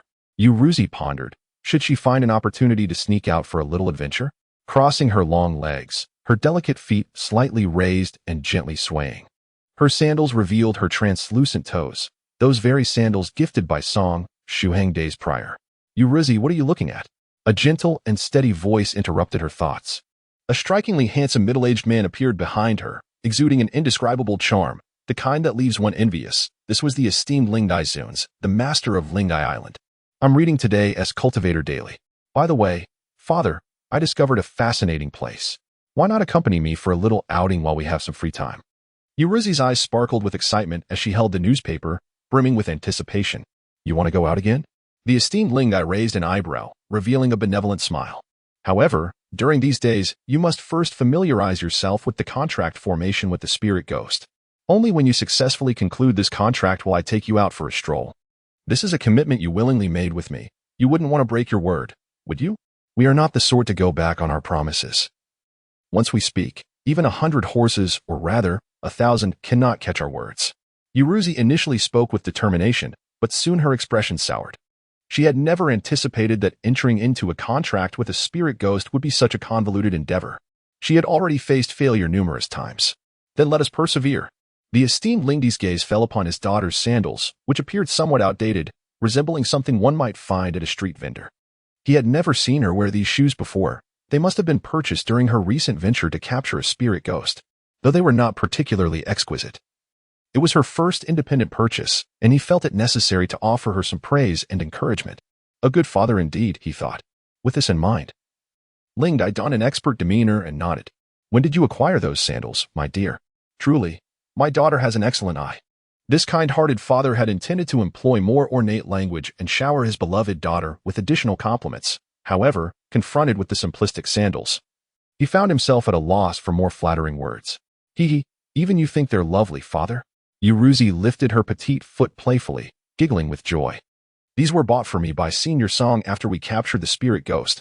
My previous pair broke during the endeavor. Senior Song is indeed remarkable and amusing. Even his choice in footwear is commendable, as he selected a pair that you find agreeable." Lingdi's smile faltered momentarily, a sense of discomfort settling within him, akin to having swallowed something unpalatable. "Senior Song is a member of the group that helped my daughter during her encounter with the spirit catcher. She is quite concerned about him. Most importantly, Senior Song is male. It seems that my eldest disciple, Lu Jiani, has not clearly conveyed certain matters. That lazy fellow, how infuriating. The mere thought of him stirs a greater sense of frustration within me. At this rate, I might need to consider keeping some fast-acting heart-saving pills on hand." On the way back to school, Song Shuhang pondered how to seek opportunities for practical experience, perhaps engaging in a daily bout with the unruly ones.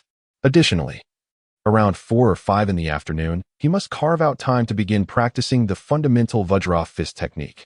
With his current physique, restoring his vitality to a level suitable for practicing martial arts would require nearly 23 hours. Of course, the recovery speed of one's vitality increases with the enhancement of personal strength. By the later stages of the first rank, one could easily practice more than 10 times a day. Furthermore, to accelerate the recovery of vitality, one could consume pills akin to vitality pills. The Northern River Hermit had previously introduced Shuhang to these pills, which are crafted from exceedingly rare medicinal ingredients. Unlike the body-refining liquid, they are genuine first-rank pills. After taking one, a foundational cultivator like Shuhang could fully restore their vitality within half an hour.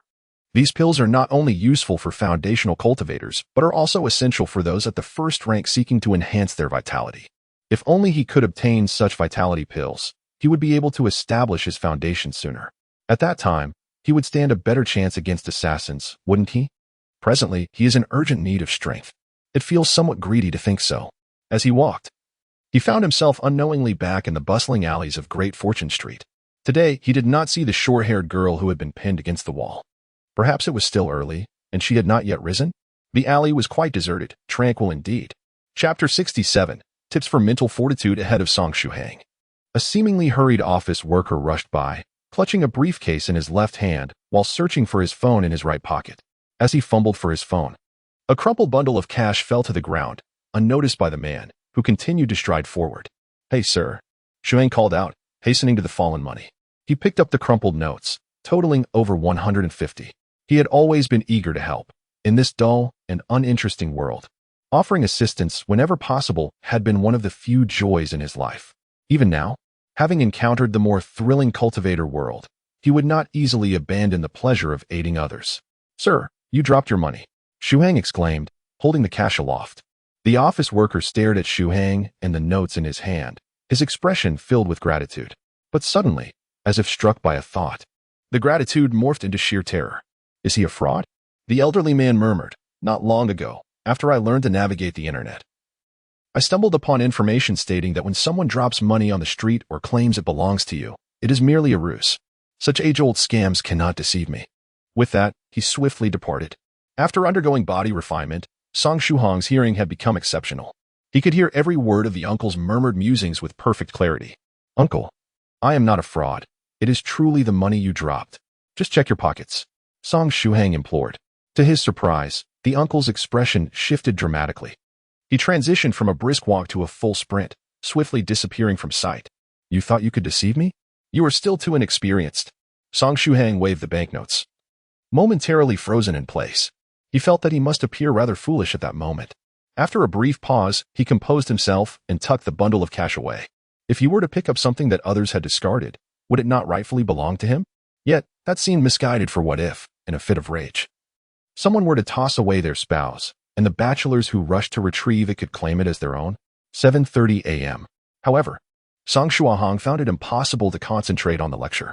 He propped up a hefty textbook as a shield and logged into the Jiuzhou No.1 Group space on his phone, locating the article titled Preliminary Research on the Optimization of Mental Power Applications by the Drunken Moon Scholar. In university classrooms, instructors are often indifferent to whether students are attentively listening or distracted by their phones. However, one should avoid being like a fool, using class time to engage in social media or liking posts made by instructors. Occasionally, professors may post a status or an image to relieve their teaching stress. But if you take a moment to like such posts during class, what does that imply? It suggests that the instructor is neglecting their duty to teach effectively, opting instead to share personal thoughts during lectures. Such folly, regardless of how broad-minded an instructor may be, is likely to provoke their ire. Indeed, as the senior Yasha remarked, these are all easily grasped little tricks. After finishing the research report by the Drunken Moon Scholar, Song Shuhang mused inwardly. Why not take advantage of this time to experiment with these various techniques of mental power application? Song Shuhang has always been a person who acts on impulse. The mental energy of a cultivator is primarily utilized for the control and guidance of external spiritual power and internal energy. However, mental energy is a vast treasure, and merely employing it for the management of internal energy seems a tremendous waste. The esteemed Drunken Moon Scholar's discourse on the application of mental energy primarily optimizes three subtle techniques for its initial use. Among these techniques is the ability to either fully disperse mental energy or direct it to a specific location, serving the purpose of reconnaissance. There is also a method to maintain a faint yet persistent activation of mental energy, allowing oneself to remain vigilant, which additionally conceals one's presence. Naturally, sustaining this activation is no simple feat, particularly during sleep, thus mastering this technique requires extensive training. Lastly, there exists the method of releasing mental energy in a single breath to envelop and exert pressure on an opponent, creating a semblance of mental dominance. However, this can only be effective against those who are weaker. When faced with a stronger mental force, one's pressure becomes a mere joke, akin to a gentle breeze against the face, devoid of any real impact. Reconnaissance, vigilance, and oppression. These are the subtle techniques refined by the Drunken Moon Scholar, accessible even to those in the foundational stage of cultivating mental energy. Moreover, these techniques are remarkably easy to grasp, akin to a person learning to navigate a computer and subsequently engaging in gaming with ease. With some free time at hand, Song Shuhang felt a surge of eagerness to try them out. After all, aside from the final technique of mental oppression, both mental reconnaissance and vigilance would not affect others adversely. Even during class, their implementation would be inconsequential. With a resolve to act, Song Shuhang quietly activated the True Self Meditation Sutra. In his mind's eye, his true self sat cross-legged, condensing his spirit into a singular force, transforming it into pure mental energy. Following the guidance of the Drunken Moon Scholar's techniques, he gradually began to disperse his mental energy. During his first attempt at the mental reconnaissance technique, Song Shuhang struggled to concentrate his mental energy on a specific point, allowing it to diffuse in all directions to its maximum extent. In full dispersion, his mental energy could roughly envelop an irregular area with a radius of 5 meters. With his eyes closed, he began to perceive the objects within this 5-meter radius. Though only larger entities were discernible, at least the size of a textbook was necessary for him to sense anything. Small creatures like ants or cockroaches were beyond his current capability to detect. Furthermore, the images of the individuals he sensed appeared abstract, as if captured in a low-resolution photograph. Their faces blurred and indistinct. Is it because my mental energy is still too weak? Song Shuhang pondered. Perhaps when his mental energy expands to 100 or even 1,000 times its current size, the mental reconnaissance technique would allow him to discern the features of every individual clearly.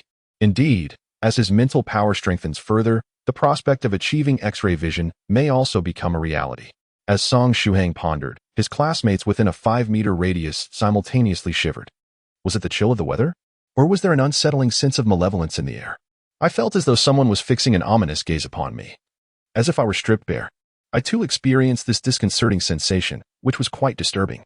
One female classmate discreetly tightened her collar, feeling a sense of unease wash over her. Song Shuhang's lips twitched as he swiftly retracted his mental detective method. While it is not particularly challenging for someone familiar with computers to engage in gaming, achieving mastery in the art of gaming demands a considerable investment of time and effort. At this moment, Song Shuhang found himself in a similar predicament. Acquiring these minor tricks was not overly difficult, yet fully mastering them posed a more formidable challenge.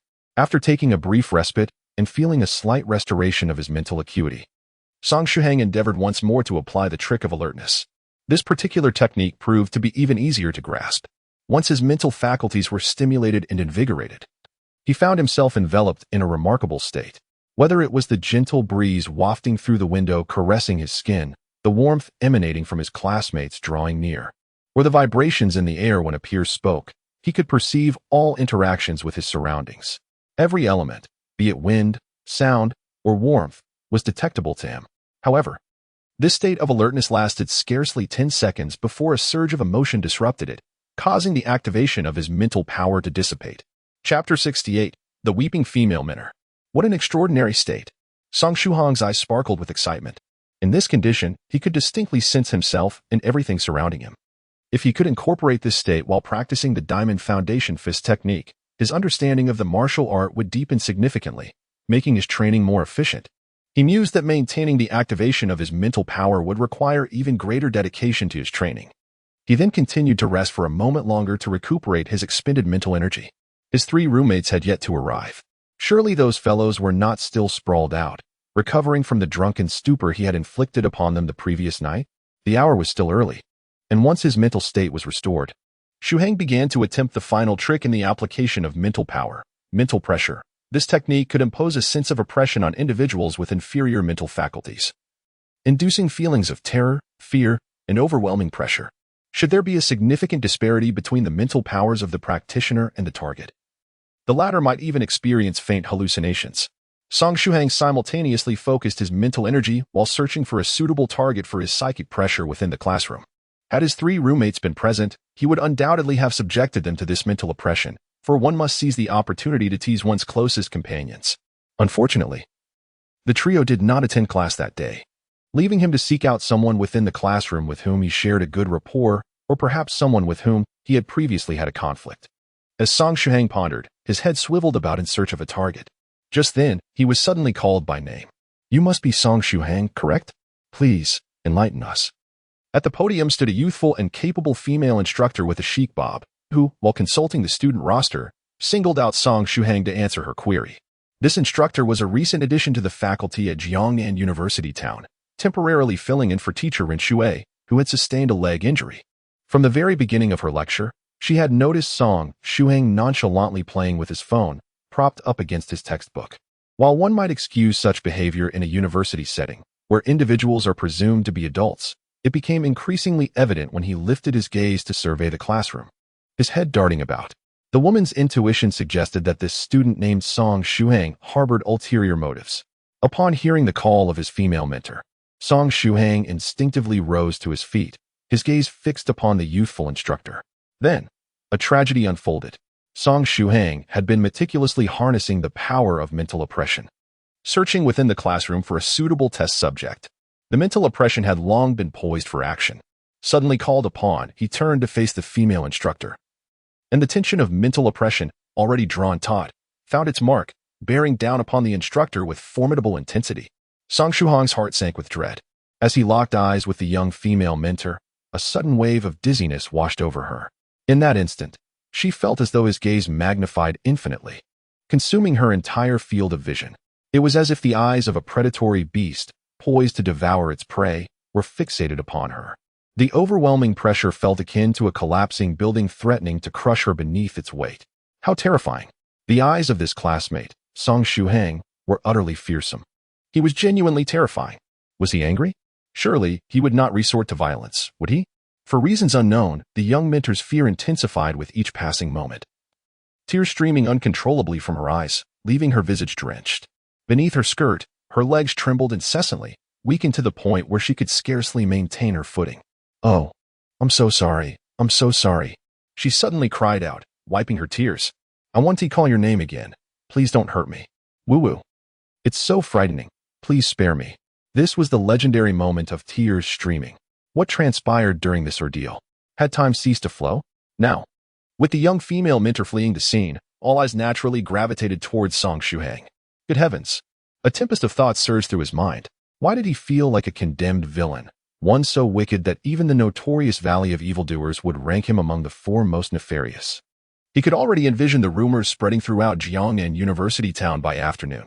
Song Shuhang from the Mechanical Design and Manufacturing Department, Class 43, publicly bullied a new female teacher during class, causing her to weep and flee in distress. Alas, Song Shuhang covered his face, feeling as though he wished to vanish from existence. Song Shuhang was soon summoned to the office by the class counselor. The counselor, also surnamed Song, was slightly plump and sported a pair of heavy black-framed glasses. This was a rare individual, typically only making an appearance at the start of the semester or during significant events to relay announcements, otherwise elusive like a dragon that seldom reveals its presence. "Could you please enlighten me, Song Shuhang, about what transpired just now? I am still quite perplexed," the counselor inquired, appearing utterly baffled. The sequence of events was rather straightforward. Yet, the question lingered. Why did the young female instructor suddenly break down in tears? He glanced at the young female instructor beside him, who was still sobbing uncontrollably, her hands constantly wiping away her tears. Upon seeing Song Shuhang approach, she instinctively recoiled, much like a child caught in mischief before their parent. The counselor had a favorable impression of Song Shuhang. In his recollection, Song Shuhang was always an exemplary student, helpful, kind-hearted, and academically proficient. If every student were like Song Shuhang, The counselor would be exceedingly fortunate. However, how could such a model student have frightened the young female instructor to such an extent? As he pondered this, he recounted the events that had unfolded in the classroom in a simplified manner. Thus, it seemed the issue indeed lay with the young female instructor. The counselor Song turned to the female instructor, Miao Xiao, and asked, "What on earth has happened? Please, do not continue to cry." At this moment, the female instructor had regained her composure, though she felt utterly mortified, uncertain of her previous actions.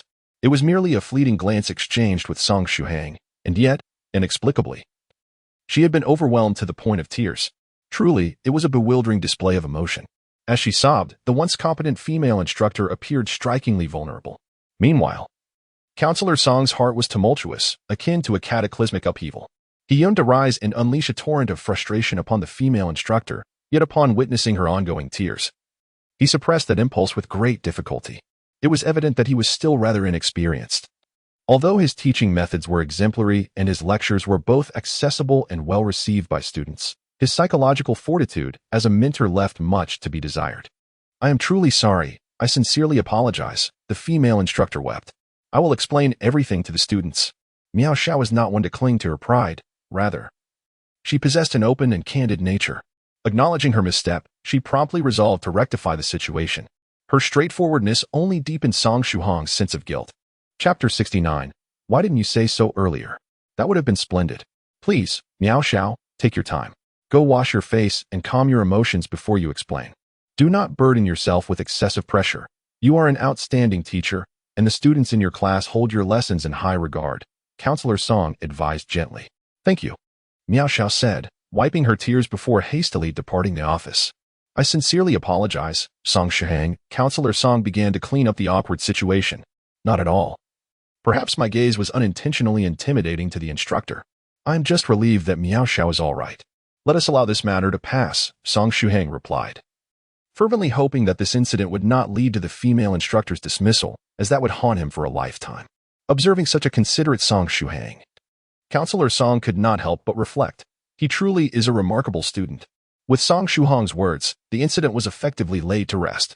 The counselor, Song, chuckled lightly to shift the topic, saying, I've heard that tomorrow's sports meeting will feature a 5,000-meter men's long-distance race, in which you, Song, have registered to participate. Do your best and bring honor to our class. Song Shuhang's lips twitched once more. That 5-kilometer run was not something he had willingly signed up for. Nevertheless, he managed to maintain a cheerful facade, assuring everyone, of course, I will do my utmost to achieve a commendable result. Upon exiting the office, Song Shuhang let out a deep sigh of relief, his heart heavy with guilt. If the opportunity arose, he would certainly find a way to make amends with Minor Miao Xiao. Once back in class, he no longer dared to experiment with spiritual pressure nor even to attempt the spiritual detective method. Instead, he could only practice the technique of maintaining an active state of vigilance. In the classroom, Mentor Miao Xiao exemplified the strength of a woman who stands by her word. Although she felt utterly embarrassed, she earnestly took the time to explain her previous lapse in composure to the entire class. With this matter put to rest, she continued her lecture with unwavering seriousness, refusing to let her emotions interfere with her teaching. For this alone, she had already proven herself to be a competent mentor. Song Shuhang exhaled a sigh of relief, realizing that maintaining a vigilant mental state rendered his mind remarkably clearer. Even without fully concentrating on the lecture, the content delivered by Mentor Miao Xiao flowed into his ears seamlessly, allowing him to grasp and comprehend it. The technique of vigilance seemed to serve as an enhancement for his mental acuity. Although the increase was modest, it did not hinder the continuous application of this method day and night throughout the year. It was already 9:30. He decided to check on his 3 companions, hoping they had not succumbed to intoxication. Rubbing his head, Song Shuhang prepared to visit Li Yongda's rental apartment to see if his roommates were still alive. On the way to the Yongda residence, he alternated between employing the 3 mental techniques, attempting to merge vigilance with the mental detective method. Unfortunately, due to his insufficient mental capacity, he consistently met with failure. Nevertheless, he remained undeterred, persistently trying and learning from his setbacks. After yet another unsuccessful attempt, he massaged his temples and ceased his experiments. As his mental energy had dwindled significantly, his mental capacity was rather inadequate.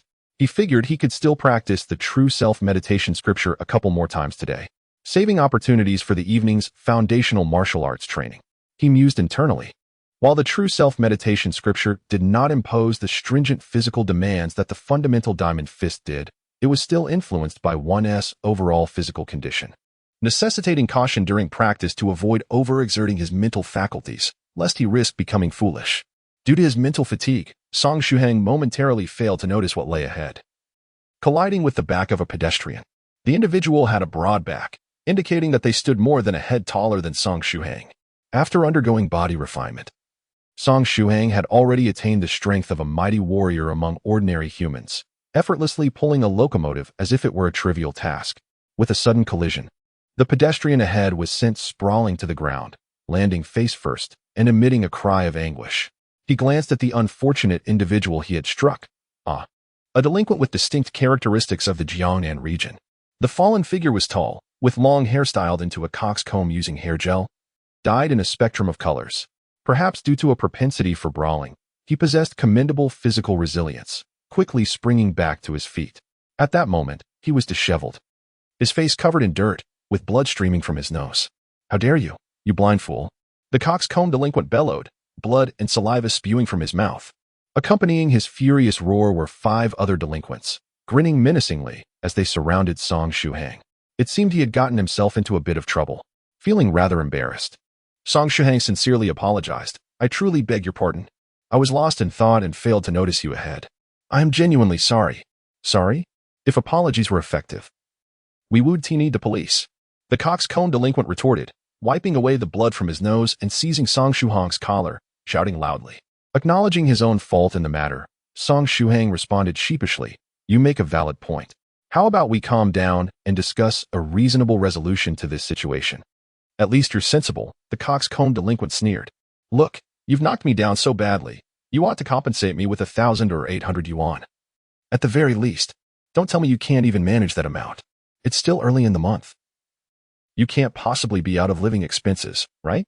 However, what you're doing is extortion. I cannot possibly pay such a sum," Song Shuhang replied earnestly. His sincere gaze revealed no intent to mock his adversary. "Perhaps we could consider an alternative method of resolving this issue?" "An alternative method, you say? Ha ha ha." The coxcomb delinquent erupted in laughter. "Very well, let us have a good chat with our fists first, and then we can discuss the matter of money." "A chat with our fists?" Song Shuhang inquired, his face lighting up with a genuine smile. "So, we can resolve this through a fight? Why didn't you say so earlier? That sounds splendid." Upon witnessing Song Shuhang's earnest smile, the coxcomb delinquent suddenly realized that this fellow might just be a fool. Damn, turns out he is a lunatic. Let us just beat him up to relieve some frustration. 2 minutes later, with a series of impactful punches, Song Shuhang delivered several blows to the fallen coxcomb delinquent, who was now wailing on the ground. Initially, Song Shuhang had only exerted about 30% of his strength, primarily to practice his techniques. Over the course of those 2 minutes, he had thoroughly tested all 18 moves of the fundamental Vajra fist and found it incredibly rewarding. Indeed, practical experience is the finest test of theory. The only regret was that the delinquent's combat abilities were woefully inadequate, failing to provide him with the thrill he sought. Nevertheless, it was of no concern. There were plenty of delinquents near Jiangnan University town. If the quality was lacking, the quantity would surely suffice. Chapter 70, The Stench Pill. After finishing the scuffle, Song Shuhang felt a wave of relief wash over him. Humming a tune, he strolled towards Li Yangda's dormitory. Exercise? What a joke. Would he engage in training only to come back for another round of beating? That scoundrel, that demon. It was evident that this fellow had deliberately collided with him. Without a doubt, the mohawk-headed delinquent shed tears of despair. Realizing just moments ago he had thought the other party a simpleton, in truth, the real fool was himself and his companions. They had unknowingly walked right into the trap of torment set for them. Hasten, let us remember this grudge. Next time, we shall gather more brothers to take him down. If 5 of us cannot overpower him, then we'll have 10.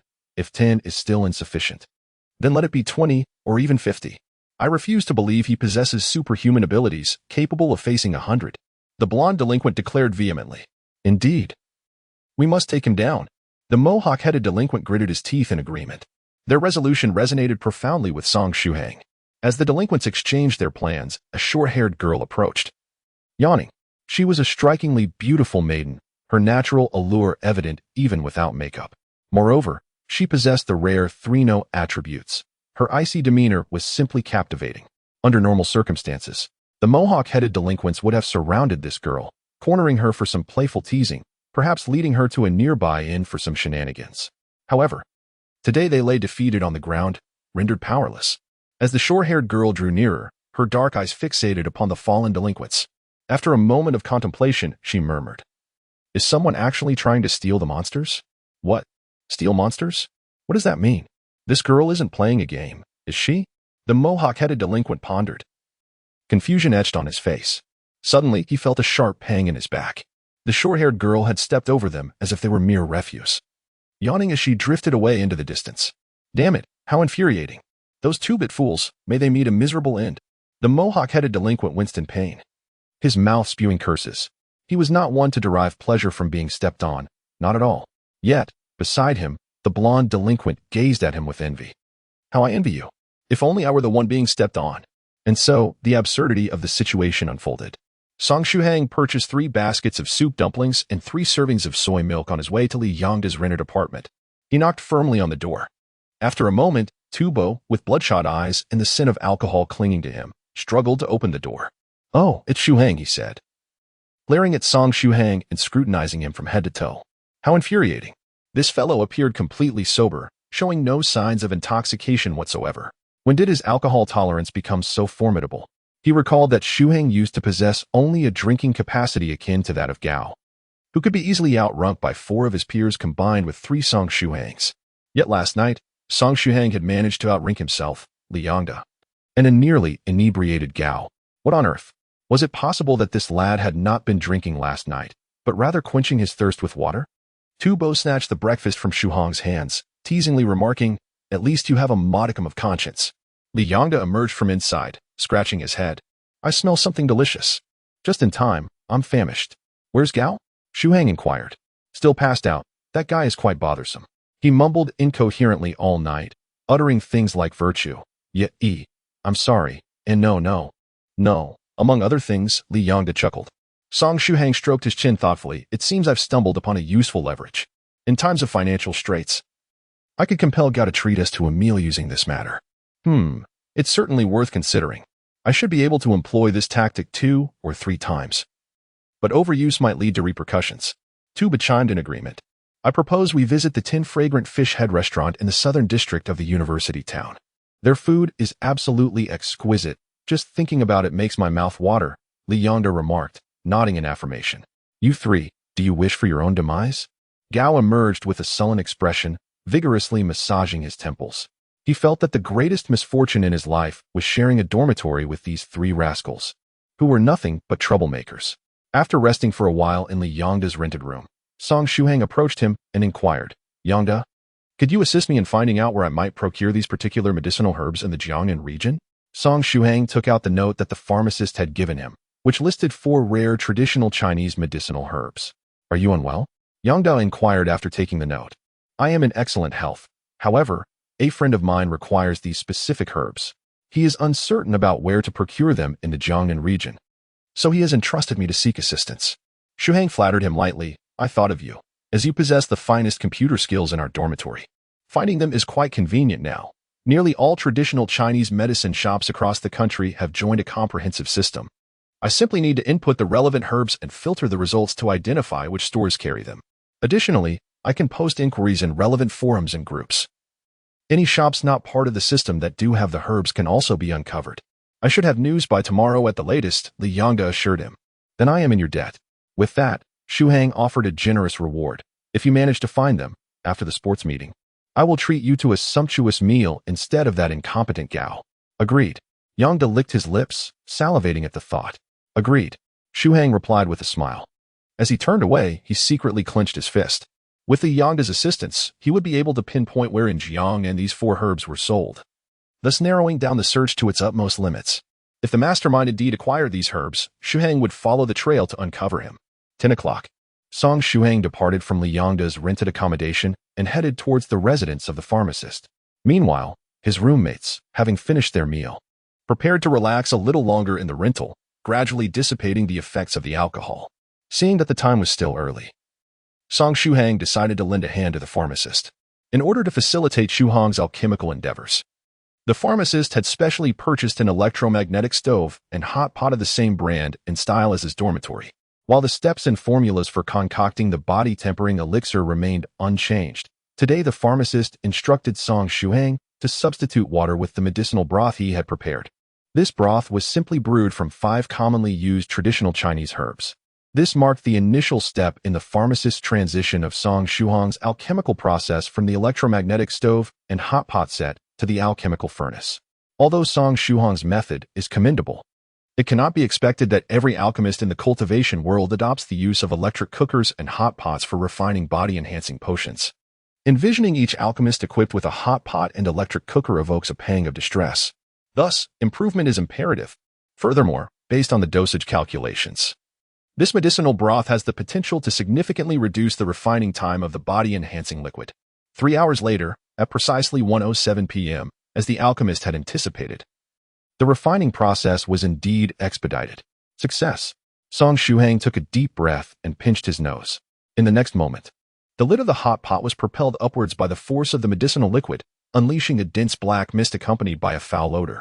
Instantly, a powerful suction emanated from the orb, drawing in the entire room's black mist and sealing it within. Song Shuhang's eyes sparkled with excitement, wishing he could immediately wield magic himself. Here, the pharmacist said, tossing the bead-like object to Shuhang. Be careful not to let it fall to the ground. A single forceful impact will cause it to explode, releasing a foul stench and a thick fog. Song Shuhang hurriedly caught the orb with great agility. Senior, must you be so ruthless? Upon securing it, he realized that the orb was merely the shell of a medicinal herb. It was the outer casing of a core fruit, a rather useless item typically discarded. Today, however, a spark of inspiration struck me, and I found that this shell could perfectly contain the foul odor and thick smoke produced by the body-refining liquid you concocted. The apothecary gleefully proclaimed. Moreover, I have previously mentioned that the putrid scent emitted by your body-refining liquid is akin to a nightmare for first-tier cultivators who have opened their nasal passages, as well as for second-tier true masters who cannot yet control their sense of smell at will. Should you ever encounter a second-tier true master adversary, this object could serve as a surprising advantage. If employed wisely, it may even determine the outcome of a battle. This item has arrived at the most opportune moment. Chapter 71. Dismantling a building with bare hands is not a dream. Song Shuhang understood that the pharmacist was subtly assisting him. Those who sought to seize his spirit ghost likely possessed strength exceeding that of a second-grade true master. Is this considered a magical treasure? Song Shuhang inquired. A magical treasure? Hardly. It is nothing more than a smoke bomb with biochemical offensive capabilities. I have named it the stench pill, the pharmacist declared with great pride. This name carries a distinct flavor reminiscent of the fundamental fist technique. Holding the stench pill, Song Shuhang asked, may I rename it? Senior? Rename it? If you disdain it, then return it to me. The pharmacist retorted with dissatisfaction. Song Shuhang swiftly tucked it away, laughing heartily, upon further reflection. The name stench pill is indeed quite apartment. Moreover, as it was a gift from my esteemed senior, I must graciously accept it. It is a matter of courtesy, yes, a matter of etiquette. He continued, additionally, I present you with this potion for body refinement as a token of my sincerity. Please do not decline. The pharmacist extracted a small portion of the recently concocted body refinement liquid for experimentation, tossing the remainder to Song Shuhang. Song Shuhang, constrained by time, devoted his days to assisting others in alchemy, leaving him little opportunity to concoct the vital body-refining liquid for himself. At this crucial juncture of foundational cultivation, his demand for the elixir was substantial. Thank you, senior. Song Shuhang did not decline. His need was genuine, and there was no necessity for feigned modesty. However, the responsibilities of an apothecary must be etched in one's heart. In the afternoon, 2 classes ensued, concluding precisely at 4 o'clock. His 3 roommates finally attended the afternoon sessions without skipping. His girlfriend, Mai, tenderly massaged his temples, her large, expressive eyes casting a fierce glance at Tubo and Shuhang. She had learned from Li Yangda about the misdeeds of their unscrupulous roommate who had excessively indulged a certain Gao the previous day. That Yangda fellow, his betrayal of teammates, was nothing short of professional. Whether in reality or in games, he was consistently tasked with the art of betrayal. Oh, I just remembered something I need to purchase. You needn't wait for me tonight. Tubo, unable to withstand Mai's mournful gaze, capitulated and executed his shopping escape with haste. Song Shuhang cleverly followed up. I suddenly remembered that I have to participate in a 5,000-meter long run tomorrow, so I must head to the playground for some practice. You need not wait for me tonight. His words were a blend of truth and pretense. The intention to practice was genuine. Yet the notion of running was merely a fade. At this moment, his internal energy had fully recovered, allowing him to once again engage in the cultivation of the Vajra fundamental fist technique. Thus, he prepared to seek a tranquil spot at school to hone his martial arts. The first session of cultivation had instigated a profound transformation within his body. Could the second session elevate his constitution even further? This time, Song Shuhang chose a different location for his practice, arriving at an abandoned teaching building in the 3rd district of the university town. This structure, once intended as a graduate laboratory, had been constructed a decade prior. However, a fire last year rendered it a hazardous site, though there were no casualties. The blaze had left the building in disrepair. With reconstruction plans yet to be finalized, it currently stood deserted. This place was one of the locations Song Shuhang had discovered on the campus network that was suitable for his cultivation. It was well-positioned, almost devoid of any rancid odors, and could serve as a stable site for practice until its renovation. He felt quite content with this choice. As he awaited the medicinal energy to permeate and erupt within him, he sensed it was nearly time. Song Shuhang opened his eyes and assumed the starting posture of the fundamental fist technique. With his gaze as the guide, he coordinated his movements with his waist. His body like a bow, his feet propelling with vigor, his fists crashing down like an avalanche. Chanting the verses of the fist technique, he unfurled the fundamental fist technique. In his ears, the resonant sound akin to a great bell reverberated once more. As the spiritual energy of the universe responded to his incantation, converging upon him, the spiritual energy pressed down upon him, enveloping his fists and refining his physique. Under its influence, each punch he threw felt as if he had unleashed thousands upon thousands of strikes. His body quickly heated up, blood surging and accumulating. Compared to his first session, the rise of his vital energy was swifter. Sweat poured down him, yet he felt an immense satisfaction. This time, as Song Shuhang executed the fundamental fist technique, he no longer solely pursued raw strength. Instead, he embodied the essence of the indistinct martial arts master he had glimpsed in the illusionary space, exhibiting both hardness and softness, with a myriad of variations in his strikes. The spiritual energy swirled around him, and with each execution of his technique, a small amount of it dissipated into the air. The foul odors in the atmosphere quickly dissipated, transformed by the spiritual energy into the refreshing essence of a new dawn. The mountain need not be high. It is the presence of the immortal that imbues it with spirit. The spiritual energy invoked by the cultivator during practice, day after day, gradually melds into the cultivation site, enriching it with vitality. With fluid movements, his punches flowed like shooting stars, and the 18 strikes of the fist technique were swiftly completed. Following this, the vital energy within Song Shuhang overflowed, his entire being radiant with crimson. Had he truly finished? He could scarcely believe it. Just yesterday, during his cultivation of the Vajra fundamental fist technique, he had endured such torment that he had nearly faltered multiple times. However, today, while practicing the martial arts, apart from experiencing a slight soreness throughout my body, I successfully completed the entire set of movements with remarkable fluidity. Is it possible that after successfully executing the technique once, my body has begun to adapt to the fundamentals of the Vajra fist? Or perhaps my physical constitution has significantly improved overnight? Nevertheless, now is not the time for such contemplations. Seizing the moment while my internal energy surges and overflows, I swiftly engage in the true self-meditation, guiding my mental focus to effectively channel the abundant energy within me into my heart's core. This marks the second infusion of energy into my heart's core. Once this task is accomplished, I plop down onto the ground, gasping for breath. My body still feels somewhat weak. I have yet to perfectly regulate the amount of energy absorbed through the true self-meditation. However, it is a considerable improvement compared to the previous instance where I could not even move a single finger. After resting for about 4 to 5 minutes, my strength is restored to its original state.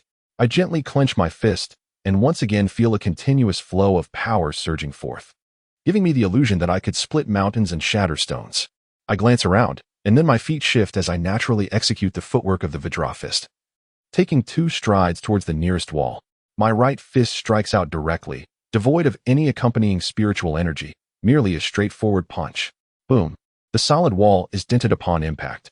Song Shuhang gazed at his fist, which remained unscathed save for a slight dusting of wall debris.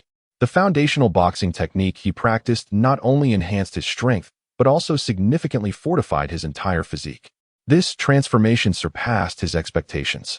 Merely 2 training sessions had elevated his physical capabilities to such an extraordinary degree. Shuhang assumed the boxing stance once more, this time employing the techniques of the Vajra fundamental boxing method.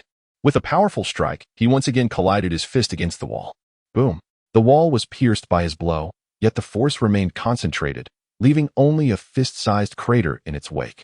While the area of destruction was minimal, the impact had increased by several magnitudes. In a moment of inspiration, Song Shuhang relentlessly struck at the dilapidated teaching building, wreaking havoc upon the pitiful structure. He experimented with various techniques from the fundamental boxing methods, employing heavy punches and gentle palms alike, thoroughly testing the 18 stances of the basic boxing form. Dust swirled within the abandoned building, embodying the legendary skill of unarmed demolition, an ability that, when advanced, could lead to dismantling even towering mechs. After a considerable time, Song Shuhang gazed with satisfaction at the pockmarked walls of the building, stroking his chin in contemplation. Indeed, I possess a natural talent for demolition. Surely, to the eyes of ordinary individuals, he now appeared to be a martial arts expert, having merely practiced the foundational boxing technique twice. How formidable might he become upon completing the foundational training? And what volume of vital energy would be required to fill his meridians? If only there were a way to enhance his physical attributes more swiftly, allowing for quicker recovery of vital energy, thus enabling more frequent training sessions each day, he mused. He dismissed the notion of vitality pills as a consideration for the immediate future. Apart from practicing the Vajra basic boxing, were there other methods to elevate his overall physical prowess? Perhaps I should consult my seniors in the group? Chapter 72. Enlightenment. Turning his head, Shuhang noticed Jiang Zian perched on the railing nearby. A mischievous smile graced her lips, accentuating her beauty as she held a small bag of fried chicken, delicately pinching the morsels with her slender fingers before bringing them to her mouth. It seemed she had been watching him perform his unarmed demolition for quite some time. Moreover, she appeared somewhat different from when they first met. Her originally shoulder-length hair now curled upward, giving it a shorter appearance. Her bangs hung low, subtly obscuring her eyes. Bathed in the golden hue of the setting sun, Shuhang discerned that her hair was not black but a dark shade of purple, a rather enchanting color. Additionally, a hint of violet glimmered within her eyes, enhancing her alluring and slightly wicked demeanor. "Good afternoon, Zian," Shuhang greeted weakly. "Just call me Zian." "The term young lady makes me feel as though I am feigning youth," she replied, leaping gracefully from the railing and approaching him with cat-like steps. Besides the Vajra basic boxing, conventional exercise methods can also enhance the physical attributes of a foundational stage cultivator. Activities such as running, various ball sports, and mechanical fitness can all contribute to improving one's physique to a certain extent. Of course, cultivators require a workout intensity several times greater than that of ordinary humans to achieve such enhancements. Song Shuhang forcefully struck the wall with the back of his head, exclaiming, "How could I have overlooked this? There exists a plethora of methods to enhance one's physique readily available online." Yet, his focus remained solely on the fundamental Vajra fist technique, causing him to disregard the conventional means by which an ordinary person could strengthen their body. This exemplifies the phenomenon of being oblivious to the evident. Jiang Zian remarked.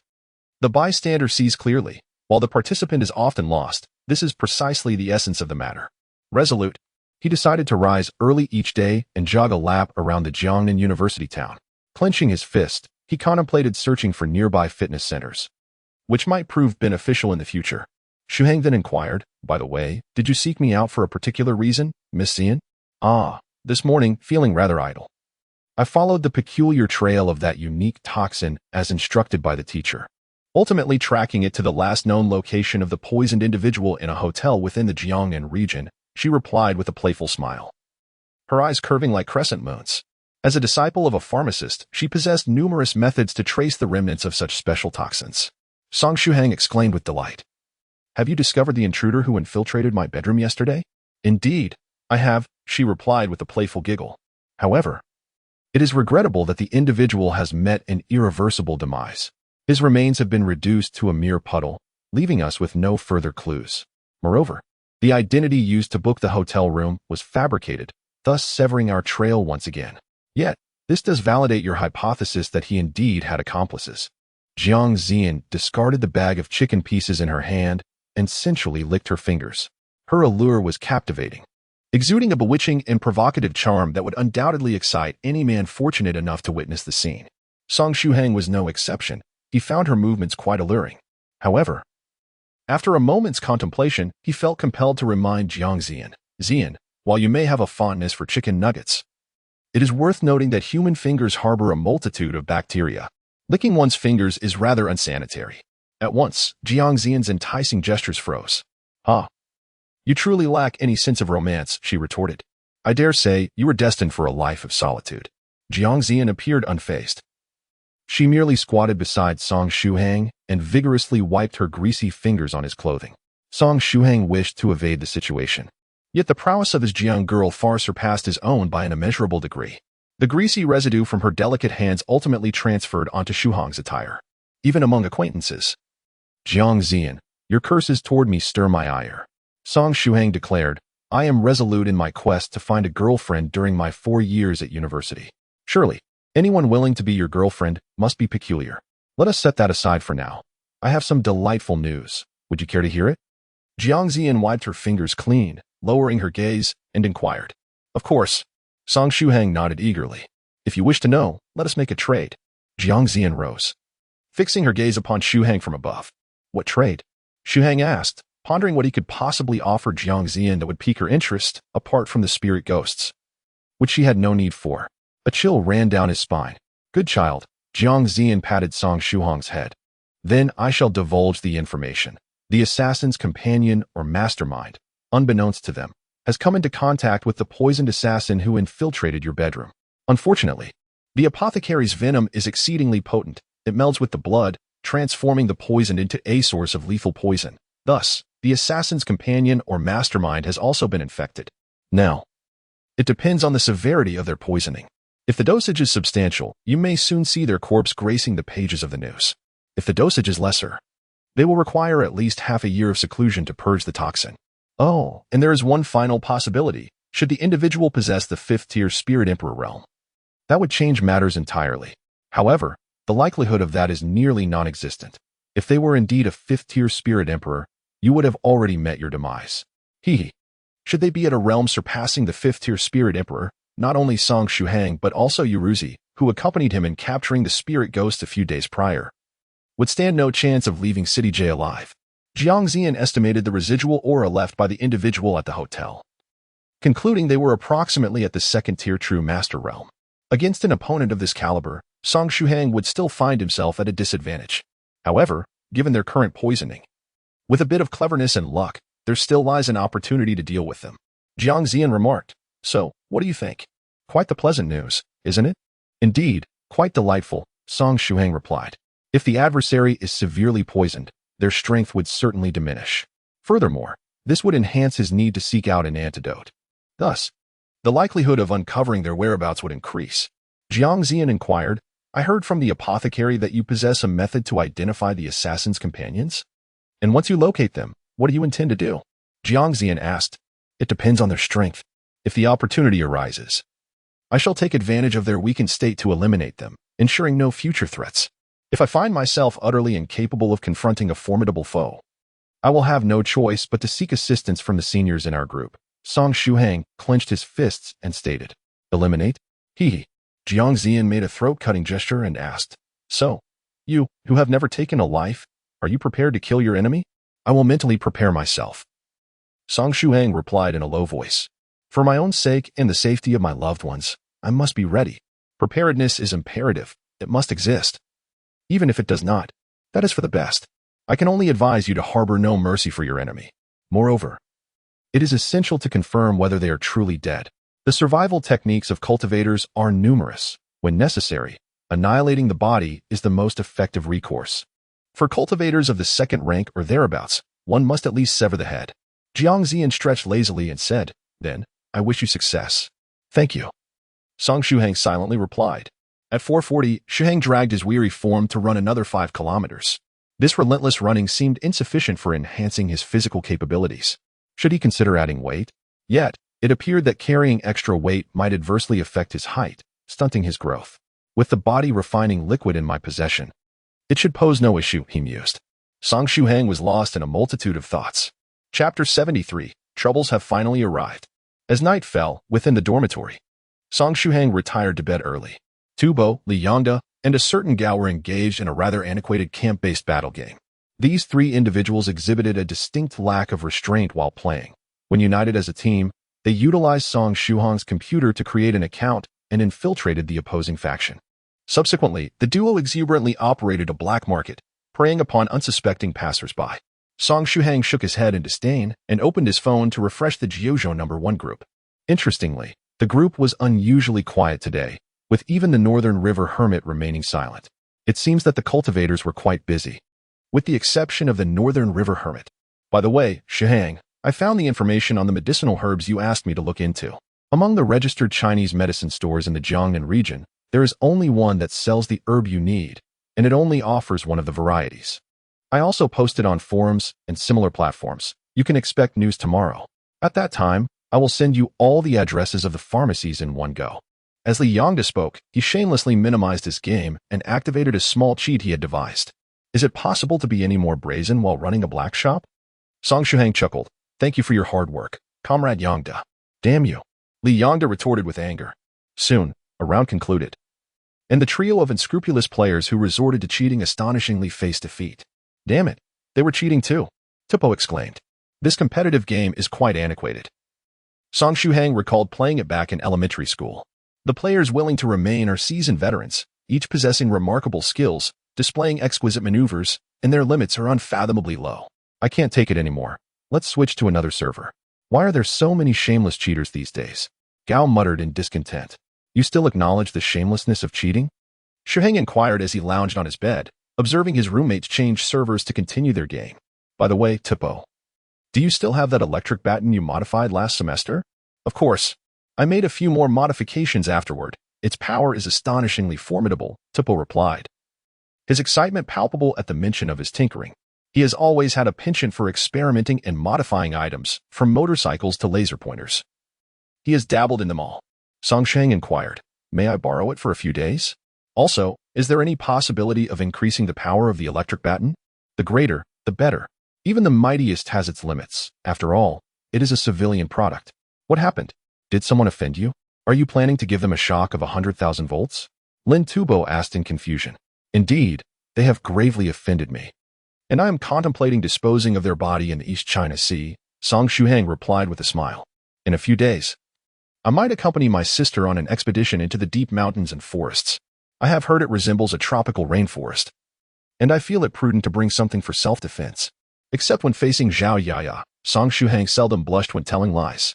Upon hearing his words, Lin Tubo's eyes lit up, for he understood that Zhao Yaya had no interest in such adventures in the wilderness. So, the sister you mentioned this time. Could it be the long-legged sister you met last time? Tubo instantly associated it with Yuruzi, who clearly had a penchant for adventure. Last time, she had taken Song Shuhang on a long journey to J City to seek the Ghost Lantern Temple. Without a moment's hesitation, he ceased playing his game and turned to ask, is it the sister from J City who accompanied you? That's her, Song Shuhang confirmed, knowing well that when one tells a lie, they often need to weave additional fabrications to support the first. Shuhang, take me along on this jungle adventure. Also, if you don't mind, from today onward, you may refer to me as your brother-in-law. I have no objections, Lin Tubo declared earnestly. In the midst of his declaration, his gaming character was swiftly taken down. Gao exclaimed, you died, Tubo. You met a most tragic end. Li Yongda adjusted his glasses and added, Tubo, I just started recording. Although from your tone, it seems the sister you mentioned is not Zhao Yaya. However, sending your previous words to Zhao Yaya would surely have a devastating effect. Thus, you owe us a treat. Tubo, both Li Yongda and Gao nudged their glasses in unison. Are you even human? Tubo lamented, covering his face. How did I end up knowing you two scoundrels? Just then, Song Shuhang's phone rang. He pulled it out to see, quite coincidentally, it was a call from Zhao Yaya. It's Zhao Yaya, Song Shuhang chuckled. Tubo, if I call you brother-in-law now, would you dare to respond? Feeling an inexplicable pain in his lower regions, Tubo's eyes moistened. Please. Spare me. Song Shuhang chuckled as he answered the phone. Sister, is there something you need at this late hour? Is it not permissible to seek your assistance without a pressing matter? Zhao Yaya's voice came through, slightly breathless. I need you to help me with something. I'm currently at the old Luma Street outside Jiangnan University town, near the back entrance of the Sha wedding photo studio. You know the location, right? Song Shuhang furrowed his brows momentarily, but soon regained his composure. Understood. Is there anything I need to bring along? No need. Just help carry someone, Zhao Yaya replied. Hurry over. I'll be there shortly, Song Shuhang said before hanging up the phone. He swiftly donned a black long-sleeve shirt and then rummaged beneath his bed for a moment. Rising, he inquired, I'm stepping out. Do you need anything? Another large ice-cold cola, please. All right. Song Shuhang waved his hand, seized his wallet, and vanished into the night. However, as soon as he exited the dormitory, a shadow of gloom enveloped his expression. The call he had just received was from Zhao Yaya, and while the voice bore a striking resemblance to hers at first glance, it was undoubtedly not her voice. Song Shuhang was all too familiar with Zhao Yaya's voice, including her various idiosyncrasies, pace, and even certain speaking habits of which she was unaware. However, the voice on the phone just now was somewhat coarser than Zhao Yaya's, with a slightly different intonation at the end of each sentence. Upon closer listening, he could detect a hint of hoarseness and dryness in the tone. It was not Zhao Yaya, yet the call had been made using her phone and voice, urging him to step outside. If the caller claimed to harbor no ill intentions, would you believe them? Was it a companion of that assassin who, upon failing to strike at him, immediately turned their aggression towards those around him? Those damned scoundrels. They have ultimately arrived. Shuhang hastened to the old Lu Ma Street with utmost urgency. Instead of heading directly to the Sasha wedding photography studio, he made his way to the Guoxian building 200 meters away, ascending to the 7th floor corridor window. From this elevated vantage point, he could observe the location of the wedding studio below. Meanwhile, Song Shuhang concentrated his mental energy, employing the alert mental technique to enhance his senses and conceal his presence. Ever since he had practiced the foundation establishment fist method to refine his body, his eyesight rivaled that of a telescope. Even under the cover of night, objects 200 meters away appeared as clear as in high-definition footage. Once a bustling pedestrian street, Old Luma Street had succumbed to the decline that followed the establishment of New Luma Street, losing its former vibrancy. As night fell, only a handful of shops remained open, and pedestrians were almost non-existent. The Sasha Wedding Photography Studio was situated in the southeastern part of Old Luma Street, where, apart from the streetlights, the only illumination came from the studio itself, leaving the surroundings eerily desolate.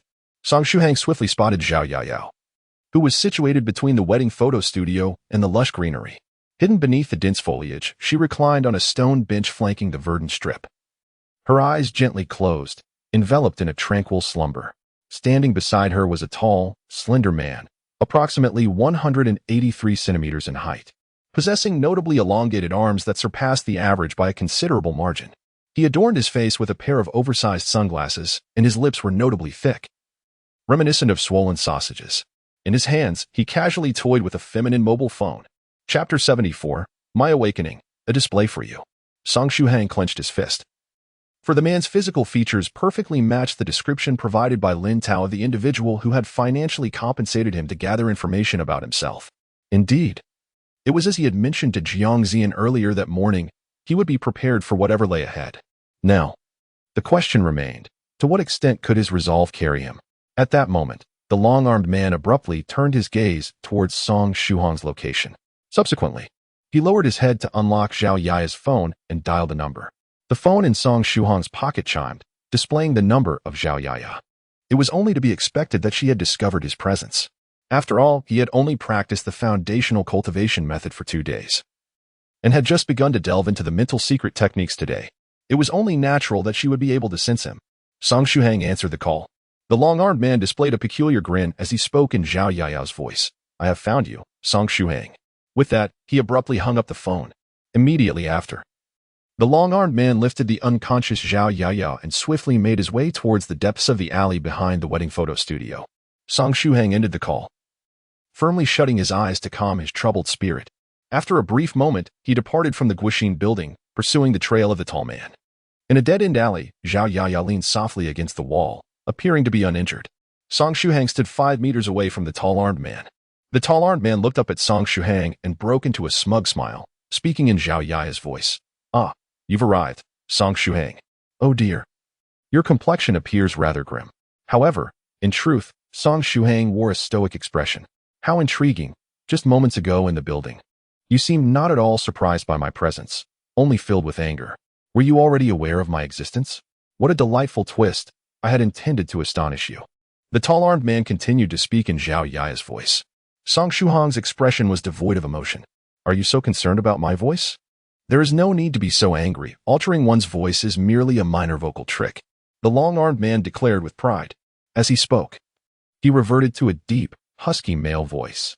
Not only his voice, but even the long-armed man's physique could be whimsically altered at will. Song Shuhang remained expressionless. I have scrutinized all information pertaining to you. You are merely an ordinary mortal, a trivial being. The data accumulated throughout your life unequivocally classifies you as an undeniable human. Suddenly, the long-armed man erupted in a fit of hysteria, exclaiming, I cannot fathom why the forum master would regard someone as insignificant as you with such concern. He even presumed you to be a senior practitioner engaged in worldly tempering, dismissing everything in your dossier as fabrications. He believed that your nominal acquaintances and friends were nothing more than strangers to you, incapable of posing any threats.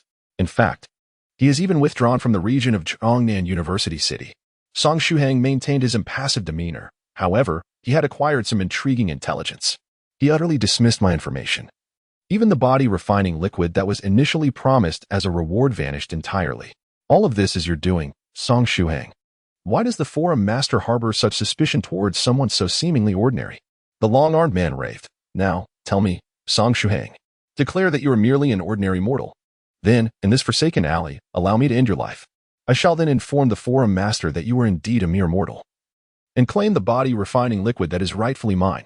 Do not even think of escaping from my grasp. I am a cultivator with keen senses, and you have no chance of fleeing. In this dead end, no one will come to your aid. I shall slay you and dissolve your remains with corpse-dissolving liquid. You will have no opportunity whatsoever. The long-armed man removed his sunglasses, revealing bloodshot eyes. He had succumbed to madness. He had thoroughly uncovered all of Song Shuhang's secrets, and the coveted body-refining liquid was within his reach, promising to elevate his cultivation to the next level and unlock the third ear aperture. Yet, at that moment, the forum master chastised him, declaring that all his intelligence was erroneous. Not only had the promised body-refining liquid been rescinded, but he had also been stripped of his share for this year. More crucially, he had lost the forum master's trust, leaving his future in dire uncertainty. This series of setbacks bore down upon him, exceeding what he could psychologically endure. Thus, he took it upon himself to confront Song Shuhang, abducting Zhao Yaya in the process. He sought to eliminate Song Shuhang to prove himself to the forum master. It all makes sense now. I comprehend the entire sequence of events. The previously silent Song Shuhang spoke in a deep voice. No wonder the elusive forum master did not directly seize the spiritual ghost from me. Instead, they opted for a more cautious approach, secretly investigating my background and dispatching subordinates to probe first. Such meticulousness. It appears that, much like the initial Yuruzi, they have mistaken me for a formidable senior with great prowess. Song Shuhang surmised that from the moment he and Yuruzi set foot in the bustling district of J City, they had already attracted the attention of the master of the forum, due to Yuruzi's persistent address of him as senior, coupled with her formidable prowess. Their adversaries were led to mistakenly believe that he was a powerful practitioner undergoing trials in the mundane world. Furthermore, their coincidental encounter with the apothecary's toxic event only solidified this misconception of his mastery. More significantly, the master of the forum had retreated from the Jiangnan region, implying that he had previously lingered near Jiangnan University town. Thus, it was plausible that the individual who had suffered a second poisoning was indeed the master.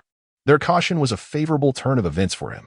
Now, Song Shuhang fixed his gaze upon the long-armed man, intent on utilizing him to validate his awareness of the brutal realities of the cultivation world. This secluded alley, meticulously chosen by the long-armed man, was a place where no one would stumble upon them. Moreover, the long-armed man possessed corpse-dissolving fluid, capable of eradicating any evidence, as long as he maintained discretion.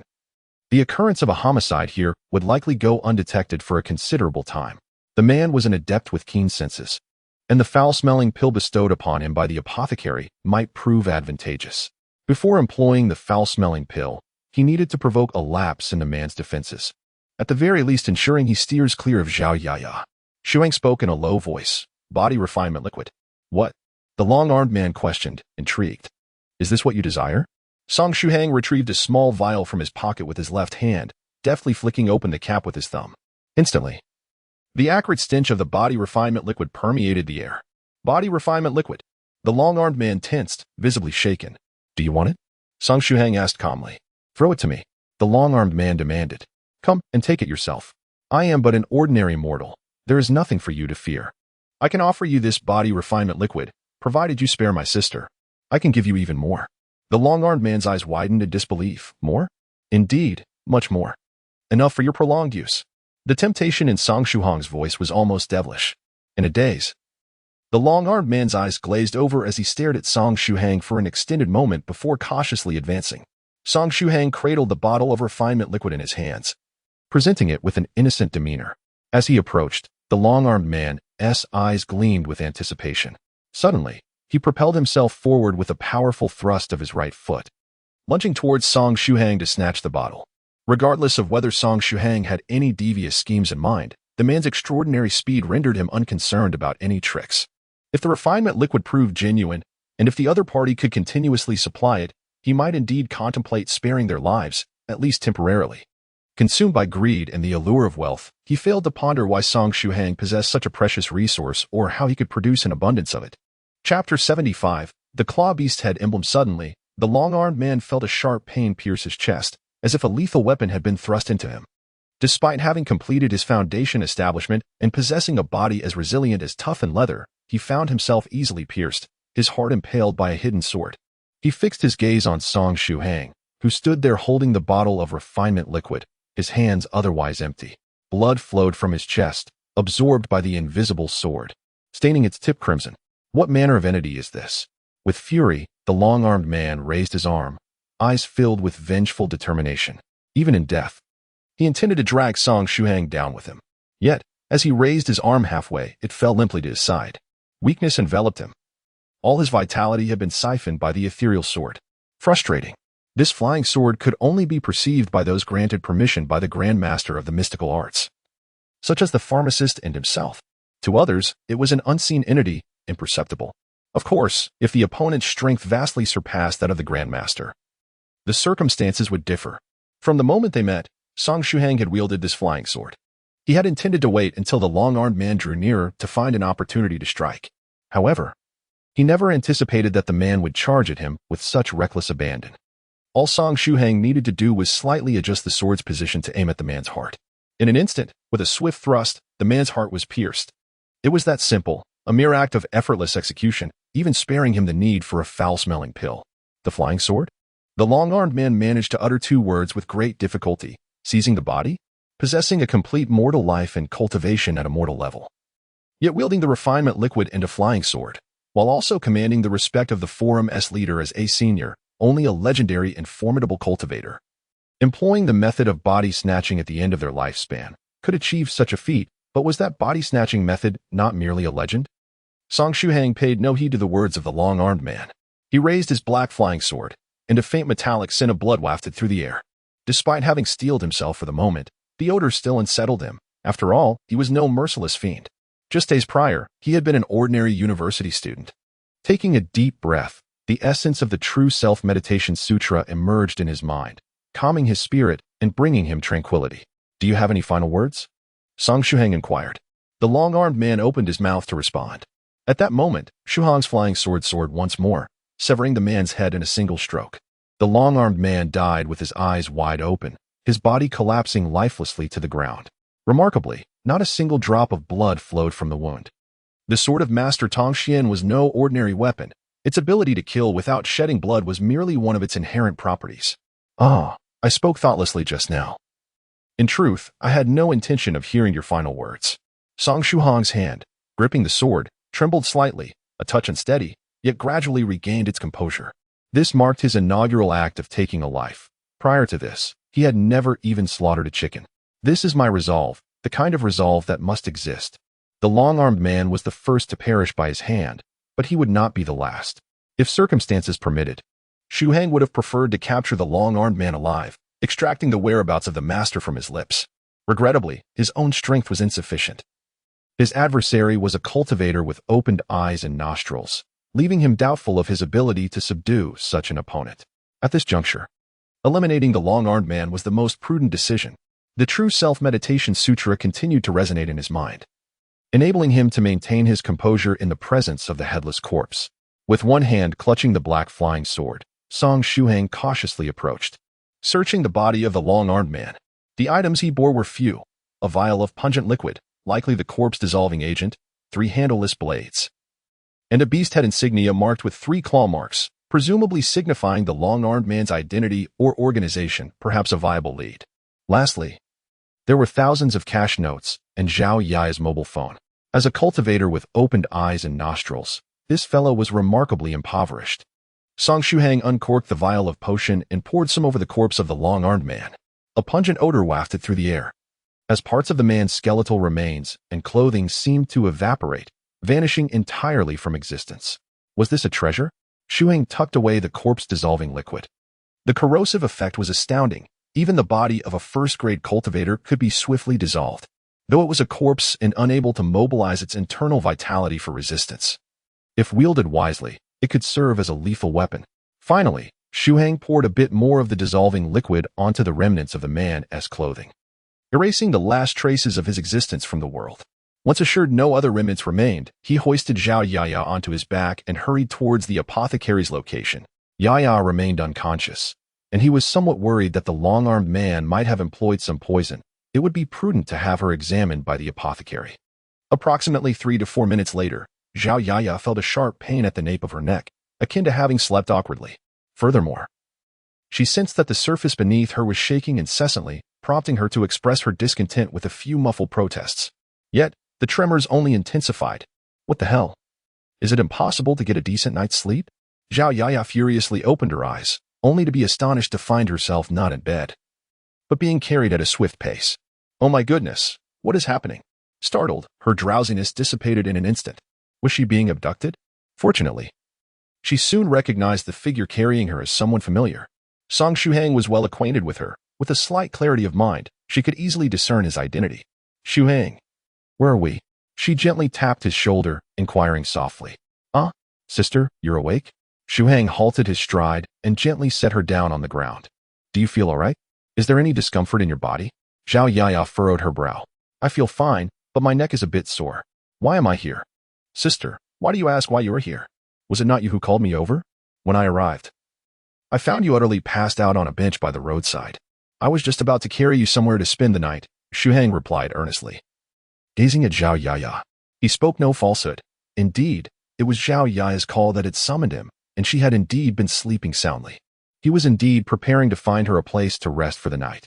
Zhao Yaya scrutinized Shuhang for a while, and discerned he was not lying. Could it be that I drank too much? She pondered, having only shared 4 drinks with friends that day, surely that could not constitute excess. Rubbing her temples, she appeared troubled. Sister, should I take you to the hospital for a checkup? Shuhang asked with concern. As someone who studied medicine, he could generally ascertain whether there was an issue with her health. Zhao Yaya felt that Song Shuhang's smile at that moment was warm and reliable, giving her a sense of trustworthiness. Shuhang, after just 1 day apart, have you suddenly matured significantly? Really? Is that just your illusion? Song Shuhang replied nonchalantly. As he raised his hand to wield his sword and sever the head of the long-armed man, his spirit underwent a profound transformation. Chapter 76. The master of the 7 life talismans. After Shuhang departed, Jiang Zian's figure appeared atop the wedding photo studio. And as for the pharmacist, let me make it clear that I shall never give up. You should stop trying to send me away. It is futile. With that, without waiting for the pharmacist to respond, she ended the call. What I desire, I shall obtain, Jiang Zian murmured. She leaped from the rooftop, arriving at the site where Song Shuhang had obliterated the long-armed man. She formed a hand seal and cast a minor spell, erasing all traces of the incident. Song Shuhang has performed admirably. However, in the eyes of certain adept cultivators skilled in tracking, numerous traces remain. Jiang Zian has meticulously removed these traces. Such experiences, once Song Shuhang's strength and cultivation level increase, will gradually be mastered without significant concern. There exists a sense of trepidation, a degree of discomfort, and an exhilarating thrill, much akin to the joy he derives from helping others. Meanwhile, his 3 roommates continue to exuberantly engage in their gaming, causing a ruckus. Song Shuhang took a brief respite, retrieving the 3-clawed beast head token from his pocket. He then opened his phone, capturing a photograph of the token and sharing it in the Jiuzhou No.1 Group. Subsequently, he inquired within the group, esteemed seniors, does anyone recognize which sect this token belongs to? Upon uttering these words, Song Shuhang's heart was resolute. He believed that Beha Sanren, the omniscient member of the group, was well acquainted with the circumstances of every individual within it. If he had never heard of the organization represented by this three-clawed beast head token, it was highly likely that it did not belong to any of the esteemed seniors in the group. Song Shuhang had previously harbored concerns that the beastly emblem might belong to a senior's faction within the group, which would complicate matters significantly. "Allow me to inquire with my father," exclaimed Yuruzi excitedly, before swiftly logging off to seek out the esteemed Lingdai. Beha Sanarin inquired further, "Are they friend or foe?" "They are foes," Shuhang replied succinctly. "Can it be resolved? Do you require assistance? Is the apothecary still with you?" Beha Sanarin expressed a degree of concern. Considering that Shuhang had only recently embarked on his journey and possessed limited power, the senior apothecary is still present. He might linger for a few more days. "That is reassuring," Beha Sanarin remarked, feeling somewhat relieved.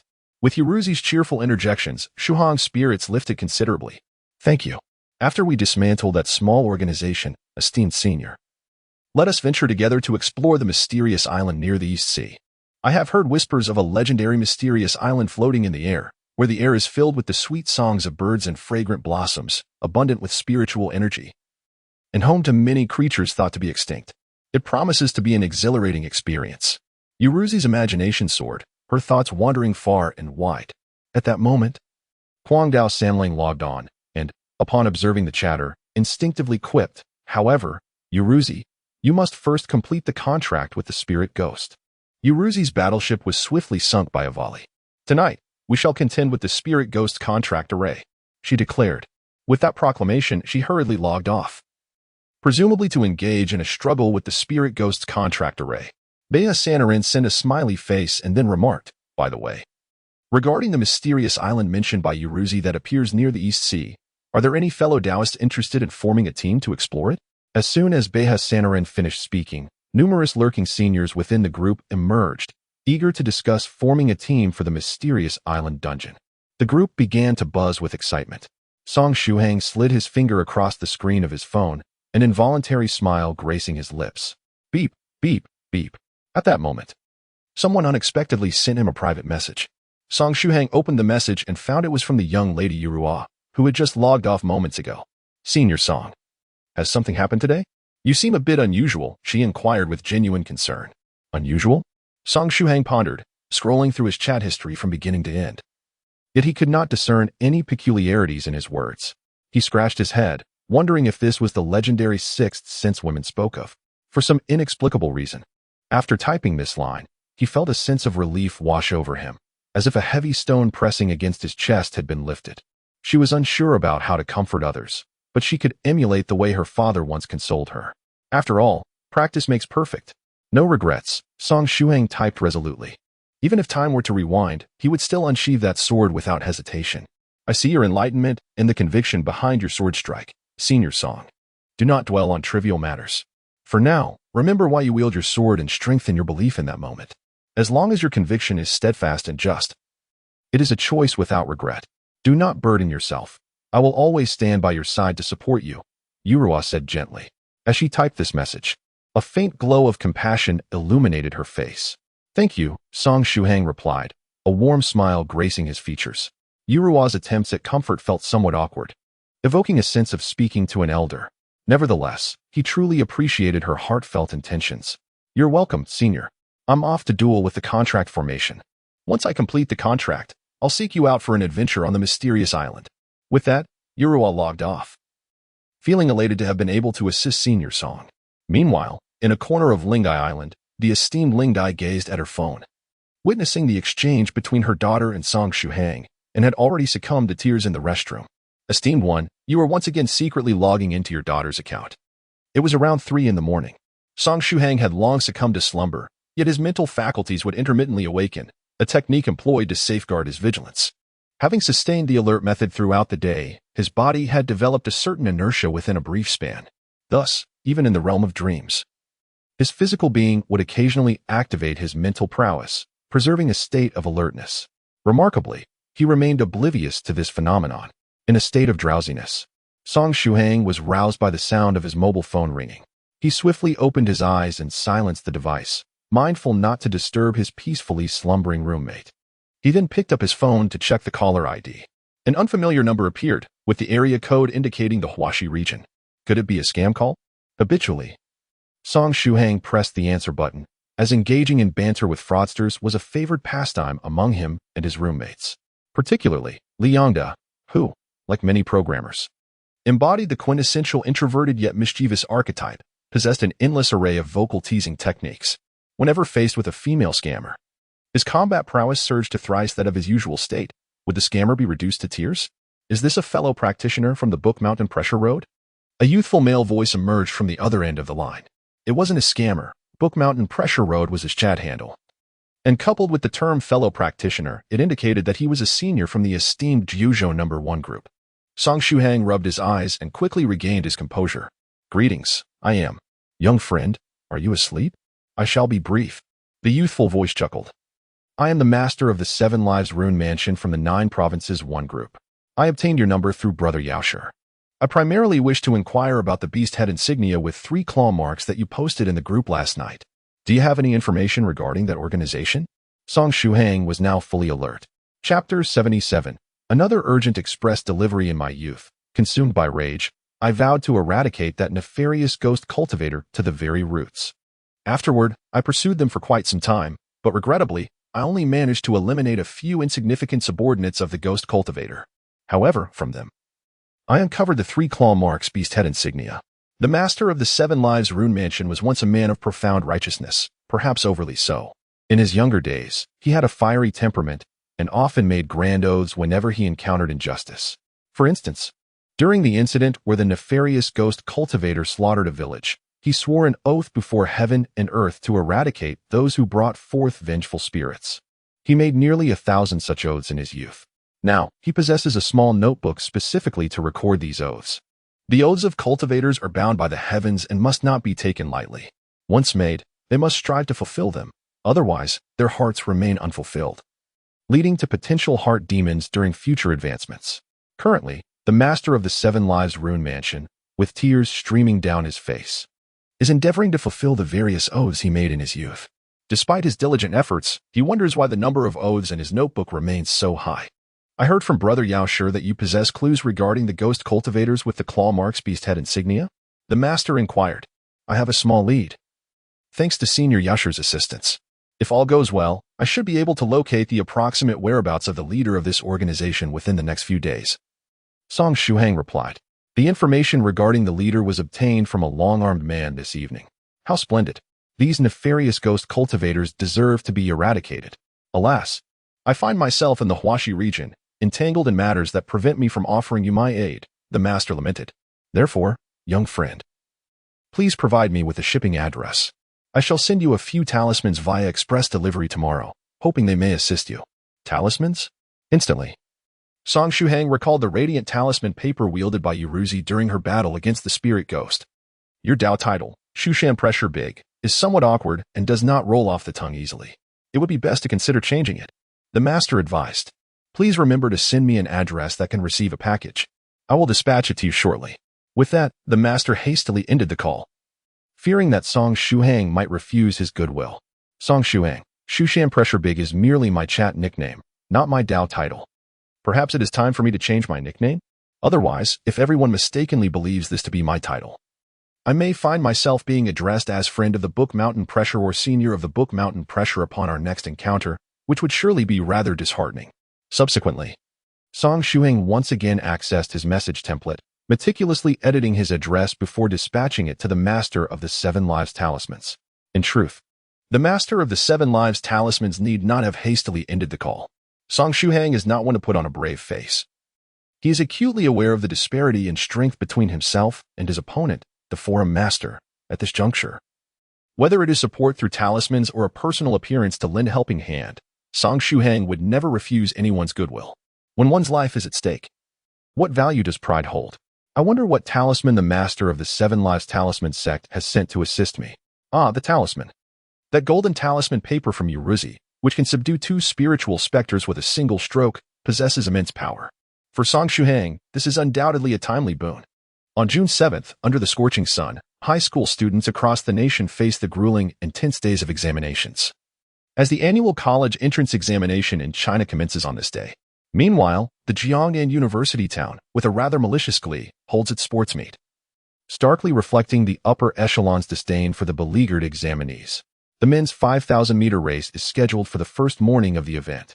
Upon waking, he reaches for the black flying sword resting beside his bed. Although the flying sword is meant to be a pristine treasure, Shuhang perceives a faint scent of blood lingering upon it. Indeed, this is no dream, he mutters to himself. Yesterday marked the first time he had taken a life, and it was the head that he severed. The image of the long-armed man's head soaring into the sky remains etched in his mind, serving as the first drop of blood in Song Shuhang's life, a visage that will linger for a considerable time.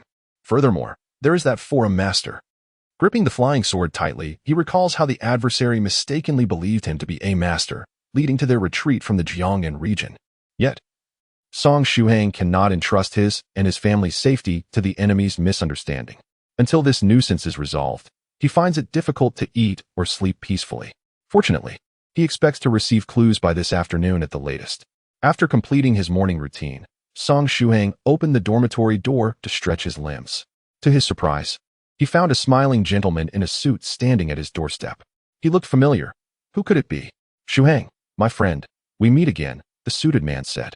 I am Xiao Jiang from Harvest Express, and I have another package for you. The man forced a friendly smile. Suddenly, it clicked for Song Shuhang. This was Mr. Sima Jiang from Harvest Express. During their previous encounter, he had been unaware of the man's true identity and had referred to him as Xiao Jiang, a name that had involuntarily caused a twitch at the corner of Sima Jiang's mouth, for he was quite an important figure. Yet, this time, he himself referred to himself as Xiao Jiang. In 3 days, 2 packages have arrived from different senders and addresses, yet the sender's background is remarkably formidable. This Xiao Jiang has certainly established himself. It matters not whether he is called Xiao Jiang or even Little Jiang or Tiny Jiang. Upon seeing Sima Jiang, Song Shuhang instantly recalled the master of the 7 Lives Talisman sect mentioning a package would be sent. A package dispatched in the early hours arrived before 6 in the morning? Such astonishing speed. Good morning, Xiao Jiang. Is this another expedited air shipment? Song Shuhang inquired. Indeed. It is an urgent delivery from the Huaxi district. I personally piloted the aircraft overnight to collect the package and ensure it reached you with utmost speed. I hope I haven't taken up too much of your time, Shuhang, Sima Jiang replied, retrieving a package the size of a smartphone box, meticulously wrapped and securely sealed. Not at all. It arrived just in time. Thank you for your effort. Where should I sign? Song Shuhang expressed his trust in the courier, as Xiao Jiang had reliably delivered goods previously. Just sign here, please. Sima Jiang offered him a pen. As Shuhang signed, he recalled Master Tongxuan's black iron flying sword and casually asked, by the way, Xiao Jiang, I might have a package to send in a few days. I'll reach out to you then. Where is it headed? Do you need me to expedite it by air? Sima Jiang's eyes lit up with excitement. No. No need for that. The recipient isn't in a hurry. Regular shipping will suffice. I'll contact you when I'm ready to send it, Song Shuhang smiled. Not a problem at all. You can reach me anytime, 24 hours a day. Sima Jiang beamed, his service attitude deserving of 5 stars and 32 accolades. Song Shuhang grasped the package, pondering the nature of the talisman spoken of by the master of the 7 Lives Talisman House. In Chapter 78, the Armor Talisman, Sword Talisman, and Evil Breaking Talisman, he sought a secluded spot to unveil the contents of the parcel. Inside the small box lay a generous stack of dark yellow talisman paper, each sheet adorned with intricate runes and array diagrams painted in a resplendent crimson hue. Additionally, there was a note from the master of the 7 Lives Talisman House, elucidating the capabilities of this collection of talisman paper. The stack consisted of 20 sheets in total. The top 5 sheets were the armor talismans, aptly named for their ability to activate the energy contained within talismans, forming a layer of personal defensive armor capable of withstanding attacks from cultivators below the 3rd rank. The method of usage was remarkably straightforward. One needed only to press their thumb upon the center of the talisman's array diagram, guiding the spiritual energy within, and utter the word armor to summon forth the protective gear. Each of these 5 talismans was a one-time use. Yet, if employed wisely, they could shield Song Shuhang 5 times. The next 5 sheets were the sword talismans, clearly intended for offensive purposes, and operated in a manner akin to the armor talismans. A simple utterance of the word sword would suffice to activate them. The most abundant were the 10 evil-breaking talismans. According to the master of the 7 Lives Talisman House, these talismans were essential against practitioners of the dark arts who could manipulate ghostly entities for attacks, rendering them formidable adversaries. Ghostly entities were immune to ordinary physical assaults, and some possessed special abilities to become invisible, posing significant challenges for cultivators of lesser strength. The 10 evil-breaking talismans would aid Shuhang in dispelling these malevolent spirits. Song Shuhang cradled the box of talismans, realizing that the master of the 7 Lives Talisman House had provided him not merely with timely assistance, but rather an all-encompassing service akin to shelter, sustenance, and transportation amidst a snowstorm. This was indeed an unexpected delight. Gripping the talismans tightly, he felt emboldened to confront the Forum Master head-on. Of course, he was not foolish enough to charge in recklessly, talismans in hand, ready to battle. His only concern was the outcome. The method mattered little as long as he could vanquish his adversary. Carefully securing the talismans, he prepared for every eventuality, awaiting the perfect opportunity. At 7:30 a.m., the sports festival at Jiangnan University Town commenced. Prior to the opening, the customary speeches from the university leaders began. Those speeches, a curious phenomenon, remained unchanged through the ages despite technological advancements. Typically, they would start with a phrase like, "Allow me to say a few brief words," which would stretch into an endless series of brief remarks, leaving the students entranced and yearning for relief before finally unveiling the commencement of the athletic festivities. At 8:40, the men's 5,000-meter race officially began. Under the adoring gaze of his 3 roommates and a handful of male friends, Song Shuhang made his way to the track. His companions wore mischievous smiles, not to cheer him on, but rather to relish the sight of him struggling through the grueling 5-kilometer race. Ideally, they hoped to see him utterly exhausted, perhaps even collapsing in fatigue. The 5-kilometer run is indeed a torturous affair. Each lap measures 400 meters, culminating in a total of 12.5 laps. With no female spectators to inspire them, the male competitors found themselves lacking motivation. While the other athletes took their positions, Song Shuhang yawned and nonchalantly settled into his own spot. The sweet sound of his voice was particularly enchanting. Song Shuhang raised his gaze and noticed that the girl who had recently taken to approaching him was vigorously waving her hand, her face radiant with youthful exuberance. Beside her stood 4 other girls, seemingly having just finished watching another sporting event, casually passing by. She must be Lu Fei, if he recalled correctly. Song Shuhang chuckled heartily and gave her a thumbs up. His roommates and a few male classmates immediately seized the opportunity to tease him. Tu Bo and Gao in unison pinched their voices, mimicking Lu Fei's tone. "Come on, Shuhang." At that moment, a robust and dark-skinned classmate beside Song Shuhang sneered, "Heh, first place? Pretty boy. Do you think winning a 5,000-meter race is all about good looks?" As he spoke, he flexed his muscular legs, a testament to his long hours of training, contrasting sharply with the slender limbs of the so-called pretty boy beside him. "Pretty boy? Are you talking about me?" Song Shuhang inquired, touching his face, which had indeed become somewhat fairer due to the effects of the body-refining liquid. Was it true that being handsome could lead to trouble? Shuhang pondered inwardly and countered. "Are you envious of my skin? Envious of your backside? Why would I envy a pretty boy like you?" The dark-skinned classmate felt the veins on his forehead throb with irritation. "Haha, don't mind him. This dark fellow is just jealous that you have someone cheering for you," interjected another classmate, slightly plump and clearly someone who spent much time indoors. "By the way, were you also coerced by the class to join this competition?" he asked with a friendly smile. "I'm Yang Shanfa from the computer science department. We're all in the same boat," Yang Shanfa said, his eyes glistening with emotion. Just then, the teacher responsible for the starting gun spoke solemnly. "Take your positions. Ready." All the competitors assumed their starting stances. "You'll see what a 5,000-meter race is like, pretty boy. I intend to leave you in the dust." The dark-skinned classmate gritted his teeth. "Leave me in the dust? At least a street S-length, which is over 800 meters. That is more than 2 laps." Song Shuhang mused and kindly advised, "That is impossible. You should just give up." "Heh." Yang Shanfa couldn't help but laugh. The dark-skinned classmate nearly ground his teeth in frustration. Bang! The starting gun fired. The dark-skinned classmate darted forward with the speed of a sprinter. His stamina was exceptional, far surpassing that of the average university student. In this campus sports event, his endurance would allow him to create an insurmountable gap from the other competitors with his initial sprint, maintaining that lead until the finish line. "Just wait, pretty boy. Leaving you behind was merely polite talk. If I truly unleash my abilities, I'll leave you trailing by at least 4 laps," he thought, filled with self-satisfaction. "How is it going, pretty boy? Feeling hopeless?" The dark-skinned classmate confidently turned back to see how far ahead he had left the pretty boy, expecting to find him lagging at the back of the pack. However, upon glancing back, he was astonished to find the pretty boy just a meter behind him, closely tailing him, refusing to be left behind. "This pretty boy is actually keeping up with me?" he exclaimed, bewildered. "Are you an idiot?" At first, he surprisingly kept pace with me at a sprinting speed. "With your stamina, you would surely be exhausted after just one lap." The dark-complexioned student gritted his teeth. "Sprinting?" Song Shuhang was momentarily taken aback, then replied with a gentle smile. "Oh, not at all. I am merely running at a very ordinary pace. You needn't worry about me.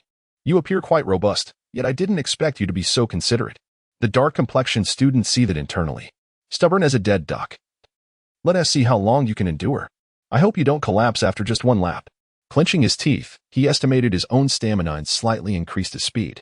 This pretty boy was undoubtedly a complete novice in long-distance running, yet even so, he absolutely could not allow him to surpass him.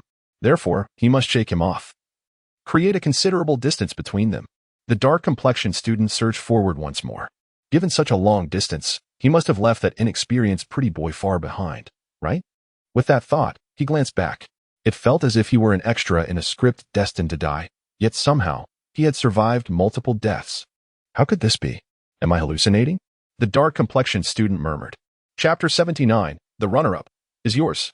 As Song Shuhang and the dark-complexioned student both sprinted. They had already opened a gap of nearly a lap from the other competitors, leading the pack. Is this real? When did Song Shuhang become such a fast runner? Lin Tubo was the first to doubt his own eyes, exclaiming dramatically, "This is the power of love." Gao, adjusting his glasses.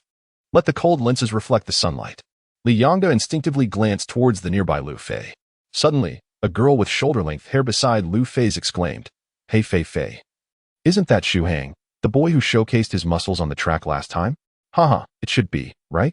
Lu Fei felt a subtle sense of crisis rising within her. The sweltering summer was still long, and if she didn't act soon, would more people discover Shuhang's merits and snatch him away? If he was indeed the boy who flaunted his muscles on the track, then this speed might not even be his maximum. The girl with shoulder-length hair whispered, "I remember that boy ran countless laps around the playground, all at a sprinting pace." The dark-complexioned student felt his worldview shatter. After such a long sprint, this pretty boy astonishingly showed no signs of fatigue. He appeared to be handling it effortlessly. Impossible. He must be forcing himself. Sprinting like this consumes a tremendous amount of energy. He himself felt like he could barely continue. Surely, the pretty boy would collapse soon after. It had to be the case. Gritting his teeth, the dark-complexioned student slightly eased his pace. After all, even he could not sustain a sprint for 5,000 meters. "My friend, your speed seems to have slowed down a bit. At this rate, you won't be able to shake me off," came Song Shuhang's calm voice from behind. Heaving. "What do you mean?" The dark-skinned classmate panted heavily like an ox. "If you intend to slow your pace, I shall surpass you," Song Shuhang kindly remarked, slightly quickening his speed, thereby widening the gap between them to about half a meter. I was merely adjusting my breathing just now. Soon, I will reveal my true capabilities. Just wait and see. I won't merely outpace you down one street, but at least two," the dark-skinned classmate retorted angrily, gritting his teeth and plunging back into a vigorous run. At this moment, the utmost priority was to definitively distance himself from the pretty boy during these 3 laps of sprinting, demonstrating the stark contrast between a long-distance runner and a mere pretty boy. With a roar, the dark-skinned classmate dashed forward once more, spittle flying.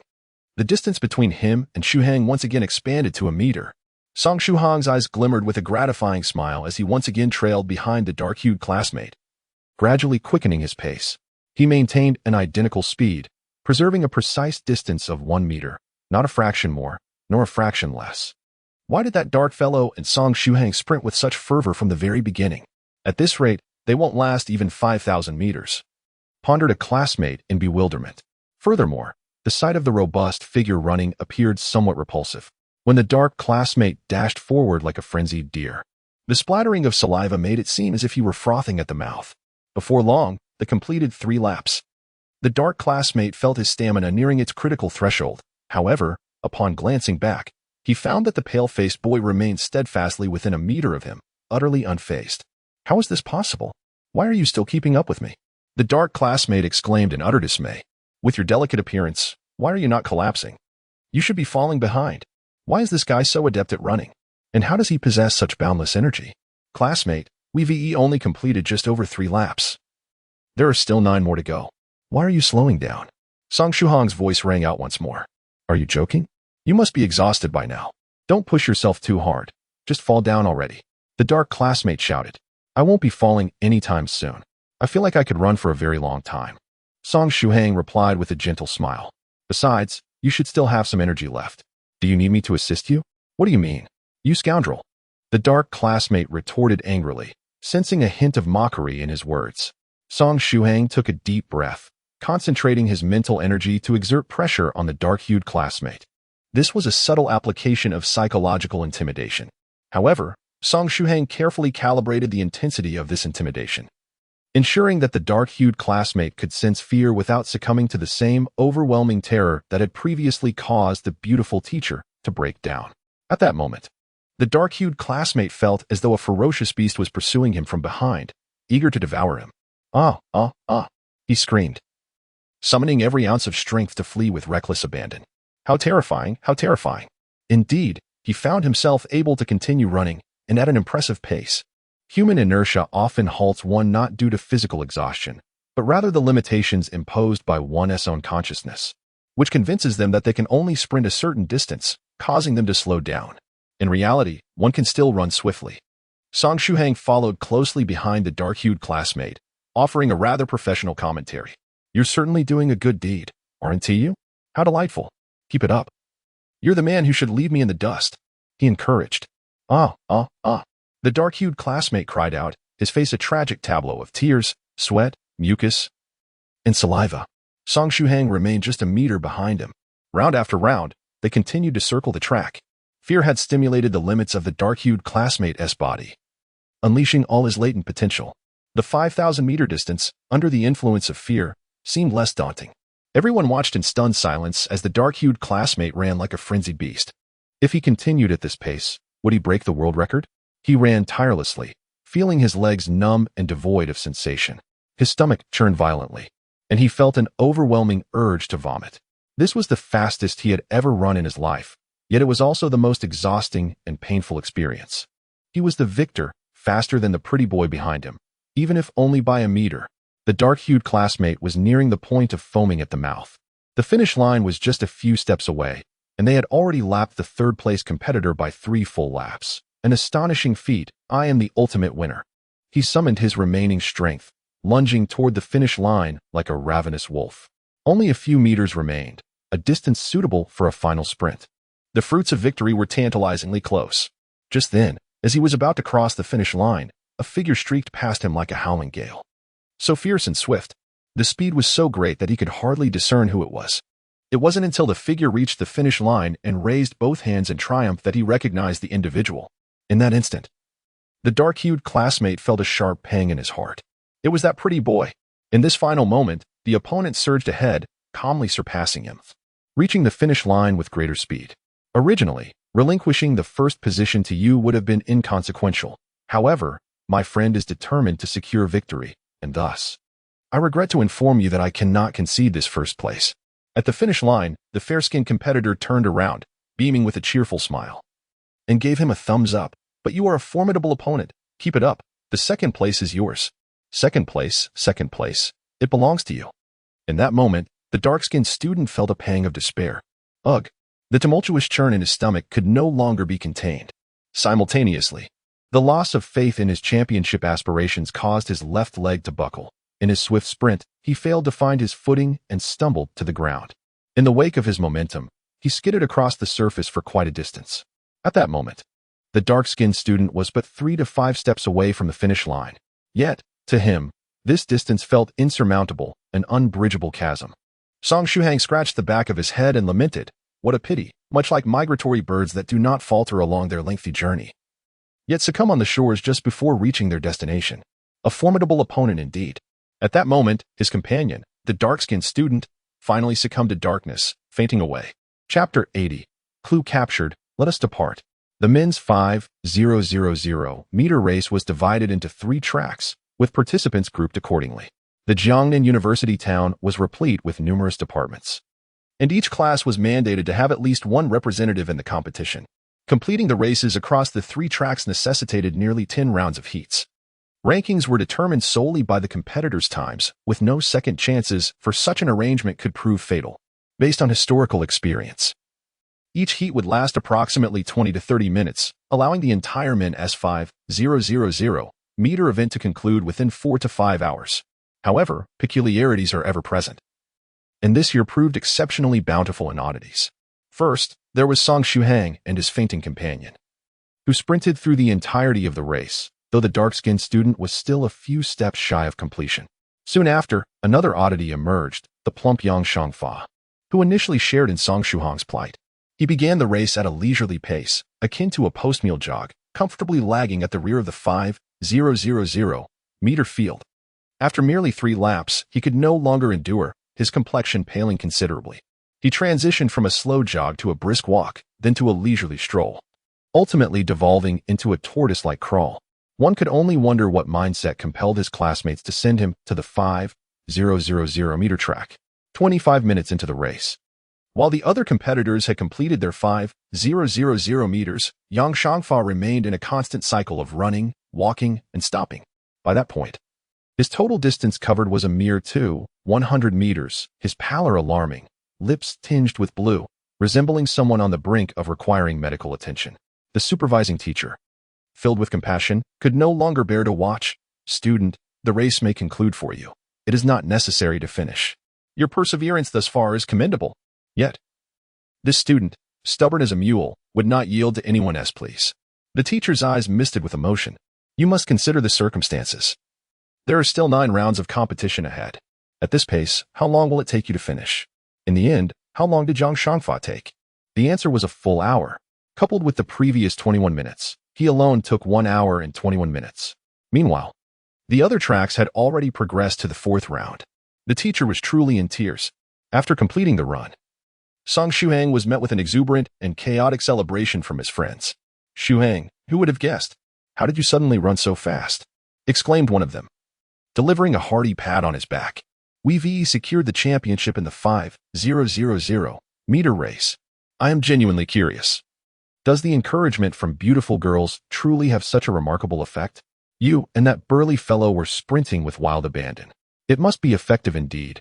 Hence, various international competitions invariably feature cheerleaders of exquisite beauty." Song Shuhang bore a wry smile as he was playfully pummeled by a group of friends. After a while, Liangda pulled him aside. "I have news regarding the apothecary you asked me to find." Yangda chuckled, handing over the addresses of 4 pharmacies. "Each of these establishments possesses some of the medicinal herbs your friend requires. Notably, the Yuanlong herb shop has the most comprehensive selection, including all the herbs you seek. Interestingly, the shop sold a batch of these 4 herbs just yesterday, and the buyer has even placed an order for a larger quantity. The proprietor is currently preparing to restock. If your friend is in urgent need, it would be wise to place an order swiftly to coincide with the shop's replenishment." "Thank you, Yangda," Song Shuhang replied, taking the addresses and shifting his gaze to the Yuanlong herb shop's location. They had sold some just yesterday and had already received a reservation for an even greater supply. These 4 rare herbs were seldom utilized, and when they were, it was typically just 1 or 2 of them. Yet, in this instance, all 4 were necessary, and a considerable quantity was required, with over 70% being for that particular shopkeeper. "A lead has been secured. You're most welcome. Remember, post the sports meet. It's time for the exquisite fish head." Liangda recalled that fish head restaurant, his mouth watering at the thought. Song Shuhang waved goodbye to Tu Bo and the others, swiftly collected the address, and departed from the sports event, paying no heed to the subsequent award ceremony. Liangda scratched his head, pondering, are they such close friends? Why the urgency? Not long after Song Shuhang departed, several young ladies, including Lu Fei, approached Tupo and the others. She surveyed the boys but did not see Song Shuhang, and inquiringly asked, "Where's Shuhang?" Tupo leaned in, his expression serious. "That fellow had to leave school for some urgent matter." "Is there something you need to find him for, Lu Fei?" "It's nothing much. I merely wish to congratulate him, although the overall results have yet to be announced." "I am certain that Shuhang will win the 5,000-meter race," Lu Fei replied with a gracious smile. As she spoke, she waved her delicate hand repeatedly, feeling the sweltering heat. "It's so hot. The sun is particularly ardent today." This made her long for the refreshing moments spent beside Song Shuhang, far more comfortable than any air conditioning. Thus, at least during this scorching summer, She resolved to find ways to remain close to Song Shuhang, postponing any separation until winter. Since Shuhang had to leave in haste, "I believe he would be quite happy to receive your congratulations," Lu Fei remarked Gao, adjusting his glasses. Moreover, Shuhang mentioned that once the sports meet concludes, he would like everyone to join him for a celebratory feast at the 10 Fragrant Fish Head restaurant. "Would you be able to join us, Lu Fei?" Li Yangda silently gave Gao a thumbs up, thinking, "Gao, you are truly remarkable." "Oh, can I join as well?" Lu Fei asked in surprise, finally responding with a cheerful smile. "Sure, just let me know when, and I will definitely be there." "Then it's settled," Gao said, adjusting his glasses again. "Brother Shuhang, I can only assist you up to this point." Having returned to his dormitory, Shuhang cautiously retrieved the black iron flying sword bestowed by Master Tong Shen. An item invisible and intangible to others, ideal for stealth attacks, this journey might provide an opportunity for its use. He also packed a small vial of body-tempering liquid and a single-use pill of tranquility. The body-tempering liquid served not only for cultivation, but could also replenish stamina in critical moments, while the pill of tranquility supplied essential nutrients for survival. After securing these items, he took a flashlight-sized device modified by Tipo, uncertain of its efficacy but reassuring to have. Finally, he carefully brought along the talismans gifted by the Master of the Seven Lives talisman, 20 pieces that would serve as a stabilizing force, ensuring that Shuhang remained calm when confronting the enigmatic Master of the Altar. The primary objective of this venture was to trace the whereabouts of the Master of the Altar and confirm their location, should they be in a weakened state. The opportunity would arise to strike decisively, eliminating the threat entirely. With the talismans from the Master of the Seven Lives, even in failure, he could at least safeguard his own life. If all else failed, he would offer the Lingue as a reward, seeking assistance from the seniors in the group. Ultimately, the goal was to eradicate the Master of the Altar's faction. Regardless of the circumstances, he stood on firm ground. With invincibility secured, he aimed to achieve a resounding victory. Chapter 81. The lowly and the mist stopped leaving the university town and crossing the long sky bridge led to the subway heading towards Guangyuan Road in the Jiangnan region. The Round Dragon Herb Shop was situated along Guangyuan Road. Navigating through the bustling crowd at the ticket gate and ascending the lengthy escalator leads one to the vibrant subterranean realm. The intricate network of subways unites the 4 neighboring provinces. Over the past century, humanity has experienced a meteoric advancement in technology, akin to amassing skill points. This subway labyrinth, resembling a spider's web, would have been unfathomable to those living a century ago. Though the ordinary eye cannot perceive the flying sword concealed on his person, Shuhang cautiously sidesteps the security system. The security checks here are rather lenient, perhaps due to the absence of any incidents. If the laxity of security persists, it is certain that issues will arise in the future. Ugh, let us not speak ill of fate. Song Shuhang stepped onto the escalator and through its railing. He beheld the throngs of people emerging from the subway. Had he not encountered the Jiuzhou No.1 Group, this monotonous existence would undoubtedly have been his future. At that moment, a figure caught Shuhang's eye amidst the crowd. It was a hurried office worker, a middle-aged man, clutching a briefcase in his left hand. This was the same man who had, during their last encounter, dropped money in front of Shuhang and mistakenly accused him of being a swindler. Song Shuhang gently touched his wallet, recalling that the money lost by the middle-aged man was still in his possession. Regrettably, this time there was no opportunity to return it. The escalator connecting the subway above and below was separated by tall barriers, designed to prevent individuals from engaging in the perilous act of crossing over. Should fate allow them to meet again, he would undoubtedly return the money to him. As they ascended and descended, the two passed each other on the escalator, each lost in their own thoughts. Song Shuhang smiled gently as he located the subway train heading to Guangyuan Road, patiently awaiting at the platform. Perhaps due to the looming college entrance examinations, the influx of passengers today was particularly overwhelming. With a long line forming at the station and an incessant stream of individuals joining the queue, further extending its length, the sheer number of people rendered the cooling systems at the platform utterly ineffective. Behind Song Shuhang stood a young mother, who, holding her daughter's hand, lamented in halting Chinese, "It's so hot. There are too many people today. The air conditioning is utterly ineffective." Following closely behind her, a man in a white shirt loosened his collar and sighed in resignation. The little girl, playfully sticking out her tongue, chimed in with her own clumsy Chinese. The air isn't circulating. It's suffocating. She appeared to be around 4 or 5 years old, with short hair framing her delicate face and large, lustrous eyes. dressed in a dress that made her resemble a porcelain doll. The train will arrive soon. Let us endure a little longer, the man in the white shirt said with a wry smile. Due to the National College entrance examination, the roads were choked with traffic, prompting their decision to take the subway. However, they were unprepared for the even greater throngs within the train. If we had known, we might as well have driven. At least the air conditioning in the car would be more comfortable, he mused. As the family expressed their grievances, the little girl suddenly felt a refreshing sensation in front of her and instinctively leaned forward. Ouch! She exclaimed, colliding with something solid that felt painful yet cool. It was as if she had pressed against a wall of ice, and the sensation was akin to lying on a refreshing water bed under the scorching sun. Unable to resist, she began to rub against this cool surface. Song Shuhang turned around, bemused, to see the little girl, akin to a blissful kitten, nuzzling against him. Since mastering the technique of manipulating spiritual energy, he had learned to control the chill emitted by the soul-sealing ice pearl, containing its frigid aura close to his own body. Otherwise, in such sweltering heat, he would inadvertently radiate coldness like a human air conditioner, drawing undue attention. Yet, despite his efforts to remain inconspicuous, he found himself inexplicably captivating. Stop. No, Mommy, don't. The little girl exclaimed, clinging tightly to Song Shuhang as if refusing to let go. The young mother and her partner exchanged awkward glances. No. Absolutely not. Let go of me. The girl cried, her mouth agape as if on the verge of tears. The father, hand outstretched, froze mid-motion. Instantly, all eyes in the vicinity turned towards them, and Song Shuhang, maintaining a state of heightened alertness, felt acutely aware of the collective gaze. As if enduring a barrage of arrows all aimed at him. Perhaps I should hold her for a moment?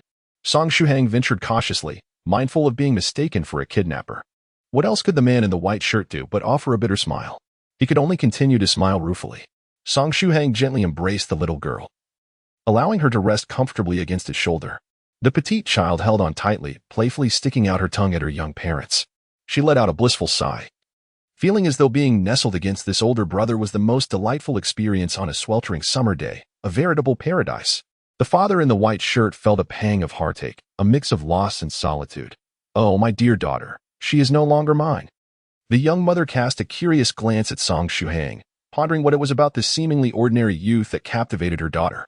Upon closer inspection, he appeared to be a kind-hearted lad, undoubtedly a good person. Perhaps it was this kindness that drew her somewhat withdrawn and sensitive daughter to him? While the beautiful mother indulged in her musings, the sound of a train approaching echoed from a distance. The subway had arrived. The father in the white shirt, leveraging his physical stature, boarded the train in hopes of securing a seat. Regrettably, all available seats had already been claimed several stops prior, and he cast an apologetic look towards Song Shuhang. The girl, now 5 years old, was no lightweight to carry. The youth appeared somewhat slender, and he worried about how long he could sustain holding her. The little girl nestled against Shuhang's shoulder, occasionally rubbing against him in a display of happiness, her face radiating contentment. After a good half hour, the subway announced the arrival at Jingli Plaza. The father in the white shirt finally exhaled in relief. Just one more stop remained until his destination. His daughter had fallen into a deep slumber, resting peacefully on the young man's shoulder. Despite his seemingly frail appearance, the youth possessed remarkable endurance. Having held the girl for over half an hour, he seemed entirely at ease. Moreover, he had noticed that whenever the subway came to a halt, the young man's feet remained firmly planted, unwavering and steady. Young brother, we will arrive at the next stop shortly. I truly appreciate your kindness. My little girl is quite the handful. The father in the white shirt cautiously reached out, ready to take his sleeping daughter from Shuhang's arms. In truth, he had already missed his stop. He had arrived at his destination 3 stops ago, but seeing the sweet slumber of the girl in his arms, his benevolent nature compelled him to hold her for a little longer. Chapter 82. The foreign monk and the bizarre accident seen as the subway pulled into Jingli Plaza. The father in the white shirt nodded in acknowledgement to Shuhang, then moved with his young wife towards the exit to secure a good position for disembarking at the next stop.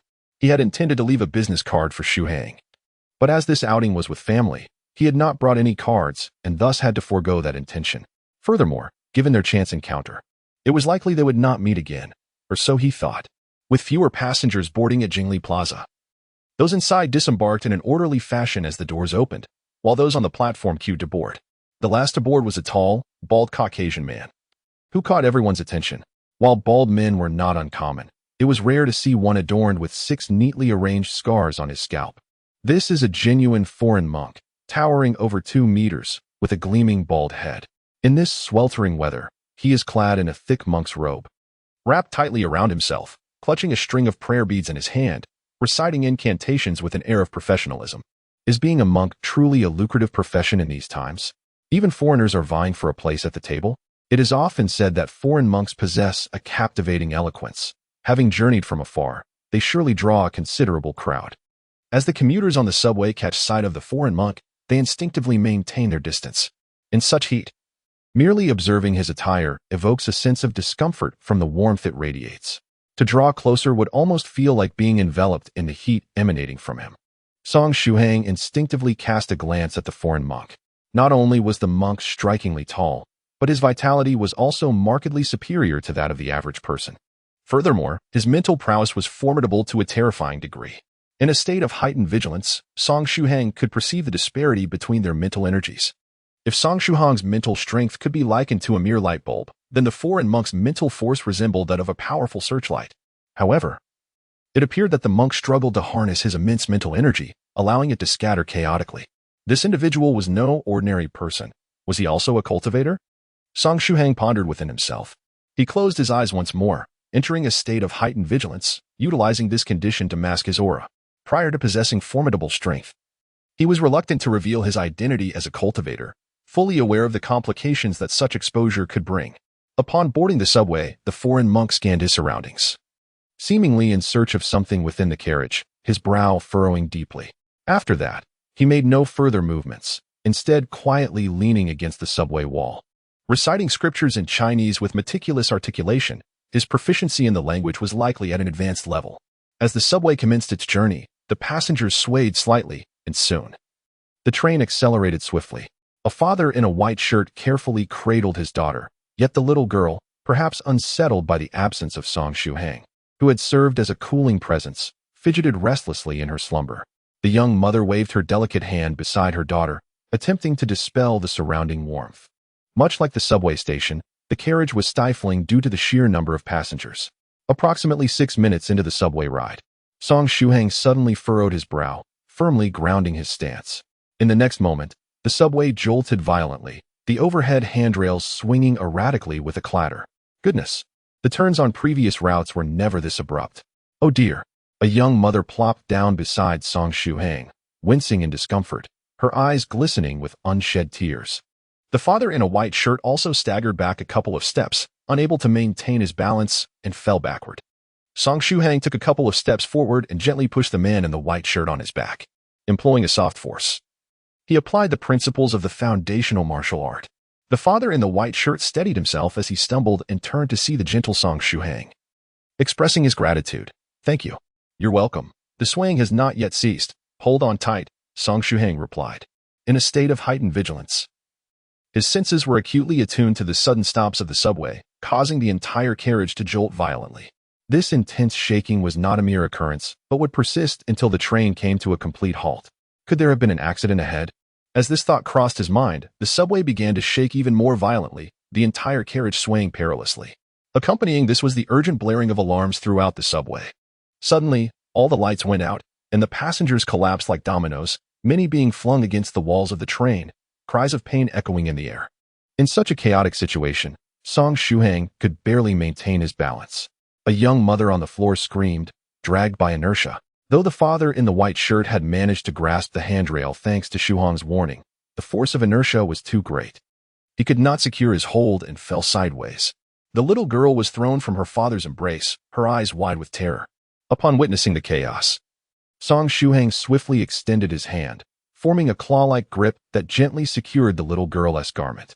With a subtle flick of his wrist, he deftly dissipated the girl's inertia in midair, cradling the panicked young girl in his embrace. The subway car was shrouded in darkness, limiting Song Shuhang's visibility. The little girl clung tightly to him, frozen in fear. Though terrified, she exhibited remarkable composure, refraining from tears. What transpired? Was there a derailment? Or perhaps a collision? A voice cried out in distress. "Oh, it hurts so much. Help me, I'm trapped. It's agonizing, I cannot move. No. Cough, cough. Surely. I must be dreaming." The injured moaned in anguish. "Don't press down on me. Get off. I think my rib is broken." Surrounding them, The cacophony of crying, screams, and agonized wails plunged the subway car into further disarray. Someone, trembling, managed to retrieve their phone, utilizing its flashlight feature to illuminate the carriage. As the light flickered across the scene, more horrified gasps erupted from the onlookers. The gruesome tableau resembled a horror film. Blood was everywhere. Stains from a previous impact had painted the walls crimson, rendering the carriage reminiscent of a hellish nightmare. Several windows had shattered, leaving passengers near the glass ensconced in shards, slumped helplessly against the wall, unable to move. Some had even been pierced by large fragments of glass, lying on the ground, teetering between life and death. Numerous individuals bore head wounds, futilely applying pressure to their injuries. Lacking knowledge of self-rescue in a crisis, the passengers appeared utterly flustered. A young man who had just opened his phone quickly shut it off, retching at the sight. A man in a white shirt lay on the floor, having sustained only a sprained arm. Meanwhile, a young mother, having collided with a seat, wept in pain but appeared to have escaped with no other injuries. Both turned their anxious gazes towards the daughter cradled by Song Shuhang, exhaling a sigh of relief. Song Shuhang gazed at the hellish imagery before him, a frown creasing his brow. How peculiar, he mused. Was the tremor of the subway carriage truly so intense just moments ago? The windows shattered, and there were individuals pierced by shards of glass? Even more astonishing, half the wall was splattered with blood. What volume of blood would be required to achieve such a spectacle? A derailment or crash could hardly inflict such carnage. If a mere jolt of the carriage could unleash such devastation, it ought to be renamed the Hell Express.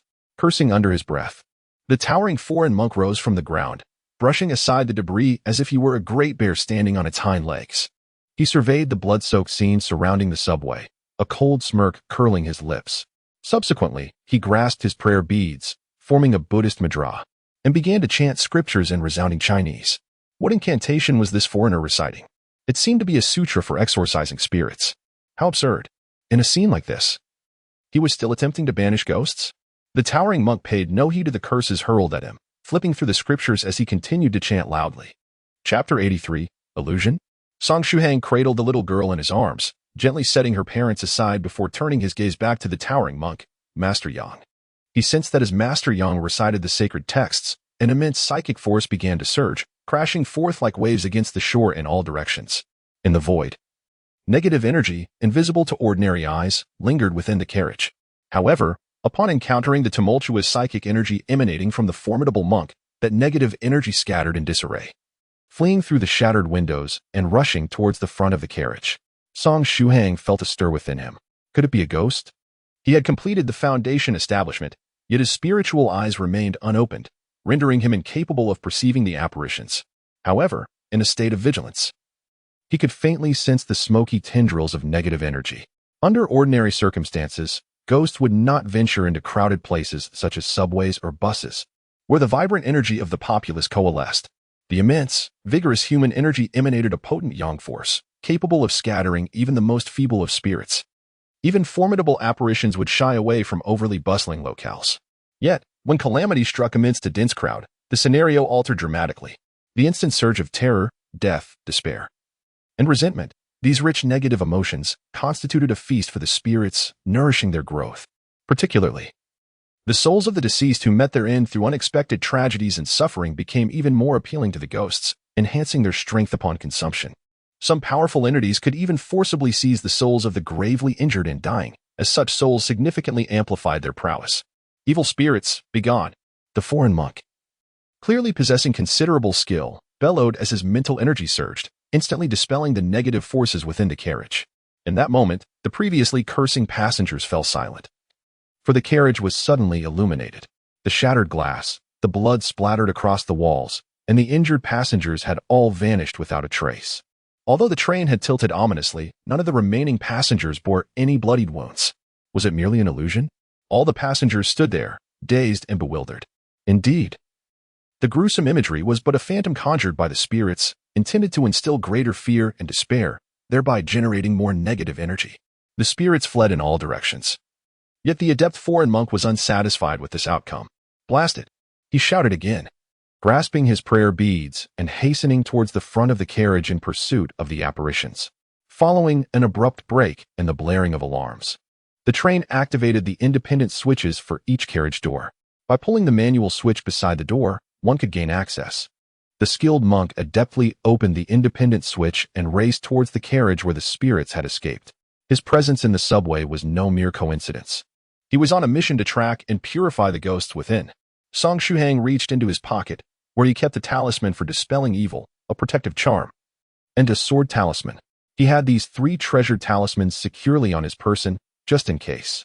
He hoped he would not need to utilize them, as the number of talismans he possessed was limited, and each one wasted before encountering the tavern master would diminish his chances of success. Wait. A fleeting thought crossed Song Shuhang's mind. Could the spectral entity within this subway be connected to that master of the altar? After all, the master is also a practitioner of the sinister arts, and the nearby Yuanlong pharmacy is merely 3 stations away. What an uncanny coincidence. Damn it. How has that foreign monk managed to catch up once again? He had clearly evaded him by a considerable distance, yet the specter clung to him like a shadow. A man dressed in a smart casual attire gritted his teeth. Another young man, clad in a simple t-shirt, rubbed his temples and lamented. It has been 2 consecutive days without being able to satiate Kuyu. If we fail to feed Kuyu today, we shall be processed by the master and transformed into sustenance for the specter tonight. At this, both men shuddered. Kuyu is the vengeful spirit that prowls the subway. Said to be an initial-tier ghost general painstakingly condensed by the master from the battlefield decades ago, possessing strength comparable to a second-grade practitioner. The master has nurtured it for many years, making it one of his most formidable vengeful spirits. Under ordinary circumstances, vengeful spirits are sealed within the dense ghostly aura of the netherworld, allowing them to cultivate while minimizing their daily consumption. However, over time, these spirits may enter a state of weakness. Hence, whenever the master ventures out with a vengeful spirit, he must seek nearby sources of food to rejuvenate the spirit from its frail condition. The 2 men are mere grassroots members tasked with foraging for sustenance for the spirit, scouring disaster sites or graveyards to replenish what is needed. Yesterday, while they were nurturing Kuyu in a cemetery, they unexpectedly encountered a robust foreign monk. Had they not fled swiftly upon realizing the peril, the weakened Kuyu would have been purified by the monk. The thought alone sends shivers down their spines. If Kuyu were to be purified, they would undoubtedly take their own lives. It would be a more pleasant demise. After great effort, they managed to distance themselves significantly with Kuyu in tow. They then found a subway with long diverging paths, manipulating the spectral entity's illusionary arts to deceive the subway driver, artificially creating a sudden stop in the train, hoping to fabricate a disaster scene for Kuyu to feast upon. Yet, to their dismay, the foreign monk had followed them relentlessly. What offense have we committed against you? Could you not exhibit a modicum of mercy and consider us inconsequential? Their only option now is to fight back. The man in the smart casual attire gritted his teeth. Should they fail to fill the vengeful spirit's belly today, the master would subject them to cruel punishments, turning them into delicacies in the eyes of the spirit. Death is inevitable. They must fight for a chance at survival. If they can delay that foreign monk long enough for Kuyu to absorb sufficient energy and recover from its weakened state, then the monk's demise would be assured. The other ordinary man gritted his teeth in agreement. With this determination, the 2 men rose and hastened toward the next train car. Soon, they passed through the car where Song Shuhang was located, unaware of his concealed presence, alert and vigilant. The 2 manipulators of the ghostly being, Kuyu, relied on a temporary artifact bestowed upon them by the foreign master. They hurriedly dashed past Song Shuhang's carriage, pursuing the trail of the foreign monk. Once they had distanced themselves, Song Shuhang opened his eyes. Once again, 2 cultivators had appeared. Moreover, the 2 men who had just rushed past him possessed vitality levels significantly superior to that of ordinary individuals, and they bore a connection to the ghostly entity.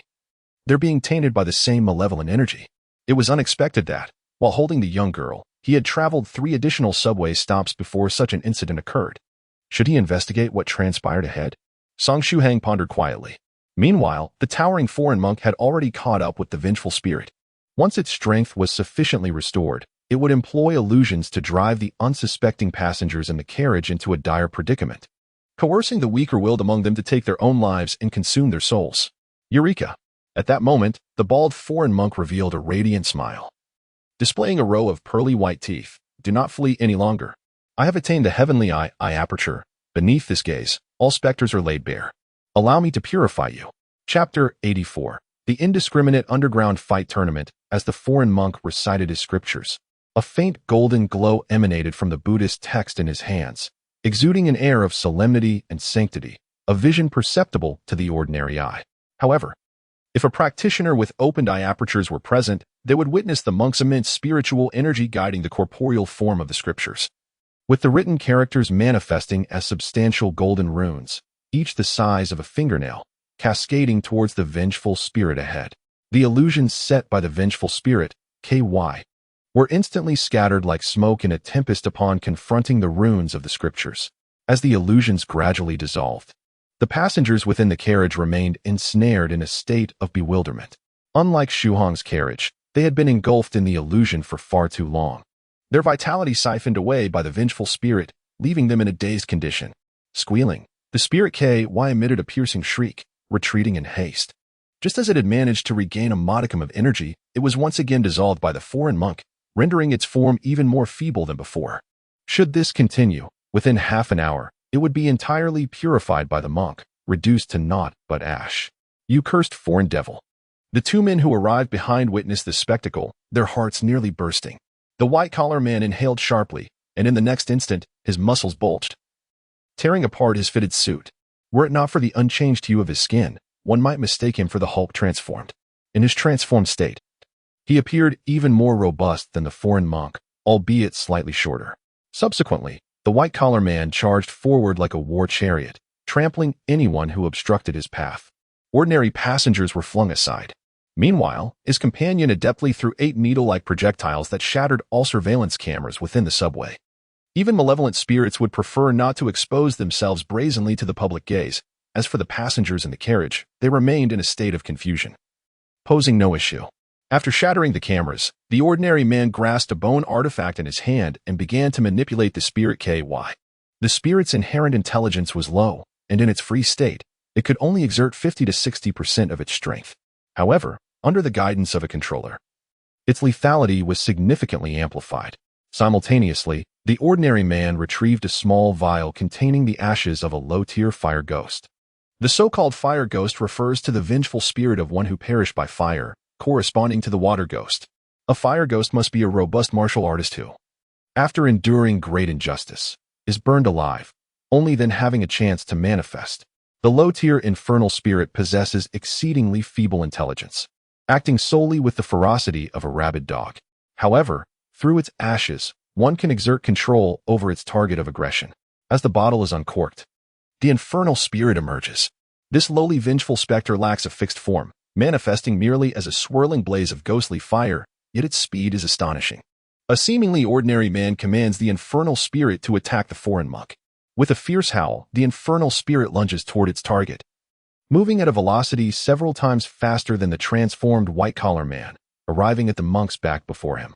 The foreign monk senses the impending assault, and a derisive smile graces his lips, his recitation of scriptures remaining uninterrupted. Boom! The infernal spirit collides with the monk. Yet he remains unscathed, despite his baldness. At that moment, a thick layer of golden radiance envelopes the space between the infernal spirit and the monk, entirely negating the spirit's attack. As the golden light ignites, it seems as if the heavens themselves are recounting the monk's myriad virtuous deeds to the world.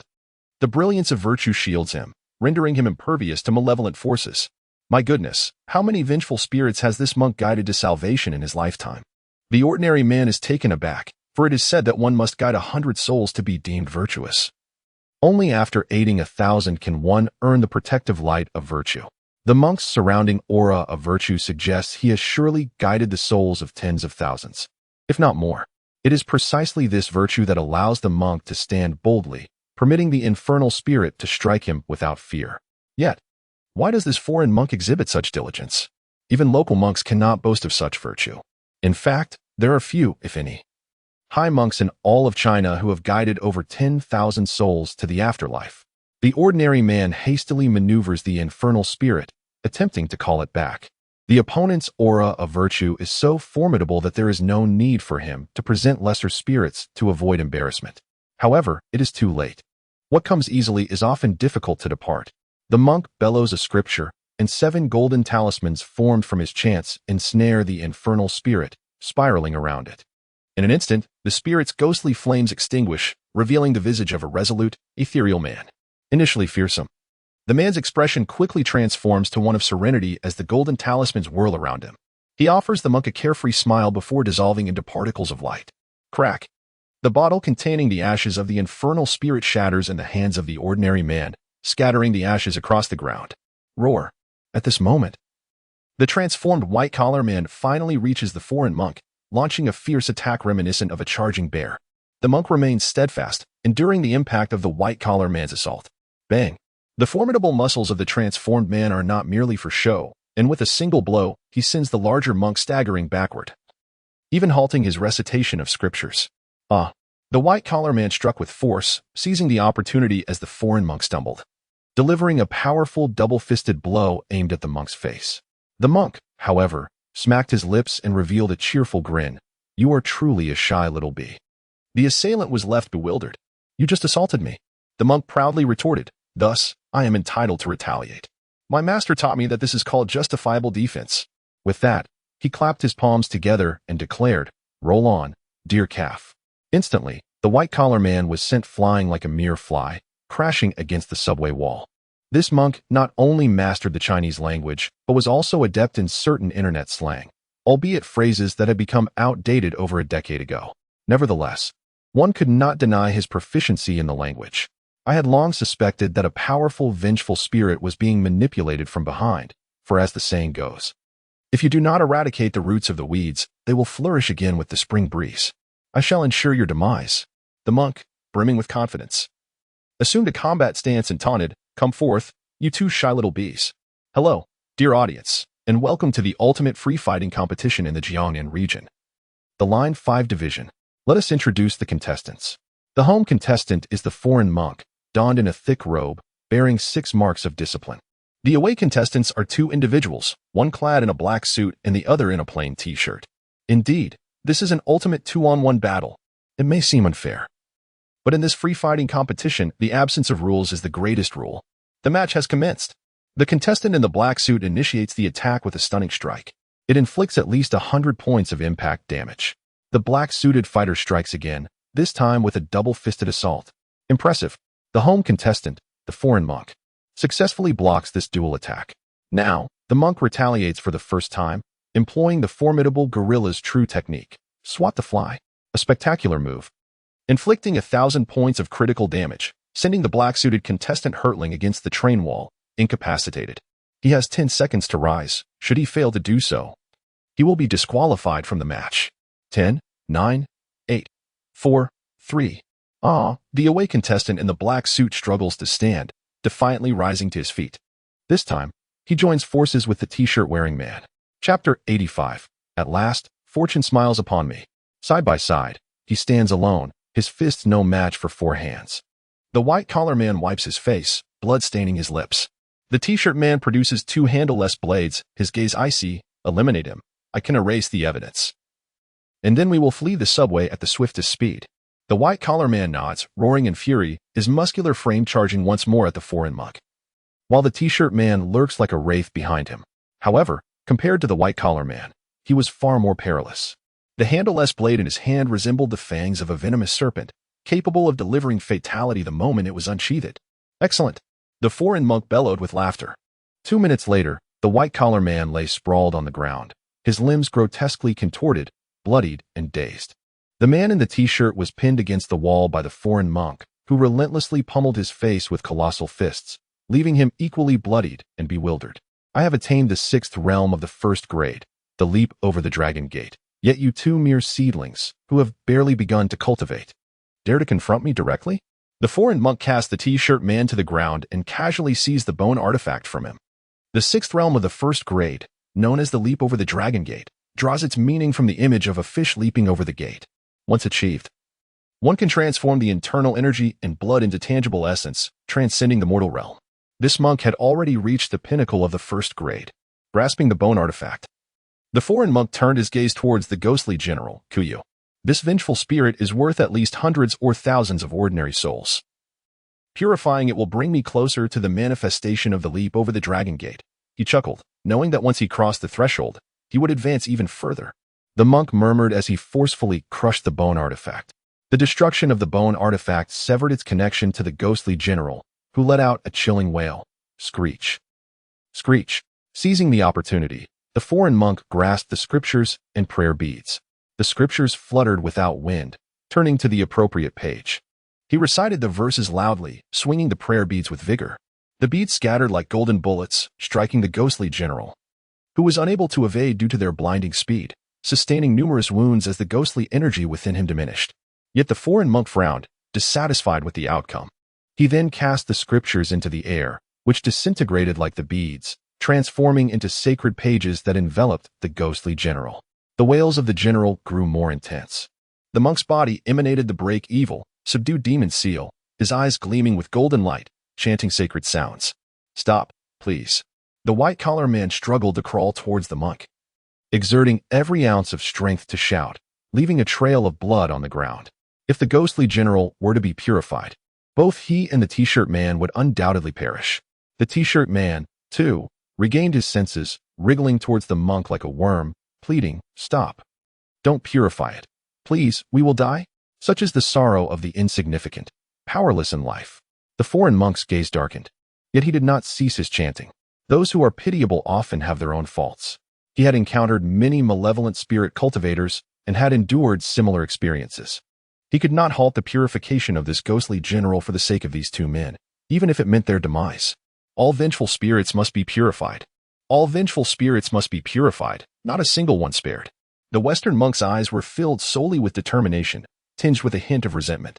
At this moment, he remained oblivious to the figure, stooped and approaching him silently. Even with his heightened mental acuity, he failed to perceive the presence of this individual. As the figure drew near, it executed a seemingly mundane strike, landing a palm on the monk's back. Bang! With that strike, a surge of profound energy manifested, coalescing and pressing down upon the monk's spine. The sickening sound of bones and flesh being crushed echoed, reminiscent of a body being run over by a colossal vehicle. A handprint indented deeply into the monk's back. Caught completely off guard, the monk spewed forth blood. The golden light in his eyes extinguished, and his sacred chant abruptly ceased. The Buddhist beads enveloping the ghost general lost their divine support and fell to the ground, transforming into mere objects. The scattered beads clinked and clattered against the floor. Then, the Western monk collapsed with a thud, his eyes wide with disbelief as he gazed at the figure behind him. True energy, a second-tier master. Why had such a formidable presence waited until now to strike? They could have easily crushed him from the onset. Coughing twice, the figure's pallid face revealed its condition. With a cold glance at the high monk, it turned its attention to the fallen white-collar man and the t-shirt-clad individual, two useless wretches. Had my plans not changed unexpectedly, I would have lost a precious ghost general. The two men paled, trembling in fear. Master. Why is the master here? This stooped figure was the very master that Song Shuhang sought at the Yuanlong pharmacy. His face was ashen, clearly still suffering from lingering poison. Master, please spare our lives. We have done our utmost this time. But this Western monk is simply too powerful. The t-shirt man pleaded sorrowfully. This failure is not due to our weakness, but rather the enemy's overwhelming strength. Moreover, the ghost general Kuyu has yet to be purified. Perhaps the master might show us mercy? Spare you? The master's countenance darkened. Useless beings hold no value in this world. However, you still possess some utility. The white-collar man and the t-shirt man exchanged glances, their eyes lighting up with a flicker of hope. Yet in the next instant, they were struck by agonizing pain in their heads, their vision fading to darkness as they lost consciousness. Kuyu consumed them. The master wiped the blood from his hands coldly. In the sky, the ghost general Kuyu ravenously lunged at the two men's lifeless bodies, extracting their souls. Before the souls could react, he devoured them whole. With the infusion of their souls, Kuyu's injury significantly healed. Fortuitously, my plans changed. Otherwise, this journey to Jiangnan would have cost me dearly, losing both soldiers and face. The master murmured. Initially, the intention was merely to exchange for a spirit demon from the esteemed Elder Song, yet an inexplicable piece of intelligence ignited a sense of greed within. Consequently, due to this ludicrous information, a precious subordinate was lost, and he himself inexplicably fell victim to a potent poison. After a harrowing escape to the Guangyuan Road area, he tended to his wounds in silence and fortuitously located a nearby apothecary, hoping to procure an antidote. However, today, by a stroke of luck, he stumbled upon online discussions regarding which apothecaries in the Jiangnan region offered 4 specific antidote ingredients. A chill ran down his spine as he realized that these 4 antidotes were a trap laid by Elder Song, intended to expose him, the mastermind behind the scenes. With this revelation, he hastily packed his belongings and prepared to flee.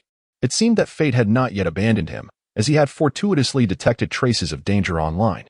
As an adept practitioner of the dark arts, his survival thus far had relied on caution and prudence. Even a 1 in 1,000 chance warranted his escape. Coincidentally, he found himself aboard Line 5 of the subway, and by another stroke of fate, he discovered 2 of his incompetent subordinates and a valuable ghost general being pursued and purified by a foreign monk. Fortune smiled upon him. Had he boarded an earlier or later train, he would have missed this opportunity and lost the precious ghost general. After enduring so much misfortune, it seemed that the tides were finally turning in his favor, he mused. Chapter 86. Everyone, step aside. Allow me to make a grand display. The protagonist approached the foreign monk and, with determination, struck down once more.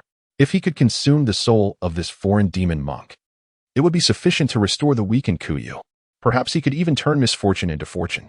The monk had already reached the first grade, 6th aperture, leaping through the dragon gate, and possessed immense power of merit, akin to the flesh of the Tang monk for spirits, a substantial boon. Should Kuyu manage to devour this monk's soul, there lay a chance for a minor elevation in rank. The monk absolutely could not be allowed to escape. Thus, the protagonist, despite the intensifying poison within, resolved to capture this foreign monk. His palm struck once again upon the monk, a surge of true energy coursing through him. This strike could easily create a transparent opening in the monk's form. However, upon collision, a resounding clang echoed, akin to metal meeting metal. The monk's robe swelled dramatically, enveloping him like an inflated balloon. Hundreds of scriptures surfaced upon the robe's exterior, cloaking the seemingly ordinary garment in a metallic sheen. What appeared to be a simple robe was, in fact, a defensive artifact, successfully thwarting the protagonist's strike. The vacuum created by the robe and the inscribed defensive formations within further diminished the force of his blow. The foreign monk remained unscathed. Practitioners seek the path of immortality and typically cherish their lives. For those who pursue longevity, living is essential for the chance at eternal life. Death renders all aspirations moot. As a formally ordained monk, one cannot lack defensive artifacts, even if one hails from foreign lands. The only drawback is that the defensive capabilities of the monk's robe require the foreign monk to actively activate them. Thus, when the foreign master launched a surprise attack, the monk was unable to react in time, and the robe's defenses remained dormant. The seemingly assured strike failed to yield any results, prompting a frown from the foreign master, who coldly remarked, "A futile struggle."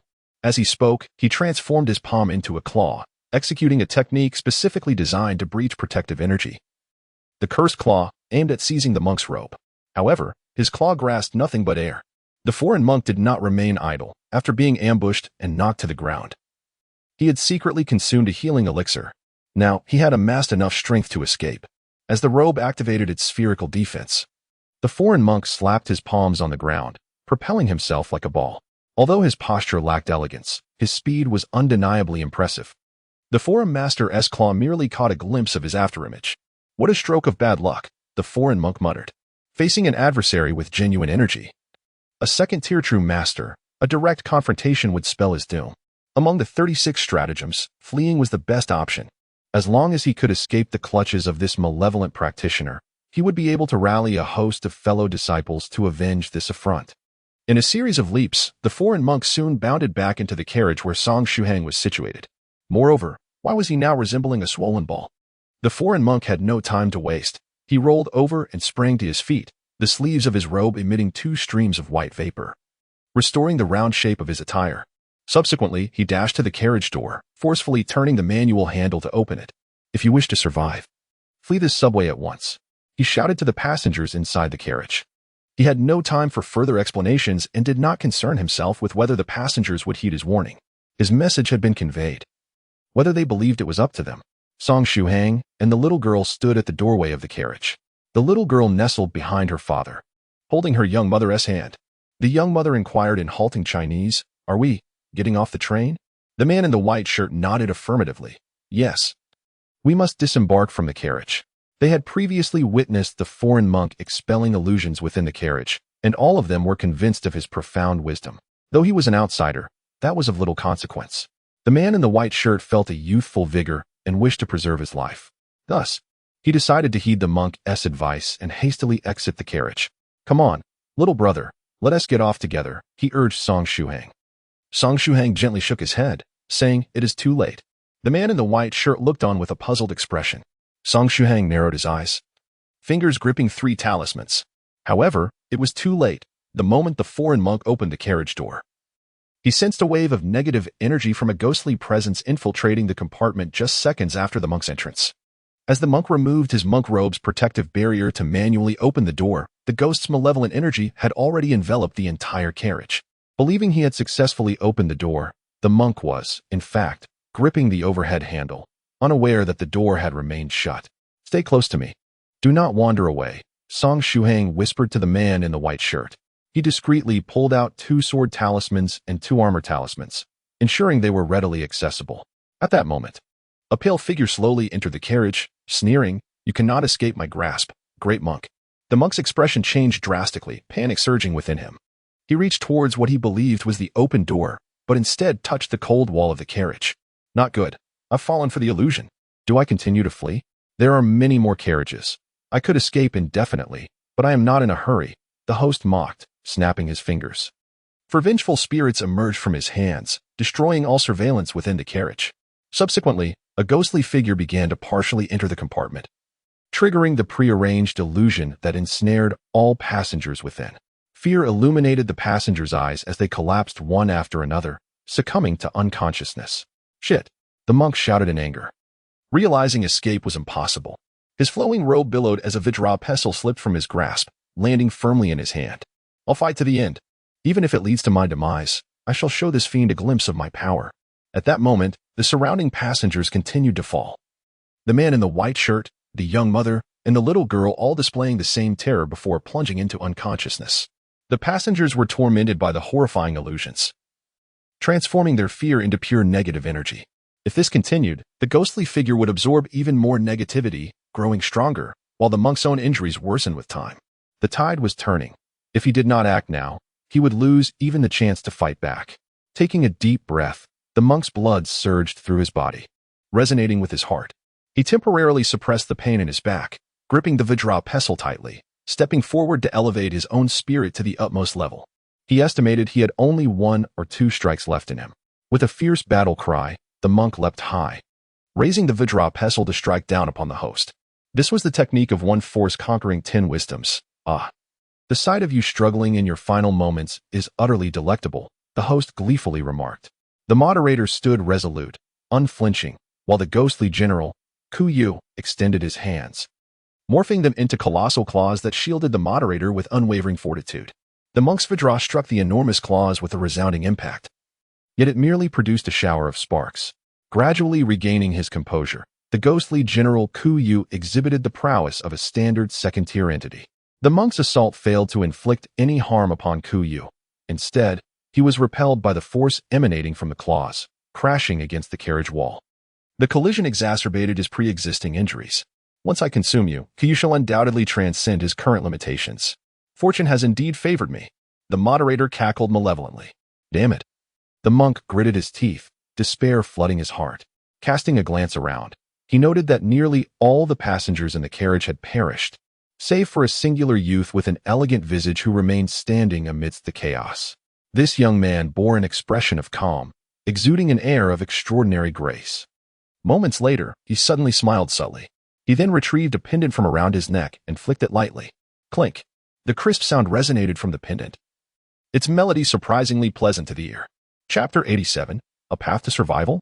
I shall offer you one. In the relatively quiet carriage, this crisp sound of impact stood out starkly, demanding attention.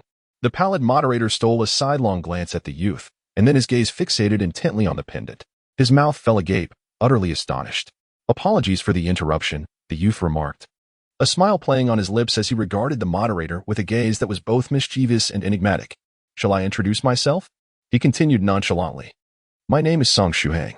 It was an unremarkable and genteel name for a gentleman. The monk was perplexed as to why this mysterious youth chose to introduce himself at such a moment. However, he soon witnessed the formidable moderator's expression shift dramatically. The look on his face was one of sheer terror, as if confronted by the apocalypse. Could there be hope? The monk's heart stirred with newfound anticipation. Upon witnessing the scene, Song Shuhang lowered his gaze, and the smile at the corners of his mouth became more pronounced. Then, a talisman slipped through his fingers, and he uttered a sharp command. "Break." It was the exorcism talisman. A torrent of ferocious and unparalleled spiritual energy erupted from the talisman. In an instant, The negative energy belonging to the malevolent entities within the carriage was systematically dispelled. The mischievous spirits released by the altar master to obliterate the surveillance in each carriage did not even have time to wail before being utterly crushed by the overwhelming spiritual force, disintegrating into mere particles of energy in the air. Furthermore, the ghost general, Kuyu, who had been supporting half of the altar master's body within the carriage, was not spared either, as the violent spiritual energy dissolved it completely. The ghost general, Kuyu, let out a shriek and hastily retreated from the carriage. Yet, escape proved futile. When the power of the exorcism talisman finally waned, only a mere tenth of Kuyu's ghostly form remained, rendered utterly feeble and motionless within the carriage. The entire transformation transpired in the blink of an eye. Subsequently, the foreign monk felt a sudden clarity as the malevolent energy that shrouded the carriage was entirely eradicated, restoring brightness to the space. The passengers, who had been ensnared in terrifying illusions, regained their composure, no longer trembling in fear, but appearing as if they had merely drifted into a deep slumber. In the monk's eyes gleamed unrestrained joy. As he recalled a famous saying from Huaxia, he truly felt as though he had traversed a desolate path only to discover a hidden glen amid the shadows. Conversely, the altar master's countenance turned ashen as he staggered backward. As a practitioner of dark sorcery, his internal energy was predominantly of a cold and sinister nature. While he was not entirely purified as a ghost by the exorcism talisman, he had nonetheless suffered greatly amidst the spiritual tempest, coupled with the severe poison within him. His situation was dire. Yet, what was worse was the presence of this esteemed senior. How could he be here? The altar master felt his legs tremble once more, rendering him unable to stand firm. According to the clues left by the 4 special elixirs, this senior was supposed to head to the Yuanlong apothecary. Why was he here? Could it be that this was also part of the opponent's trap? Was everything orchestrated to corner him within this cramped carriage? What a farce. The smile at the corners of Song Shuhang's mouth deepened.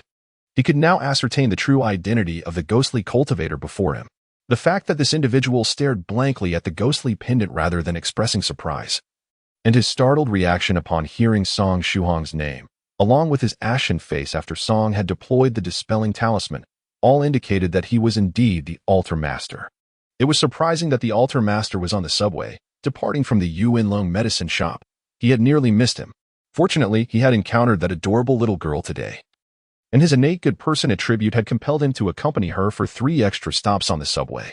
Otherwise, had he arrived at the Yuanlong medicine shop today, he would have been doomed to leave without any leads on the altar master. Truly, it is often said that one may travel far and wide only to find what they seek effortlessly. Who claims that good deeds go unrewarded? Sometimes, being virtuous does indeed bring good fortune.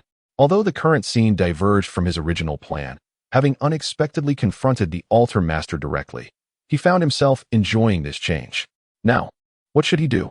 He must make full use of all available resources: the 3 talismans, the invisible flying sword, and the identity of Senior Song. His immediate task was to maintain an imposing presence, a commanding aura.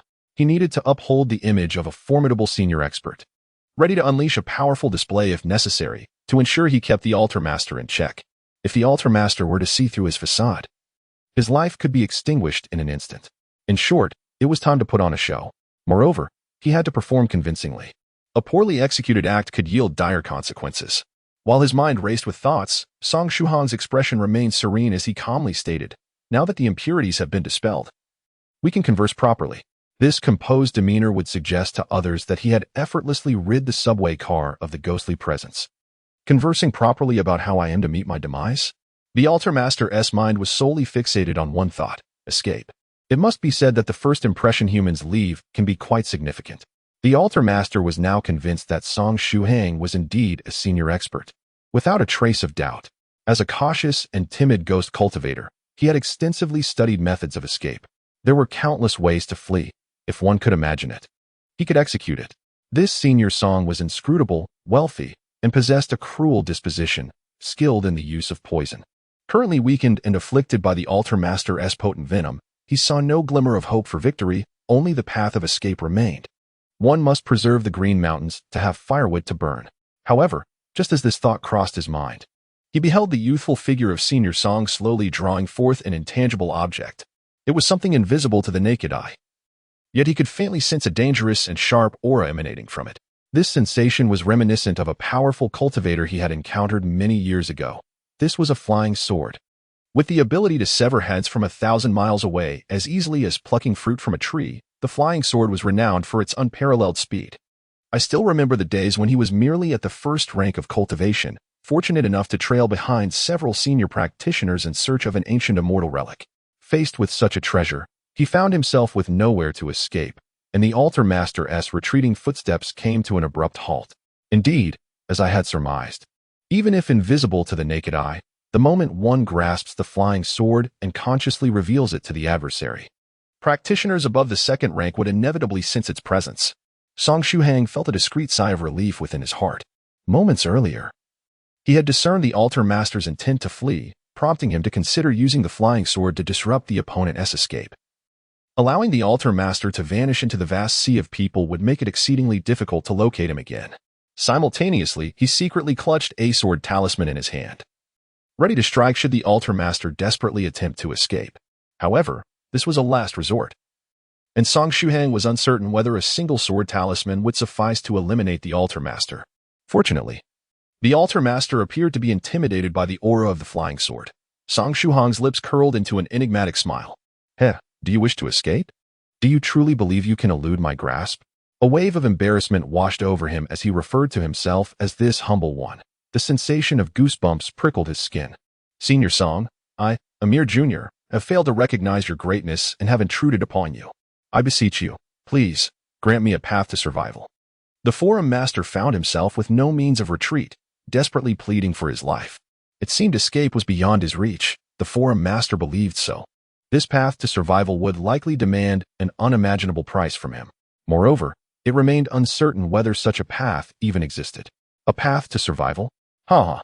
Song Shuhang laughed heartily, his mind racing with countless schemes amidst his mirth.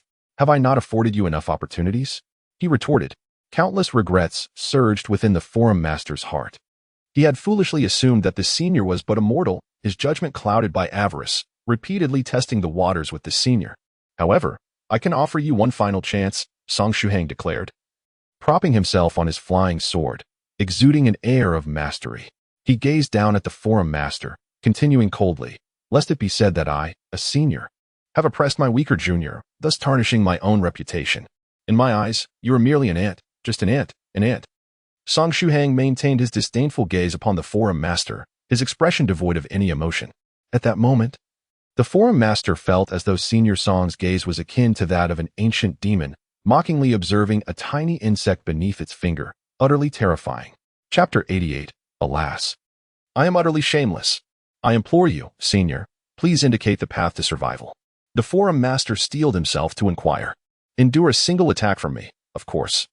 I shall not strike with full force. If you can survive my assault, I shall grant you a path to life, Song Shuhang stated, extending a single finger. Once the threshold of shame is surpassed, it crumbles alongside one's values. After repeatedly referring to himself as this humble one, Shuhang found his embarrassment waning, speaking with increasing ease. The forum master's complexion turned ashen, even if the senior did not strike with full force. A mere casual flick of his flying sword could very well cost him half his life. Yet, he had no alternative. To endure a single attack might spell his demise. But it also offered a sliver of hope. If he rejected the senior's terms, a mere flick of the sword could sever his head in an instant. Furthermore, he possessed a trump card. As a sinister ghost cultivator, he wielded a peculiar life-preserving technique that might allow him to withstand an attack at the cost of dying once.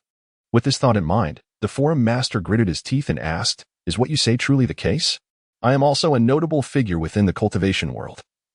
Why would I deceive someone as insignificant as you?" Song Shuhang replied coldly, continuing to regard the forum master with the same contempt reserved for an ant. It was indeed true that he was a notable figure. He did not lie, for any normal individual possesses a head and a face. Did you not have a head and face? Please, I implore you to show mercy, esteemed elder. The forum master managed a bitter smile, one that conveyed a profound sense of sorrow despite the vast distance that separated them. Beneath the surface, a pure spirit emerged from its confinement, silently enveloping the forum master's form. This ethereal being, a spirit devoid of resentment, was impervious to ordinary exorcism spells. However, the birth of such a pure spirit is a rare occurrence. Typically, spirits arise from deep-seated grievances. To become a pure soul, One must have been an exceptionally good person who met an unjust demise, yet remained indifferent to their suffering. Thus, they hold the potential to transform into a serene ghost. Then let this be the consequence of your actions, Song Shuhang declared with an air of detachment, as he deftly produced a talisman from his fingertips. Upon seeing this talisman, the forum master felt an urge to grind his teeth in frustration. As a beleaguered low-ranking cultivator, there was nothing he despised more than the extravagance of those who wielded talismans as weapons. Stand firm, young one. May fortune favor you, Song Shuhang commanded. Gripping the talisman with an imposing presence, his heart racing with anticipation, sword. A phantom figure seemed to materialize behind him, wielding a finger as a sword. Aimed directly at the forum master. Brilliant sword light erupted from the talisman, illuminating the carriage to the exclusion of all else. As if the world had been reduced to this solitary beam of light. This radiance embodied an exquisite sword technique. In an instant, the forum master, ensnared by the sword's brilliance, felt his body immobilized, unable to move an inch. Evading was an unattainable luxury. He could only stand frozen, watching helplessly as the sword descended upon him. Humiliation? Rage? Fear? A cacophony of emotions surged within the forum master, a tumult of flavors he could scarcely articulate. As the sword light made contact, it produced merely a soft hiss of contact. Yet, the forum master's body, as fragile as tofu, was effortlessly cleaved in twain, crashing to the ground. Devoid of any blood at the wound, the foreign monk, taken aback, pondered aloud, is this truly how it ends? A formidable second-tier true master, dispatched in such a manner? The carriage fell into a profound silence. Song Shuhang remained ever vigilant, clutching a Jia talisman in his left hand while grasping two sword talismans in the other. His gaze fixed upon the body of the altar master sprawled on the ground. This individual had been active in the Ghost Lantern Temple of J City for over 50 to 60 years, as long as he had not fallen into utter despair. He was likely to possess one or two life-saving artifacts. With this thought, Song Shuhang maintained a stern expression and declared in a grave tone, "You possess some skill. Since you have withstood my sword strike, I shall grant you a chance to escape. Rise and depart from my sight. Remember, do not ever let me see you again. Forever." Mastering the art of deception had become second nature to Song Shuhang. The foreign monk was momentarily taken aback. How could that second-grade ghost cultivator still be alive after such a terrifying strike? It seemed impossible. However, as soon as Song Shuhang's words fell, the altar master's body, cleaved in two, gradually dissipated into a plume of black smoke, vanishing into the air. "Thank you, senior, for sparing my life," the altar master managed to utter through gritted teeth. "I shall leave at once." Having been discovered alive by this senior, hiding any longer would serve no purpose. The senior indeed appeared to possess integrity and a commitment to granting him a chance at life. Yet, if he chose to remain concealed, provoking this formidable presence could provide an excuse for another lethal strike, sealing his fate. As he spoke, the injured ghost General Kuyu floated over, carrying a black briefcase. Within this case lay the altar master's most treasured possessions. Some items were far too precious to be left in the chaotic streets of J City's Luoxin district. Thus he had taken the precaution of keeping them in the black case at all times. Could it be true that he was still alive? The foreign monk found it hard to believe. Gazing upon the pallid visage before him, Song Shuhang sighed internally. This fellow had indeed survived, demonstrating an admirable tenacity for life. It was a pity, had he truly prioritized his reputation, this venerable senior might have genuinely spared him. Yet, Song Shuhang had no intention of preserving face. What he desired was solely to eliminate his adversary. Without doing so, he would find no peace in his meals or sleep, rendering his future untenable. Thus, as the altar master struggled to lift the black case and turn away, Song Shuhang made his move once more. Sword. Sword. He activated a sword talisman in each hand simultaneously. Radiant sword light erupted from the talismans, two beams crossing in its formation as they struck the altar master. Though the altar master remained alert as he attempted his escape, it proved futile. The two beams of sword light were exceedingly swift, possessing the inherent ability to imprison their target. Despite the resilience of a second-grade cultivator, the altar master did not collapse immediately upon being severed. His gaze remained fixed on Song Shuhang, his mind swirling with countless curses, ultimately coalescing into two words brimming with resentment: shameless. Though he had anticipated the opponent's proficiency in poison and unpredictable nature, the depth of their shamelessness was beyond comprehension. Say what you will. With that, Song Shuhang swiftly grasped another talisman, the evil-breaking talisman. The forum master has met his demise, yet his vengeful spirit lingers on. To eradicate the weeds, one must eliminate the roots, lest future troubles arise. If Song Shuhang were a solitary figure, he would have no reason to fear future repercussions. However, regrettably, he is not. The ghostly General Kuyu emitted a wretched cry. Weakened beyond measure, he found himself with no opportunity to flee, as the purifying power of the anti-evil talisman consumed him entirely. With a thud, a black leather suitcase fell to the ground.